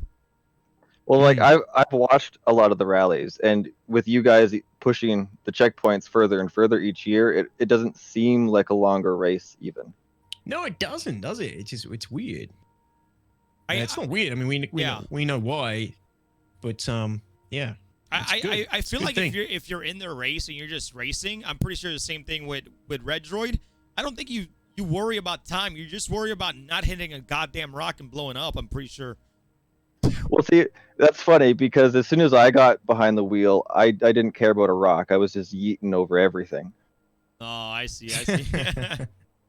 Oh Yeah. man, dude, I feel Now, you, well, man. Red Royd, Bacontron, Team Bacontron, ladies and gentlemen, well done, excellent job. What's the idea behind the team name, by the way? So my friend Verity really likes bacon, and she's team lead, so she makes the decisions. Gotcha, and that's a good way to say it because they do, man. My wife's the leader in this house, so I gotta listen. So I feel you on that, man. But yeah, well done. But hey, dude, I don't know. Thank you so much for being here. I really appreciate it, man. I'm glad you had a good time. I know 30Ks happen, but dude, hopefully, every year has been getting better. Every year we've been able to put on a really good show. So I'm hoping maybe next year we get everybody to finish. Even if I don't, to be honest, I want server meshing, but even if we don't have server meshing and we can have server stable where we can play for 12 hours at a time, I'm going to be happy with even that, to be honest, because that way everybody can finish. I think by next year too, we'll have the in-game mechanics to help the teams themselves a lot more. Yeah. It's funny, man. You can take one of those, what do you call it, the anchor guns? I keep forgetting. Why do I forget the name every single time? The tractor beams? The tractor beam guns just get a lot of people on like a colorless black and just drag your driver while you're flying. I'm just kidding. I know you can't do that, but that'll be funny as hell, though. Well, like I ran out of food and water, so I had to literally switch my armor, take off my helmet, eat a granola bar, and put my helmet back on before I died. What? That's insane. Oh, that's tough, dude. That's tough. Oh my lord. It's doable. I came out with like 25% health, but it's doable. Dang, dude. Hey, by the way, Red Droid, man, I'm, I do this with everybody, so if you want anything to say, to the community, man, that's currently watching right now, show some love to your org, whatever you want to do, man, I'm going to let you take this time to do that, so go for it. Just 07s, everybody. This community has probably been one of the best and coolest communities I've been in. Star Citizen has been a great game to be part of and watch evolve. So I want to say thanks to everybody involved in it. And, devs and community alike. You guys are both great. Thank you. Awesome, man. Thanks, Red. Yep. Thank you so much, bro. And we'll catch you next time. I really appreciate it. Have, a good rest of, you know, the stream if you're watching. Hopefully, maybe, you know, remember, even if you didn't finish, you got 30K, you still have a distance for it. And you know, the biggest thing is that you could still place no matter what. So great job, man. Thank you for having such a great time and a great experience with us. And we'll see you next time, man. Yeah, thanks for having me. 07s, guys. 07s. 07s, baby. 07s. Appreciate you. Cheers, man. 07s. And again, team Bacon Front. Thank you very much. GG's. Love the name. Apparently we got so much interviews, guys. We got Meyer coming in, but I don't want to talk to Meyer because he didn't win. So I'm not talking to Meyer at all. That's too goddamn bad. Ouch. Harsh. So, hey, all Crew, right. just a quick one. Yeah, what's up? Do you know about the team that we're following? Cathcart Team Bravo. Yeah. And you know, they picked up another team in their buggy. They're doing a double team finish. What? How? Why? Giggity. So Cathcart Team Bravo, they picked up Odyssey Interstellar. So the Odyssey Interstellar buggy team, I think, crashed out. They had one guy on the ground, and I think, I believe what I'm hearing is Cathcart picked up Odyssey's runner. It's the camera that you're on, Nick Noxon. He picked up the Odyssey's runner, I believe, and I believe it's a two-team buggy right now. So they're gonna hold hands and cross the finish line together, which I think is a first. Yeah, that's a first. We got two people joining, you know, joining teams and doing all that stuff. This sounds pretty good. So hey, if they join forces, I'm not sure. Like, I think the person that was on foot, unfortunately, will have to be kind of disqualified because you went on another Don't team's tell buggy. them that. Hey man, I'm gonna speak the truth, man. Okay, I'm just kidding. Don't tell the people that, Crew. So Don't tell the anyways, people that hey, now. let's we got a lot to do here. We still have a couple more interviews. We got Corsair coming on. We have to get Captain Richard on for an update as well. So you know, so we got a lot going on here. Let's go ahead, guys. We're gonna keep going with the interviews real quick. We're gonna bring on Meyer. We got Sigelian coming on. We'll probably put a Captain Richard in between those two to give you guys updates on some rovers and see where everybody's at, guys. Thank you guys again so much for being here, for joining us, and all the support, man. Hey, Chili's, contact me after the stream. Contact me on Monday, like, because I'm not touching my computer tomorrow. Okay, that shit's enough. But yo, contact me, Chili's Tavern. Okay, if you're on the Adamo Esports Gilded or Discord, contact me on Sunday or Monday. I'm gonna hook you up. Okay, I got your back. So I'm gonna hook you up. All right, gotcha. He's gonna give you those red panties. Let's jump over to Meyer. Love it. And whoa, chill, bro. Let's jump over to Meyer here. You got to look after him, Crew. And I know what you're gonna do. You know how to look after the supporters. Thank you. Hey man, I look after you too because I love you. You know. I know, but Chili's Tavern is Chili OG of Daedalus. Well, hey, I'm gonna hook you up, so you better hit me up. All right. Hold on, we're waiting for DTOX here. DTOX, you here? I'm here. Hello. Meyer, you're lucky I'm even talking to you. You didn't even win, bro. You didn't even finish first. What the heck is going on, bro? Oh, dude. Yo, how are you, my guy? How's everything? What a ride. I'm good. You know, like what a ride, dude. What a ride. Why are we busting Meyer's balls so much here? It's a bit unfair. Yo, I have a question real quick before we start and ask Meyer about experience, right? Do you race with the hat on or off? Oh, on all the time. Sometimes back, you know, like Ash Ketchum style. But this time around, it was all business. Oh man, well, doesn't that affect the aerodynamics? At my desk, yeah, but you know, we do what we do. Oh man, that's hey, can do me a favor, Meyer? Please let me know. You know, tell us your experience. I think this is the first time you've done the Daymar Rally. I know you did the Hurst and Hurt Locker, and your ISP decided to shit on you and clip the damn internet off. But you know, let us know how's your experience like for the Daymar Rally for this year. Man, I mean, like, you know, with any competition in Star Citizen, you kind of have to go in there with the mindset that, you know, this is Star Citizen, it's not out yet. And so it's about participating. It's about like getting everybody together to like create something like this. And then whatever happens, happens, you know? But yeah, our experience was great. I was second in our lineup. Our first member, Hannah, went in first. She tackled some crazy mountains in the nighttime and then just, blew up. So then it was my turn. Yeah. And sucks.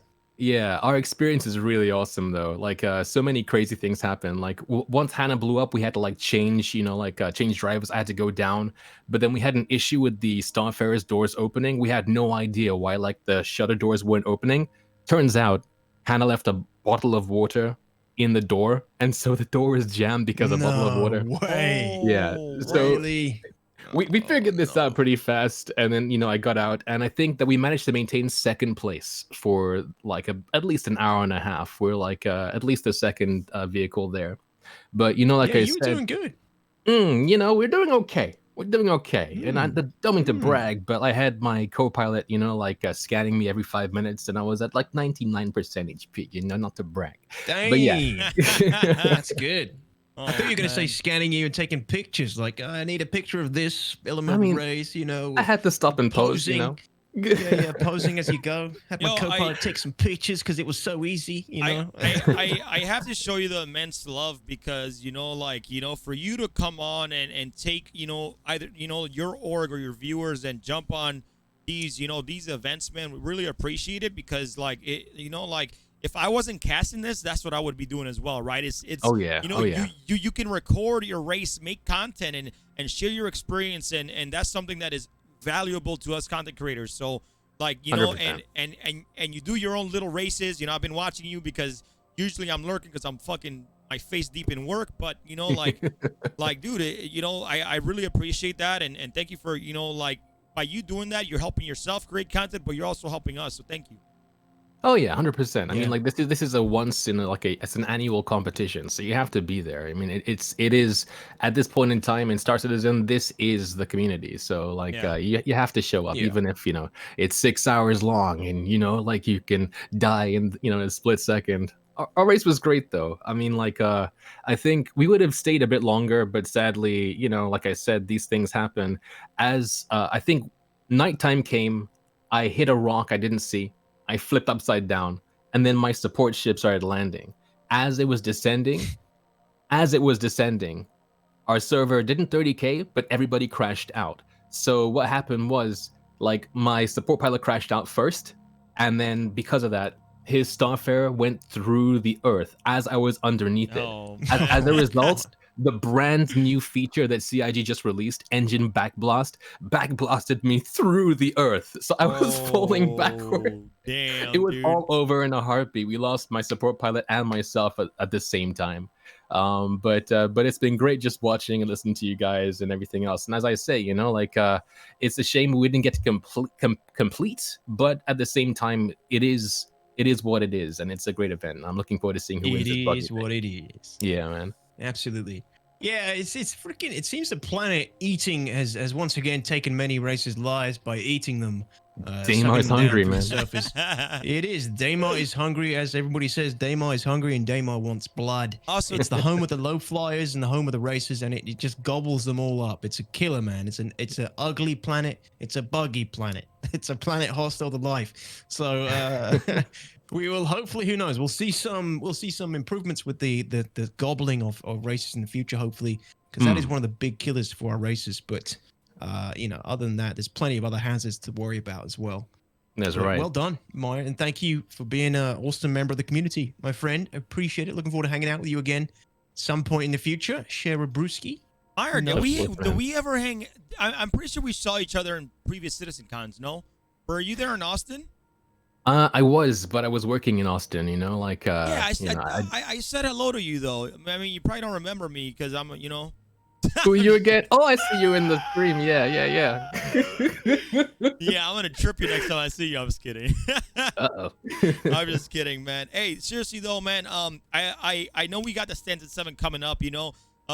Corsair mentioned it. I believe you may be jumping out to cast a couple with me, or that's right. Is that the plan? That is correct. Yeah, the Stand at 7 has like 7 different things. So it's a huge event. Yep. So I guess I'm just happy to throw my hat in there and help out. I've done some shoutcasting before for Apex Legends and a bit of Star Citizen, so I'm looking forward to giving it a shot. I mean, you know, everybody say they casted, right? Like they casted before, but can you bring the hype, Meyer? That's the whole point. So I'm more of a color commentator. You can be the hype man, and then together we could. Yeah. I mean, like, you know, I'm like just kidding, We're man. British, I love to have you, Crucian, dude. all right, man. We're British. We ain't all so shouty, all right? What are you trying to say, Bring more man? of What are you trying to say, y'all British? I'm shouty. I just love energy, What man. do you think I'm trying to say? You know, what do you think like- I'm trying to say here, Crew? I think it's pretty obvious. No, man. Hey, seriously though, I'm excited to have you. You know, casting. You know, maybe take a shipping gaming casted. You know, but that may be a bit more difficult. But dude, I'm really looking forward to having more people casting with me, whether it's DTOX or just other people that have knowledge about Star Citizen that can bring that knowledge and use it to update the people and give everybody what they need. So Stanton 7 is gonna be super exciting, man, because like yes, the Daymar Rally makes me excited, but to see this racing league and see all these 7 races and to see who's gonna be the Stanton 7 champion is what excites me. And oh man, I'm ready to bring it. Yeah, I mean, the competition's one thing, but I'm really in it for the jersey, you know what I'm saying? He's really in it for the jersey. Dude, I can't wait till we get those designs out, guys. Again, follow us on twitter.com/AboEsports so you guys can get updates. Again, we'll put the Standard 7 trailer on Twitter, on the official Abo Esports channel, and then actually maybe start giving you guys sneak peeks of the merch as we get that going. But yeah, because I all those pictures you guys see of the merch is usually me taking those. I've been trying to get my product photography skills out there, not only for Apple Esports but for my job as well. But Meyer, yo, this is your time to shine, my guys. So if you want to say anything to the community, anything to the fans out there, to moms, you want to show your stream, guys, whatever you want to do, hot Meyer. moms out there. Moms. Yeah, man. Yo, What do you got those for hot moms out Banu there, moms Meyer? out there. Yo, what's going on? My name is Maya.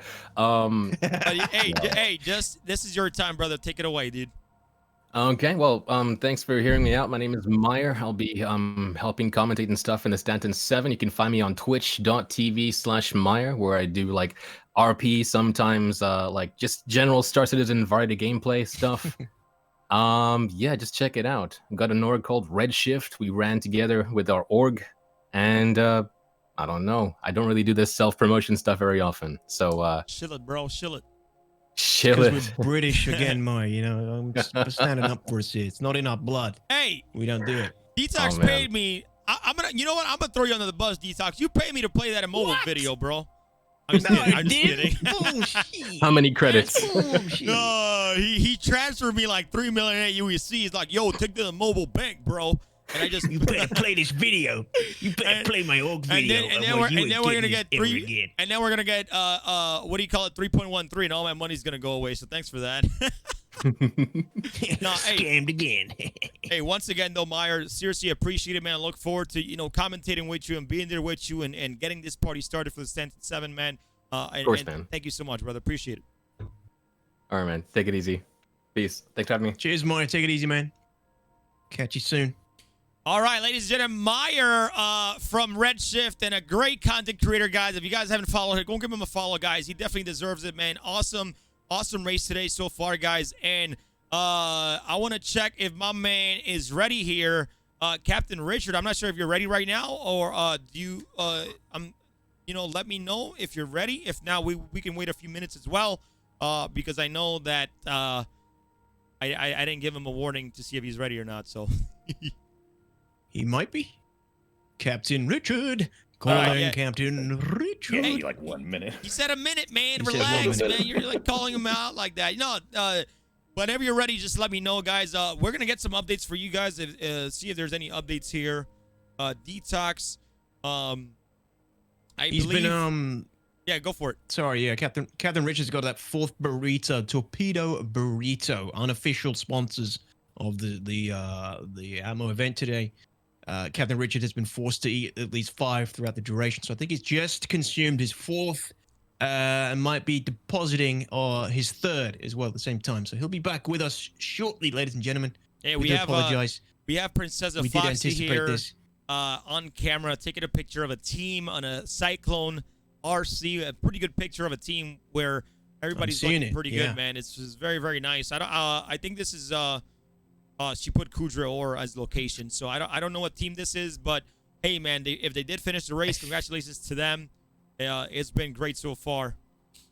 Could be Exiles, maybe. No, Exiles was being followed by SpaceGamerUK. So. Yeah, you're right. So, yeah, you're right. Yeah, my brain's working for cool. once. So, how are we looking with the double team Noxin? So they got 2 teams in one. They're still going strong. Yeah, they're still going. If we can get a update officials on Noxin, I would appreciate it. But we also have Enigmatic covering Rip Racing, who's currently still running. Right now for extra distance here.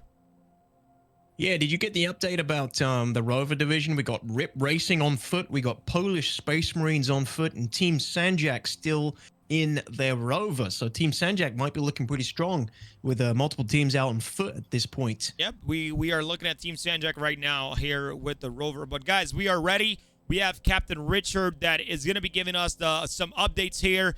Captain Richard, I believe this is going to be the final one for you to be able to jump on and let us know. So, Captain Richard, man, this is going to be your time to shine.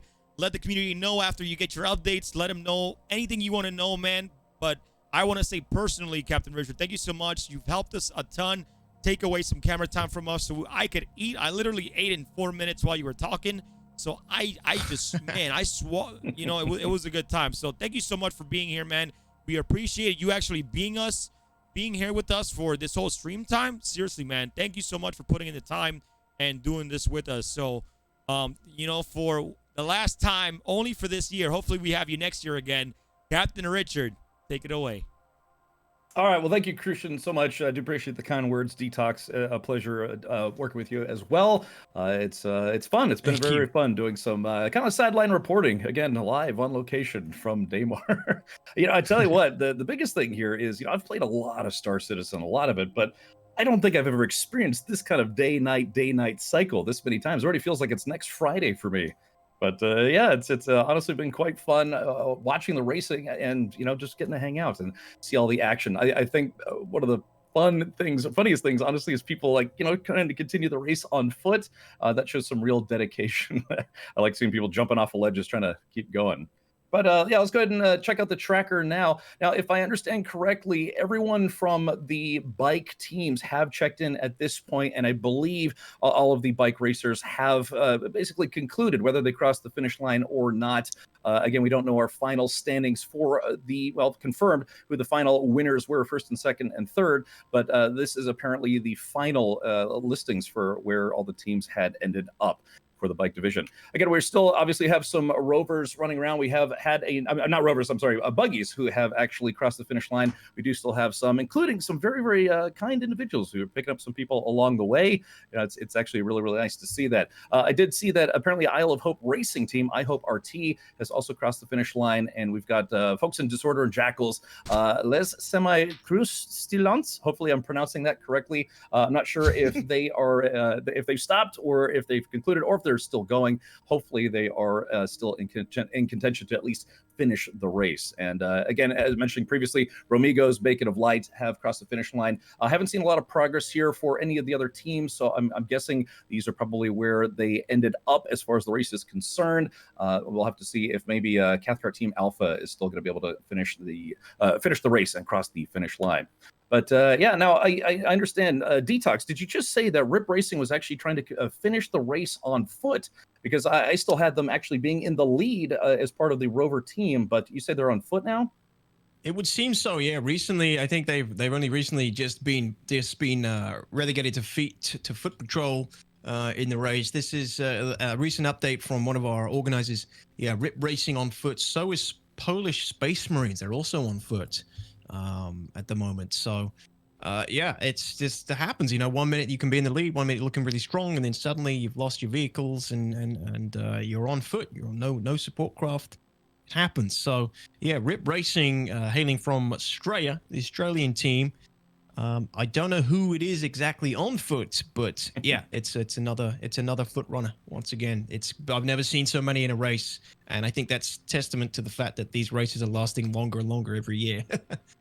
Agreed, and I like the never say die attitude. I like the fact that for them the race is not over. They never give up, never surrender. It's a good motto to Absolutely. live by. So yeah, again, really exemplary race. Not over just yet. We still have to see who from the Rover division is going to cross the finish line, and possibly first. And again, we still have some folks, some teams from the Rover. I'm sorry, not the Rover, the Buggy division, who are aiming to at least finish the race. But again, Crucian Detox, if this is my last time being on here, again, thank you so much for having me on. For all of you still watching, my name is Captain Richard. You can find me at twitch.tv/Captain Richard, streaming a lot of space and sci-fi games, and primarily Star Citizen.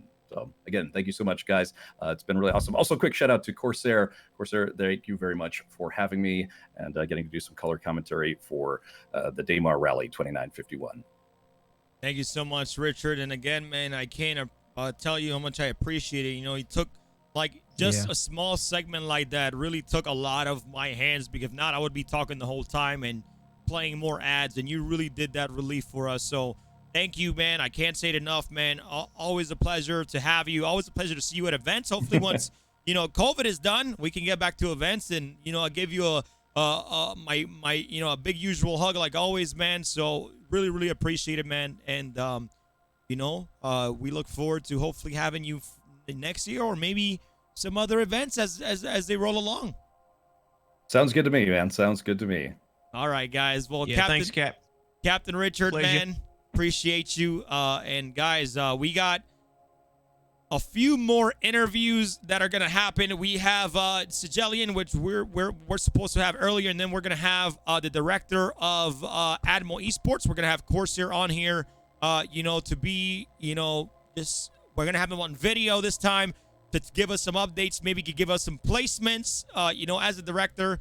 Hopefully we have some of that information. But for right now, guys, I'm gonna go ahead and play. I'm gonna go ahead and get a couple more ads in and get set up to interview Sigelian right now. So please stand by. We still have the Rover division to finish.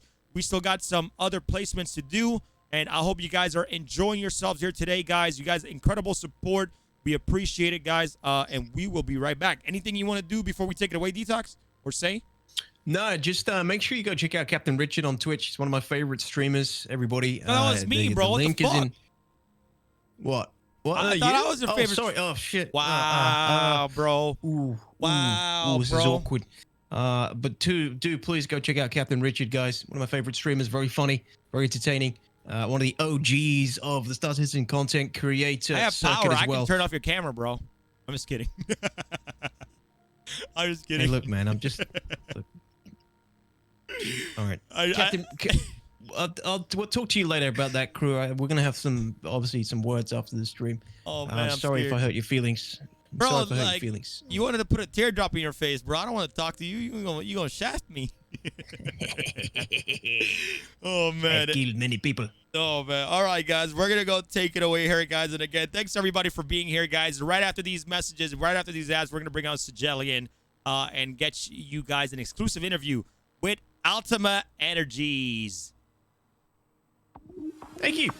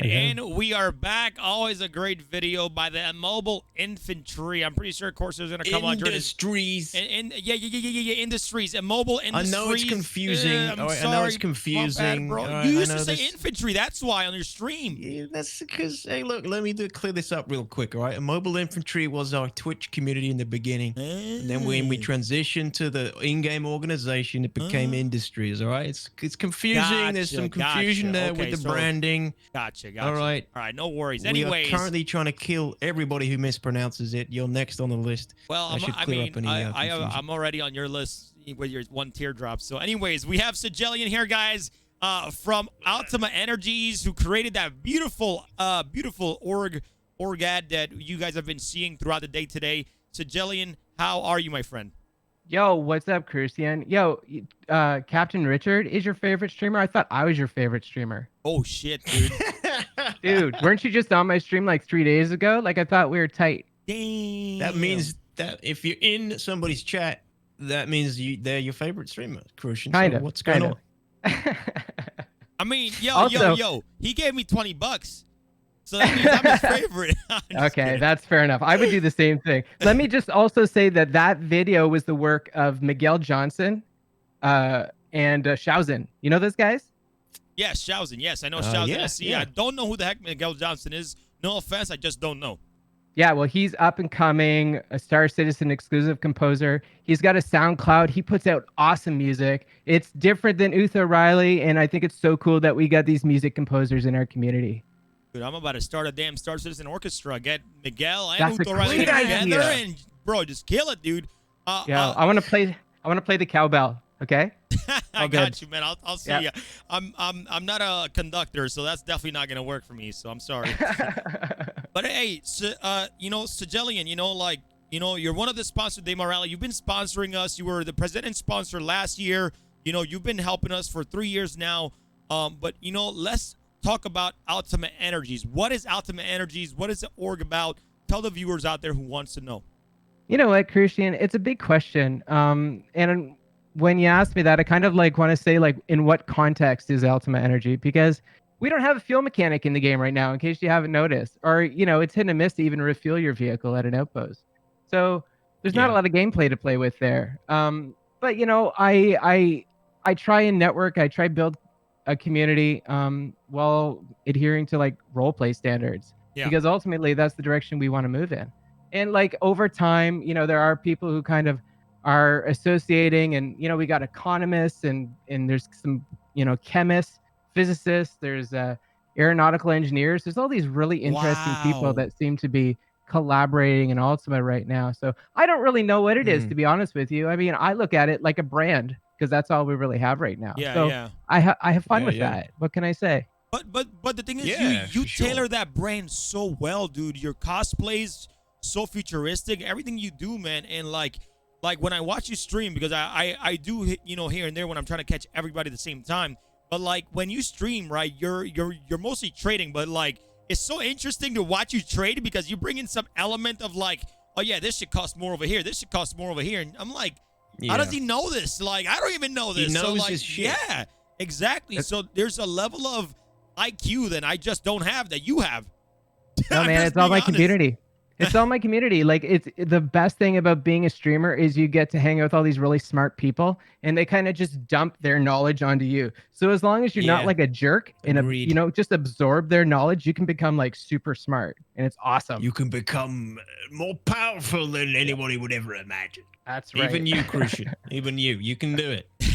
I mean, I kind of just insulted myself, but I'm okay with that. I'm fine with that. But so Altama Energy is supposed to be pretty much about fueling and power within Star Citizen and selling energy. But for now, it's just a brand. But you guys, like I said, you guys do a great job at tailoring that on and doing fantastic work. So as an organization, are you, what kind of people are you usually looking for? Where maybe a viewer may say, hey, maybe this is a fit for me. I'm a chemical engineer. Let me just join these guys, because we have the same minds and are alike. What kind of people are you guys looking for at Altama Energy? I don't know if I'm really looking for anybody. I mean, people come by here and they're cool people. Yeah, we got pizza people coming by. We talk with that. Yo, there's a dude who hangs out on my stream who's an A320 pilot, like he's an airliner pilot. Yeah. And he's just kind of showing me Nice. how to fly the Drake Caterpillar like it was an airliner. I'm like, this is so cool, you know? So I mean, I'm not really looking. Okay, here's what I'm looking for. There was a dude who you're interviewing like 3 or 4 times ago, and he was saying how he's kind of catering the organization so everyone just has a good time, or it's just kind of like, yeah, you know what I mean? Okay, so like I'm the opposite of that. I'm like, okay, we have roles. You fulfill a role, and this is what you're supposed to do. But the thing is there is no roles because there's no game mechanic right now. So we're kind of just making this all up as we go. So I mean, someday in the future, this airliner pilot, he's probably going to be like leading a flight school or something, or I don't know. So you know what I mean? So you're taking their knowledge, putting their knowledge in the game and applying it, and it's definitely doable. That's right. In some aspects. So you're saying Definitely that if doable. I join Altama Energy, I can probably land a high-paying job? Absolutely. I mean, I try and make 100,000 credits per pilot. So I stream, was talking about it in real life. IRL someday. Just kidding, I would love that. Wouldn't that be cool though if I started up a real world energy company by spinning it off of a video game company? That'd be nuts, bro. That would be Right? so nuts, bro. I would We live in the I would future. be baffled. So you know, renewable energy. I mean, that's the future, man. You could be Sure, on or something. not, or we could buy out an oil company that's going bankrupt. That'd be cool. Yeah. Damn, what have you started, crew? Listen to Sigalian's brain working now. He's like, yo, renewable energy? Fuck that. We can just buy like an oil rig that's like, you But know, what if we could depleted do a and better job as an oil rig? Like, what if we could run an oil rig cleaner than everybody else because we're from like, you know, we're a younger generation. We're like the Silicon Valley generation. Yeah, Let's yeah, do a yeah. better job than our great grandparents did.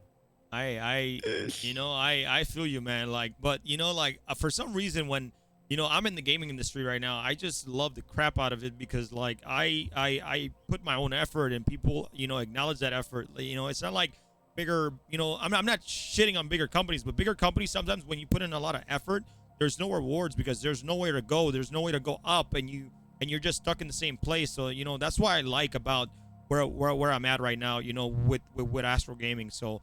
But dude, I love a few things about Altama Energy. Professionalism. You know, like you guys' ads. I feel like I'm watching like an Origin ad. It's so elegant. Yeah, it's so it's nice. so cool. Like it gives me a calming vibe. It's like luxury. You know, like you could sell me like if you make an ad the same way your style is Altama Energy and talk about a fucking toilet, I would buy it. That's how nice these things are, you know, like, so, you know, but, you know, it's just incredible, man. You know, Let me just say that I'm trying to get Haskaha to make this other video for me. We've been bouncing around with arts and crafts. Yo, and leave he him alone, doesn't want dude. to. I'm trying to get him, you know, we're working with him. Leave him alone. I'm just kidding, man. I technically I had him first, but let's not get into that. I'm just kidding. Haskaha does not want to make this video because he doesn't think Star Citizen is there yet. He's like, hold on, let's just wait till Star Citizen's there and then we'll make this video. So we got something really amazing planned, but once Star Citizen is there. Yeah, no, that makes sense. That makes sense. But dude, like, you know, it's always a pleasure to talk to you, man. I know I've seen you at events, and I hope to talk to you more at events and maybe share a beer with you if you drink. Or I don't drink much, but I love social drinking with friends and having a good time. So, you know, guys, I really hope, you know, CitizenCon next year. I don't care if it's in Australia. I'm going, dude. I'll save money. I'll put all that shit on a credit. I don't care. I just want to be somewhere with we all have the same, you know, passion for, you know, CitizenCon and to meet you guys and to go there with Corsair and have that booth up with all you guys passing by, man. I can't wait for that. Yeah. And I'm hoping that we can bring you guys one of these incredible events over to, you know, to CitizenCon one day. And hopefully that's the goal, the plan. I know Corsair has a lot more plans, but I hope one day that we can do something like that. Absolutely. Same, yeah. Exciting. Who knows? We may get a studio somewhere like that, and you know. You think we'll have a CitizenCon this year? 2021? No, I don't think we'll have one this year, unfortunately. I'd love to maybe a last minute smaller one they could do with exclusive exclusive amount of tickets. Look, but what I'm thinking is that if everything goes well, if you know we're pushing these vaccines, and I feel like if they start letting events slowly happen with like 100 people maybe in this summer, I feel like by November, if they can throw something, that would be a very, very good idea. I would be down. I mean, you know, a lot of people will be concerned about traveling, but I'll go because I'm vaccinated. I should be good to go. And Oh, you got vaccinated. You're not Yeah. a zombie yet. Or No, are no, you a zombie? No, I didn't get vaccinated yet. Oh, okay. Yeah. I'm still staying at home. I'm still. I put myself on lockdown like the UK. So, just saying. Yeah, but hey, Sigelian, like, you know, tell us your experience. Like, I think you were server leading in the Daymar Rally. Yeah, man. What a crazy friggin' year it was this year, hey? Man, it was so much busier this year, and I don't really know why. It's like I was flying around getting water and food for people, and I'm like, wait a second, am I actually a server? I guess the server, that's what I was. I was a server today. Yeah. So. But I love the form that Swift did. Swift did amazing work, hey? Like, and I love that everyone is using it. All of a sudden, my job was so much lighter. That was fantastic. That was a great addition, and we know it's not working perfectly. We know it has its problems, but the distance track is better than anything we've had before for Daymar Rally. So totally, and the graphic being looks able to good use too. it, it's all really good. It's just the actual technology let us down a little bit. It just wasn't processing data well enough, quick enough. And there was a learning curve with it as well. Some people were kind of putting in data invalid, so I think we have some lessons to learn there. But you know what? One thing I really love about this is like how respectful everybody is. Like, we're encountering a lot of problems. I didn't hear one person complain about it. Not one. I mean, I'm sure Corsair got a lot of it, but I got nothing. Like, I didn't see in chat. I didn't get like in my group. Nobody was complaining about anything. There's some people who were questioning the rules, but like I just said, no, you can't do that. No argument. So lots of discipline, and people really take this seriously. Yeah, I mean, you know, Damn like, right they do. Yeah, that's why we give him the rules. Like, you can't change the rules. We have a rule book for a reason, guys. You can't just change things. You know, like, so, you know, whoa, the heck, that was a big explosion here on Noxon's screen. But dude, thank you so much, you know, Sigelian. I really appreciate it. You know, one big thing here that I've been doing with everybody, you know, Altama Energy, thanks for your support during all these rallies. But, you know, anything you want to say to the community, anything you want to, you know, throw out there and say, thank your mom, thank your girlfriend, whatever you want to do, man. All right, this is going to be your time. So, you know, take it away. Yeah, my parents were actually watching this, so I could say hi, Mom. But, you know, they actually complimented you guys more than anything. They're like, how long have they been talking like this for? And I was like, 8 hours. So yeah, they really appreciate that. I don't know. You know, if you're interested, thanks, Sigelian's mom and dad. There you go. Right. So like, if you're interested in joining the future of Fuel in Star Citizen, hit me up. I'm on Twitch. That's probably the easiest way to get a hold of me. Ultima.energy is our website. I don't know. I guess that's about it. Gotcha, man. Thank you. Yeah. Well, thank you so much, and we are gonna you know, show you guys one more time the Altama Energy org video. Hold on, crew. What's up? Oh yeah, I think they're we're coming finishing to right the now. finish Yeah, line yeah, for yeah, Noxon. yeah. Oh, wow. We got the finish line coming up Here for we go, Noxon, guys. and then we'll. Oh wow. Yeah, we and have FR17 beautiful doing their flares. flyover. Yeah. Yep. Beautiful flares over the top as well. Noxon. So this is Cathcart and Odyssey. This is a 2-team buggy, ladies and gentlemen. Yep. This is Cathcart Team Bravo picked up Odyssey Interstellar, who were on foot, and they are displaying a something we've never seen before in terms of sportsmanship. They're carrying another team to the finish line. So this is incredible. Get your flags up in the chat if you got the Daymar Rally flag emotes. Yeah, man. Get those... GG's in the chat. 07s. Get it all up in the chat for this amazing, awesome little show of sportsmanship from Cathcart Team Bravo, which is something we hadn't seen before. So pretty cool. Big fat midi salutes to that team and both the guys crossing the finish line. Gotta give them some love, some claps, man. Seriously, get them banners up, because, you know, like, it's actually pretty commendable for you to pick up the person instead of running him over. Maybe he just missed running him over and the guy got in the vehicle. I'm just kidding.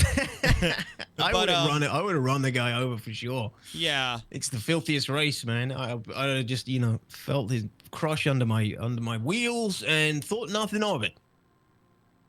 Yeah, I mean, I completely feel you on that. But hey, congratulations for, you know, both organizations finishing in this buggy division, man. Incredible, very, very commendable what to are they pick them up. doing? And, you know, I don't know, man. They're like, they're forming up. It looks like they're walking to the finish line together. This is so cool. Oh, I think I'm gonna cry, man. This is some teamwork. This is some community love right here, man. I'm This gonna is cry. so cool. Yeah, they're walking. You know? I don't know if that's Cathcart walking Odyssey to the finish line or if they're all just doing it together. But wow, we haven't seen that before. That's wicked. This is well really done. good. This is really good. I love it. This is community love right here, man. Like it's a game, but what their actions of what they're doing, man, is good. Oh yeah, I mean, again, that's what we talk about, guys. It's the Daymar Rally, this huge level of community that has to come together to pull this off.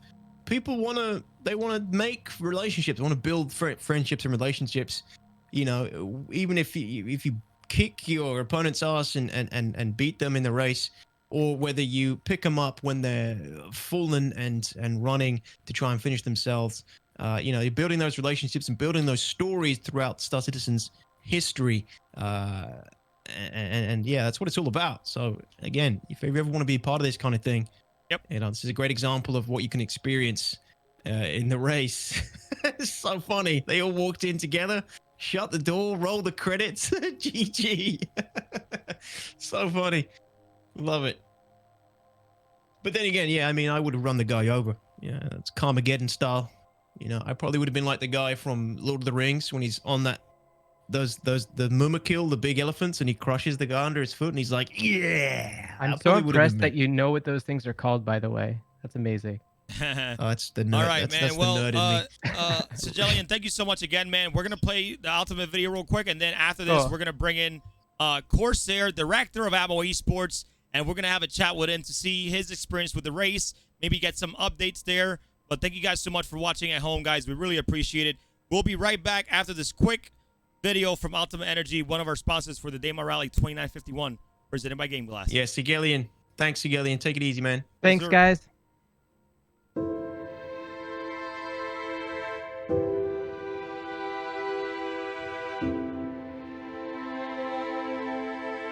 It's only human to strive, to be humble, to sacrifice, to have compassion, but also to believe, to reinvent, and push where no one thought possible. Because in a galaxy of ever-growing demand and ever-evolving expectation, we believe there are some things only humans can do. Like having the imagination to envision a better future and to make it reality. The passion to be awed by nature and also to protect it. The courage to explore new frontiers and search for a better way. The empathy to recognize our differences and to overcome them. Being human takes energy, and we're using ours to create new solutions to help meet the needs of people on all planets in affordable, reliable, and ever cleaner ways. For 940 years, generations of problem solvers across the cosmos, with determined ingenuity, shouldering incredible responsibility, relentlessly striving to achieve the impossible. This is our challenge each day, to power our worlds forward and enable human progress. Only humans can make such a vision a reality. It won't be easy, but it's only human to try.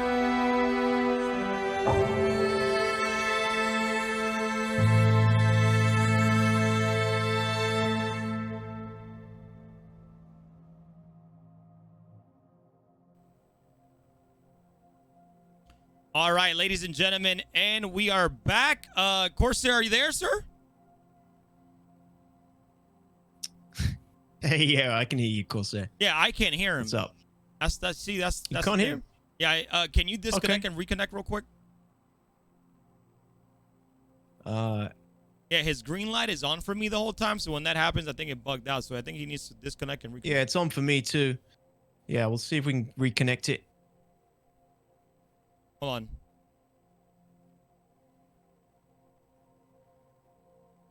Hello? Is that better? Yep. I got you, man. Thank you so much for that. Cool, man. Sweet. No worries, dude. No hey, worries. how's it going? Good, man. Big day for everyone, I'm sure. But yeah, I've just come out of my server not long ago, and obviously just talking to everybody about the results situation, so I can bring some of that information to you, at least like who's definitely got to the end and who's in contention of us figuring out exactly who it is. Now, the reason why we don't just release that information immediately is that we've got different server leaders running different time zones as well. So, we've got a couple other guys that we're just waiting on to come through. We're going to cross-reference our time zones, convert the time zones, make sure that we're on spot. So we will need just a little bit of time to make sure we get it right, because in the past, we have announced it too early, where we probably should have just waited a bit longer and just made sure that we've got those correct. But for now, since we got a lot of the bike divs done and the buggy div done, I just thought I'd let you know exactly who's up for contention, just to make sure that those people can be hanging out ready to kind of figure out who it's going to be. But we're going to message everybody individually, all the teams that are in contention, and just let them know what's going on with that as well. So, and we'll probably post on socials after this, because we might not get it done until those servers are finished, and then we'll go from there. So yeah, I might just go through some of the teams. So we've bike divisions finished first, and they pretty much did it in about 3 to 3.5 hours in total on average. Quick, so man, yeah. Pretty good, yeah. So we've got 5 teams there in contention. So we've got Mutant Motor Mob, obviously finished. We had them on earlier. Peak Party Panthers, TBAC Racing Team Beta, Daedalus Initiative Bike Team Omega, and we've got the FFK Night Riders. They're all in contention for a placement. So two of those teams are going to miss out, and we've got top 3 teams there. We're going to figure out who's that and get that information across to those teams. So we've got we've got the jackets and we've got the trophies up for grabs. So it's some pretty exciting stuff. Just quickly before we have another chat, I'm just going to move on to the buggies and just give you a recap on currently who's in contention for that too. So we still have a buggy div running at this point in time. So we've got a few. We've got Exiles obviously in there. We've got Disorder. We've got Dutch Republic DRNL. We've got Isle of Hope Racing. We've got Kuroda Racing B1. We got Pooch Squad, and on our US side of things, we've got Bromigos and FFK Bacon of Light. All teams currently in contention until we figure out this last server to finish and see where they end up as well. So all of those teams I just mentioned are all going to be considered, and I'm going to figure out those times for each of those ones. Rovers are pretty still deep in it, so we're just going to wait for them, and then yeah. So there's a bit of working out to do with the time zone differences and whatnot. So bear with us on that, and we'll get that information out to you as quick as we can. So pretty much right now we're just waiting for Rovers, and then that one buggy that's currently racing at the moment. So things are pretty a long day.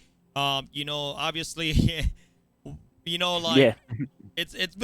That's all I'm gonna say. But kind of talk about you're the director of Atmo Esports. Kind of talk about just overall, not any specifics, just the challenges that you deal with, so people can know the challenge that you deal with about setting up something this huge. Whether it's in the back end and the front end. Can you just kind of explain a little bit, like what it takes to put everything together? Yeah, so we start pretty early. Obviously, we're going to open registrations again very, very early in February, but we open registrations for the entire year, and then we try to close it down towards the end of towards the start of December to get ready for January, and then we have like a confirmation of attendance period after that too, to confirm those teams that are registered, to make sure they're coming. Obviously, things happen, and we have a couple of teams drop out and whatnot, but we've obviously had record numbers this year with the 14 servers, so it's extremely and not only that, but spreading our staff across 14 servers and getting all the amazing people to help that do in the Atmos staff to be ready and be available for this kind of time frame that we actually run in. It's a massive task. All the teams that wait for us at the start to get them in. We have a lot of there's tons of communication. All of the stuff that we had to do to get the Gilded tournament set up, to have that in there approved. Bloods did a lot of work in there. So a lot of I can't even explain how much pre-communication and documents that we send, and I'll probably send 5 or 6 emails in the confirmation of attendance period on different things and different reminders and bits and pieces, so that people they know what they're supposed to be doing. All that information is available to the team, so that they should know what they're doing. We even get questions about, why aren't you doing this and why aren't you doing this? Well, we are doing that, and we are doing a lot of things, and we have to take in other considerations like Europe versus US. Like we have to take that into consideration, and then we're dividing a team across that, dividing our cameras across that. There's a ton of work that goes into it, but you know, I love it. Like I don't get to race ever, but I love the organization side of things. So that's a big part of what I like doing. Yeah, man. I definitely. All day long, man. We had Xylo on, and you know they say incredible job. We had Disco Lando on, also saying incredible job, and to talk about him, and he's saying the production, everything that's been going on, man, has been fantastic. Where what we're given with, we've been doing amazing. So again, like I've been shouting out the staff and everybody every single time I'm able to. So shout out to everybody who's made this possible, because it's been the work, man. The work behind it is just so much, dude. So much. Yeah. Like every year, the whole thing about this and starting it so early is that every year we can improve. Every year we learn something, and obviously, and especially going into like a 14 server environment, we've learned a ton. And there's a whole bunch of our staff that has stepped up this year because of the ramped up workload. Like Swifty getting the tracker, the distance tracker visualized for us. It's something we always wanted to do. We obviously, it's the first time we put it in, so we've been trying to learn from what happened this year as well, so that next year that we can improve on the distance tracker again and try and get it more accurate and work on those things. And we've become a gilded verified server this year as well, and Blood's been doing a lot of work in the background to make sure that's all working and people understand how that works, because a lot of people are new to it. We would have had 400 to 500 new people join in the last few weeks, and then explaining it, how that works. So Blood's done a lot of work in the back end on that. But not only just those two guys, but everyone stepped up from spending as much time as they have, because the distances have pushed out to 510 kilometers. So we've added 200 kilometers to the race, so it's a lot more taxing on all of our team.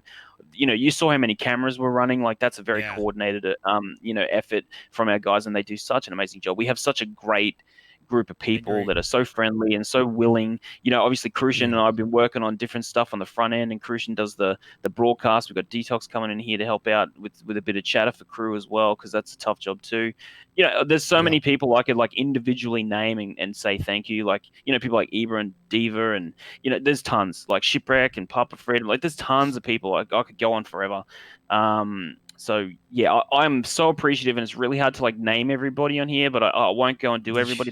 They know who they are. So there's hundreds of people, right? Hundreds of people coming together to put Frontier 17, and just the sheer work they've done with Legacy. Like they've done such a massive amount of work on trying to support us this year, and it's really paid off. So unbelievable. Yeah, I man. We'll talk about that offline, but man, that offline chat was insane, bro. I'm like, what is happening? And I'm over here like, let's get it, man. Oh, man. It's crazy. It's been a great day, and to kind of like, I'm for some reason I have this. This is gonna be weird, but I have a little bit of sadness because it's finishing.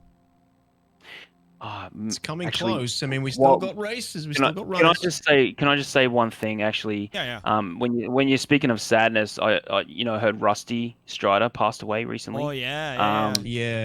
I just thought I'd mention that, because ever since I got onto Twitter and was following Star Citizen, Rusty was like one of the first people I ever noticed, and it was a continuous commenter and like a major citizen. So I just want to mention Rusty as well, and all of his friends. So that's very sad news for the whole community. Dude, it's rough, man. Rest in peace, Rusty. Like, I'm not sure if you guys know this, but during the Hearst and Herlocker, when I was casting by myself, I was muted. But I in the beginning, when we showed the one community, the Star Citizen video, I literally teared up. But the thing is, I was muted. Nobody could hear me break. My voice was breaking really bad. So like, not only Rusty, but Wickstrom, man. Like people that we knew in the Star Citizen community, man. And like. They're looking down on the event, hopefully they're enjoying it themselves, man. But hey, shout outs to them, and hopefully now they're not suffering, and they're in just a good state of form. So all the love to them and their families. So damn straight. So they're all part of the team. They've always, Rusty's always commented on what we've done, so I'm very appreciative for his support. He's always been a sort of name that you see around the community, and around the community. So 07's Rusty, and rest in peace, Rusty, sir. buddy. Hey, Cool guys. So yeah, go for it, man. Corey, I mean, we have to do it, man. Yeah. Anything you want to tell the viewers, anything you want to, say, shield, whatever you want, man. You want to tell moms hello. Yeah. This is your time, Mom's man. watching. Go for it, man. This is your time. This is your baby. Take it away. Hey, Mum. Yeah, so obviously the Daymar Rally is a massive thing that we've done, and we're very proud of it, and we love doing it. And obviously we've had record numbers this year, record spectators. It's been amazing. It's to watch it grow. We've more than quadrupled basically since we started a couple of years ago. So amazing to see. But obviously we're trying to go even just that little bit further. We just recently did the Hearst and Locker, but we have Stand 7 coming up. So information about registration closing I'm going to send out soon when I release the rule book. But we got qualifiers starting at the end of February, so we're going straight into that prep from here. So there's no rest for the wicked, and then I got people working on fighter flight trailers and bits and pieces at the moment. So we're trying to get that booted up off the ground too. I've got a draft website. All of that work is being done as we speak. Getting ready to add that to the roster. So we're looking at four pillar tournaments for the year, and we're just going to keep going and keep doing what we do.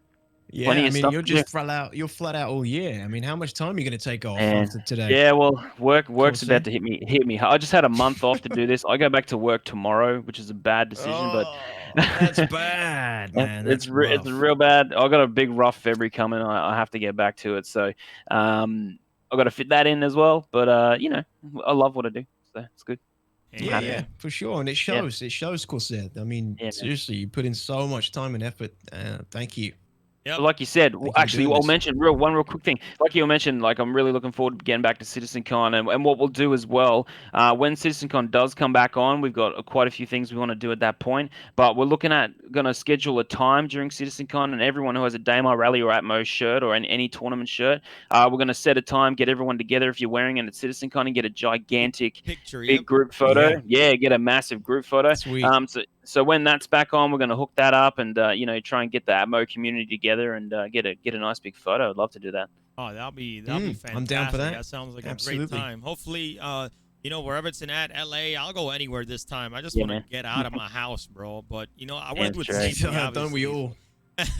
But hey, man, once again, of course, here I've appreciated, man. Been doing this shit for so long, and this year I kind of decided to fuck, COVID's not letting me do anything, but let's take this to the next level. And I'm glad I was able to, we can keep pushing this forward. We can keep taking this and making it bigger. And I'm happy that we're going to have Meyer for the Stand at 7. Hopefully we get, some more commentators to be jumping on and show some, different styles of vibes of commentating out there for the community to enjoy and see. And, it's going to be fantastic, man. So. Yeah, man, we're doing well. Yeah, you've been a big help. It's been fun working with you. So let's just keep going. All right. Well, guys, we're going to go ahead and take it back to the race. And again, Corsair, thank you so much, guys. Let's see. Guys.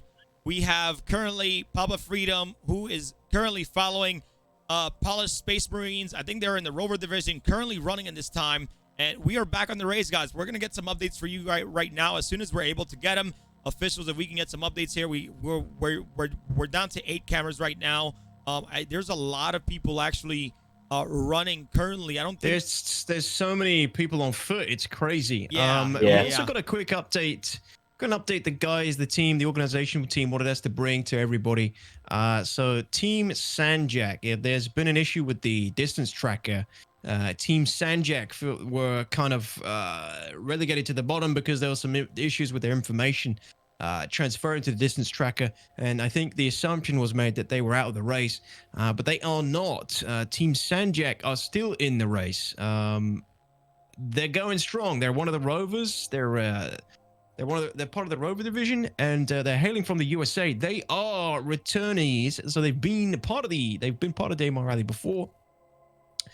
Team SashMiram, and they're quite some way out from Kudre, but they had quite a few issues to begin with before hitting their first checkpoint. Obviously, the data sheet didn't work, so we didn't get their information on distance tracker. So, unfortunately, we kind of lost them. But we did catch up with them. We've had some manual updates from them and their team, getting limited cameras on them. But I think we're going to try and get a camera on them as soon as possible. But, they're still going strong. They are still going in their rover. And yeah, we recently had an update from them, which was roughly 260 kilometers from Kudre Orb, but that was a while ago at this rate. Remember, this is rovers, so the rovers are generally slower than these guys are soldiering on like troopers because they've had multiple crashes and issues as well. So they're quite a way away from Kudre Orb, but they're still very much in the race, ladies and gentlemen. So Team SashMiram, respect to you guys. Sorry we missed you earlier on. Issues with the distance tracker, obviously, and just some information being lost when it on its way to us. Yeah, so yeah, congrats. It'll definitely get better there. You know, about the information. We'll have a lot of different things, you know, happening. You know, so I feel like the distance tracker for the first year, I think it was actually pretty good in my opinion, even though we didn't get everybody updated, but a lot of people did end up dying early and it didn't get updated because they died early. So, you know, like I think throughout the years, as everything gets better and they are able to, you know, race or not 30K and update the sheet, I think it'll definitely be a big help. Yeah. Yeah, it was the first time we've used it. It's an awesome tool. Once we figured out some of the kinks, I'm sure it'll be even better next year. So again, we went from last year not even having that distance tracker tool to this year having it. Now we've kind of learnt.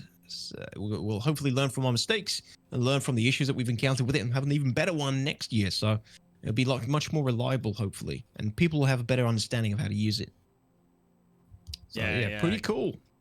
Well, we just but yeah, apparently still sorry, go ahead. Still loads of people on foot. Otherwise, still loads of people on foot. A lot of people lost vehicles, and they're attempting to finish on foot. And this is the most foot races we've ever seen in the Daymar Rally. And like I said to I think Sigelian, testament to how long these races are and how long these servers are staying up and how long people's clients are staying up. That these guys are running for so long. I'm actually pretty impressed because I think they, if I'm not mistaken, some of these rover servers they did launch since race time or even before the 6-minute mark. They've probably been online for about 7 hours. So to get, you know, 7+ hours out of a server, bro, it's absolutely blows my mind. Not gonna lie. That is crazy. Exactly. Yeah, nobody would ever have any confidence in telling you that a server would stay up that long. Yep. That's crazy. Yeah, I want to get an update here. See if officials are, if you guys are hearing, please, if we can get an update about how many people are still racing. Are the bikes done? Like, what's going on with that stuff? Again, guys, just like Corsair said earlier today, I am not 100% sure that we will get your first and second, you know, third place for each division today. If anything, we will post that on Twitter and then let those winners know. If we can get it today, I'm 100% down to do that. We'll post it. And again, make sure you guys are following our Twitter. Follow us on Twitch here, you know, and we appreciate you guys. We'll give you guys all the updates on both those platforms. And, you know, come out, man. Be a part of the community. Join our Gilded. Come out to practice runs. You know, come out to, you know, on the Gilded. If you guys want to be a camera, if you guys want to help server lead, we can, you know, help you, you know, train you and help you do all this stuff. And you can help out and be the Atmo Esports family. So it's been a great day so far, DTOX. Yeah, I'm really impressed. I'm really impressed with how all the racers are doing, the perseverance from these racing teams. We've seen some brand new things that we've never seen before. A freaking Idris at a finishing line, a team picking up another team to finish together and walk through the finish line, walk over the finish line together. These are all things and moments that are happening, you know, in the race today that we've never seen before. Yeah. So, and they're going to look great in the highlights as well for the Daymar Rally, because we're going to get the whole race highlighted for you guys. Is it Nubifire taking care of that, crew? No, it's not Nubifire. I think Nubifire does his own, pretty much his own conclusion of the Daymar Rally, but I think it really depends on who we have. That we'll have them, you know, take care of the video and see all the footage and edit everything and put a really nice highlight video out there. And it takes a lot of work. So hopefully, you know, maybe in a week or two we'll have all that footage together and we can kind of show you guys that. I think Papa Freedom server, either he's lagging or is about to break out. But our last camera here, which is Shipwreck, has, I think, the only rover. I am not 100% sure. You know. So I'm not sure if, you know, this this rover's flying right now and going on the ground. So I don't know if the server's 30K. I'm not sure if we have. So we had 3 rover teams left apparently. Bikes are completely done, and then they're gonna check on buggies to see if buggies are all done at this time. This thing's flying, dude, doing all kind of crazy stunts here. DTOX. Can't hear you. You're muted. Your thing break again, DTOX?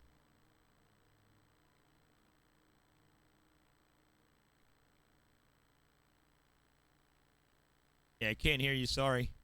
Oh, DTOX, I lost them. Chat, I lost DTOX. Oh, hello? Say something? Keep hearing your sound pop.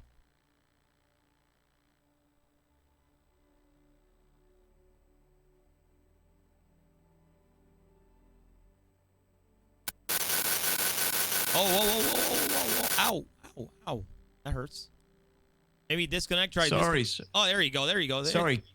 Can you hear me? Yeah, yeah. Okay. Are you okay? Yeah, apologies. Looks like my software just dropped out, so I lost connection. Oh, okay, okay. I don't know how long I don't know how long it lost it for, but hi everybody, I'm back. No, sorry. go for it. What were you saying, man? Go for it. I was just saying, I love seeing the rover. It's one of my favorite vehicles in the game, and I love seeing this thing in action. I don't know what the hell's going on with it right now with SashMiram though. What the hell? It's spinning out like crazy from what I'm seeing. But yeah, he's gliding across the surface. This is one of the last pieces of coverage we have in terms of vehicle divisions. Everyone else is on foot for the most part. We've lost quite a few cameras as well, signed off, or just had no coverage. So yeah, we're coming near the end, ladies and gentlemen. This is a beautiful view on Shipwreck's feed as well. We've got a Valkyrie coming in to flip the rover back over. I don't know how well this is going to go. This is risky business. Yeah, things are desyncing pretty bad here, and it seems like, dude, whoa, I think he blew the rover up, dude. No, the rover's good. What is happening, dude? This is some really bad desync. Ladies and gentlemen, I don't understand if flipping it over right now with all this desync is a good idea, man. You're literally like face dang, dude. This is going in. I'm seeing some crazy scenes, man. Some crazy scenes. Oh my god. He got it. He got it. Good job, Valkyrie. Whoever's driving that. That's insane, man. That's crazy. Okay, we got some updates here. I believe we got a few people on foot here. 81.5 kilometers from Q.I.S.S, which is RIP Racing. Polish Space Marines, 115 kilometers from Q.I.S.S. Polish. And Team SashMiram. Polish Space Marines. Yep. Polish? Did I say Polish? You said Polish. Yes. Polish the Space Marines. You must polish your armor. It's been a long day, but hey, we'll stay here, man. Polish Space Marines. Sorry. Yes, I think servers are currently starting to kind of fail a little bit. So this might be a distance play, to be honest. But Team SashMiram, they're 244 kilometers away from Q.I.S.S. So right now, it seems like for rovers, Team RIP Racing are pretty close, but they're on foot. So Team SashMiram could take the lead if their server doesn't, 30K. They've been doing a great job. So yeah, so Team SashMiram 240 kilometers out from Q.I.S.S, but they got Polish Space Marines and RIP Racing on foot above 81 kilometers out from Q.I.S.S. So at least racing against these two, SashMiram should win, providing the servers remain up long enough and providing nothing else happens to the rover. But also, obviously, it's going to be contested against the other rover teams and other rover racers who've taken part in the race today as well. Yeah. What distances they made, what time they got. So, it's whether Team SashMiram can bring a win out of this is still yet to be seen. I'd be surprised, but SashMiram is the guys that we kind of unfortunately missed out of a little bit earlier on because we weren't sure if they were still in the race because we weren't getting any information from them from the beginning. Yeah. And here we are at the end of the race today, and we're actually on them and them only. They're the only vehicle out here that we've got coverage for. So the tables have turned. SashMiram, you are true soldiers. You've been going, we've been going a long time. The race has been going for 6 hours, 40 minutes. They've been either fighting crashes or fighting issues for the first leg of the race, and now they're back in it, and they are determined to finish 6 hours later. So yep, big shout out, big respect to SashMiram. Yeah, and they're you really bad here. Yeah, it's like somebody else said in chat earlier. It's like watching a dolphins swimming in and out of the water, riding the waves. It's sand. Oh, I love seeing this. Oh my gosh. These things just throws them all over the place. But this server is super old at this point, right? This is 6 hours 40 minutes old minimum, so 7 hours. It's pretty crazy, pretty crazy. Like I said, no one ever expects servers to last this long. They never would have back in the day. Things are definitely improving greatly when it comes to server stability and client stability. Obviously, we got these desync issues and everything. 3.12, the desync has been pretty bad. Some of the worst I've seen in a long time, which is unfortunate. But, you know, we'll see what this year brings in improving that. Stability and things overall is generally improved. It's generally better.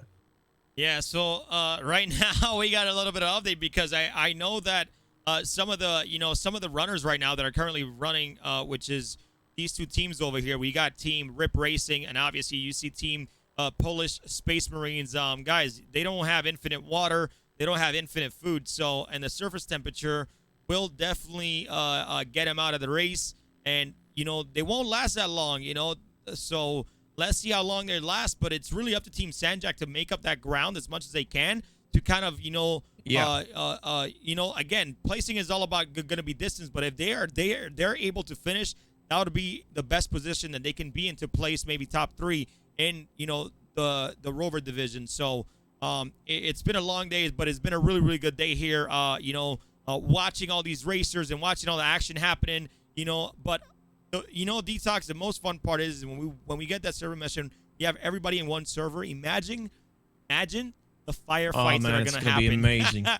Imagine the firefights have to happen. So yeah, definitely gonna be pretty crazy. So yeah, just to give you guys another update on that. So Team SashMiram is the only rover we have on camera still in the race, if not the only rover still in the race overall, right? It's the only rover. The furthest rover division right now is Rip Racing, and they are 80 kilometers out from the finish line on foot.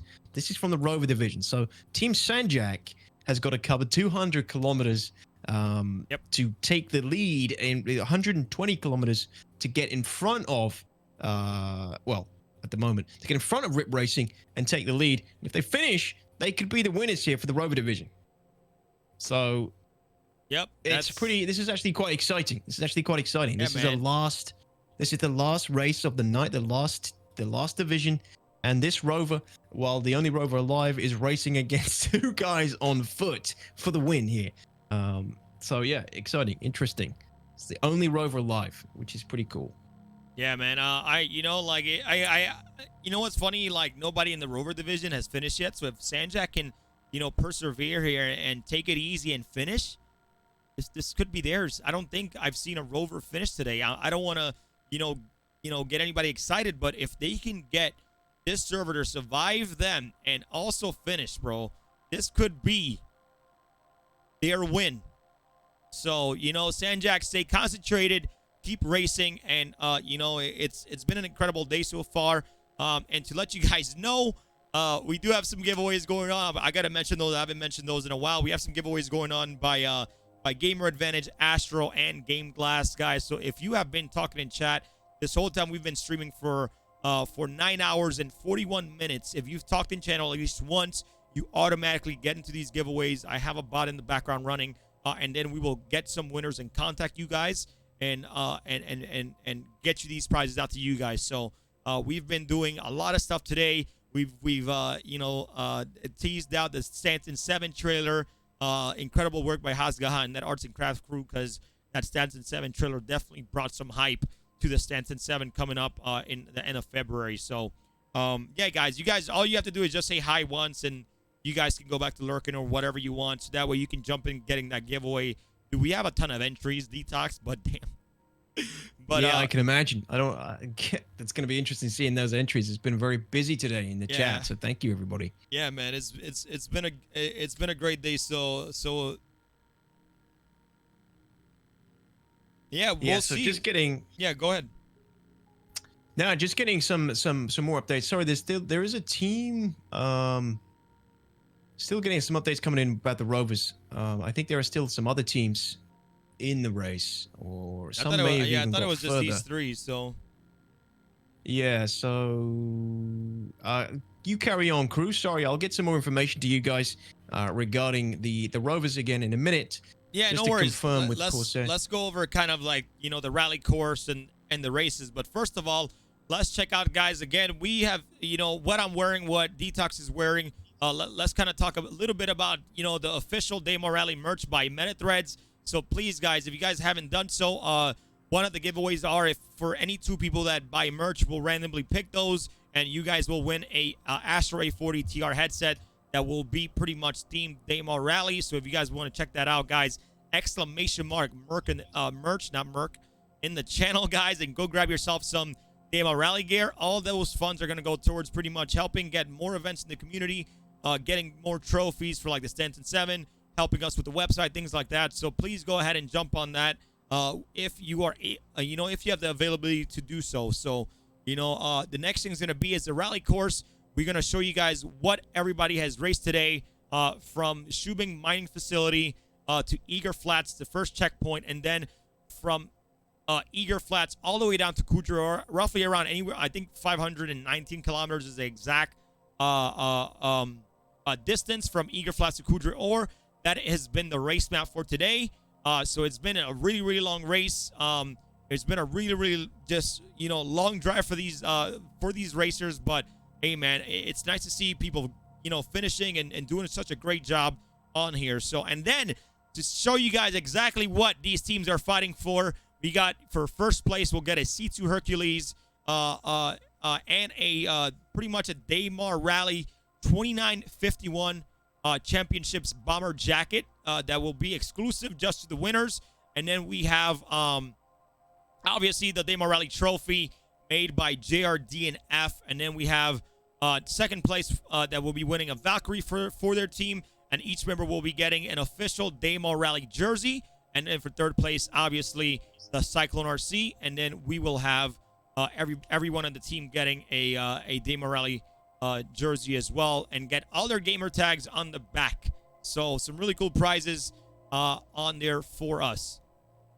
Do we have any updates, DTOX? Yeah, amazing prizes.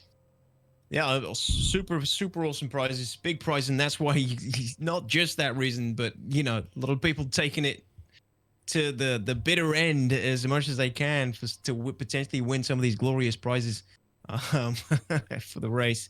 Obviously, pride and just winning are also very big incentives, but yeah, some of these prizes are super nice. And I think when you're in the middle of these huge marathons and you're struggling to keep attention and you've been through the grinder of desync and crashes and things, you just got to focus on that prize at the end. You got to focus on that prize at the end and just keep going and do your best.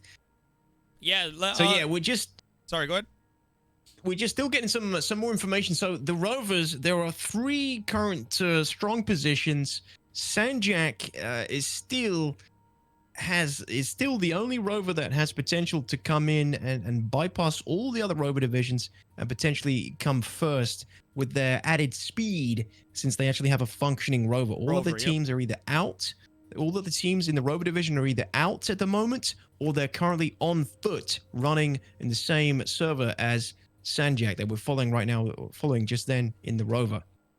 So SashMiram basically can potentially, if he finishes or gets a better distance compared to the front 3 people from the rover divisions across multiple servers who are in front of him currently, Team SashMiram could actually take a win.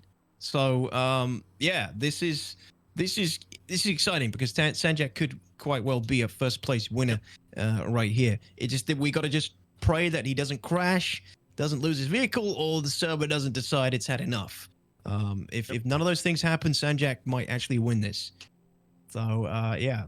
Yeah, we're trying to actually figure out right now if this is SashMiram's last rover, or they have a spare rover, because if something happens to this rover, like, is this gonna be it for them?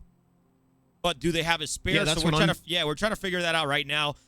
But while we figure that out, guys, we're gonna do have a quick break here.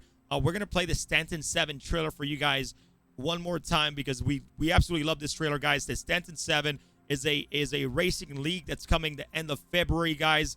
It's gonna be absolutely incredible. And if you guys like stuff like the Daymar Rally, we will also I'm pretty sure you'll also like the Stanton 7. But it seems like we have a quick update here. So if you want to go ahead and give that update before we jump on the trailer. Yeah, so from Rayback, Rip so. Racing, health of the race, 100%, plenty of food, water, 78 kilometers from Kudra'il, ladies and gentlemen. So Rip Racing, Rover Division, that is the guy on foot. So he's lost his rovers. He's now running on foot to finish the race. That's Rip Racing, heading from Australia, last remaining member of the team, running for the finish.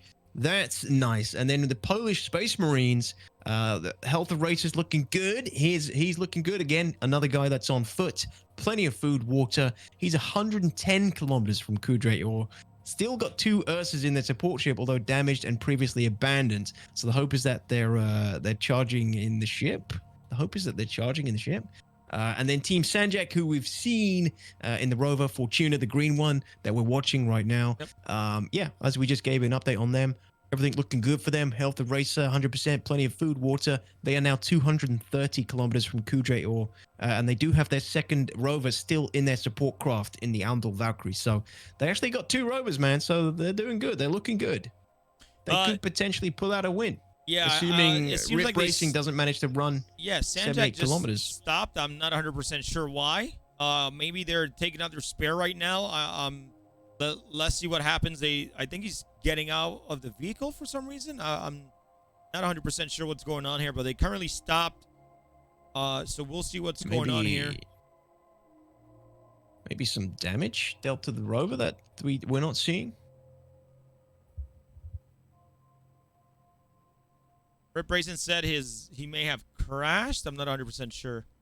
No, they're going ahead. We're getting asked if the merch does sizes run true. I think MetaThreads has a sizing chart, so please refer to that on their website. It should have sizing chart on there on the one of the tabs. You can check that out on that site. So. And I believe apparently Polish just vanished. What?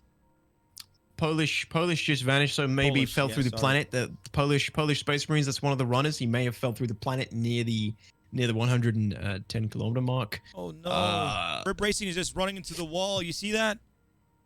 No, I didn't see it. Yeah, if you switch to Enigmatic, Rip Racing is literally walking. He may have crashed, and he's crashed. Top of Freedom apparently on Polish just disappeared. He doesn't know where he's at, if he's even there at any chance. Oh no. Possibly no, it can't be a 30K because this rover's still it's still moving and changing direction. So yeah, it looks like we've got a CTD potentially, or maybe what he's done is he's left the weights on his run keys and maybe he's just run into a corner. We may have the support craft actually continue here pretty soon, but let's see what happens, man. This is going to be super tough.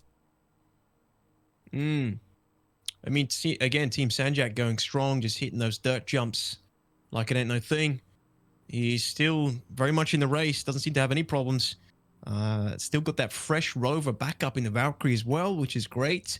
And really, he's just aiming to beat these guys on foot, which isn't going to be hard at this rate. I mean, I think if Enigmatic and Polish Space Marines crash out, SashMiram still has to beat their distance, right? It's not like he gets an automatic win or anything. So he still has to keep going. He's got to keep going until he beats their distance or just reaches the end. Man, this is gonna be a pretty close race, guys. It's all up to Team SashMiram because if both teams kind of, if the server 30K or somebody crashed, man, this could be Team SashMiram's, time to shine, and they need to kind of, pick up the pace a little bit here because if anything could happen to the server, that's gonna knock them out, possibly out of placement here. But let's keep rooting for them. Let's keep doing our best to continue to update you guys. But guys, let's go ahead and check out that Stanton 7 trailer and show you guys what's coming up next for Admiral Esports. Enjoy, guys. Great trailer.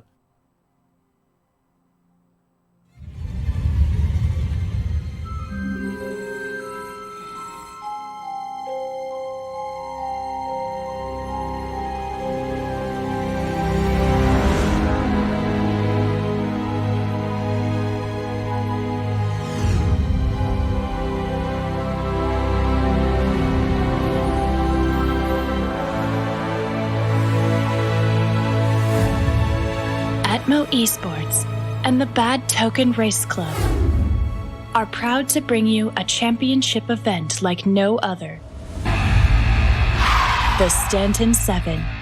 This exciting rally circuit pays homage to Earth's classic rally and Formula One traditions, pushing drivers and their teams to their absolute limit across some of the toughest terrains Stanton has to offer.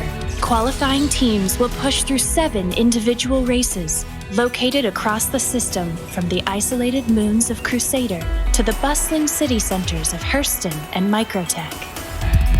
Each race, pilots will control a featured vehicle, from the rugged Drake Dragonfly to the lightning-fast Tumbril Cyclone, navigate perilous terrain and conditions, as well as one another.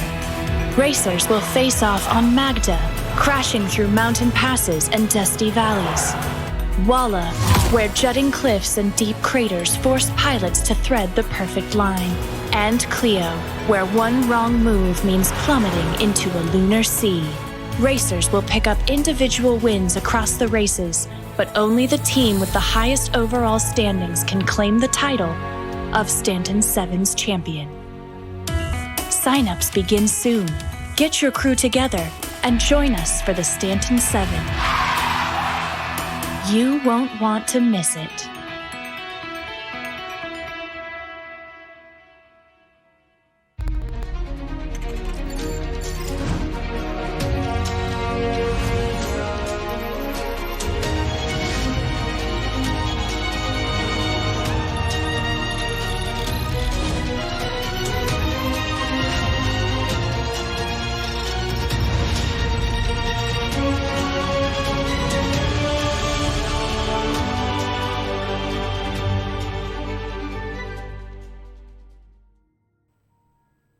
All right, guys, and we're back here with a little bit of updates for you guys, man. Dude, let me see if I can actually jump into SashMiram's channel. Like, hey, officials, can I jump into his channel and see if check out their comms, maybe see how they're talking? If you guys think that's a good idea, I would like to do that to see if there's anything. But apparently his rover's flying right now, so yeah.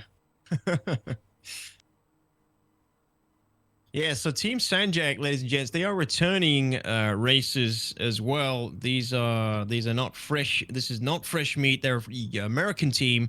As we saw, they only have one spare in the vehicle, but it's still there. It's still available, and it's in good condition. But J-Trip is the driver, and Tryla is the support pilot. Two-man team. This is some epic shiz going on with SashMiram right now. So, man, I'm rooting for them here. Nothing against the other teams. Those guys are on foot as well, running on foot. But Team SashMiram, as we spoke about earlier, they've been like behind. We didn't have any information on them throughout the entire race, and now near the end of the race today, we got like we got loads on them. We got like a full coverage of them making their way to the end. So, yeah, it's great. We'll see. The tables have turned for Team SashMiram, and it's looking pretty good for them. So right now, DTOX, Rip Racing has crashed, so they're officially out of the race, and they were having a pretty significant lead right now. And then you have Polish, I believe the runner that was before. I believe this is the support pilot now. I think that is now running. I think one of Polish's guys. I'm not sure if they died or disappeared or what happened, or fell through the planet. But yeah, this is one of their support pilots currently walking right now. And obviously Team SashMiram, I think they're switching vehicles right now. They did have a spare, so they're gonna switch here, and hopefully man, dude, that what, that guy just popped out of nowhere. You saw that? Yeah, I did. What the heck, dude? These people are just Yeah, so there's the only two teams in the server right now then. Polish Space Marines now and Team Sanjak. The only two guys left as part of Daymar Rally right now, running and driving to the end. Yeah, I'm gonna see if I can jump on and just kind of, I guess, see if I can get a visual or some type of sound of Team Sanjak, but I don't see them on here right now. See if I can. It looks like they're pulling out their fresh rover out of the Valkyrie right now. Yeah, they have SwiftTropix in there. Let me see if we can get some sound from them, and I'll update you on this right now. Let's see.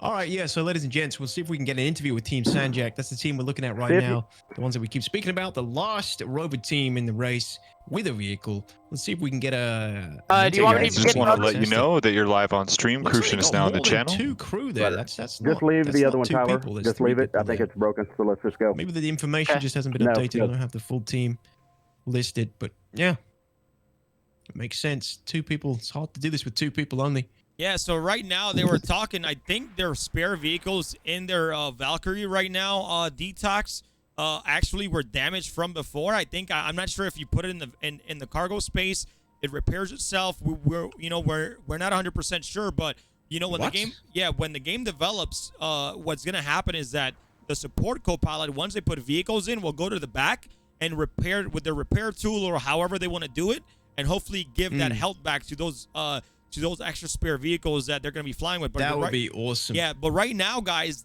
Tyler, why don't you try to pop it in there, Tyler? It's all about Team Sanjak right now. It just stopped. I don't know what happened with it. Yeah, so support pilot crashed. Luckily recovered. They're using their backup rover. I see. All right, so that's what's DTOX, happened. see if you can jump into their channel. Here, I can invite you on here and then see if you can listen to them, but just mute your mic. So that way you know when they're talking. Discord? Yeah. No, on Gilded. I can't. Gilded has just been in trouble with Gilded tonight. Yeah, I'm gonna attempt to put it in. I sent you an invite. Just see if it's working. Just mute yourself. It's all you need to do is hear them. You should be fine. Where did you send me the invite? On Gilded, it should pop up. See if it popped up for you. Right. Let me take a look. I could actually just copy this and send it to you. That way here. See if you here's a link. I'm gonna DM it to you, and see if you can just jump in there. Here you go. See if that link works for you. Let me take a look. Yeah, because they're like way down. You have to scroll all the way down here. Yeah, I'll take a look. So you want me to jump in and just listen in and get some information? No. Just jump in there with us and just listen in. So that way, when you know they're talking, that way you don't talk over them because you were talking while they were talking just to kind of get that information. Sure. Apologies. No, you're fine. You're fine. Just see if you can take jump a look. in on there. All right.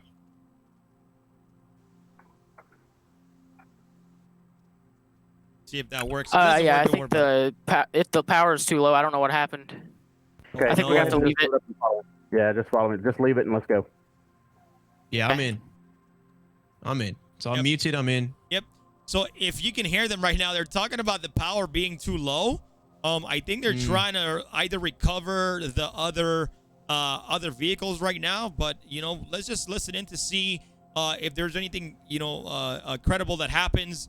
I know this is a team that has been here for a long time, that has raced in previous Daymar, and this is their time, guys. I will sit here and just watch these guys to see if they're gonna take that placement in this year's Daymar Rally 2951, guys. I'm excited for them. Yeah, me too. This is a real turnaround for the end of the race tonight. Great way to finish it.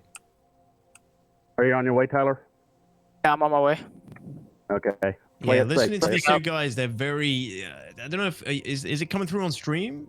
Yeah, it should be coming on. Yeah, it's coming through on stream. They should be able to hear it. Cool. Are you guys hearing Sanjak, guys? You can hear their comms very sort of sounding very stressed. Well, not very stressed, but sounding focused. Yeah, some great live commentary for our viewers, guys. Keep it up.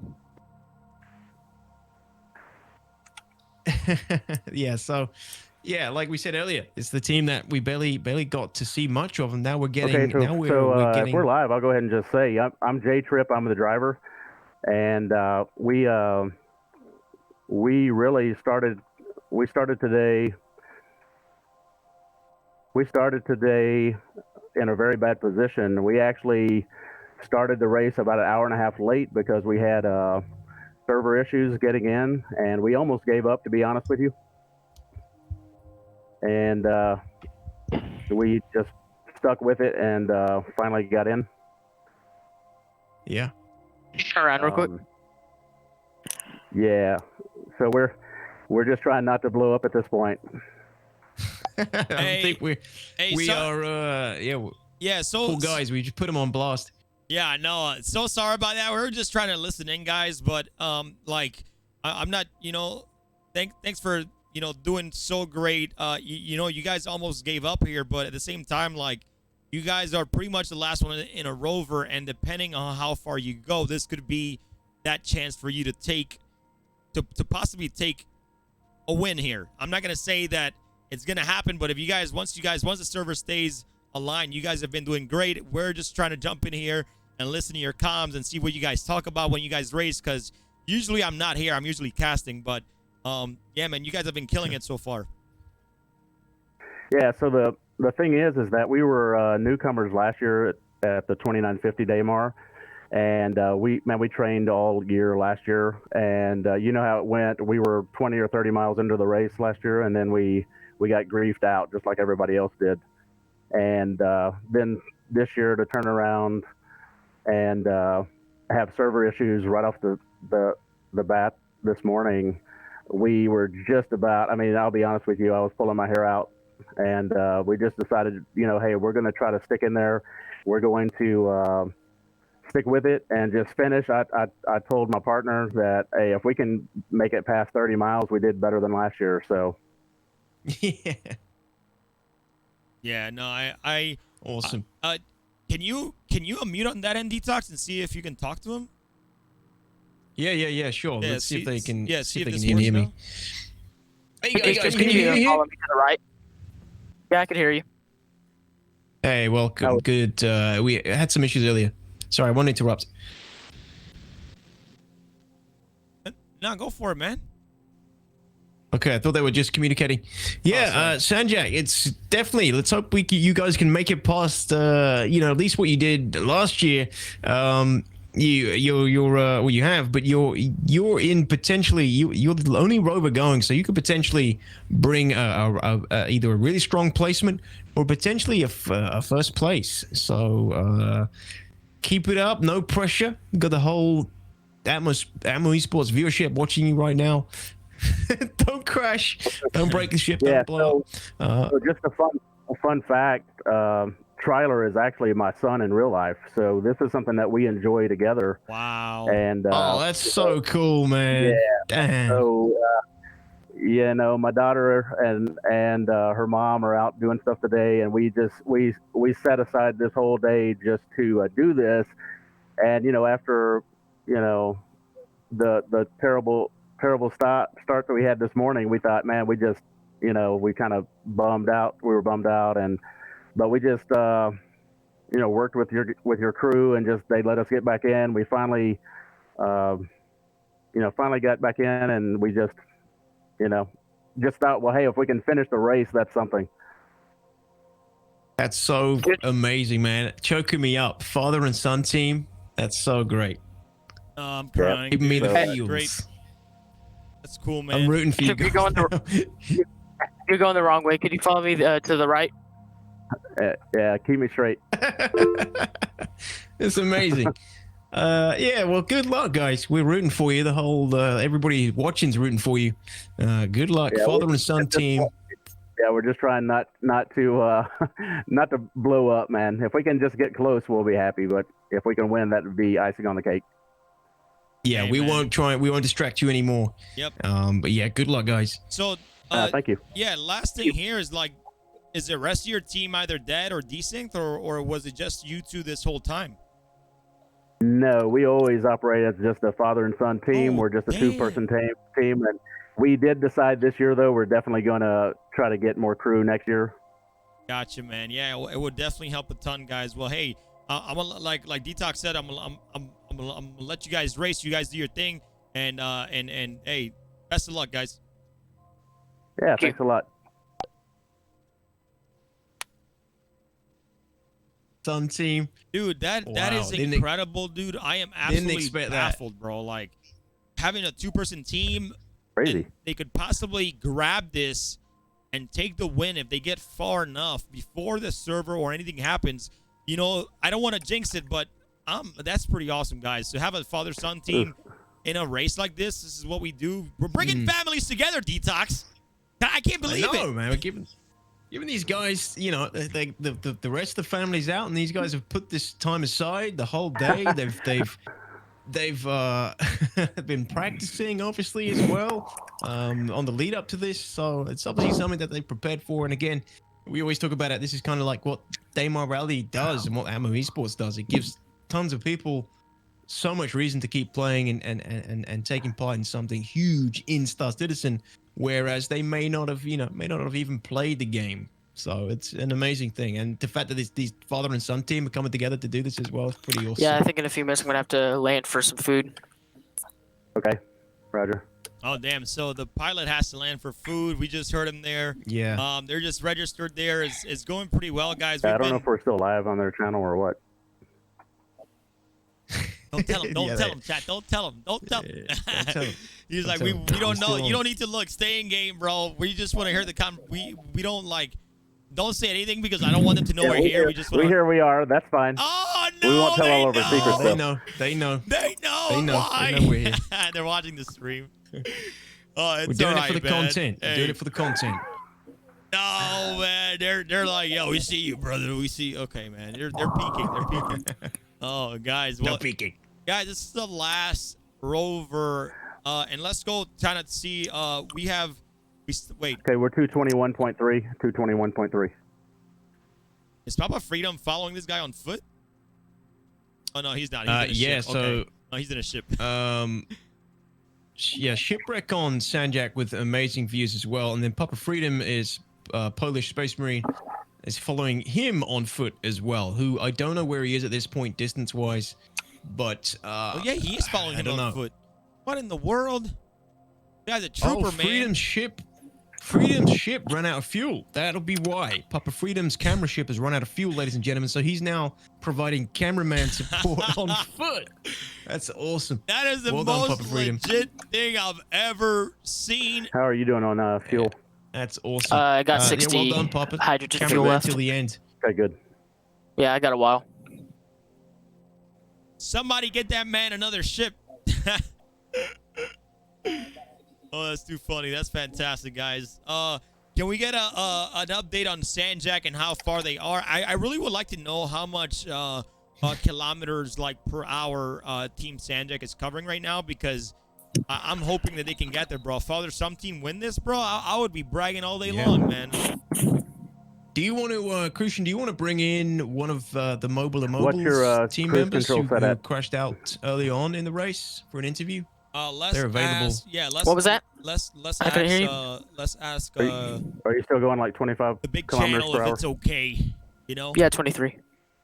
Sure. Just yeah. I mean, I'm just thinking, anybody who's around for an interview who took time in the race and wants to do one, we got time. We'll grab them.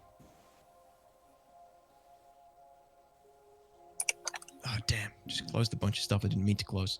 Oh! I'm gonna leave their channel now, so that way we can let them. How far behind me are you? Do you see me? Yeah, probably about 600 kilometers or 600 meters. Cool. I'm sorry. That was cool. Listening into the SashJak team, SashJak. That was a real interesting development. Yeah, Father and a lot of son fun. team. Yep. Wicked.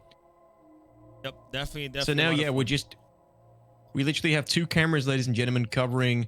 That's covering SashJak and Polish Space Marines on foot, both racing to secure a solid placement. SashJak is currently not in the running for a third unless they can overtake the distance that's been established already by 3 other rover teams across this server and another server. If SashJak can beat those distances, they'll be in the third. They'll be in the runnings for a first, second, or third placement. If they get in front of Polish Space Marine, who I believe, Rip Racing was in the lead up until their crash, and they couldn't get back in. If no one else can beat Rip Racing's distance that they achieved on foot, which I think was 80 kilometers, then they would be the winners. But obviously we can't call anything yet. It still can't be called because Team SashMiram is still sitting here in a rover. They could very well overtake all the rovers' placements for the first place. Right now, man, that's they where we are right now. Yeah, they are 221 kilometers away from Great Ore at this time, man. They say, remember, they started late. 220 still? Yeah, they're still 220. They only covered about 20 kilometers in the past, I think, 30 minutes or so. So they have definitely a long way to go, covering about maybe 50 kilometers per hour, DTOX. Oh, wow. Okay, yeah, you're right. That's pretty brutal. Yep. So anyways, yeah, that's gonna be rough. Hey, do you want to, if you want to, let's get the mobiles in and get them with an interview and see how their first experience was in the Daymar Rally. Yeah, let's get True Sneak in. Not the full team, just True Sneak. Yeah. So just invite me over there. Yeah, just invite me over there if you have him. You can invite me to the call over the DM. Yeah, we'll do. You guys have it? Yep. Oh man, yep. So right now, getting a small little update. SashMiram has about quite a bit of amount to go in order to pass Rip for the win, and I believe, you know, we still want to see them finish, guys. We still want to make sure that they finish. So, you know, fingers crossed that nothing happens. They still have a long way to go, but I believe that this could be probably one of the coolest comebacks of the Daymar Rally so far, or maybe like, you know, well, not comebacks because they did start late, but you know, one of the, like, the only rover that probably finished. So that's it. Now, crew, I've added you to the group, so if you want to fire up the interview, let's go.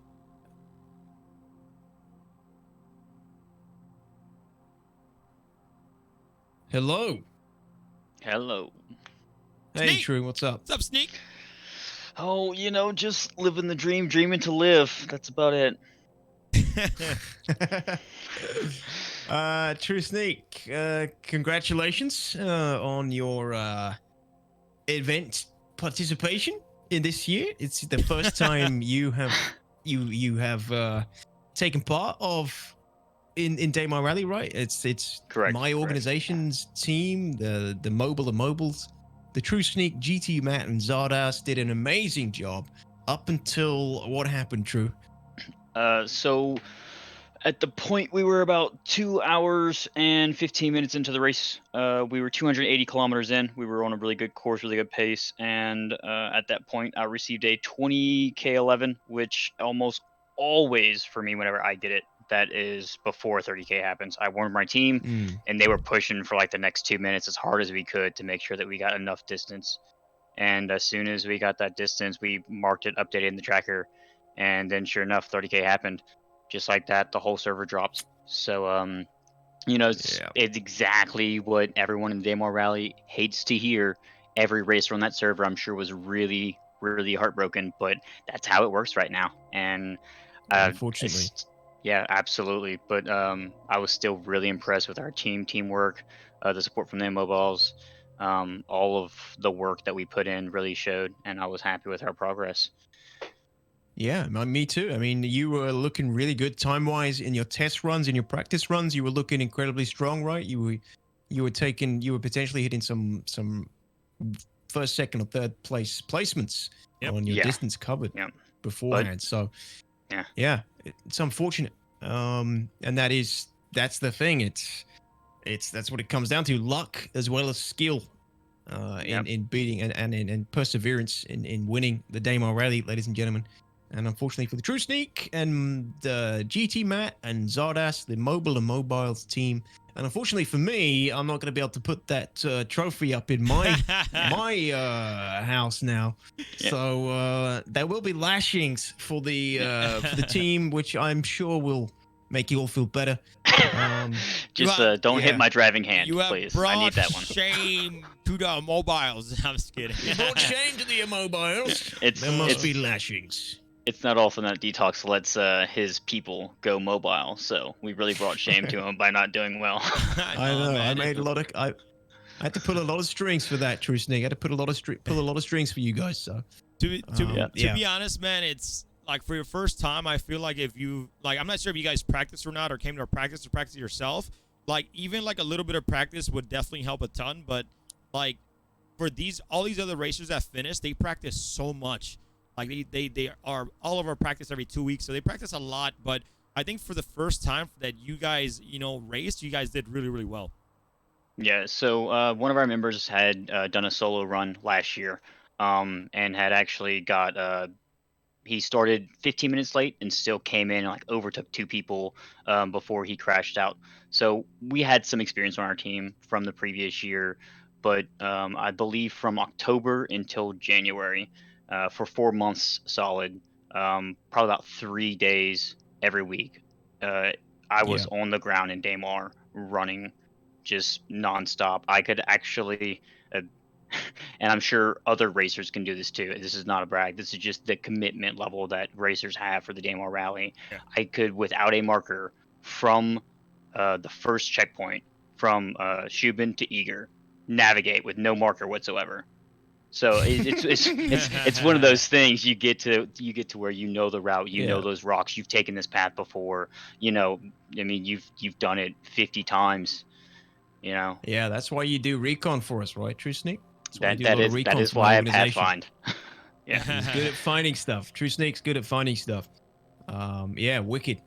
Well done, True Sneak, and thank you so much, GT Matt. I think he's. Oh no, he's still awake. Jeez, GT Matt is still awake. GT Matt, Zardas. I don't know about Zardas, but yeah, thank you guys. Thanks for coming on, True Sneak. Anything you want to say before you jump off? Anything? Last words to the team, to the viewers, to all the hot mums that are watching the Ammo Esports today?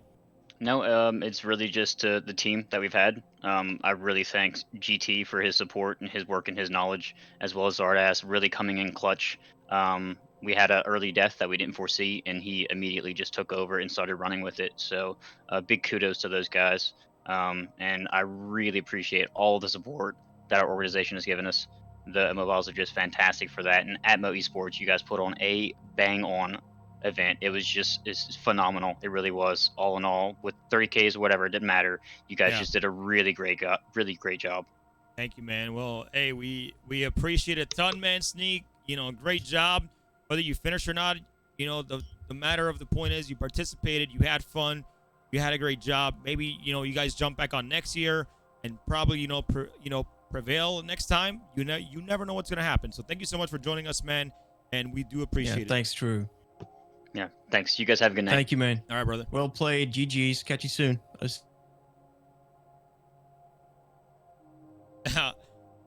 Great interview there, DTOX, by one of the team members of the mobiles. Good stuff here, and I'm not sure if you see that long paragraph. I did. I can take it away, or you can take it away. You let me know. Yeah, I mean. Yeah.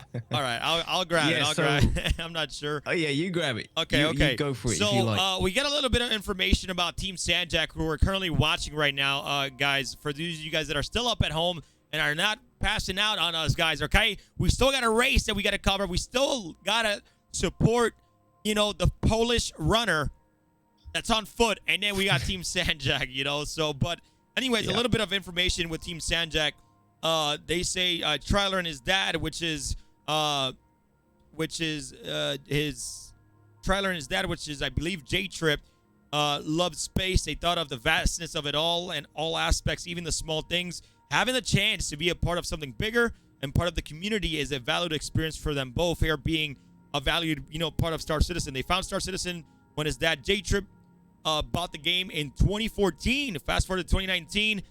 Tyler also bought the game, and then they began to play with the game together. And then in mid-2019, they found out about the Daymar Rally, and it seemed like an interesting experience, so they tried it out.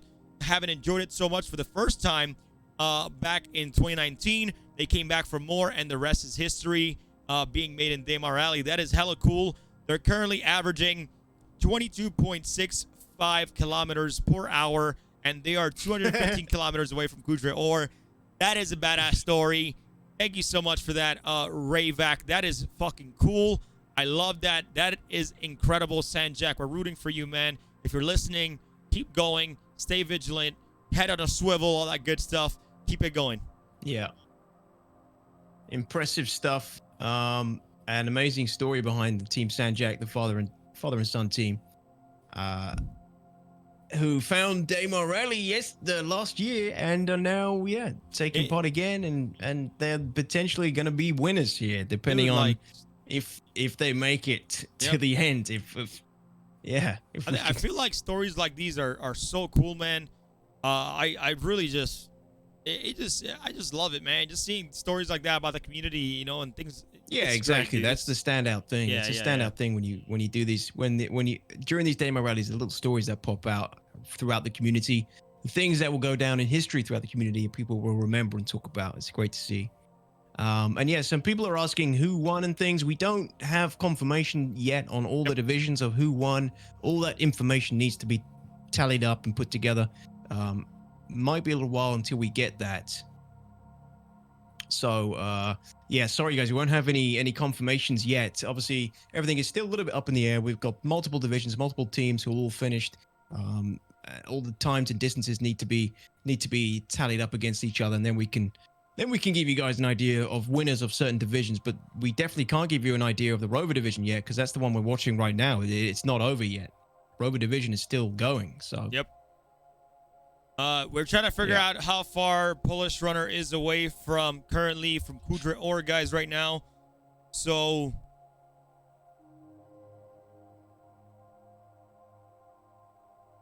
we'll see what happens here. Polish. Yeah. So for anybody just tuning in, we're at this point, all the other divisions are finished. The Rover division is the only one left. This is the only Rover in the race anymore. All the other Rovers are out of action, or have either they've basically gone as far as they could. They've got their distance in and they're out. There's only one other racer, and that is the Polish Space Marines who are on foot. They got one guy on foot running the race. Team SashMiram is on the same server as that team, and he's looking to overtake Polish Space Marine and the other two Rover divisions who are currently sitting at second and third place because they've reached a certain distance. But if Team SashMiram can beat those three races and get ahead of their distances, or even finish the race, he will be the #1 ultimate winner. And that's who we're following right now in the Rover. So yeah, it's crazy. Yeah, man, and guys, I know you guys are asking for updates, guys. We will probably be posting them on our social media platforms, mostly on Twitter, guys. They'll probably put it on Spectrum as well. Who are the winners for the Daymar Rally are. We need to finish bringing all the numbers together, tallying them at the end of the day, guys. So you should get an update. So make sure follow us on Twitter at Esports. Follow us here on Twitch if you haven't done so. That way you know whenever we go live, whenever we have a practice, whenever the Star and 7 starting, whenever, you know, on Twitter or Twitch, whenever we drop the Stanton 7 merch. If you guys are looking for that and to see who even qualifies for the Stanton 7, the top 16 teams that we're going to have. So, guys, we're all going to be here. We're all here for you guys. You know, follow our channel so we can make sure, and so you can make sure that you get those updates as well, okay? That's the best, man. So... yeah, I'm seeing that apparently Rip Racing did 80 kilometers on foot. What?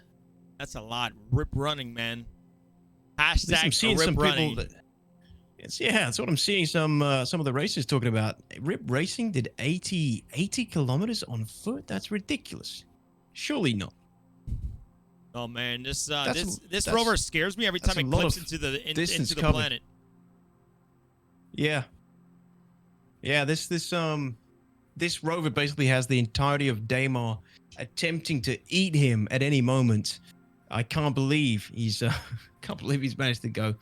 He's got through multiple crashes, multiple physical crashes of the ship, the support ship, and the game, and he's still here. Team SashMiram, the father and son team, still rocking it and dodging these desync sinkholes.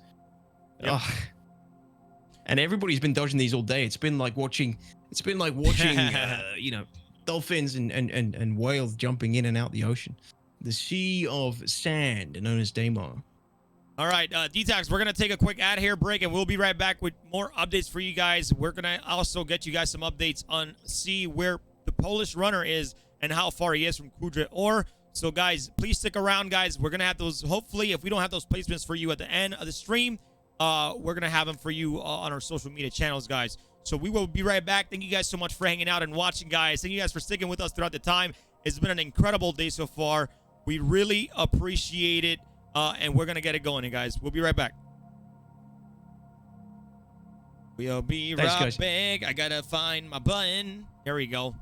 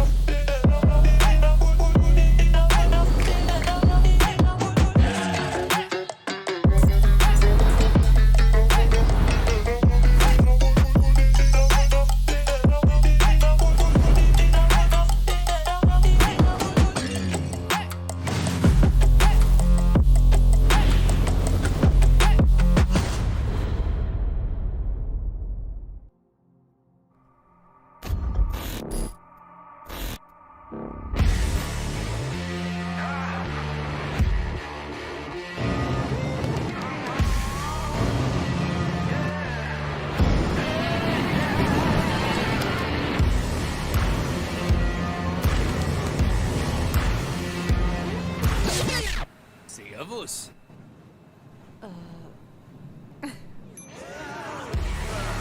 Hi.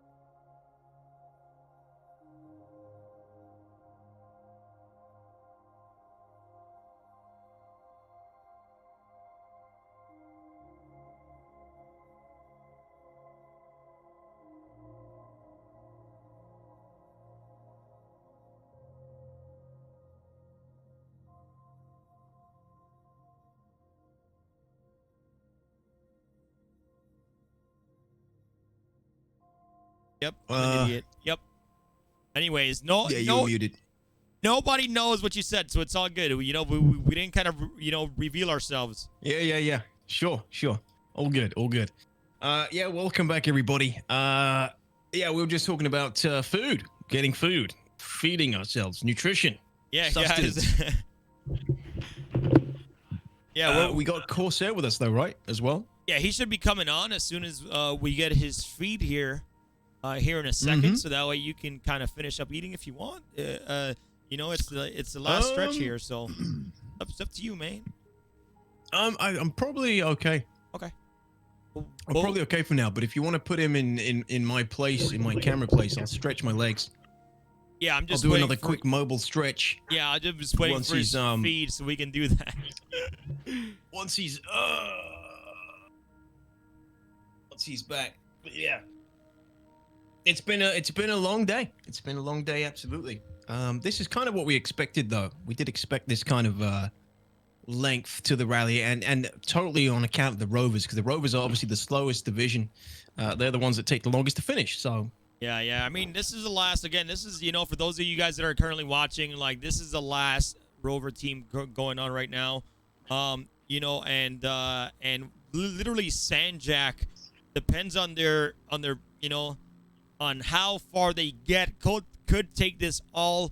But it also all depends on a few other things. You know, servers, what's going on. They making sure they don't take big jumps, making sure they don't crash. You know, crash the rover. I think they're kind of running out of spares as well. They're, you know, I don't think that, you know, putting the spare in the Valkyrie is gonna be any help towards repairing it. But hopefully they can really push this and hopefully come out at the end. And again, an incredible story from Team SashMiram, father and son team. That, you know, bonding playing Star Citizen, man, is always an incredible thing to learn. So let's see what happens. Yeah, Shipwreck also giving us an amazing view as he always does. Again, it's that classic Daymar Rally view of Crusader in the distance with a racer, you know, in the forefront. I love it. A lot of our camera teams get this shot, and it always looks good. It's a great little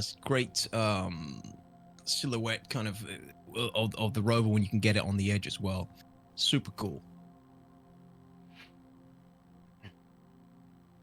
So yeah, Shipwreck is a veteran cameraman now as well. He's just been getting better and better as well. Really appreciate him. And he's been, again, guys, it's not just us who've been going all day. These server teams, the cameramen, they've all been going all day as well. And they've got to keep up this concentration, this focus to stay on their subject and keep filming and keep them in frame and while also making it look good for you guys while flying their ship as well and not crashing. So these guys are putting a ton of time and effort, ton of energy as well to get these shots. So yeah, it's not just us. Pretty awesome work from them. So thank you very much to all our organizers, all our cameramen, all the camera teams. Lost you for a second there. Where are they? Oh, there you go. There, you're back. All right, that was a bit scary. I was trying to hope that everybody's okay. My man. face is frozen.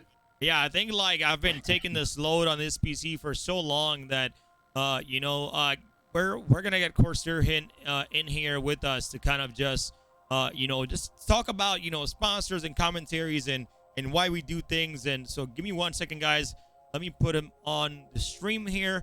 And again, thank you guys for being so vigilant with me today, because today has been a great day, guys. And I really appreciate it. So all right, hopefully you don't freeze, man. Okay, let's add him really quick here. We have his link. Hopefully this does. I don't think this is gonna pop up, but we're gonna add him here, you know, as our third compadre, or however you want to say it here, and see if we can put him on here real quick. Hopefully that doesn't show up.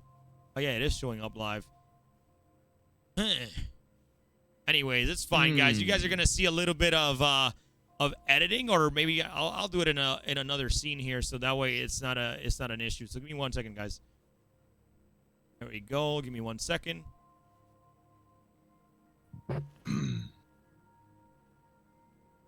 Oh. Yeah, they're gonna see some resizing. Hey, Corsair, are you there? Yeah, man, you hear me? Yeah, I can hear you. Let me get you on in a second. Just give me 1 second. I'm trying to work on this right now. I am doing this on the fly here, and you know, just to get things established just fine. You guys are gonna see a little bit of resizing. just so we can get. I should have had this. I should have had 3 of us already on here, to be honest. But I'm just weird, you know. Should I? I'm gonna put him on top. Wait, that sounds. Yeah, we'll just put him above. Giggity. Yeah, put me on top. I'm happy with that. Not usually the case, but whatever. Usually on the bottom. I mean, you know, too much info. Yeah, too much info.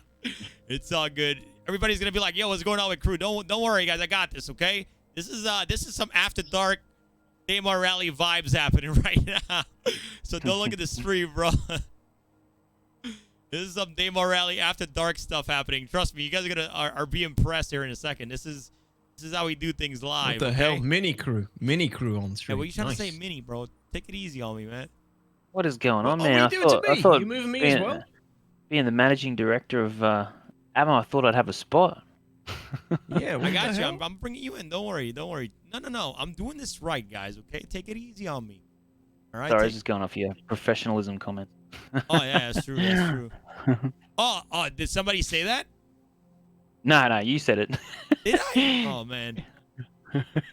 Sorry. I'm toasting a little bit right now. So. Yeah. All right. Let's get Corsair, like we said earlier, on the top. All right, guys. Don't worry. We got this, man. This is gonna be. What is going on? Some cool stuff happening right now. We're gonna go, bro. Trust me. Okay, bring you back up, and then boom. You know we're getting bigger here. We're just making room on the fly here. Sorry. I mean, again, we have 1 rover left. You know, maybe somebody's gonna meme on us. It's all good. Now let's get our guy here. Watch this, guys. You know, actually, let me push that over. We're gonna cut that. Bam. We're back up, and I know the camera's cut, guys. Don't worry. I got this. Okay, we're working on it. I should have had this. I have done no idea what's earlier. going on. I'm just kind of sitting here and waiting to see where this leads. It's gonna be great, DTOX. Okay, just bear with me. Okay. We're gonna get, bro. I can't even see anything. This is insane.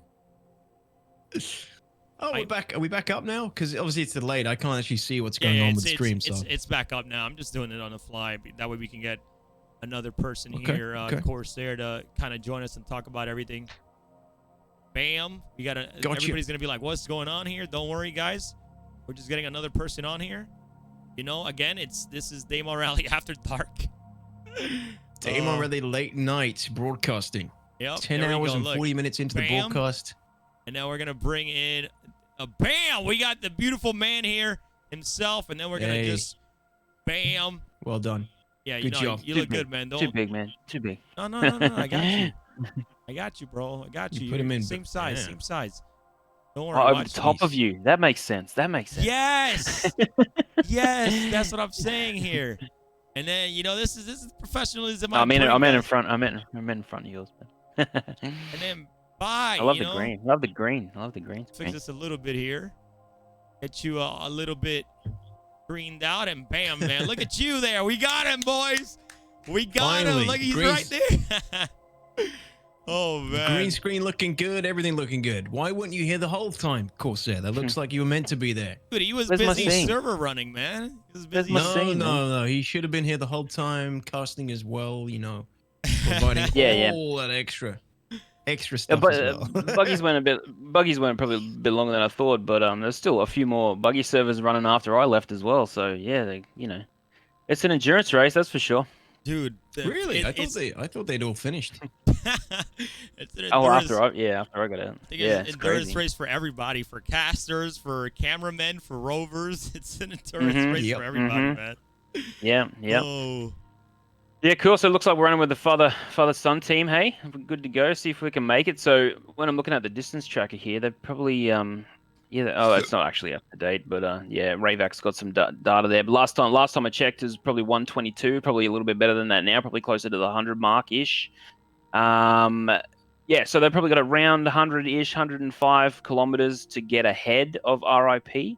And the second place person that's currently on that distance, since no one actually recorded a time because no one reached the end, so it'll be a little bit easier to kind of figure out, who's who's what and where in the rover division, but we'll wait to confirm and let everyone know at the same time because that's only really fair.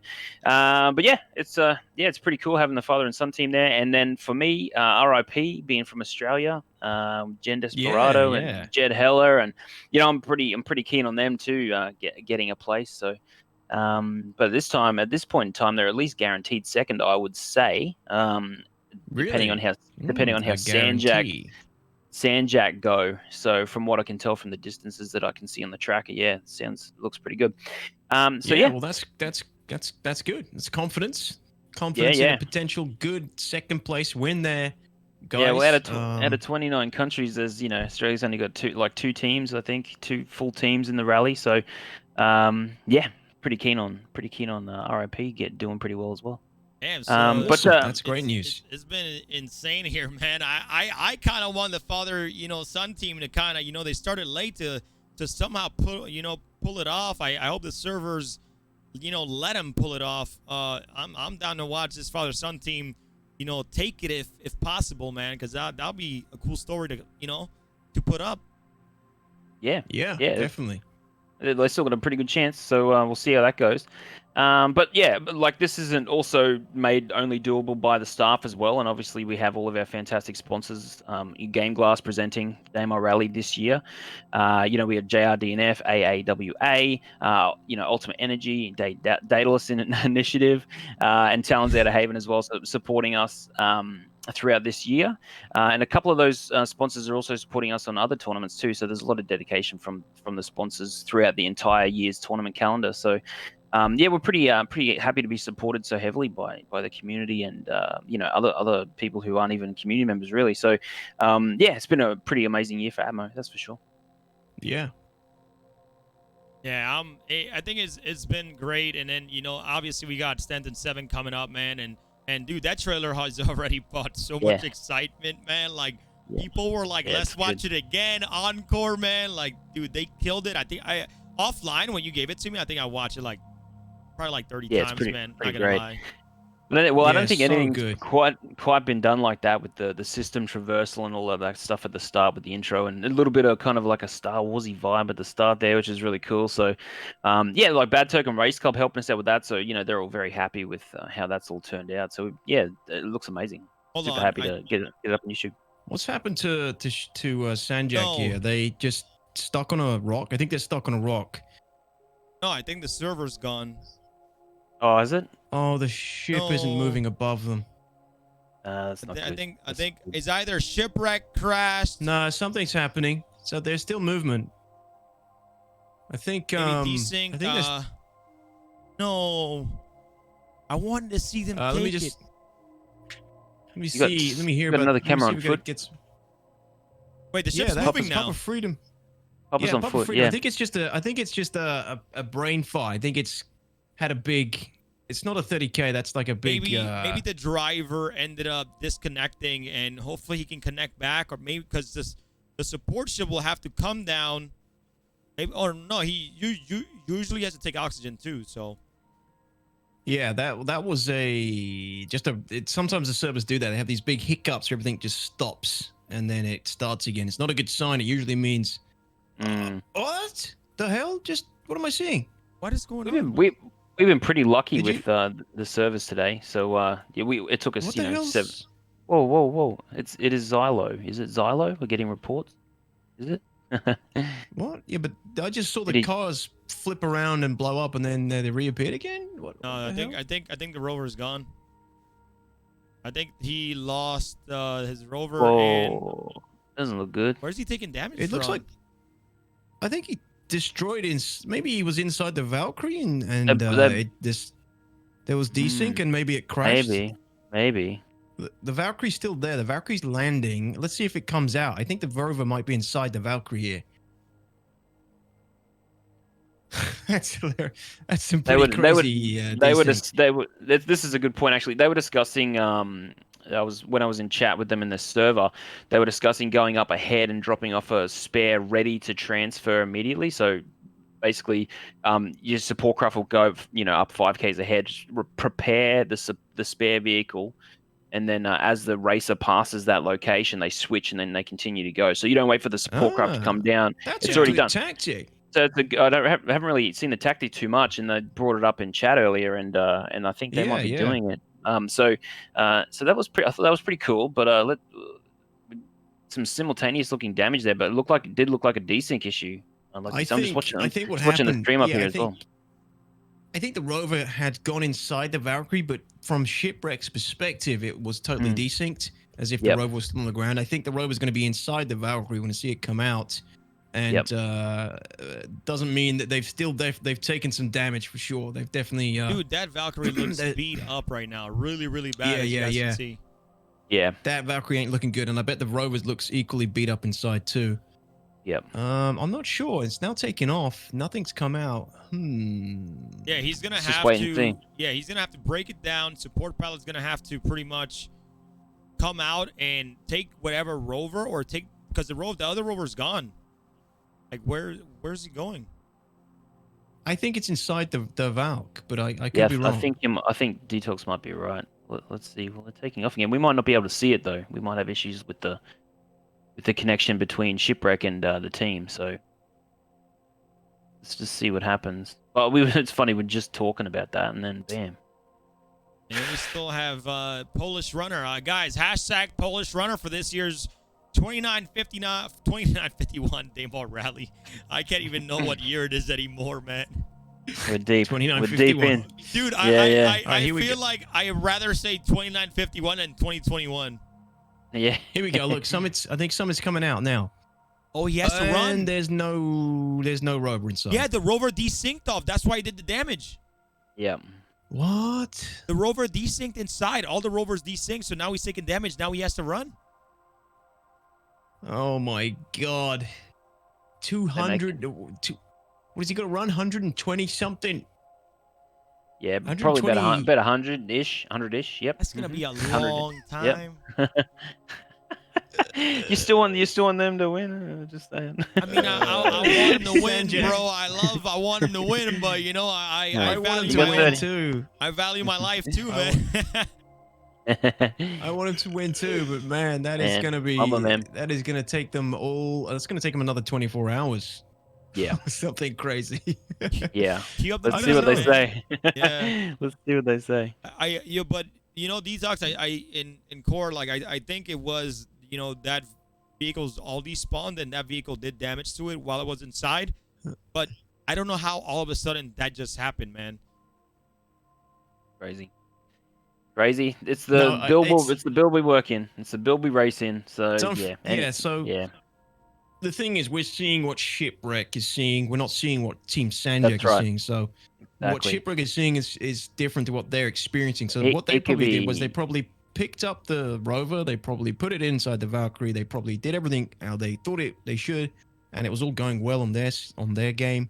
But on Shipwreck's client, which might be the more caught up client, we see what really happened, which I don't know. It's some sort of collision happened with the Valkyrie and the rover, which caused it to either just blow up or disappear. But there's only one. Is there only one? Where is he going? There's only one guy. I think the pilot must have died as well, right? In the Valkyrie. It almost looked like he was looking at the ramp as if something was coming out of it, but no, you might. That's J-Trip right now. He was the pilot, so I think Trailer is gone. Probably desynced or fell through the planet, or the rover killed him. Unless we're seeing something else and something magically happens and pops up. But he should be running now. An update. He's jumping back in. Yeah. Can we jump in and talk to them? Maybe find out what they have to say. Yeah, jump in. Yeah. I'm trying to wait to see if we get any updates from the officials before we jump in. If you don't, that's cool. Yeah, we got to father. So Chili's is saying that the father in the rover died. The son is on foot now. It sounds like the most tragic thing I've ever heard. The father died in the rover, and his son vowed to finish the race on foot. That's brutal. Okay. Wow. Brutal. So Papa SashMiram, rest in peace. Damn, you guys have seriously put in some serious effort today. Are they calling the son it now? is I think the son is probably calling it. He's jumped in the Valkyrie. He's like, I don't know. Maybe he's thinking about going and just picking up the remaining guys. And I don't know. He's in his Valkyrie, but he might be signing off. Yeah, he either needs to run, which I highly doubt he's going to want to run 100 kilometers plus, especially since they've been going for 10 hours at this point. Yeah. I want to see Imperial Geographic I want to see Imperial Geographic do a write up on that situation in the recap of the race. Well, look at that. I mean, he's missing a VTOL engine. That is a great way to finish the race and exit the race, SashMiram. It looks like he's out. He's lifting off. He's just from what I'm seeing, he's speeding away from the race site, ladies and gentlemen. A little bit ahead of you guys, if he leaves the area, yeah, I would say that they're calling it. Yeah. Yeah, I think they're calling it there. So, and then we have, can we get an update on what the hell is going on? Well, Ray's saying Trials attempting to check if the old rover will work, but yeah, then he'd have to race that. But I don't know, does he have to go somewhere to see if it works? So they're going to go back to the rover they had as a spare and see if they can get it working. They're pretty keen on getting this done, aren't they? Yeah, but that rover is probably so far back that. Yeah.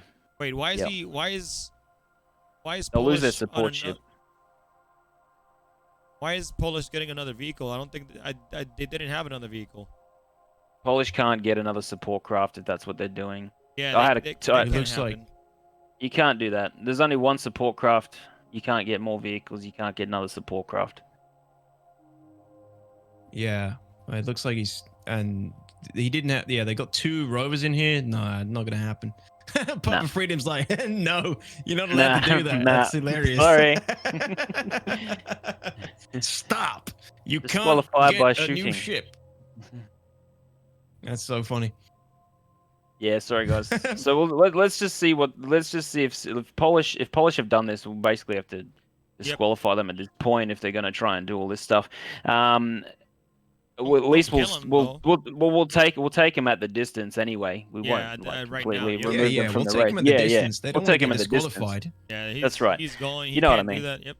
There we go. Yep. But you know, we'll just check if SashMiram's going back for the old rover and see what he does with that.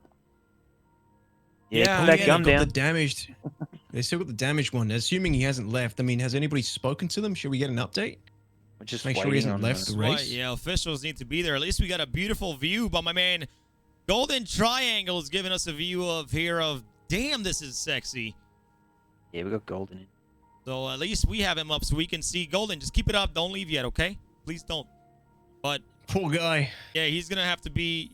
But the thing is, if SashMiram goes back like way far back, I don't think that they're gonna cut like hours of their time because they have to go far back. I don't know. Yeah, that's your call, But we got a little update here. I want to see I want to see SashMiram win, but I also value my life. SashMiram. Yeah, we have a little update here. The Polish Space Marines, a little write-up here from them. Many of them played Airsoft together and started the Airsoft group Polish Space Marines. So that's actually like cool because they're using that name here. They said it started as a bit of a joke since they hail from Norway. Norway, let's get it, man. They kept the name going into Star Citizen. Bajardmar, I don't know how to say that, guys. I'm sorry if I butchered that. Found the game through a trailer. Yeah, Bajardmar. Is that right? Drop the B, man. Yartmar. Yartmar. Okay, gotcha, man. Yartmar. Found the game through a trailer in 2012 and convinced his friends to play. Yartmar is the brother of Master G and bought the game for him in 2016 for his birthday. Arndt joined in 2016 as well with their friend Tango Kilo, joining soon after. The team registered the second year and made 3rd place in the Rover division.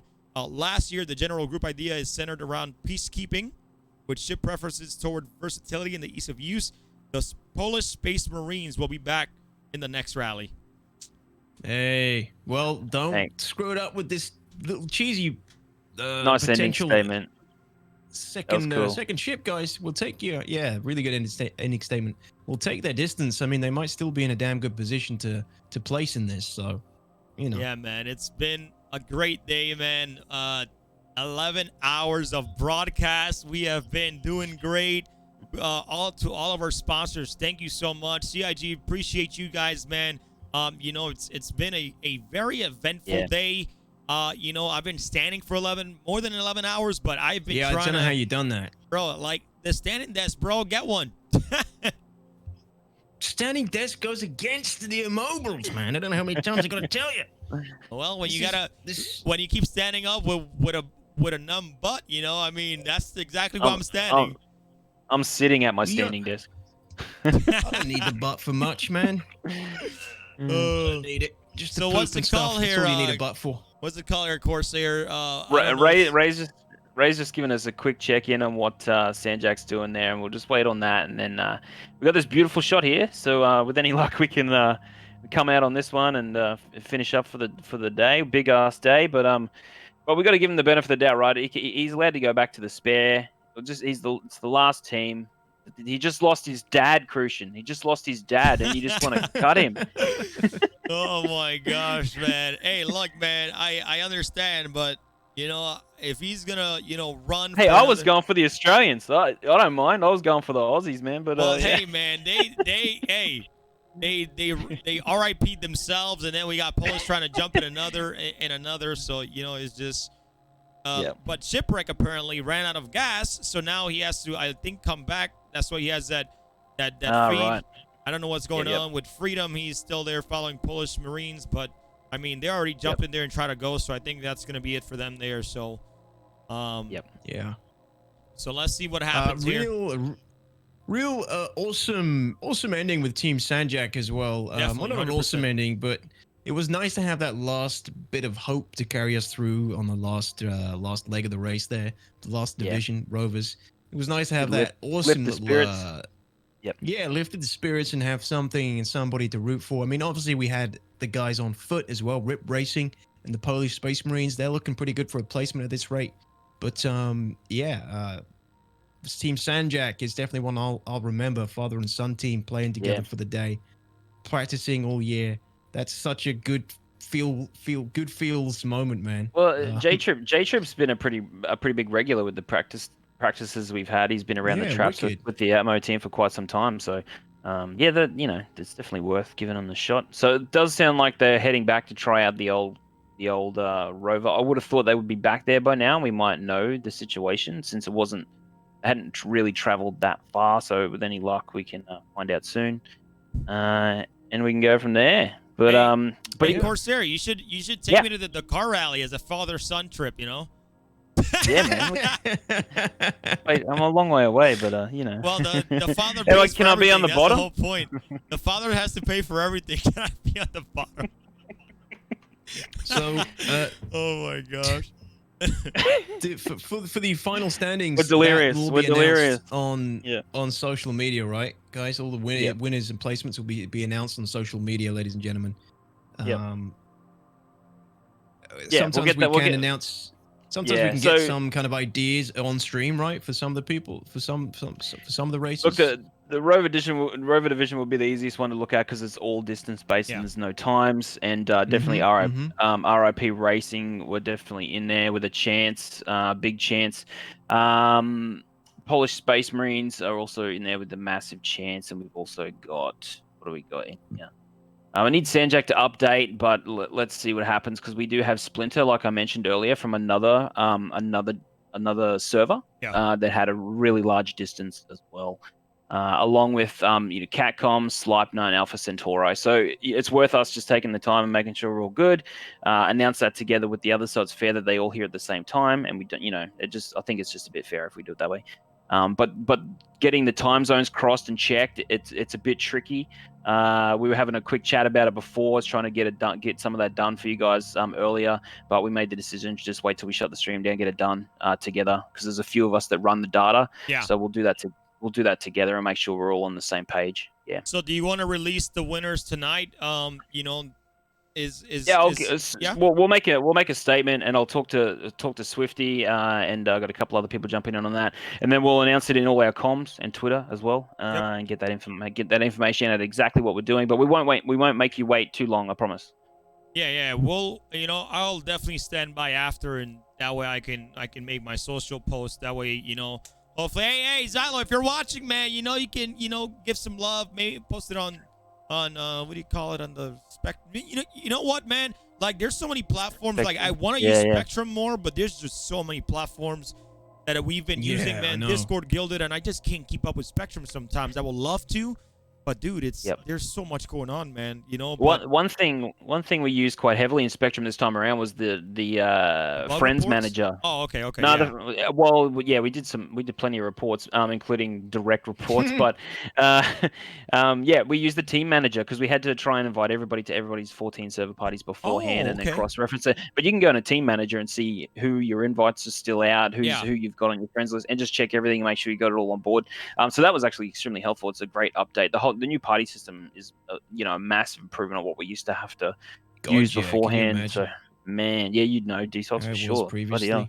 Yeah, I mean, I think Spectrum is supposed to tie into the game sooner or later, I believe. And then it does now, actually. Yeah, because you'll find sometimes when you're trying to get into a server, I found this the other day, you get into a server and you've got Spectrum, you're still logged in on Spectrum. But if you shut down Spectrum and log out of it, it doesn't look at the game any longer, and then you can get in. I had that problem the other day, and I shut it down and got in and first time, so yeah. No, that makes a lot of sense, but I was talking about like the org stuff, because I know there's like org stuff on there, supposed to be in game, man. So like when all this comes together, man, it's gonna be so good, man. But guys, we're just waiting right now, guys.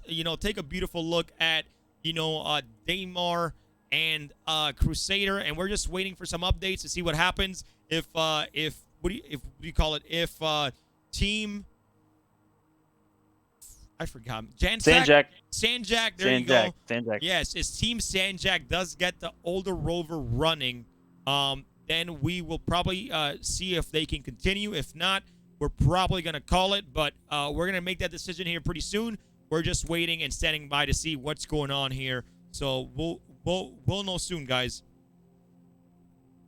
Let's let trailer and give it a pause. We'll just wait for Swifty and the camera team to get back on board. Yeah. Still waiting for some information from server leaders. Some people in Twitch obviously saying that the race is still going, which we know, but we don't know. We got to wait for the server leaders to give us some more information. So we're not getting anything through yet, except from you guys who are watching, which is not good. Yeah. Well, let's just see how we go, because I think it'd be a good story if they do get going, and we might get a little bit more coverage on this as well. We've still got a decent amount of viewers checking it out. Let's see how we go. I know we're all very tired, and Rover was always going to be the longest and hardest one, but we won't be too far away, and we'll get that information. Yeah, it's a little bit confused. We're a little bit confused at the moment. Exactly, because it looked like they were getting a whole new support ship. Polish Space Marines. Polish Space Marines. Yeah, that's not happening. But it's funny because I haven't really seen too much of teams doing what SashJak are doing. Oh, okay, wait up, we had a half-dead rover. Let's try and go back to that one. I don't think you can't find it. If you can't find it, we shouldn't be waiting around for it. I'll be honest with you. Here's what happened when that rover blew up. When his kid blew up, the rover inside his ship blew up. That rover that they had that was under their name, I'm pretty sure also is gone, 100%. So there's no way they're gonna be able to find that, because since that rover did damage to inside his ship and it's gone, because when he opened it, he didn't find a spare, because they did put a spare in there. That spare is gone as well.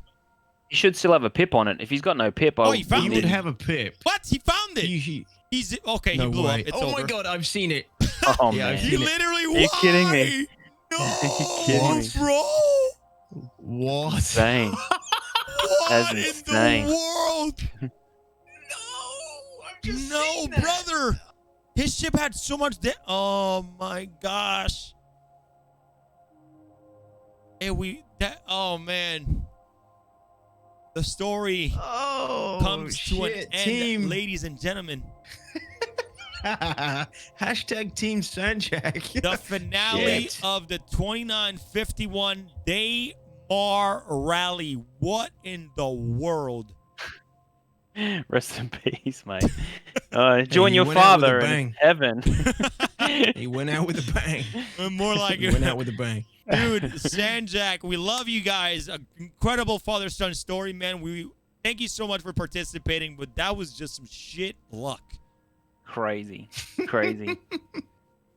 Bro, I wonder if you just ran out of fuel or something right at the end and just slammed into the rover. My guy said, I'm going to land on the rover. That's a great ending. That's a great ending. Guys, Yep, yo, Shipwreck, take some pictures of this because this is going to be the iconic finale of the Valk. Whoa, that should disappear. Never mind.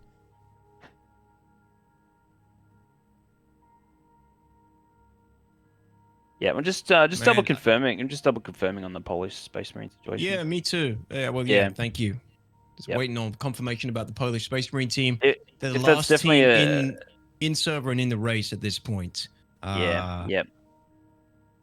If they're in the race, it's a second one. If it's a second support ship and they started moving it and unloading, I would just take their point where they are, and that'd be it. I would have to say, like, just doing that activity alone, it's against the rules. If you read the rule book, there's nothing in it, right? So technically, we should disqualify you for doing it. But what we will do is we'll keep your distance at where you are. So I'm just going to wait on some information to see what.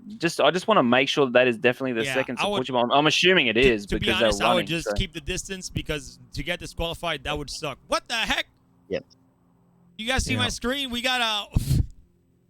Holy cow! We got a javelin in our face. Idris.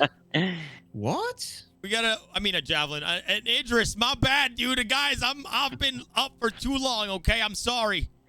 It's see-through. It's got no interior whatsoever. I can just see through the ship. Wow. That's funny. Oh man. Dude, that's very funny. Yeah. Finish it off with the old Idris. It's a popular ship now, isn't it? Dude, this is a beautiful scene. Everybody's got one. Yeah, everyone's got one. Oh man, that's too funny. Are wicked. they trying to confirm? Guys, just in case, if we're heading out, guys, which I'm pretty sure we are, DTOX, man, do you have anything you want to say to the community out there? You still have some people watching today.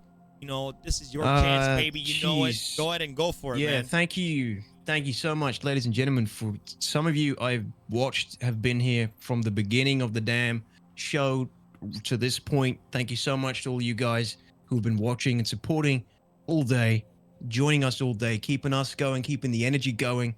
It's a hard thing to do to stream and talk this long. Crucian's been taking the main role on all that. He's been talking his heart out.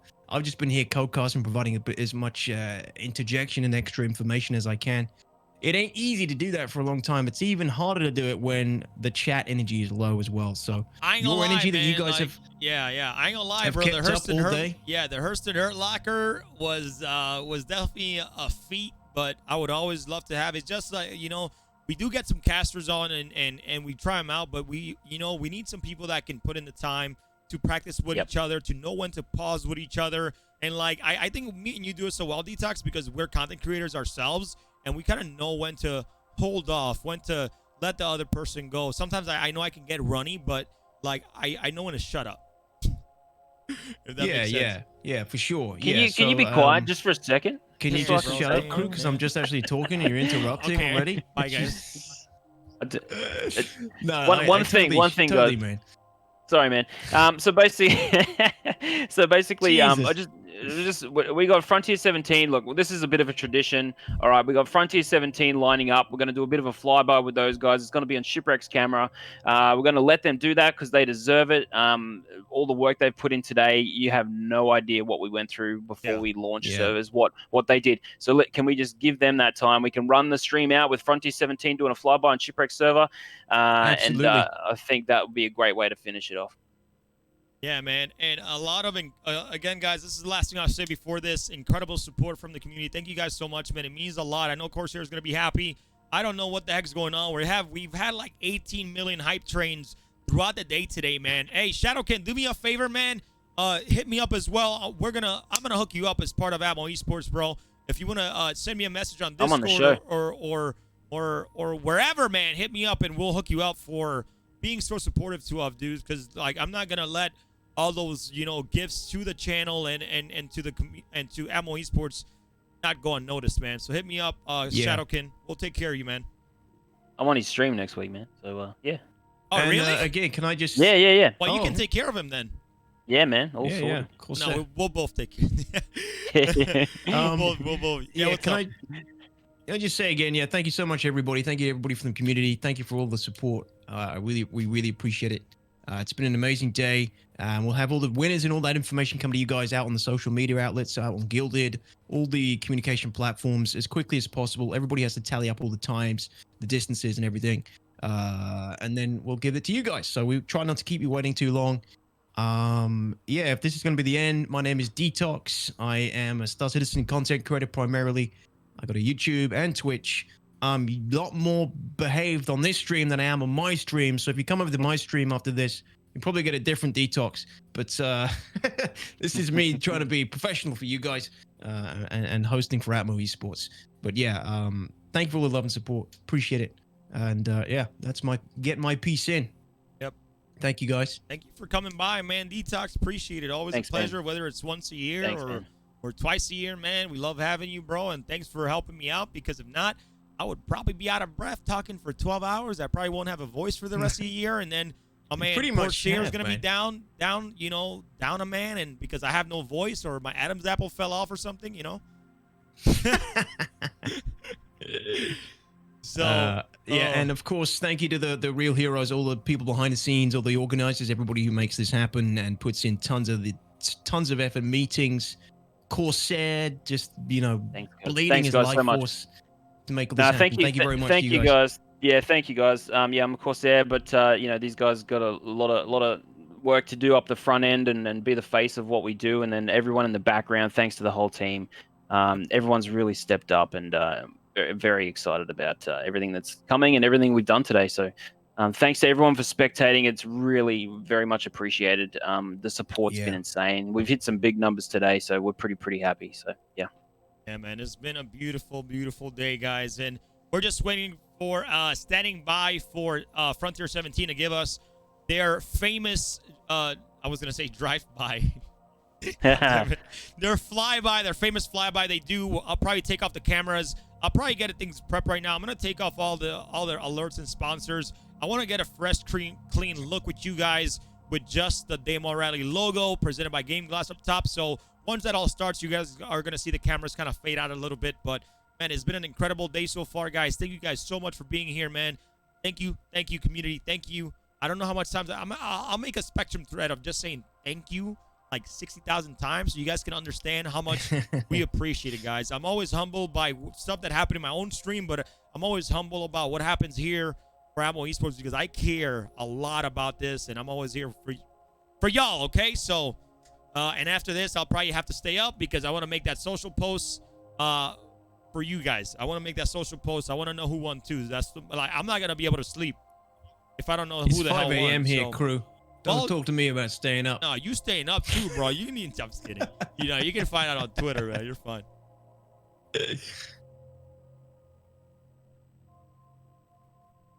Beautiful. So Man, we're just waiting for that. Love this camera, dude. I don't know what this guy, bro. Like, look, if I just like do this, look how beautiful this is, ladies and gentlemen. You guys can still hear us, but you guys can't see us. But look how beautiful this is. Like, these are shots you're never gonna find in any other game. Like, this is a shot you're like. This is like, that ain't no screensaver. That's an in-game, dude, live rendering. That's where we work. It's our work location. Exactly. Literally where everything, all that action and everything has been going on, planet side, all those ships, those support crafts, organizers, all planet side, no loading screens. You know, that's the kind of stuff that is just mind-blowing about Star Citizen. Why we all just adore this game and adore what the devs are doing, CIG is doing with the universe. You know, it's just mind-blowing sometimes. By the way, guys, just want to let you guys know after the stream, Corsair, of course, I'm pretty sure you're down with this. We're going to go raid a smaller member of the community and find somebody to show some love to. So we're gonna start the raid as soon as the flyby goes. We're gonna show you guys this incredible stuff, and after that, guys, find somebody to raid, and then just show them some love and thank you, man. Thank you all. So we find somebody now, so we are ready for that. It's funny how I have the Star Citizen lobby already bookmarked. I literally already have it bookmarked. Dude, my shoulders feel like they're about to fall apart. It's not even my legs, my shoulders. It's weird. Let me take a. Do you want any recommendations? Do you got any people in mind? Somebody small. We can just tear up their stream. Well, we're waiting for the flyby to see if it's gonna happen. We're waiting for the flyby. I think they're taking care of something going on. And then we'll get the incredible flyby from Frontier 17. I love their flyby, guys. We've posted it on Twitter. We've always posted some incredible clips. So I think they might do a flyby with an Idris. Oh, hell yes. Happening? I think it's happening right now. Is it? That'll be a first. Bring the Idris. I think I saw something come up on the... Oh, wow. I'm seeing something pretty epic. Oh, no. Here we go. Shipwreck's camera. Oh, wow. That's incredible. Here's the 890 jump going to pop a wheelie. This is great. Look at that. Wicked. Sweet, guys.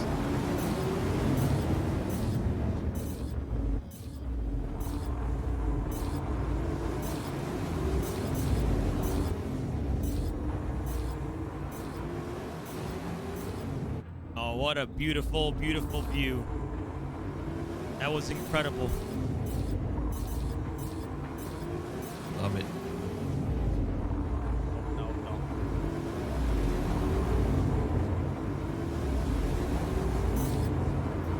That was satisfying. That was so good. That was good. Love it. Yeah. Thank you. Frontier 17 running that one. Was there some VIPs in there? Was that some of the VIPs on the 890? Different server, so I'm not sure. Yeah, I think so. All right, well, guys, we're gonna go ahead, and that was our flyby. We are going to take it away. Again, thank you for joining us, guys. The heck? So. I hope my computer's not shutting down. Okay, no, we're Thanks, good. guys. Oh, that was Shipwrecks. Anyways, guys, thank you guys for joining us. The 2951 Daymar Rally, guys. I hope you guys enjoy your time here. I hope you guys enjoyed the show. We are going to go ahead, and I believe his name is A Geezer. He only has 3 viewers, so we're going to go over there. We're going to start the raid real quick, and we're going to show him some love, guys. Again, thank you guys all for the support today. Thanks, incredible, guys. Have a great rest of your nights. I'm definitely going to go get us some 2-day rest. And, guys, please show some love to whoever we're raiding. They're part of this Star Citizen community now, and just enjoy, guys. We'll see you guys next time. Yeah, peace out, everybody. Thank you very much for the support. We'll see you next time. Let's send him like 800 people. We're going to go bombard him, guys. Just spam him with Daymar Rally flags. He's going to go crazy. Spam him with Daymar Rally flags, and let's make somebody in the Star Citizen community happy. And have a good one.